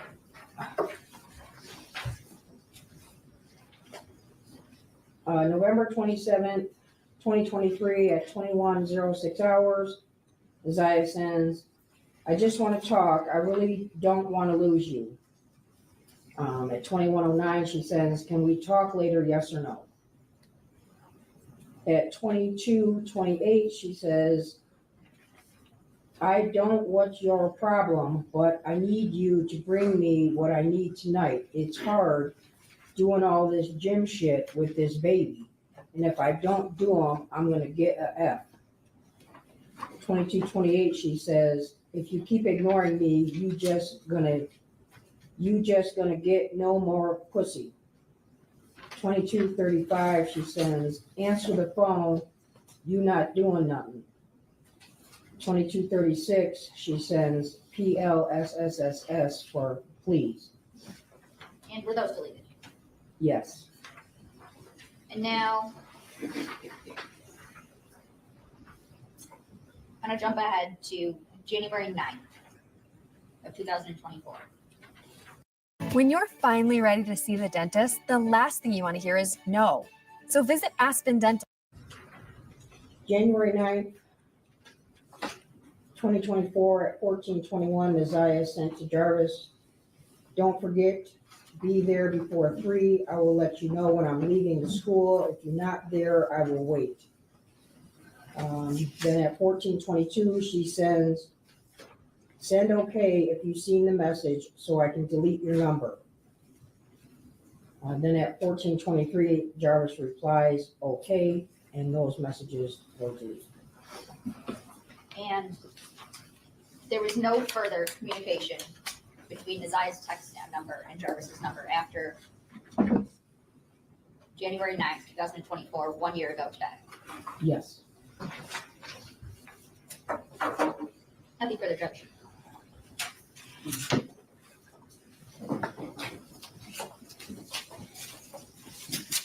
Time-wise, for lunch break, do you want to do your cross before? Okay. Let's break for lunch. Come back at 1:35, and we will continue with cross-examination. Now y'all gotta figure the end of. I gotta get the end of the defense because this is already another. Hold up, y'all. This was already another video. Let me find the rest of this one. This one is from what day? 7 days ago. Give me just a second. Barty, please let it go. Because we know we got her.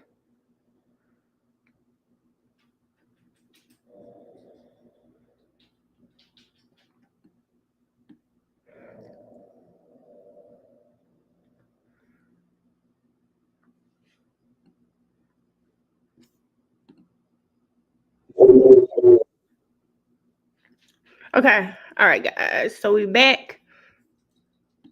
And here we go. This is the cross-examination.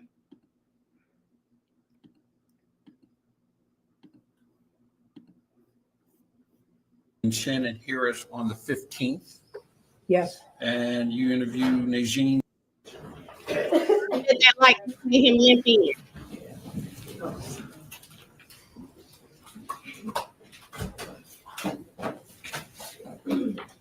Mandatory recording.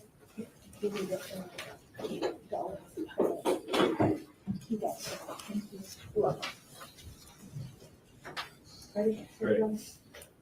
Okay, we're back on the record. This is case 2459617, the people of the state of Michigan versus Jarvis Butts. We left off right before Mr. Riggins was getting ready to begin cross-examination of Sergeant Jones. Sergeant Jones, you are still under oath, and once you get seated, Mr. Riggins, you can begin cross-examination.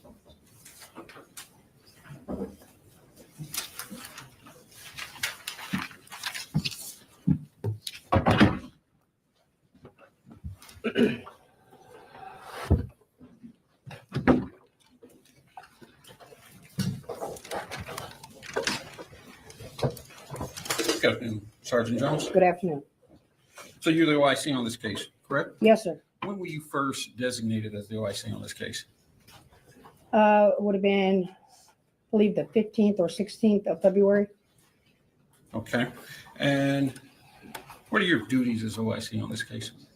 The OIC begins with the preliminary investigation overlooking the case. On a missing person case, we're obviously making contact with family and getting some witness interviews.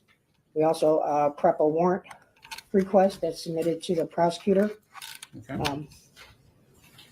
So you're responsible for collecting evidence? Yes. And you're responsible for coordinating the evidence? Correct. Okay. You conduct interviews, correct? Yes. And in fact, you conducted several interviews in this case? Yes, sir. Okay. You submit evidence for testing, correct? Pardon me? You submit evidence for testing? Yes, I have. Okay. And I've seen you, the prosecution refer to you to make sure they haven't missed anything, correct? What was your The question? prosecution has referred back to you to make sure they haven't missed anything, correct? Correct. So you're the person that makes sure everything in the file is together, correct? Correct. And you interviewed several of Mr. Butts' girlfriends, correct? Yes. You interviewed, I believe, Tashiana Davis and Shannon Harris on the 15th.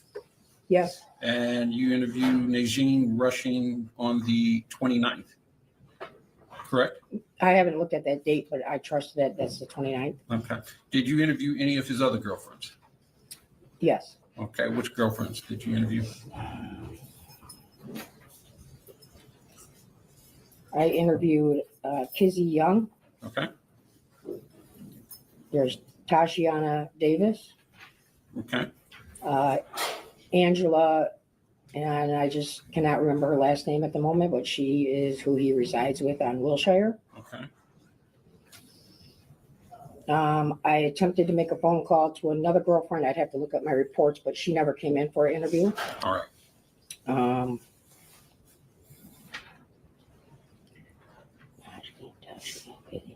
There is another girlfriend who her name is Lucretia Bryant Hauser. Okay.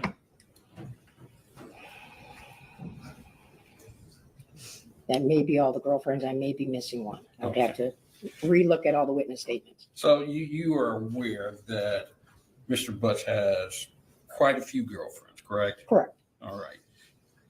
And from the very beginning of this case, you suspected, from your beginning of the case, you suspected Jarvis Butt had something to do with Neziah being missing, correct? Well, when we were discussing the case on the first day, February 12th, DPS had told us the last person that they had contact with and they identified as Jarvis Butts. And then on February 15th, when we verified that Neziah was in fact with him and Cordell on the ride out to Ypsilanti, which is the last day that she was seen, then he became primary suspect. Okay. And from the beginning, you didn't suspect this was a missing person case, correct? Well, she's missing. It's been a missing person case. I don't understand your question, I guess. So you suspect that she was deceased, correct? I didn't expect that she's deceased from day one. It takes a lot of investigation before you can come to that conclusion. Come on. Okay. It's not going to be one of those right away. You have to rule out every other possibility. All right. Didn't you tell Shannon Harris in her interview on the 15th that this is not a missing person case at this point? I believe I told her that it was not being handled by DPS as a missing person case at that point, and that it's being handled at Detroit Police Homicide Missing Persons. So you didn't tell her that this was not a missing person case? We're no longer looking for a missing person? I don't believe that would have been my exact wording. Okay. On February 15th? Yes. Yeah, I don't believe that would have been my wording, that I would have already come to some conclusion that she was deceased on the 15th. Okay. Now, during your investigation, did you receive information that Neziah had thought about running away? Yes. Okay. Also, during your investigation, did you receive information about a potential sex trafficking ring? There was several different leads or tips that come in about sex trafficking rings. All those were investigated. Okay. Now, you interviewed my client, you yourself, with, I believe your partner was Sergeant Lynch, is his name? Sergeant Sullivan? Sergeant Sullivan, I'm sorry. Yes. You interviewed my client 3 times, correct? A minimum, I believe, one the 31st, the 1st, and I believe we went back again. July possibly 20th? that. July 20th? That sounds about right. Okay. And you interviewed him 3.5 hours, May 31st, correct? If, is that the time on the recording, then? Yes. Okay, An hour and a half, the second time, correct? correct. And roughly 45 minutes. I believe it was like 38 and some change, third time. Okay, So you interviewed him for close to 6 hours? that could be true. Okay. And you took statements from my client, correct? I mean, we recorded the interview. Okay. You didn't reduce anything to writing, correct? No, He never signed anything, but correct? he signed his advice of right. Signed advice of right, but he never looked at what he had told you or what your conversation was, correct? I mean, he verbally acknowledged things throughout the investigation. I did not reduce it down to handwriting. And your conversation that you had with him, for lack of a better term, was rather fluid, correct? Was what? It was rather fluid. It's a conversation. There was a back and forth conversation where both you and your partner were talking, and he was just talking back, correct? A conversation between the three of us? Right. Yes. Okay. And you told him that you wanted to tell his side of his story, correct? Correct.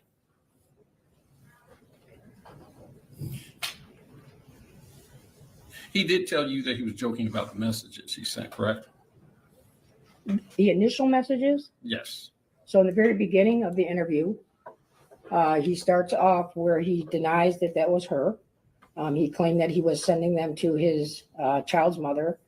It then turned into that he was just joking around with Naziah for entertainment purposes. Okay. Then he admits to that all the messages were in fact to Naziah and not to Shannon, because he could never tell that wasn't Shannon talking as you went through the rest of the messages. But he told you that. Sorry, just one moment.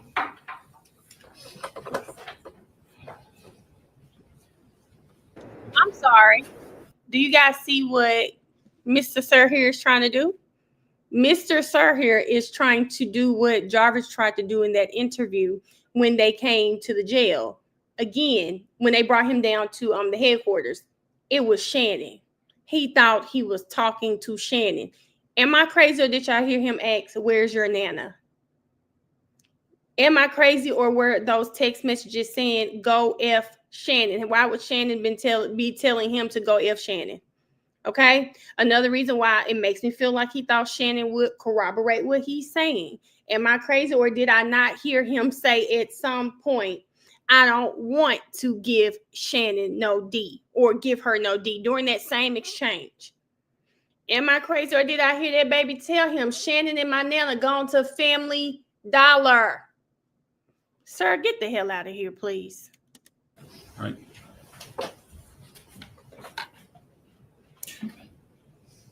So throughout your 3 conversations, your 6 hours of conversations with him, he never acknowledged harming her, did he? I don't believe I ever asked him that direct question. He had never acknowledged having sex or touching. That was asked multiple times of whether there was any type of touching. It was asked about the text messages where some of them are saying again that would presume that there had already been a time, and he simply said that it was still just texting for entertainment purposes. Okay. Now, during your investigation, specifically on the 20th, you and your partner came over and asked him. The 20th of what? July. July? This would be the 3rd conversation. Okay. On the 20th, you asked him, does he ever hang out on the west side, correct? I haven't reviewed that full interview, but I do remember asking him about the west side, yes. And he told you. Objection, Your Honor. They can't admit their defendant's statements. 720 was not admitted. Do you want to respond, or do you want me to rule? No, I'll move on. Did you get any information that he had a child on the west side? He does have a child's mother that lives on the west side, yes. Okay. So that could be a reason for him to be on the west side, correct? It could be a possibility. Okay. But in your interview, he spoke with you freely, correct? Correct. He didn't argue with you. I believe you had a search warrant for his DNA, but he didn't argue with that. He freely gave you his DNA, didn't he? I don't believe I did. I don't think I collected his DNA. Somebody else presented a search warrant for that. You're right. I'm sorry. You weren't the one that, but he didn't argue with anyone. He gave his DNA freely, correct? Correct. Okay. He gave you his passcode to his phone, correct? Correct. All right.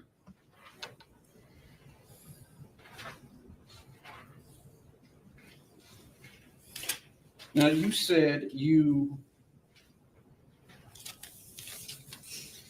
that you searched the 7 Mile and Berg area, correct? Yes. And you mentioned that this was a former golf course.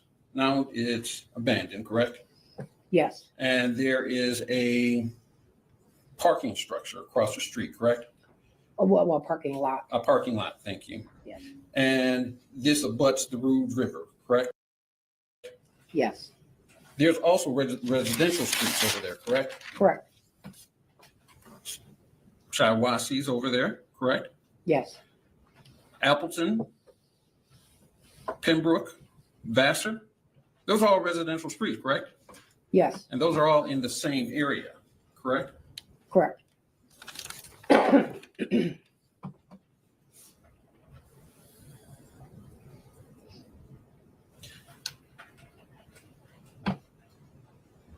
And I think you mentioned Angel, but her last name is Leonard. Angel Leonard, correct? Yes. And Angel Leonard lives at 13362 Wilshire Street, correct? Yes. That's her home, correct? That's where her and Jarvis live. Yes. And Jarvis lives there, correct? Yes. And you mentioned Najin, is it Najin Rushing? Yes. Okay. And Ms. Rushing stays at 4 Alexandrine Street, correct? Yes. Okay. So on the 9th, you had information that he was both at both at the Wilshire address at some point, correct? Yes. And he was at the Alexandrian address, correct? Correct. And did you get any information from any of these witnesses that that was not true? That what was not true? That he was at those addresses? Did I get any information that he was not at the addresses? Right. I believe when we talked to Najin, she couldn't remember if he was, she didn't acknowledge seeing him that night. Okay.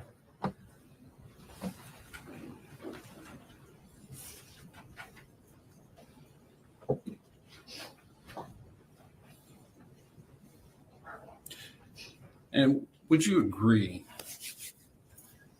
how do I say this? Mr. Butts is a complicated life, correct? Mr. Butts created a complicated life, yes. He has multiple girlfriends, correct? Correct. He is juggling girlfriend 1 through I don't know how many, correct? Yes. And he does things to juggle all these girlfriends, correct? He may lie to his girlfriend about someone else, correct? He may park around the block so that another girlfriend can't see a car. He may borrow a car. All that true? Is that fair? It's fair. Lying is not a crime, is it? Or lying to a girlfriend is not a crime, is it? Well, lying to a girlfriend is not a crime, no. Okay. And you spend a lot of time talking about text messages on the record. All right. Can I take you back to some of those text messages? Do you still have them with you? I do. Okay. Let's go back to September 26th. Of which year? Of 2023. September 26th? Right.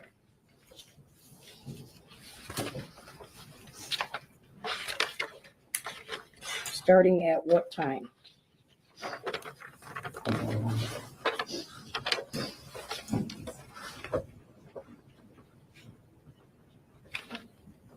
Okay. Line number 12. Line 1293. I'm I don't have numbers like You that don't on my page. Can you just tell me a time to the second? Is that 1433? The 1433 even? Yes. Yes. So, and that text message, that's the one where she texted about her period not coming, right? Yes. And she texted that she was going to the doctor the next day, correct? Correct. And a little bit farther down,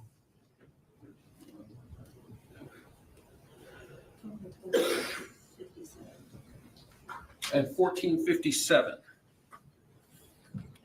does she also text him that I might not be pregnant? It might be from stress? Yes. Okay. Now, can we look at November 27th?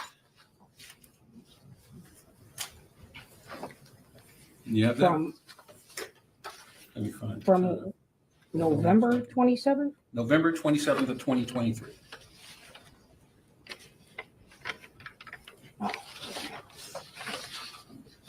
Okay. What time? It is 22:28. Okay.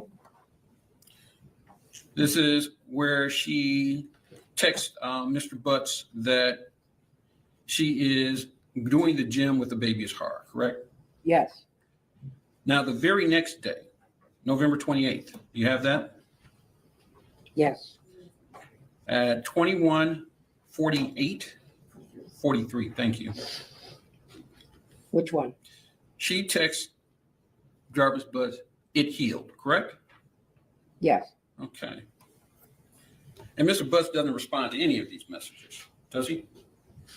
He doesn't respond until the next couple of days, the next day. Oh.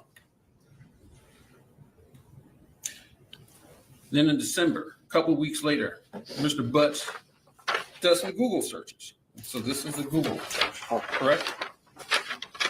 December 10th. December 9th through 11th? 10th, yes. Yeah, I gotta go.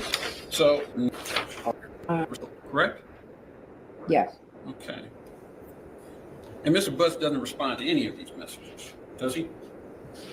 He doesn't respond until the next couple of days, the next day. Oh. Then in December, a couple of weeks later, Mr. Butts does some Google searches. So this is the Google search, correct? November 27th of 2023.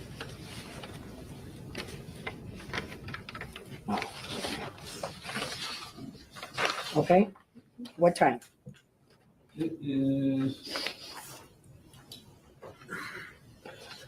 22:28. Okay. This is where she texts Mr. Butts that she is doing the gym with the baby's heart, correct? Yes. Now, the very next day, November 28th, you have that? Yes. At 21:48:43. Thank you. Which one? She texts Jarvis Butts, it healed, correct? Yes. Okay. And Mr. Butts doesn't respond to any of these messages, does he? He doesn't respond until the next couple of days, the next day. Oh.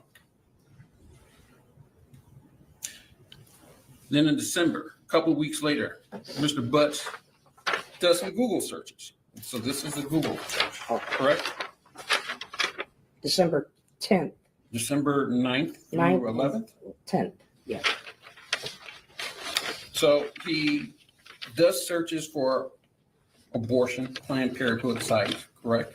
Yes. He does searches for over-the-counter abortion pill, correct? Yes. And we all agree that Mr. Butts has many girlfriends, right? Correct. There may be some that we don't know about. Fair?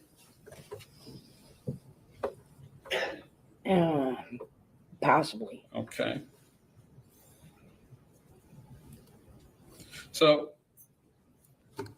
any testimony that says that these text messages, these website searches were regarding Isaiah Harris would be speculation, right? I don't believe I said they were regarding Isaiah. I just read what he had been searching on the internet. Fair enough, but we can't say who they're regarding, correct? Correct.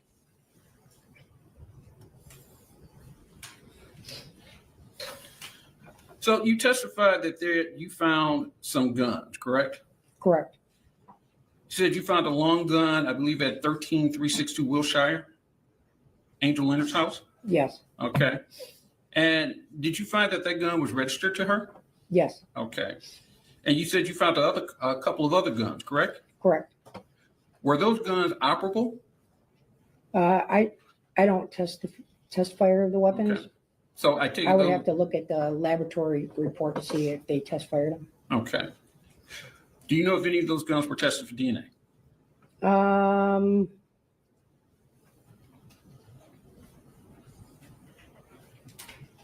I believe they would have been swabbed, but I don't know if those swabs were submitted.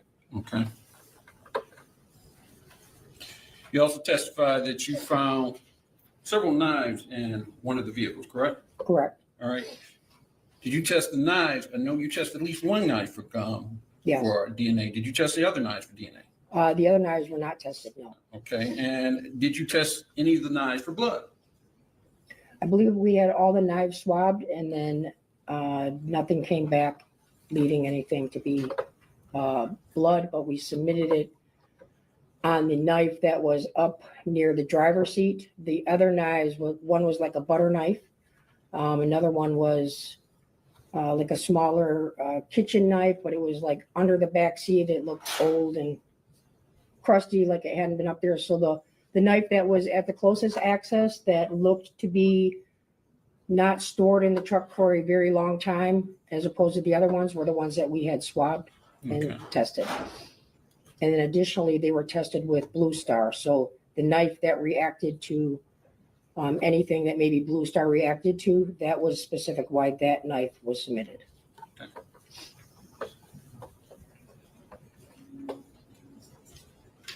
So there was no blood found on that knife, correct? Correct. So there was testimony about a black hoodie that was found, correct? Yes. Did you personally examine this hoodie? I did not touch it. It was there. I was there as I observed it being opened up by the evidence technician who was collecting it, as well as re-going through the photos while we were there and then after. All right. So the hoodie looked weathered, did it not? It was wet. It was wet. There were spider webs in it, correct? I didn't open it to manipulate it, so if there was something that maybe the evidence tech testified to seeing, I wasn't right there as it was being opened, so I couldn't answer. I did not see a spider web. I can't say that there was not one. Okay. Did you see any other debris on this hoodie?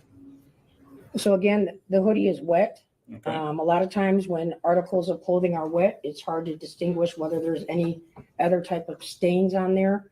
We're not out there manipulating clothing like that. We preserve it the best that we can. That way, if there is something, it can be properly examined inside a laboratory where I'm not adding more possible contamination to anything. Okay. But it's fair to say that it's speculation on how the holes would have gotten into it, correct? Well, I said I don't know how those holes got there. Okay. Now, we've heard that the hoodie was tested for genetic material, correct? For DNA? Yes. Yes. Was it tested for gunshot residue? No. Okay. You also found a pair of red and black shoes, gym shoes, correct? Yes. Were they tested for DNA? No. Okay.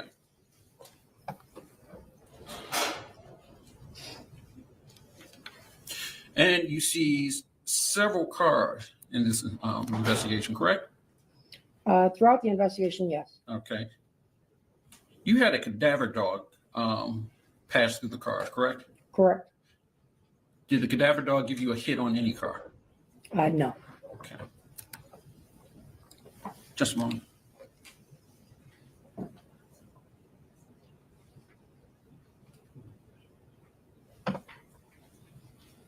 I have no further questions. Thank you. Can you redirect? Yes, Judge. Briefly. Sergeant Jones, that text back on November 27th, 2023, where Desire replies, "It healed." You can't say what that's about, can you? Correct. And defense asked you about some guns that were found and that there was a long gun registered to Angel. But it's true that Mr. Butts can't have any guns around him in his house, can he? Correct. Regardless of who they're registered to. Correct. And as for the guns, you were asked whether or not they were operable. There weren't tests performed on these guns, were there? Not that I believe, no. Okay. And tell me, why is it that there wasn't an emphasis put on doing like test shots for a gun? The original, when we got the guns, I believe that the priority was to swab for DNA. Is we do that before we start sending them to get test fired and contaminating anything. The guns were swabbed, all the evidence that was collected, and then the items that I believe, after talking with lab specialists and looking at the different things that would be the most successful to coming back and giving me the answers on whether that was Nazia's hoodie or not, where those were the items that were submitted. Once that hoodie came back that it was hers, there was no need for me to test the shoes that I had a picture of her wearing, because I knew that that hoodie was going to be showing that that was her belongings. Now, as it relates to guns specifically, if you're trying to connect a gun to a homicide, would you need something to compare it to? Yes. Okay. And was there any? There was no body found in this case. That's correct. Correct. You would either need the a projectile that you may recover or find at a scene, or the actual spent casing. And there was none of that able to be found. Correct. Correct. And just generally, as just a common person with common knowledge, spider webs can be formed fairly quickly depending on the spider. Is that fair to say? Yes, there's times I come in the morning and there's already one on my car. And that wouldn't be there the night before. Correct. Okay. Now, in your experience, does Michigan State Police even test for gunshot residue? I don't believe so. And you were also asked about a cadaver dog. You've used cadaver dogs in your history, in your police work? For 11 years, yes. Okay. Now, a cadaver dog would only hit if they're in a vehicle, if there was a dead body in that vehicle. Is that correct? They'll hit on blood, or if there was like biological from somebody that's deceased, something. So if a body was in a car that was not yet deceased, that cadaver dog presumably would not hit. Correct.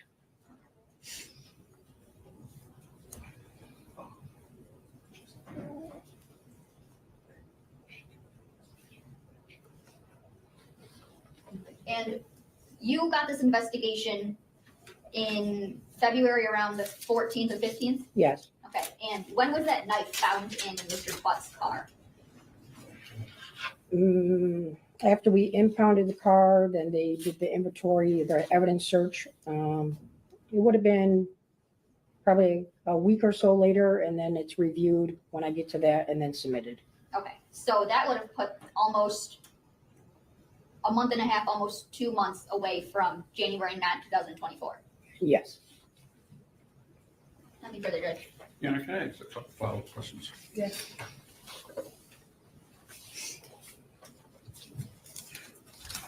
So if a gun was used in a homicide, maybe not as a shooting, maybe as just a blunt force instrument, or if it was or if it was a close range shot, couldn't blood or skin cells be on the gun? Yes. Nothing further. Ms. Quickly, any last questions? No, Judge, thank you. Yes, Dr. Jones. Child, I'm sorry. Does he think he ate with that? Okay, sir.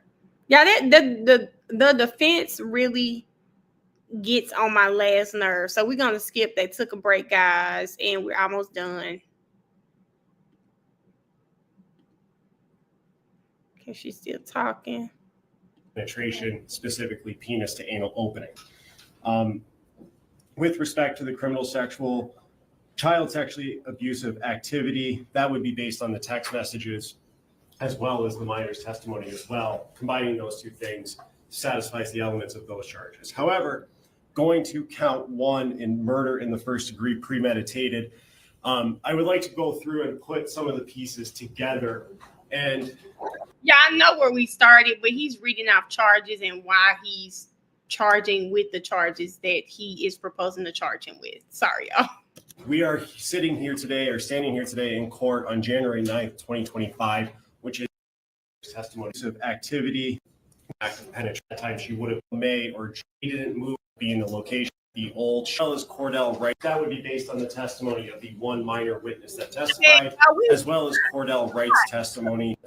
First degree, which is before I get to the real issue on the homicide charge, I'm going to take care of a few preliminary matters. It is the people's intent to increase count 3, which is currently criminal sexual conduct second degree, to criminal sexual conduct first degree, person under 13, defendant 17 years of age or older. We have the defendant's birthday on the record, and that would be based on the testimony of the one minor witness that testified, as well as Cordell Wright's testimony. Guys, I went back because when we started, I knew he was just reading off charges. But as I was going back, I didn't realize I had skipped so far ahead. So for some of us that do watch these cases, we are interested in what he's being charged with and why he's been charged with it. So I went back because I just didn't know I skipped so far ahead. So that's where we're starting now. And these are closing arguments, everyone. So he's going to go. The defense is going to go. They're going to tell us why this should move forward to trial. The defense is going to tell us why they think it's not enough. The minor witness testified that it happened at the old shop. And when Ms. Ripley was asking questions, she identified that as being the location. Cordell Wright testified back in November that they didn't move from that shop, which was at East Warren and Neff in the city of Detroit, until May or June, based on Naziah's birthday, which is in her medical records. At that time, she would have been 12 years old. And the minor witness testified clearly describing an act of penetration, specifically penis to anal opening. With respect to the criminal sexual, child sexually abusive activity, that would be based on the text messages, as well as the minor's testimony as well. Combining those two things satisfies the elements of those charges. However, going to count 1 in murder in the first degree premeditated, I would like to go through and put some of the pieces together. And we are sitting here today or standing here today in court on January 9th, 2025, which is 1 year, almost to the minute, the last time Naziah was seen on a camera in the city of Detroit, which is on the screen now. The last time that she was seen was on January 9th, 2024 at 2:56, getting off of the bus at 3 Mile Drive in Cornwall and walking down Bedford. She was walking towards what she didn't know at the time would be Jarvis Butts and her ultimate murder by him. We take that moment in time and then go to Cordell Wright's testimony where he testified that they picked Naziah up on their way back to their shop at 9000 Connor, and they proceeded with her to that location. We have Jarvis Butts' sister's testimony, Tijuana Butts, who did say that she saw a young girl with a very descriptive and distinct jacket getting in and out of that car, the white Cadillac Escalade. That would have been before Jarvis, Cordell, and Naziah departed for Ypsilanti. We have Sergeant O'Rourke's testimony as to his cell phone locations based on cell tower information and the historical call detail records, which placed them consistent going out to Ypsilanti. And then we have Cordell's testimony getting them back to the shop. Talasha Moore also testified to seeing Naziah in Ypsilanti with Cordell and Jarvis. Cordell, as we know, testified that he had to get back to his house based on his tether hours by 9 p.m. And that is the last time that anyone who is not Jarvis Butts would see Naziah Harris alive. From the shop, we proceed out to the Park Crest Inn, where Jarvis Butts checked into a hotel at 9:30 p.m. And Sergeant O'Rourke's testimony corroborates this, placing his phone in the area of that 20,000 Harper address at around midnight till early in the next morning on the 10th. using the data that you see on the screen in those times. Recapping January 9th, this is the last time that we have any sort of communication from Neziah. There was, if you look at those messages that Sergeant Jones went through and read, just between Neziah and Jarvis, there was consistent and constant communication up until January 9th. There's also no messages from Jarvis after Neziah goes missing on the 9th, looking for her, seeing where she is, trying to find her, trying to help, as anyone should do at that time, her family locate her. There's no messages to her phone, to that Text Now account from Jarvis Butts' phone. Her legal guardian and grandmother, Annette Harris, has not seen any social media posts. The OIC of the case, Sergeant Jones, has not seen anything for a total of 1 year now. The Lieutenant George Harris, who was involved in the investigation in the first month, didn't see anything that he saw from social media or Text Now after the 9th. Jarvis Butts on the 9th, we know, borrowed Latricia Johnson's car overnight, which was unusual. He borrowed that from, and then again borrowed it on the 10th or 11th. We know that Neziah's glasses were found in that car sometime after the 10th or 11th when Latricia Johnson was at that shop, and Jarvis Butts snatches them out of her hand. From the Park Crest Inn and from January 9th, we go out to 7 Mile and Berg. This is by far the most important location in this case because we know that the defendant spent from 11:40 p.m. on the 10th to 1:34 a.m., nearly 2 hours in that area, in that wooded area where the Rouge River runs through. And to give, this is from the slideshow of the scene photos that were taken at 7 Mile and Berg. This is the area where it's the people's theory Jarvis Butts did at least one of two things, either killed Neziah at 7 Mile and Berg, but at the very least dumped her body in this location. We know this because of the evidence that was found there, specifically the black hoodie, which you see in this photo here, as well as the pink bodysuit and the shoes that we confirmed or that are hers based on the picture that the OIC received from her brother. And those items were collected. The black hoodie and pink jumpsuit were tested. And importantly, Rion Green testified as to which swabs were which. This analysis here and hypothesis and results pertains to the right shoulder swab on Neziah Harris's black hoodie that she took that picture in when she was in school on January 9th. The one, importantly, that Annette Harris testified was in good condition when Neziah left. We will get to pictures of that, but this shows that Neziah Harris's DNA is there as well as Jarvis. And importantly, this is one of the stain swabs that was positive, not just for blood, but human blood based on the hemotrace results. In the next one, we have, this pertains to not the stain swabs, but the regular swab that Rion Green testified was a wearer ID swab. Importantly here, Jarvis Butts' DNA from that swab that would have been taken around the neck of that sweater or the end of the arms of that sweater is there with very strong support. And of course, Neziah's DNA is there as well.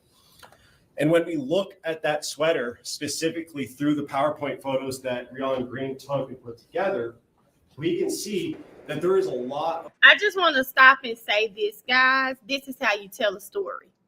Okay?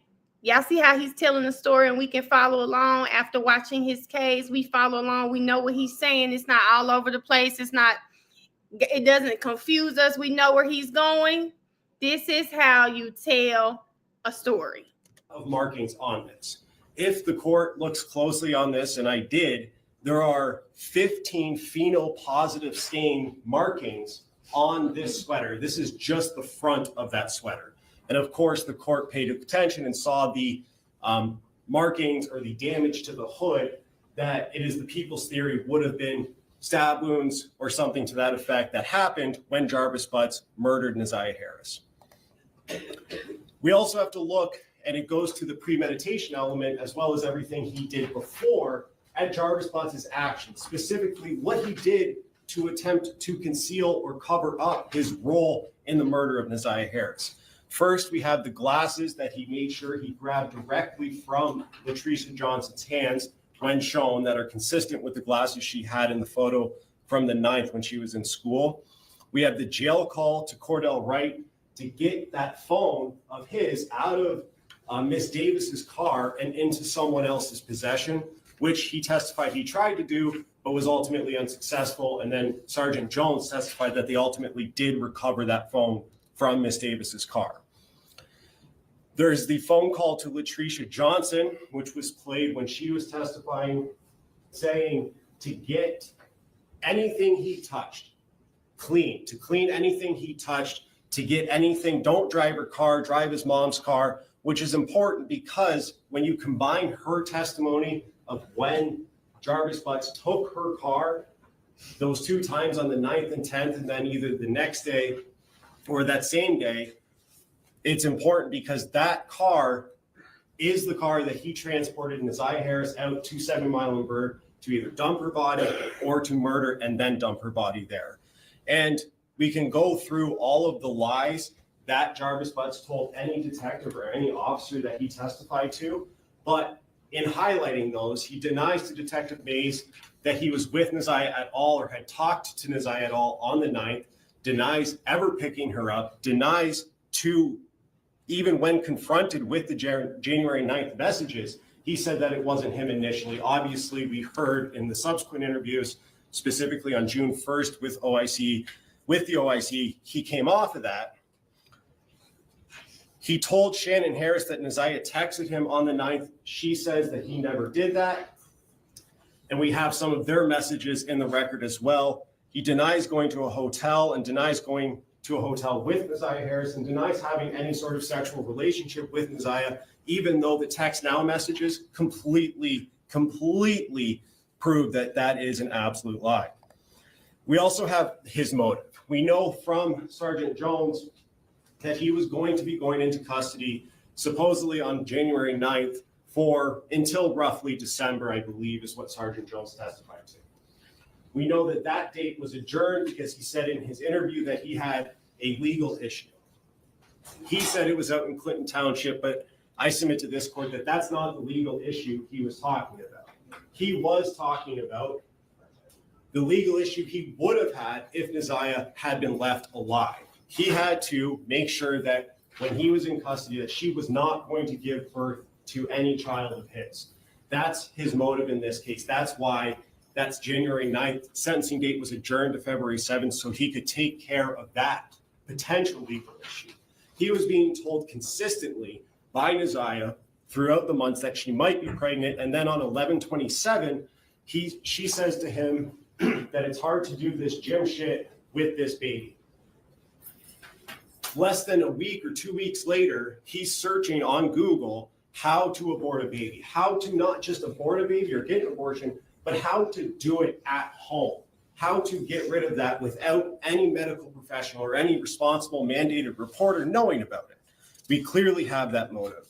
And obviously, Judge, one of the big issues in this case is proving that Neziah Harris is dead without having a body. On January 9th, she vanished off the face of the earth. There is absolutely no evidence after the 9th that she was alive, that she was sending messages to anyone. Her, again, legal guardian had not seen her since the 9th. No one else, officers, friends, family have seen her since the 9th. There's no social media post reviewed by any officer to this day that would indicate she was alive. There's no messages, no further messages on text now after the 9th. There is a full and complete stop of any activity that would indicate she was alive. And Judge, I submit to this court that if that were the evidence that we had at this point, that would be enough at this point for a probable cause determination to show that she is in fact deceased today. However, there is more than that. Her hoodie found at 7 Mile and Bird, which we just saw a photo of, has Jarvis Butts' DNA on it and Neziah Harris's DNA on it, and it is covered in blood, indicating that something traumatic happened to her. And all the other evidence shows that something traumatic happened to her at the hands of Jarvis Butts.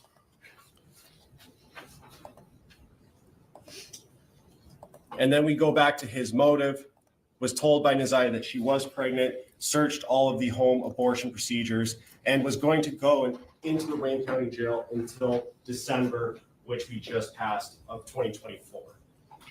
Judge, I submit to this court that the evidence that you have heard over the last 4 days proves not only that Neziah Harris is currently deceased, but also that she was murdered by the defendant, who had plenty of motive to do so, had plenty of opportunity to do so, and he did that. And I will note that the defendant in this case, Jarvis Butts, does not get a break because he successfully hid her body. The evidence to a probable cause determination, which the question is she probably dead? I wanted to say this because I just saw BG say I didn't know that her hoodie was covered in blood. Y'all remember our good sis from TSU? The first thing they wanted to do is they did a test to see, infrared test, to see if there was anything dark enough to be blood on their hoodie. The next test they performed was the pheno test to see if what was on the hoodie was blood. Not that hoodie had been through rain. It had been through a lot, right? So the next test they did was she would find spaces on the hoodie that were pheno positive. Remember, pheno positive meant there was blood. Pheno positive. She checked those areas. Sometimes she was getting false negatives. She checked on the areas that were pheno positive and that were strong enough for her to then go do a hema test. Hema tests are what would let you know that it is human blood. So they wanted to make sure it was human blood on there, right? After they did the hema test and they figured out that this is human blood, remember the other good sis, really smart, it was a white girl. She testified, she was a scientist. She testified that she did the DNA. And from that test, she figured that there was Jarvis's DNA, Neziah's DNA, and there was at one point an unidentified person, I do believe, DNA on the jacket just to catch everybody up about the blood on the hoodie. And did the defendant probably do that? Both questions are answered with a yes, based on all of the evidence that you have seen. I would reserve any further argument for rebuttal. Thank you. Thank you, Judge. Sorry.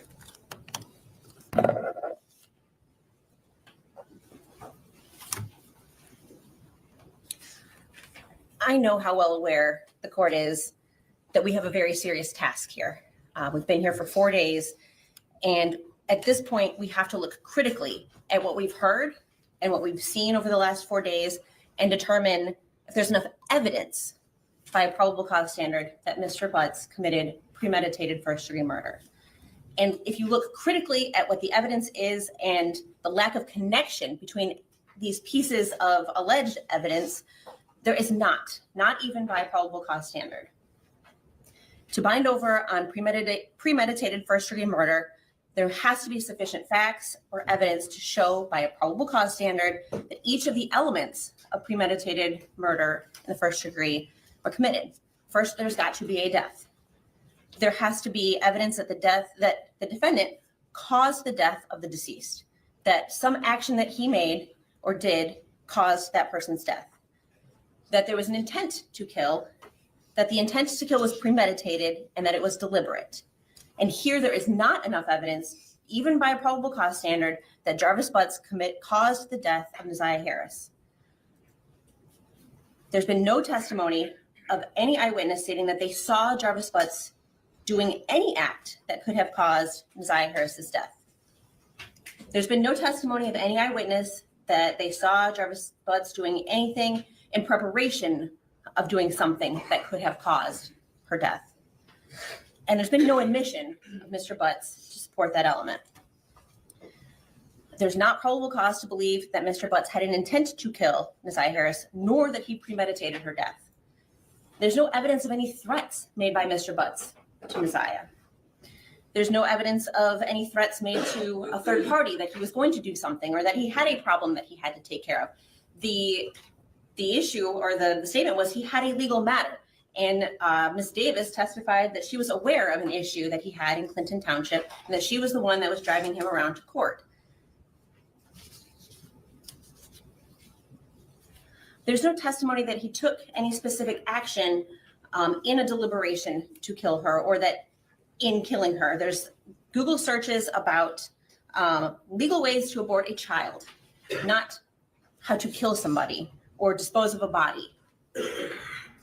There's no evidence that he did anything related to the Google. Yeah, I'm sorry, because she said he only searched how to kill a child, not to kill somebody, not to kill a child.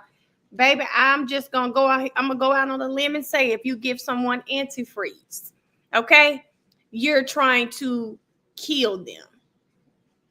I'm just gonna go out on a limb and say, if you give someone and have them drinking antifreeze, then you're gonna go on a limb. All day I thought you were talking to me. For whomever, what I was saying, so y'all can see Dave's question, I was saying that if they would have checked Shannon's DNA, you could explain it away, being that Shannon lives with her. And I mean, I don't know if you ever lived in a house full of girls. We kind of share stuff. I need to run out to the car, maybe put on somebody's jacket, wear someone's slippers. So it's kind of normal. But that's what I was saying. Google searches. There's no receipts of purchases or anything like that. And these text messages were 2 weeks after. They were, I believe, December 9th and 10th, which was, I believe, 2 weeks or 13 days from 11/27/23, which is the text message about gym class. And then there's this kind of cryptic text message in between that says it healed. We don't know what that means, but we don't know what Mr. Butts took that to mean.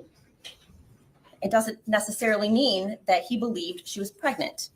There's no evidence of a pregnancy. We have medical records until, I believe it's October of 2023, that don't indicate a pregnancy, that she had been to the doctor in September when she originally texts or messages Mr. Butts and says she thinks that she's pregnant. There's no evidence of a pregnancy. She went to the doctor. We heard from both her guardian, her grandmother, and her aunt, Shannon Harris, who lived with her. No testimony from either of them that they suspected that she was pregnant, that there was any medical issues that they had to take care of because that would have caused them to think that she was pregnant. There was an insinuation, well, was she wearing baggy clothing?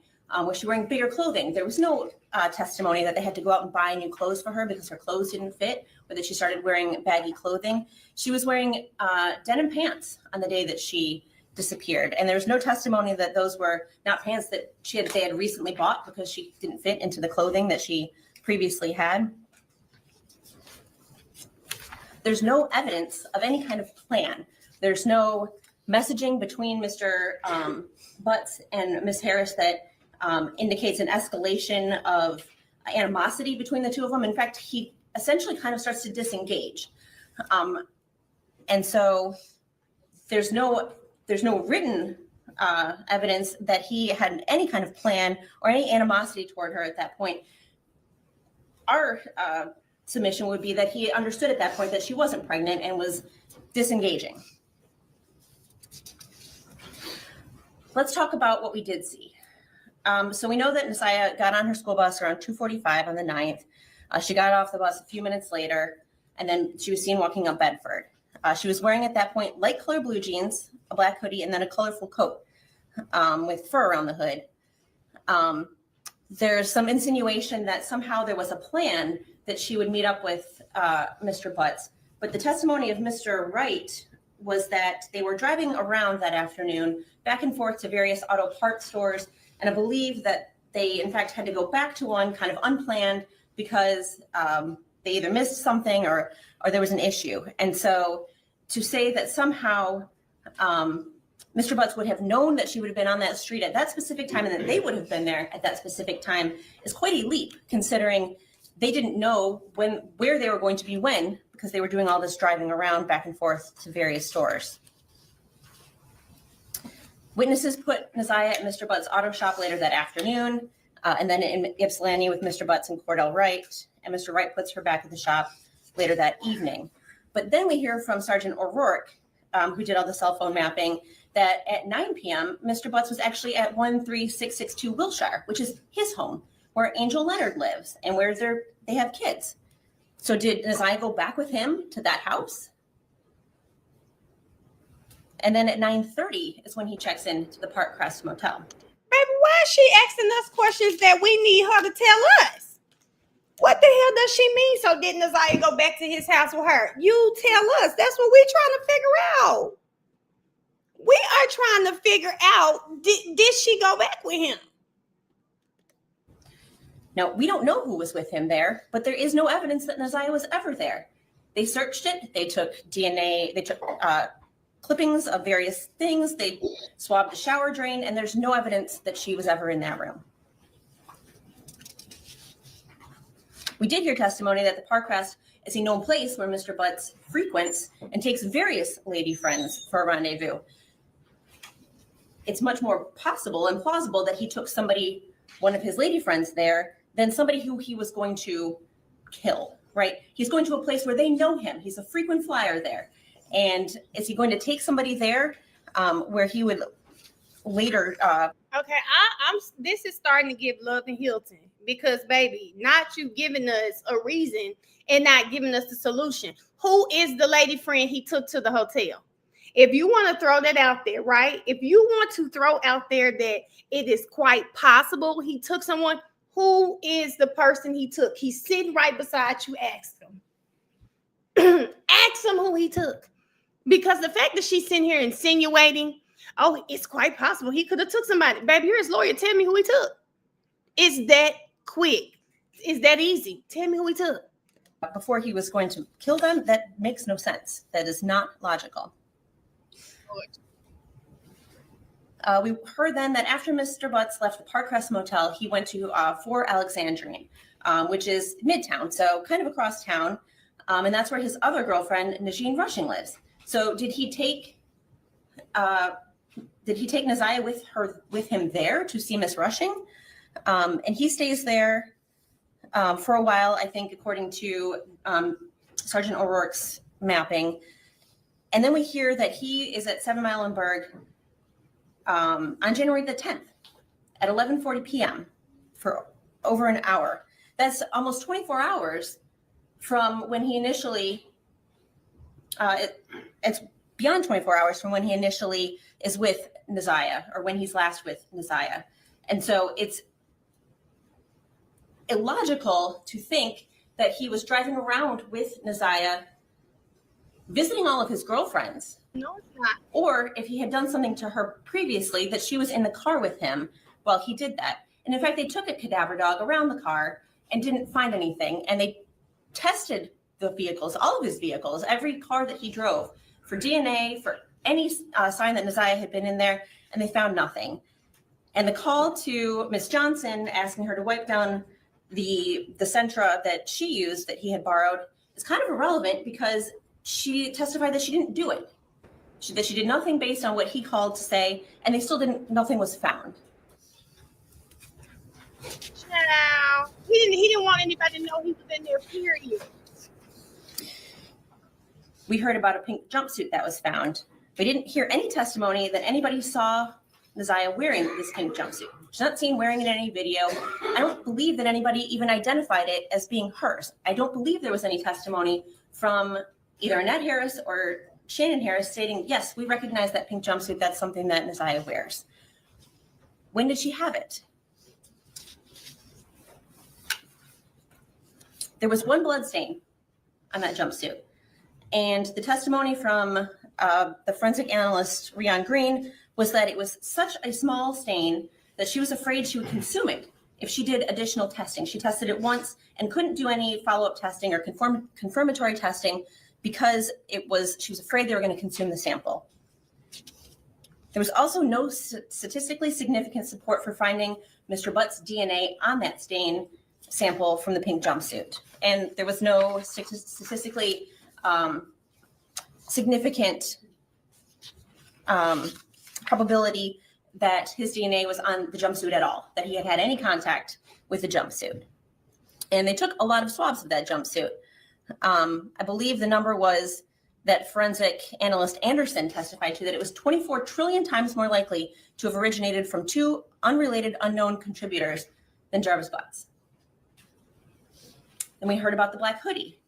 And that black hoodie was significantly more weathered than the pink jumpsuit. We heard about that from the Border Patrol agent Barnes and other folks that came into contact with that sweatshirt, that it looked like it had been out in the weather much longer.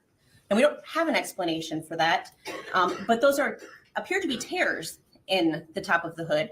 They don't appear to be stab wounds, and they certainly don't appear to be bullet holes. There's weak support for conclusion that Mr. Butts was a contributor to the stain and the swabs of the black hoodie. The only real support for any DNA on the black hoodie was on the non-stained part. And there's testimony that Ms. Harris was wearing that hoodie on the 9th, that she was in Mr. Butts' Escalade when he and Mr. Wright picked her up after seeing her walking down Harper, that they were in the car driving in up to Ypsilanti. And so the possibility that his DNA got on this non-stained part of the black hoodie is not evidence of premeditated murder in the context of all of the ways that we heard somebody's DNA can get on a piece of clothing.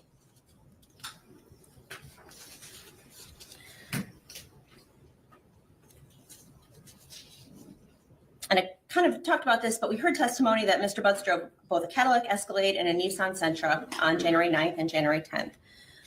There's a lot of pieces of those cars that were tested.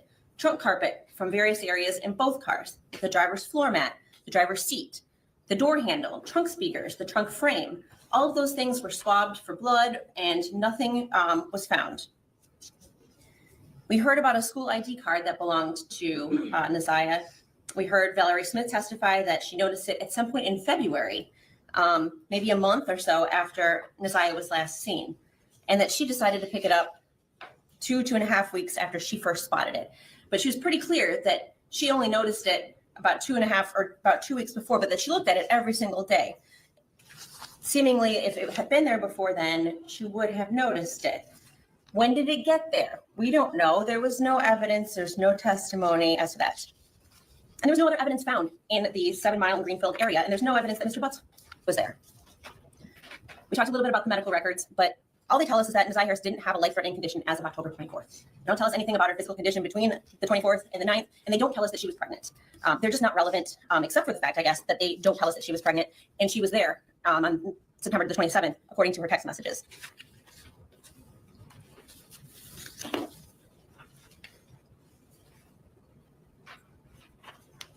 We've heard that they collected guns, but we don't know if any of them actually operated, and they tested them for DNA, and there was nothing found. When did those guns get taken from a house? When did they get put back, if any of them had been used? And I mean, we just simply don't have any evidence as to whether they were even touched by Mr. Butts. But certainly there was no DNA from Ms. Harris on them. And if one was to use a gun to bludgeon somebody enough where they break the skin and bleed, there's going to be DNA on that gun. If somebody is shot at close range by a gun, there's likely to be DNA on that gun. They found no DNA on a gun. There was initially a testimony about all these knives that were found. And then when Mr. Riggins did a little bit of digging, one of them was a butter knife. One of them was rusted and under a seat and like it had been there forever. There's only one knife that they were actually interested in. They sent it for testing and there was nothing on it. And we know that they can test for blood even if something has been wiped clean because they do that. And in fact, they did that in this case. They found no blood on anything that the prosecution is positing could have been a murder weapon. Motive is not an element of premeditated homicide. Y'all, I'm sorry. She's really on my nerve bad. I kind of like it sped up. Are y'all okay with it sped up? I kind of like it sped up because I know we have to watch this. We have to hear what she's saying so that we have all of the facts or their side of the story. I'll slow it back down because the judge is after this, y'all. The judge is after this. Aside. There's evidence that Mr. Butts and Naziah had a sexual relationship. And we are, at this point, not contesting the bind over on those counts. That would explain why Mr. Butts would not want to be honest about why he was with Naziah Harris. That would be enough to make somebody want to lie about their whereabouts, their connection to somebody. There's no evidence that it went any further than that. Okay, did you guys hear that? They are not contesting that he had a sexual relationship with Naziah. Okay, so here's my thing. This is why I think that baby has been killed. If at this point he's not contesting that he had a sexual relationship with her, right? He already knows he's going to jail for those crimes. Why would he put himself through the pain, the torture, whatever you want to call it, of going to jail for murder? If he could say, here she is. I've been having her locked away with one of my cousins in Mexico. Here she is. Why would he go through that if at this point he know he doesn't have a leg to stand on, right? He does not have a leg to stand on when it comes to him sleeping with this girl. Like, all the evidence is there. We see that you have groomed, you've molested, you've been assaulting this baby for years. He has no leg to stand on. Why would he not say, okay, here you go. Here you go. He won't say that. God, that baby's not, I don't, nothing in my body tells me she's alive. And I'd be really shocked if she was alive. Why wouldn't he try to fix that part of all of this, right? Because at this point, his lawyers just said it. We're not even contesting the fact that he had a sexual relationship. And then that goes back to Shannon big dumb self, right? The man is not contesting. He's saying, yes, that was me. I did that, Shannon. And you still put money on his books. Foolish. That for him. No evidence that he had been confronted by anybody about a sexual assault. No evidence that he was being threatened by Neziah to expose him or get him in trouble if he didn't do something that she wanted him to do. By the time January 9th rolled around, they weren't really speaking that much. She was, in those text messages that we heard, getting frustrated with him for ignoring her. But never once did she say, well, if you don't talk to me, I'm going to tell everybody what we've been doing. And so there's a complete lack of any motive for him to respond in that way. And I would point the court to a case. It's called People v. Fisher. And it's 193 Mishap 284. It's a 1992 case. I've got copies. Got it. This court one. And I point the court to this case because it's a case where homicide was charged and no body was found. A woman named Joyce Fisher was killed, and I believe it was 8 years after her death, her husband was charged. He was convicted, and ultimately the appellate court reversed the conviction because the evidence was insufficient to submit the case to a jury. And so that was the error. And kind of the facts briefly are that Mr. and Mrs. Fisher were in the process of divorcing. It was a pretty contentious relationship. There had been lots of reports that he had been physically abusive to her. And she had even testified that he had threatened to kill her in mid-January of 1978, approximately 3 months before she disappeared.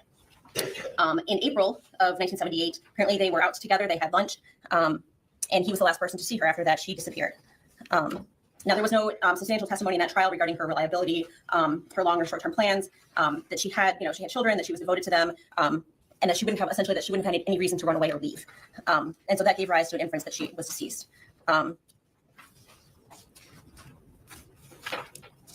The prosecutor in that case offered no evidence of an act that resulted in Joyce Fisher's death.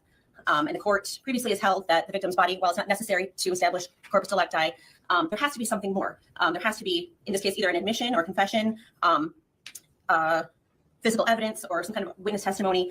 In that case, there was no physical evidence, such as bloodstains or a weapon linking the defendant to Joyce's death. He did not admit that he killed her, although the prosecutor offered equivocal statements there that he seemed to say, well, Y'all got me crying laughing because what I'm over here talking about.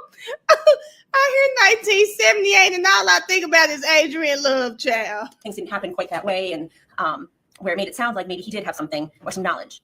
The prosecutor there presented lots of evidence of defendant's motive and opportunity to kill her, but noted that those are not elements of the crime. And inferences, the court says, may not be based on evidence that is uncertain or speculative or merely raises a conjecture or a possibility. And they said in that case, the evidence did not rise above the level of conjecture. And that's what we have here.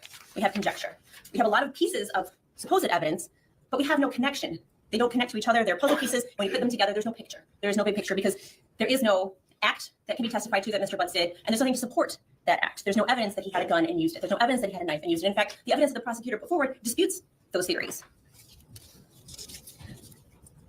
The idea that Mr. Butts was in some cover-up, the issue of his phone, I think was pretty well cleared up by Ms. Davis when she testified to the idea that for as long as she's known him, he's never wanted her to look at his phone, and mostly because he's been dealing with who knows how many other women, and that she had tried pretty much everything she could think of to get in that phone well before any of these allegations came about, and that she's never been able to. And so it makes sense that he would not want her to get in that phone, especially if he assumed he was coming home and wanted to have contact with her while he was serving his sentence in the Wayne County Jail, that she not know that she was not the only female he was dealing with.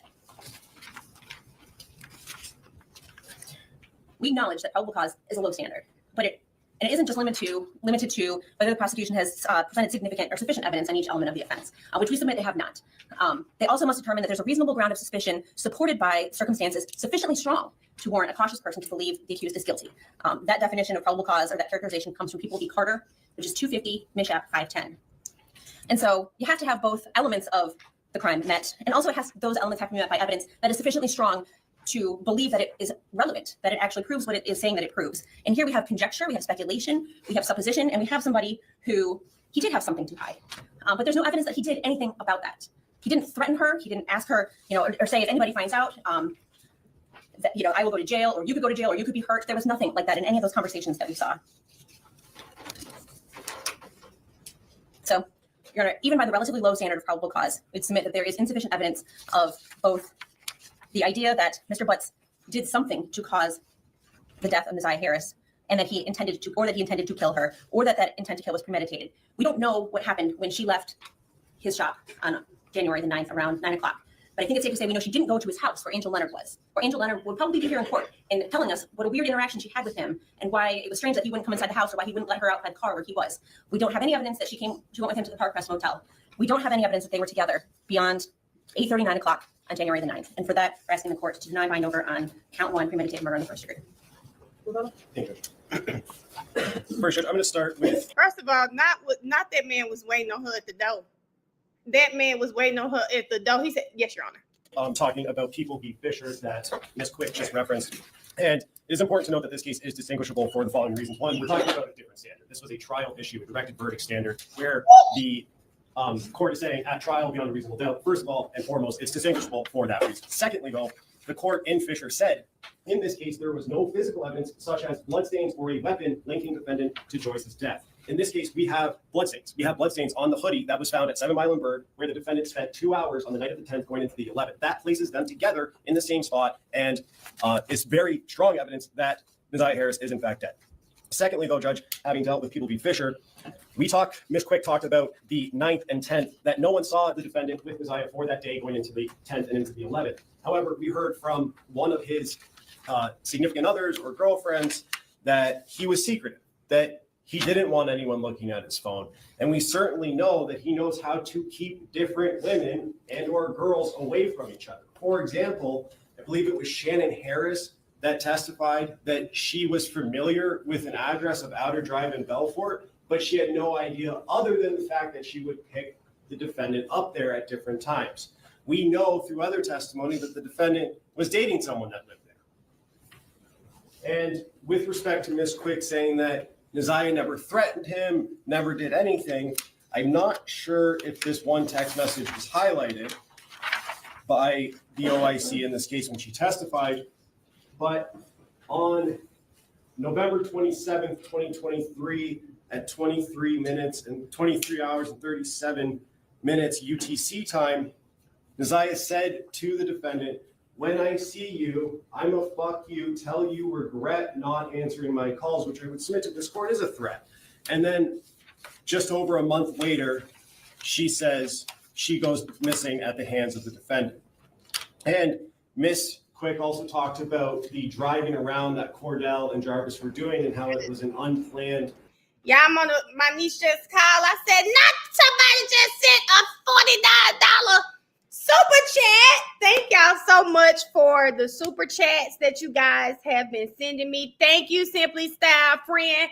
And y'all know what's so crazy? It doesn't even feel like I've been on here for 10 hours. It does not. That's why, hold on, Kylie. That's why I have to really, really catch myself when I get on stream with y'all, because this is not work for me. I enjoy y'all just as much as y'all enjoy me. Thank you so much for all the cash apps that I've gotten today, all the super chats. I know we're going to be ending the stream in a second because we got to go to Miss J. But they're almost done here. We have maybe about 20 more minutes to go.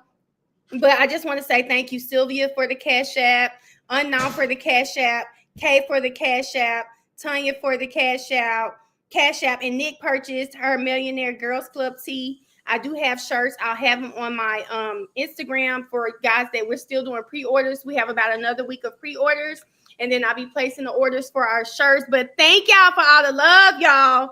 It does not feel like I've been on here 10 hours. And I think we just broke a record with this one. But thank you. Meetup with Neziah on the 9th. However, that may be true from Cordell's perspective, because he wouldn't have known what Jarvis's plan was at that time. But clearly on the 9th, send okay if you've seen the message so I can delete your number. And then the defendant's response, okay. And Jarvis was the one driving per Cordell's testimony. Now, Ms. Quick also talked about the knives and how the knives found in the defendant's car of the one that was tested came back negative, and that's true. We cannot dispute that. However, we know that that was more than a month after, giving the defendant plenty of time to clean it. But beyond that, Judge, this case is one where the defendant thought to, and successfully did, hide the body. And it's a common sense inference that if he thought to hide the body, he would also think to get rid of the murder weapon at the same time. And Judge, Ms. Quick is right. We are talking about a probable cause standard. And as I said, the question is, did the defendant with premeditation probably murder Isaiah Harris? And I submit to this court that the answer is yes. And circumstantial evidence, as is noted in the jury instructions at trial court or in circuit court, is just as good as direct evidence. And yes, this is a circumstantial case, but when we put those circumstances together, including the physical evidence, the cell phone evidence, which I would equate with physical evidence for purposes of that, as well as the defendant's opportunity and motive, the picture becomes very clear that the defendant, Jarvis Butts, took the life of Isaiah Harris to protect himself from the eventual discovery of his child that he was going to have with her, or at the very least thought he was going to have with her. I ask this court to bind over as charged with the addition or increase of this criminal sexual conduct second degree. Thank you. As far as Fisher, I agree with the people that this case is distinguishable. This is a case regarding a trial. And the one thing I had highlighted in page is the quote, in this case, there was no physical evidence such as blood stains or a weapon leading defendant to Joyce's death. In this case, we don't have the same facts or circumstances. I do agree, this is a circumstantial case, and circumstantial evidence is sufficient for a bind over and even conviction. Today is January 9th, 2025, exactly 1 year, from the day Isaiah Harris disappeared. Before I get into the charges and the main charge of premeditated first-degree murder, I have to speak on Isaiah Harris and the community who failed her. And I am only presented with certain evidence. I don't know the whole story. The attorneys know more than me, the family knows more than me. But from what I have heard over the last 4 days and 5 days total, is that several people failed her. I don't know where her mother is. I don't know anything other than that she was forced to live in a home where she was not protected or given the adequate attention and love. I don't know where her father is. I don't have any mention of him in her life, no presence. To Cordell, AKA King, and all the men who saw Jarvis Butts hanging out and always around these young girls, including Isaiah, and his 9-year-old daughter going up to the shop to clean up his shop. The school counselor who never showed up, or the person who was supposed to show up if that counselor was absent, after Isaiah was on the floor on the day she went missing, saying that she needed to speak to someone and speak to a counselor. There's no mention of CPS, but I wonder what their involvement was over the years, because this was not just a 1-year thing. There are text messages at least from 2022. To her adoptive grandmother, Annette Harris, whose testimony, in my opinion, was very questionable. I understand why the people put her on the stand to establish Isaiah's residence and the houses on Bedford and the regular routine, to establish also that Isaiah was not a runaway child, that she was not a bad kid. I do believe she adopted Isaiah. I do believe that she had 6 kids in the house. I believe that Isaiah had on a dark hoodie the day she went missing, and that she had on red and black Nikes that day. What is hard to believe is that the defendant never came into the house as she testified. And there was also a minor that testified that he did as well. Text messages that show between him and Isaiah that he did in the basement, saying he was going to the shower, stealing her panties. He was always lurking around that house and asking for Janiyah and Zaniyah, from what I know. I even thought about the breakfast routine and saying that all the kids like eating breakfast at school. Did they have a choice? I don't know. But to always send those girls up there to clean up the shop raises questions. And how were there 2 women in that house who have birthed children themselves who did not notice that Neziah was pregnant, and I believe she was, and not having her period anymore. But then after hearing text messages today, begging Jarvis for pads as if she didn't have anyone else to give them her. And what stood out the most was when Annette Harris stood on the stand, and she learned around 6 p.m. that Neziah did not come home from school, and said she looked around for her and decided to wait until the next morning to call the police.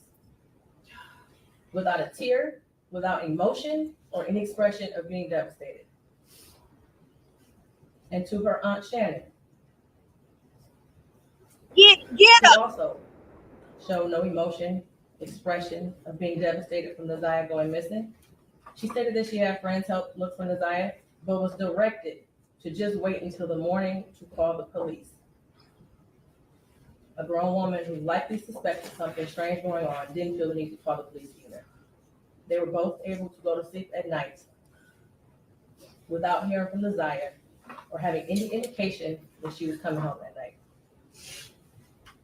And of course, the defendant, who I will get to in a minute. I don't know who else failed Neziah, but the community did. As far as the people establishing probable cause, I will focus on count 1 as it's been stated that there is no contention with counts 2 and 3. In count 3, I will amend based off of the motion and the testimony I heard that Neziah was 12 and not 13 at the time that Jarvis Butts had sexual intercourse with her. The prosecution is correct. You do not have to have a body to establish first-degree premeditated murder. It would have been a much shorter exam had her body been found, but this is where we are. In the last 365 days, no text messages. We all heard today and yesterday that she was very active and frequently texted. No social media for a year. We heard through testimony that she was also active on social media. No phone calls, which she was also able to do according to testimony. No physical sighting of her by anyone. She never came back to school. No one has seen her. Medical records dated from July 2014 to October 2023 indicated that she had no life-threatening medical issues that would lead to a natural cause of death. The black hoodie found in the area of 7 Mountain Berg with her DNA and blood on it. The holes in the hoodie consistent with some sort of struggle, violence, or weapon being used. And we know that there were no holes in that hoodie when she wore it to school. We saw a picture of her in a black hoodie on her last day that everyone saw her. I do believe her grandma testified truthfully about the sweatshirt that she had on and that was practically new. And the border agent who said that no evidence of animals would have destroyed the clothing or the shoes to possibly lead to animals tearing up that hoodie. The clear glasses found in the blue Nissan the day after she went missing. The behavior of the defendant when he snatched those glasses. They looked exactly like the glasses she had on in her last picture, according to the witness.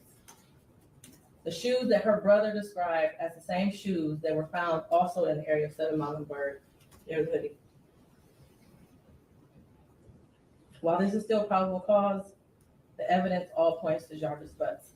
His locations, him being seen with her last, the abortion searches, the abrupt silence between the two of them in text messages, and the constant lies he told throughout the entire investigation. And they were proven to be lies with text messages and other testimony.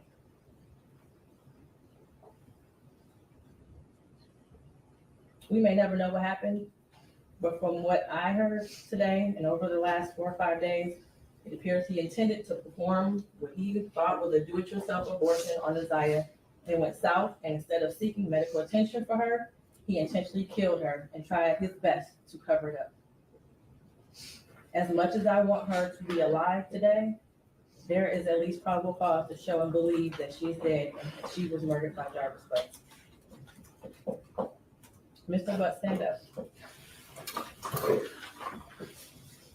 You've been sitting over there for 4 days with your head down, hidden between and behind your attorneys with your mask on and taking vigorous notes. I want you to pay attention and listen to everything I have to say.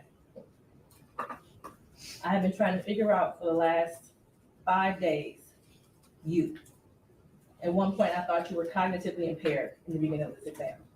And then maybe you had the brain of a 10-year-old, and that's why you were doing such things. But as I heard more and more testimony, you're just the true definition of a pedophile.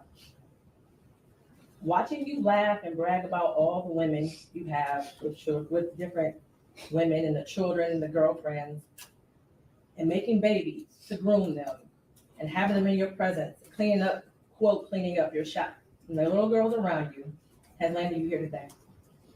You groomed Isaiah. You played mind games with her. We all heard that. You controlled her emotionally. She was exposed to so much at such a young age. The text messages between you two were disgusting to hear. And to think that she had you saved in her phone as babe for life. Isaiah deserved so much more. And while I mentioned other people that failed her, Jarvis Butts, you were the monster in this whole picture. She did deserve love from her parents and everyone who was in her life. She was ignored, she was neglected, and you took complete advantage of that. She wanted someone to love her, and she will never know what that feels like. Your children deserve more.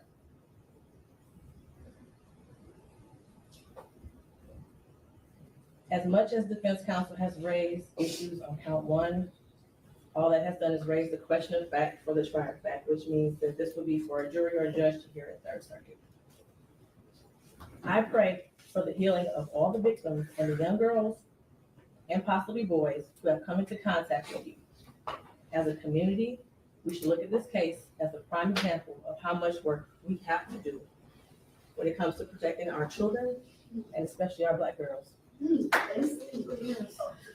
I pray for closure and healing for all those who have been traumatized by you. And for you, Jarvis Butts, I wish you a speedy trial and that justice be delivered. Your bind over date is January 16th at 9:00 a.m. Anything else for the record? Not for the people, Judge. Thank you. Not for defense. Thank you, Jarvis.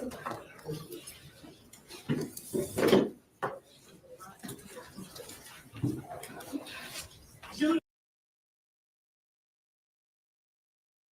the right thing and tell us where she's at, please. I'm sorry, Judge. Just do it, Jarvis. Where is she at, Jarvis? Just tell us. Okay. Judge, I'm sorry. I'm not trying to disrespect your court. Can you all turn off the camera, please?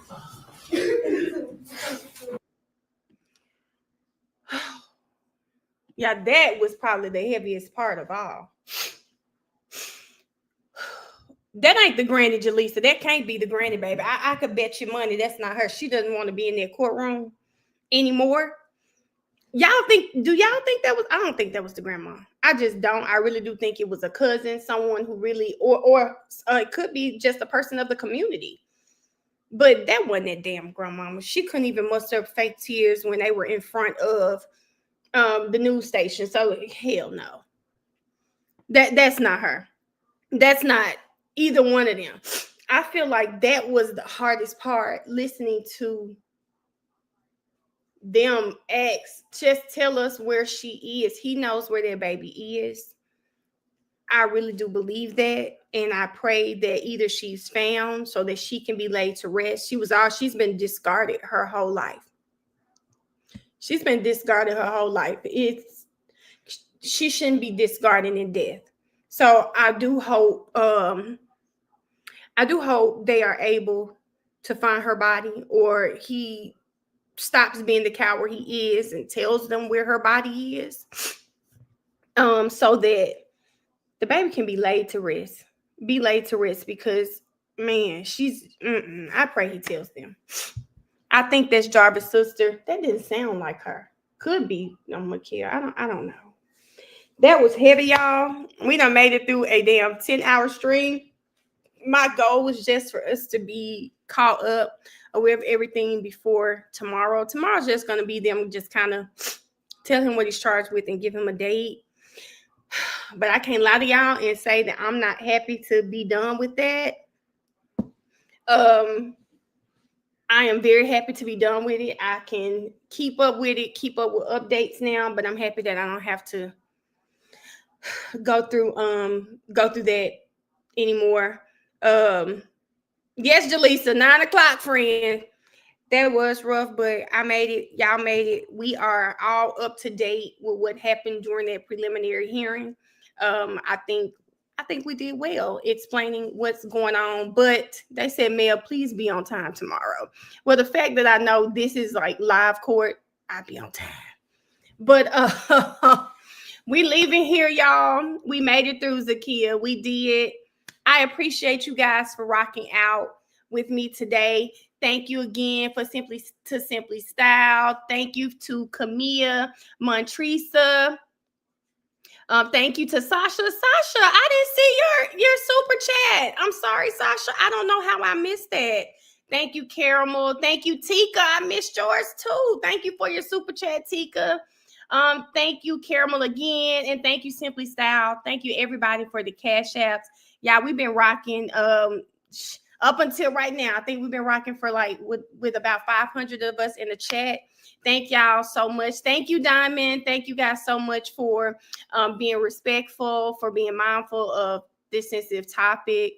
I just thank y'all for everything. But first of all, y'all cracking jokes. Y'all know I got to be up if I'm trying to get the start of court. So y'all know I got to be up and ready. But thank y'all so much again. I'm about to get off here and eat. And y'all know Miss J, Court of Opinion starts at 9 o'clock. Meet me over there, millionaires. Throw some yellow hearts in the chat. Let me know you're there. But thank y'all so much. I'm about to get off this live, y'all. I don't know if I'm going to break it down, but 10 hours of content is crazy. See y'all later. Bye, y'all.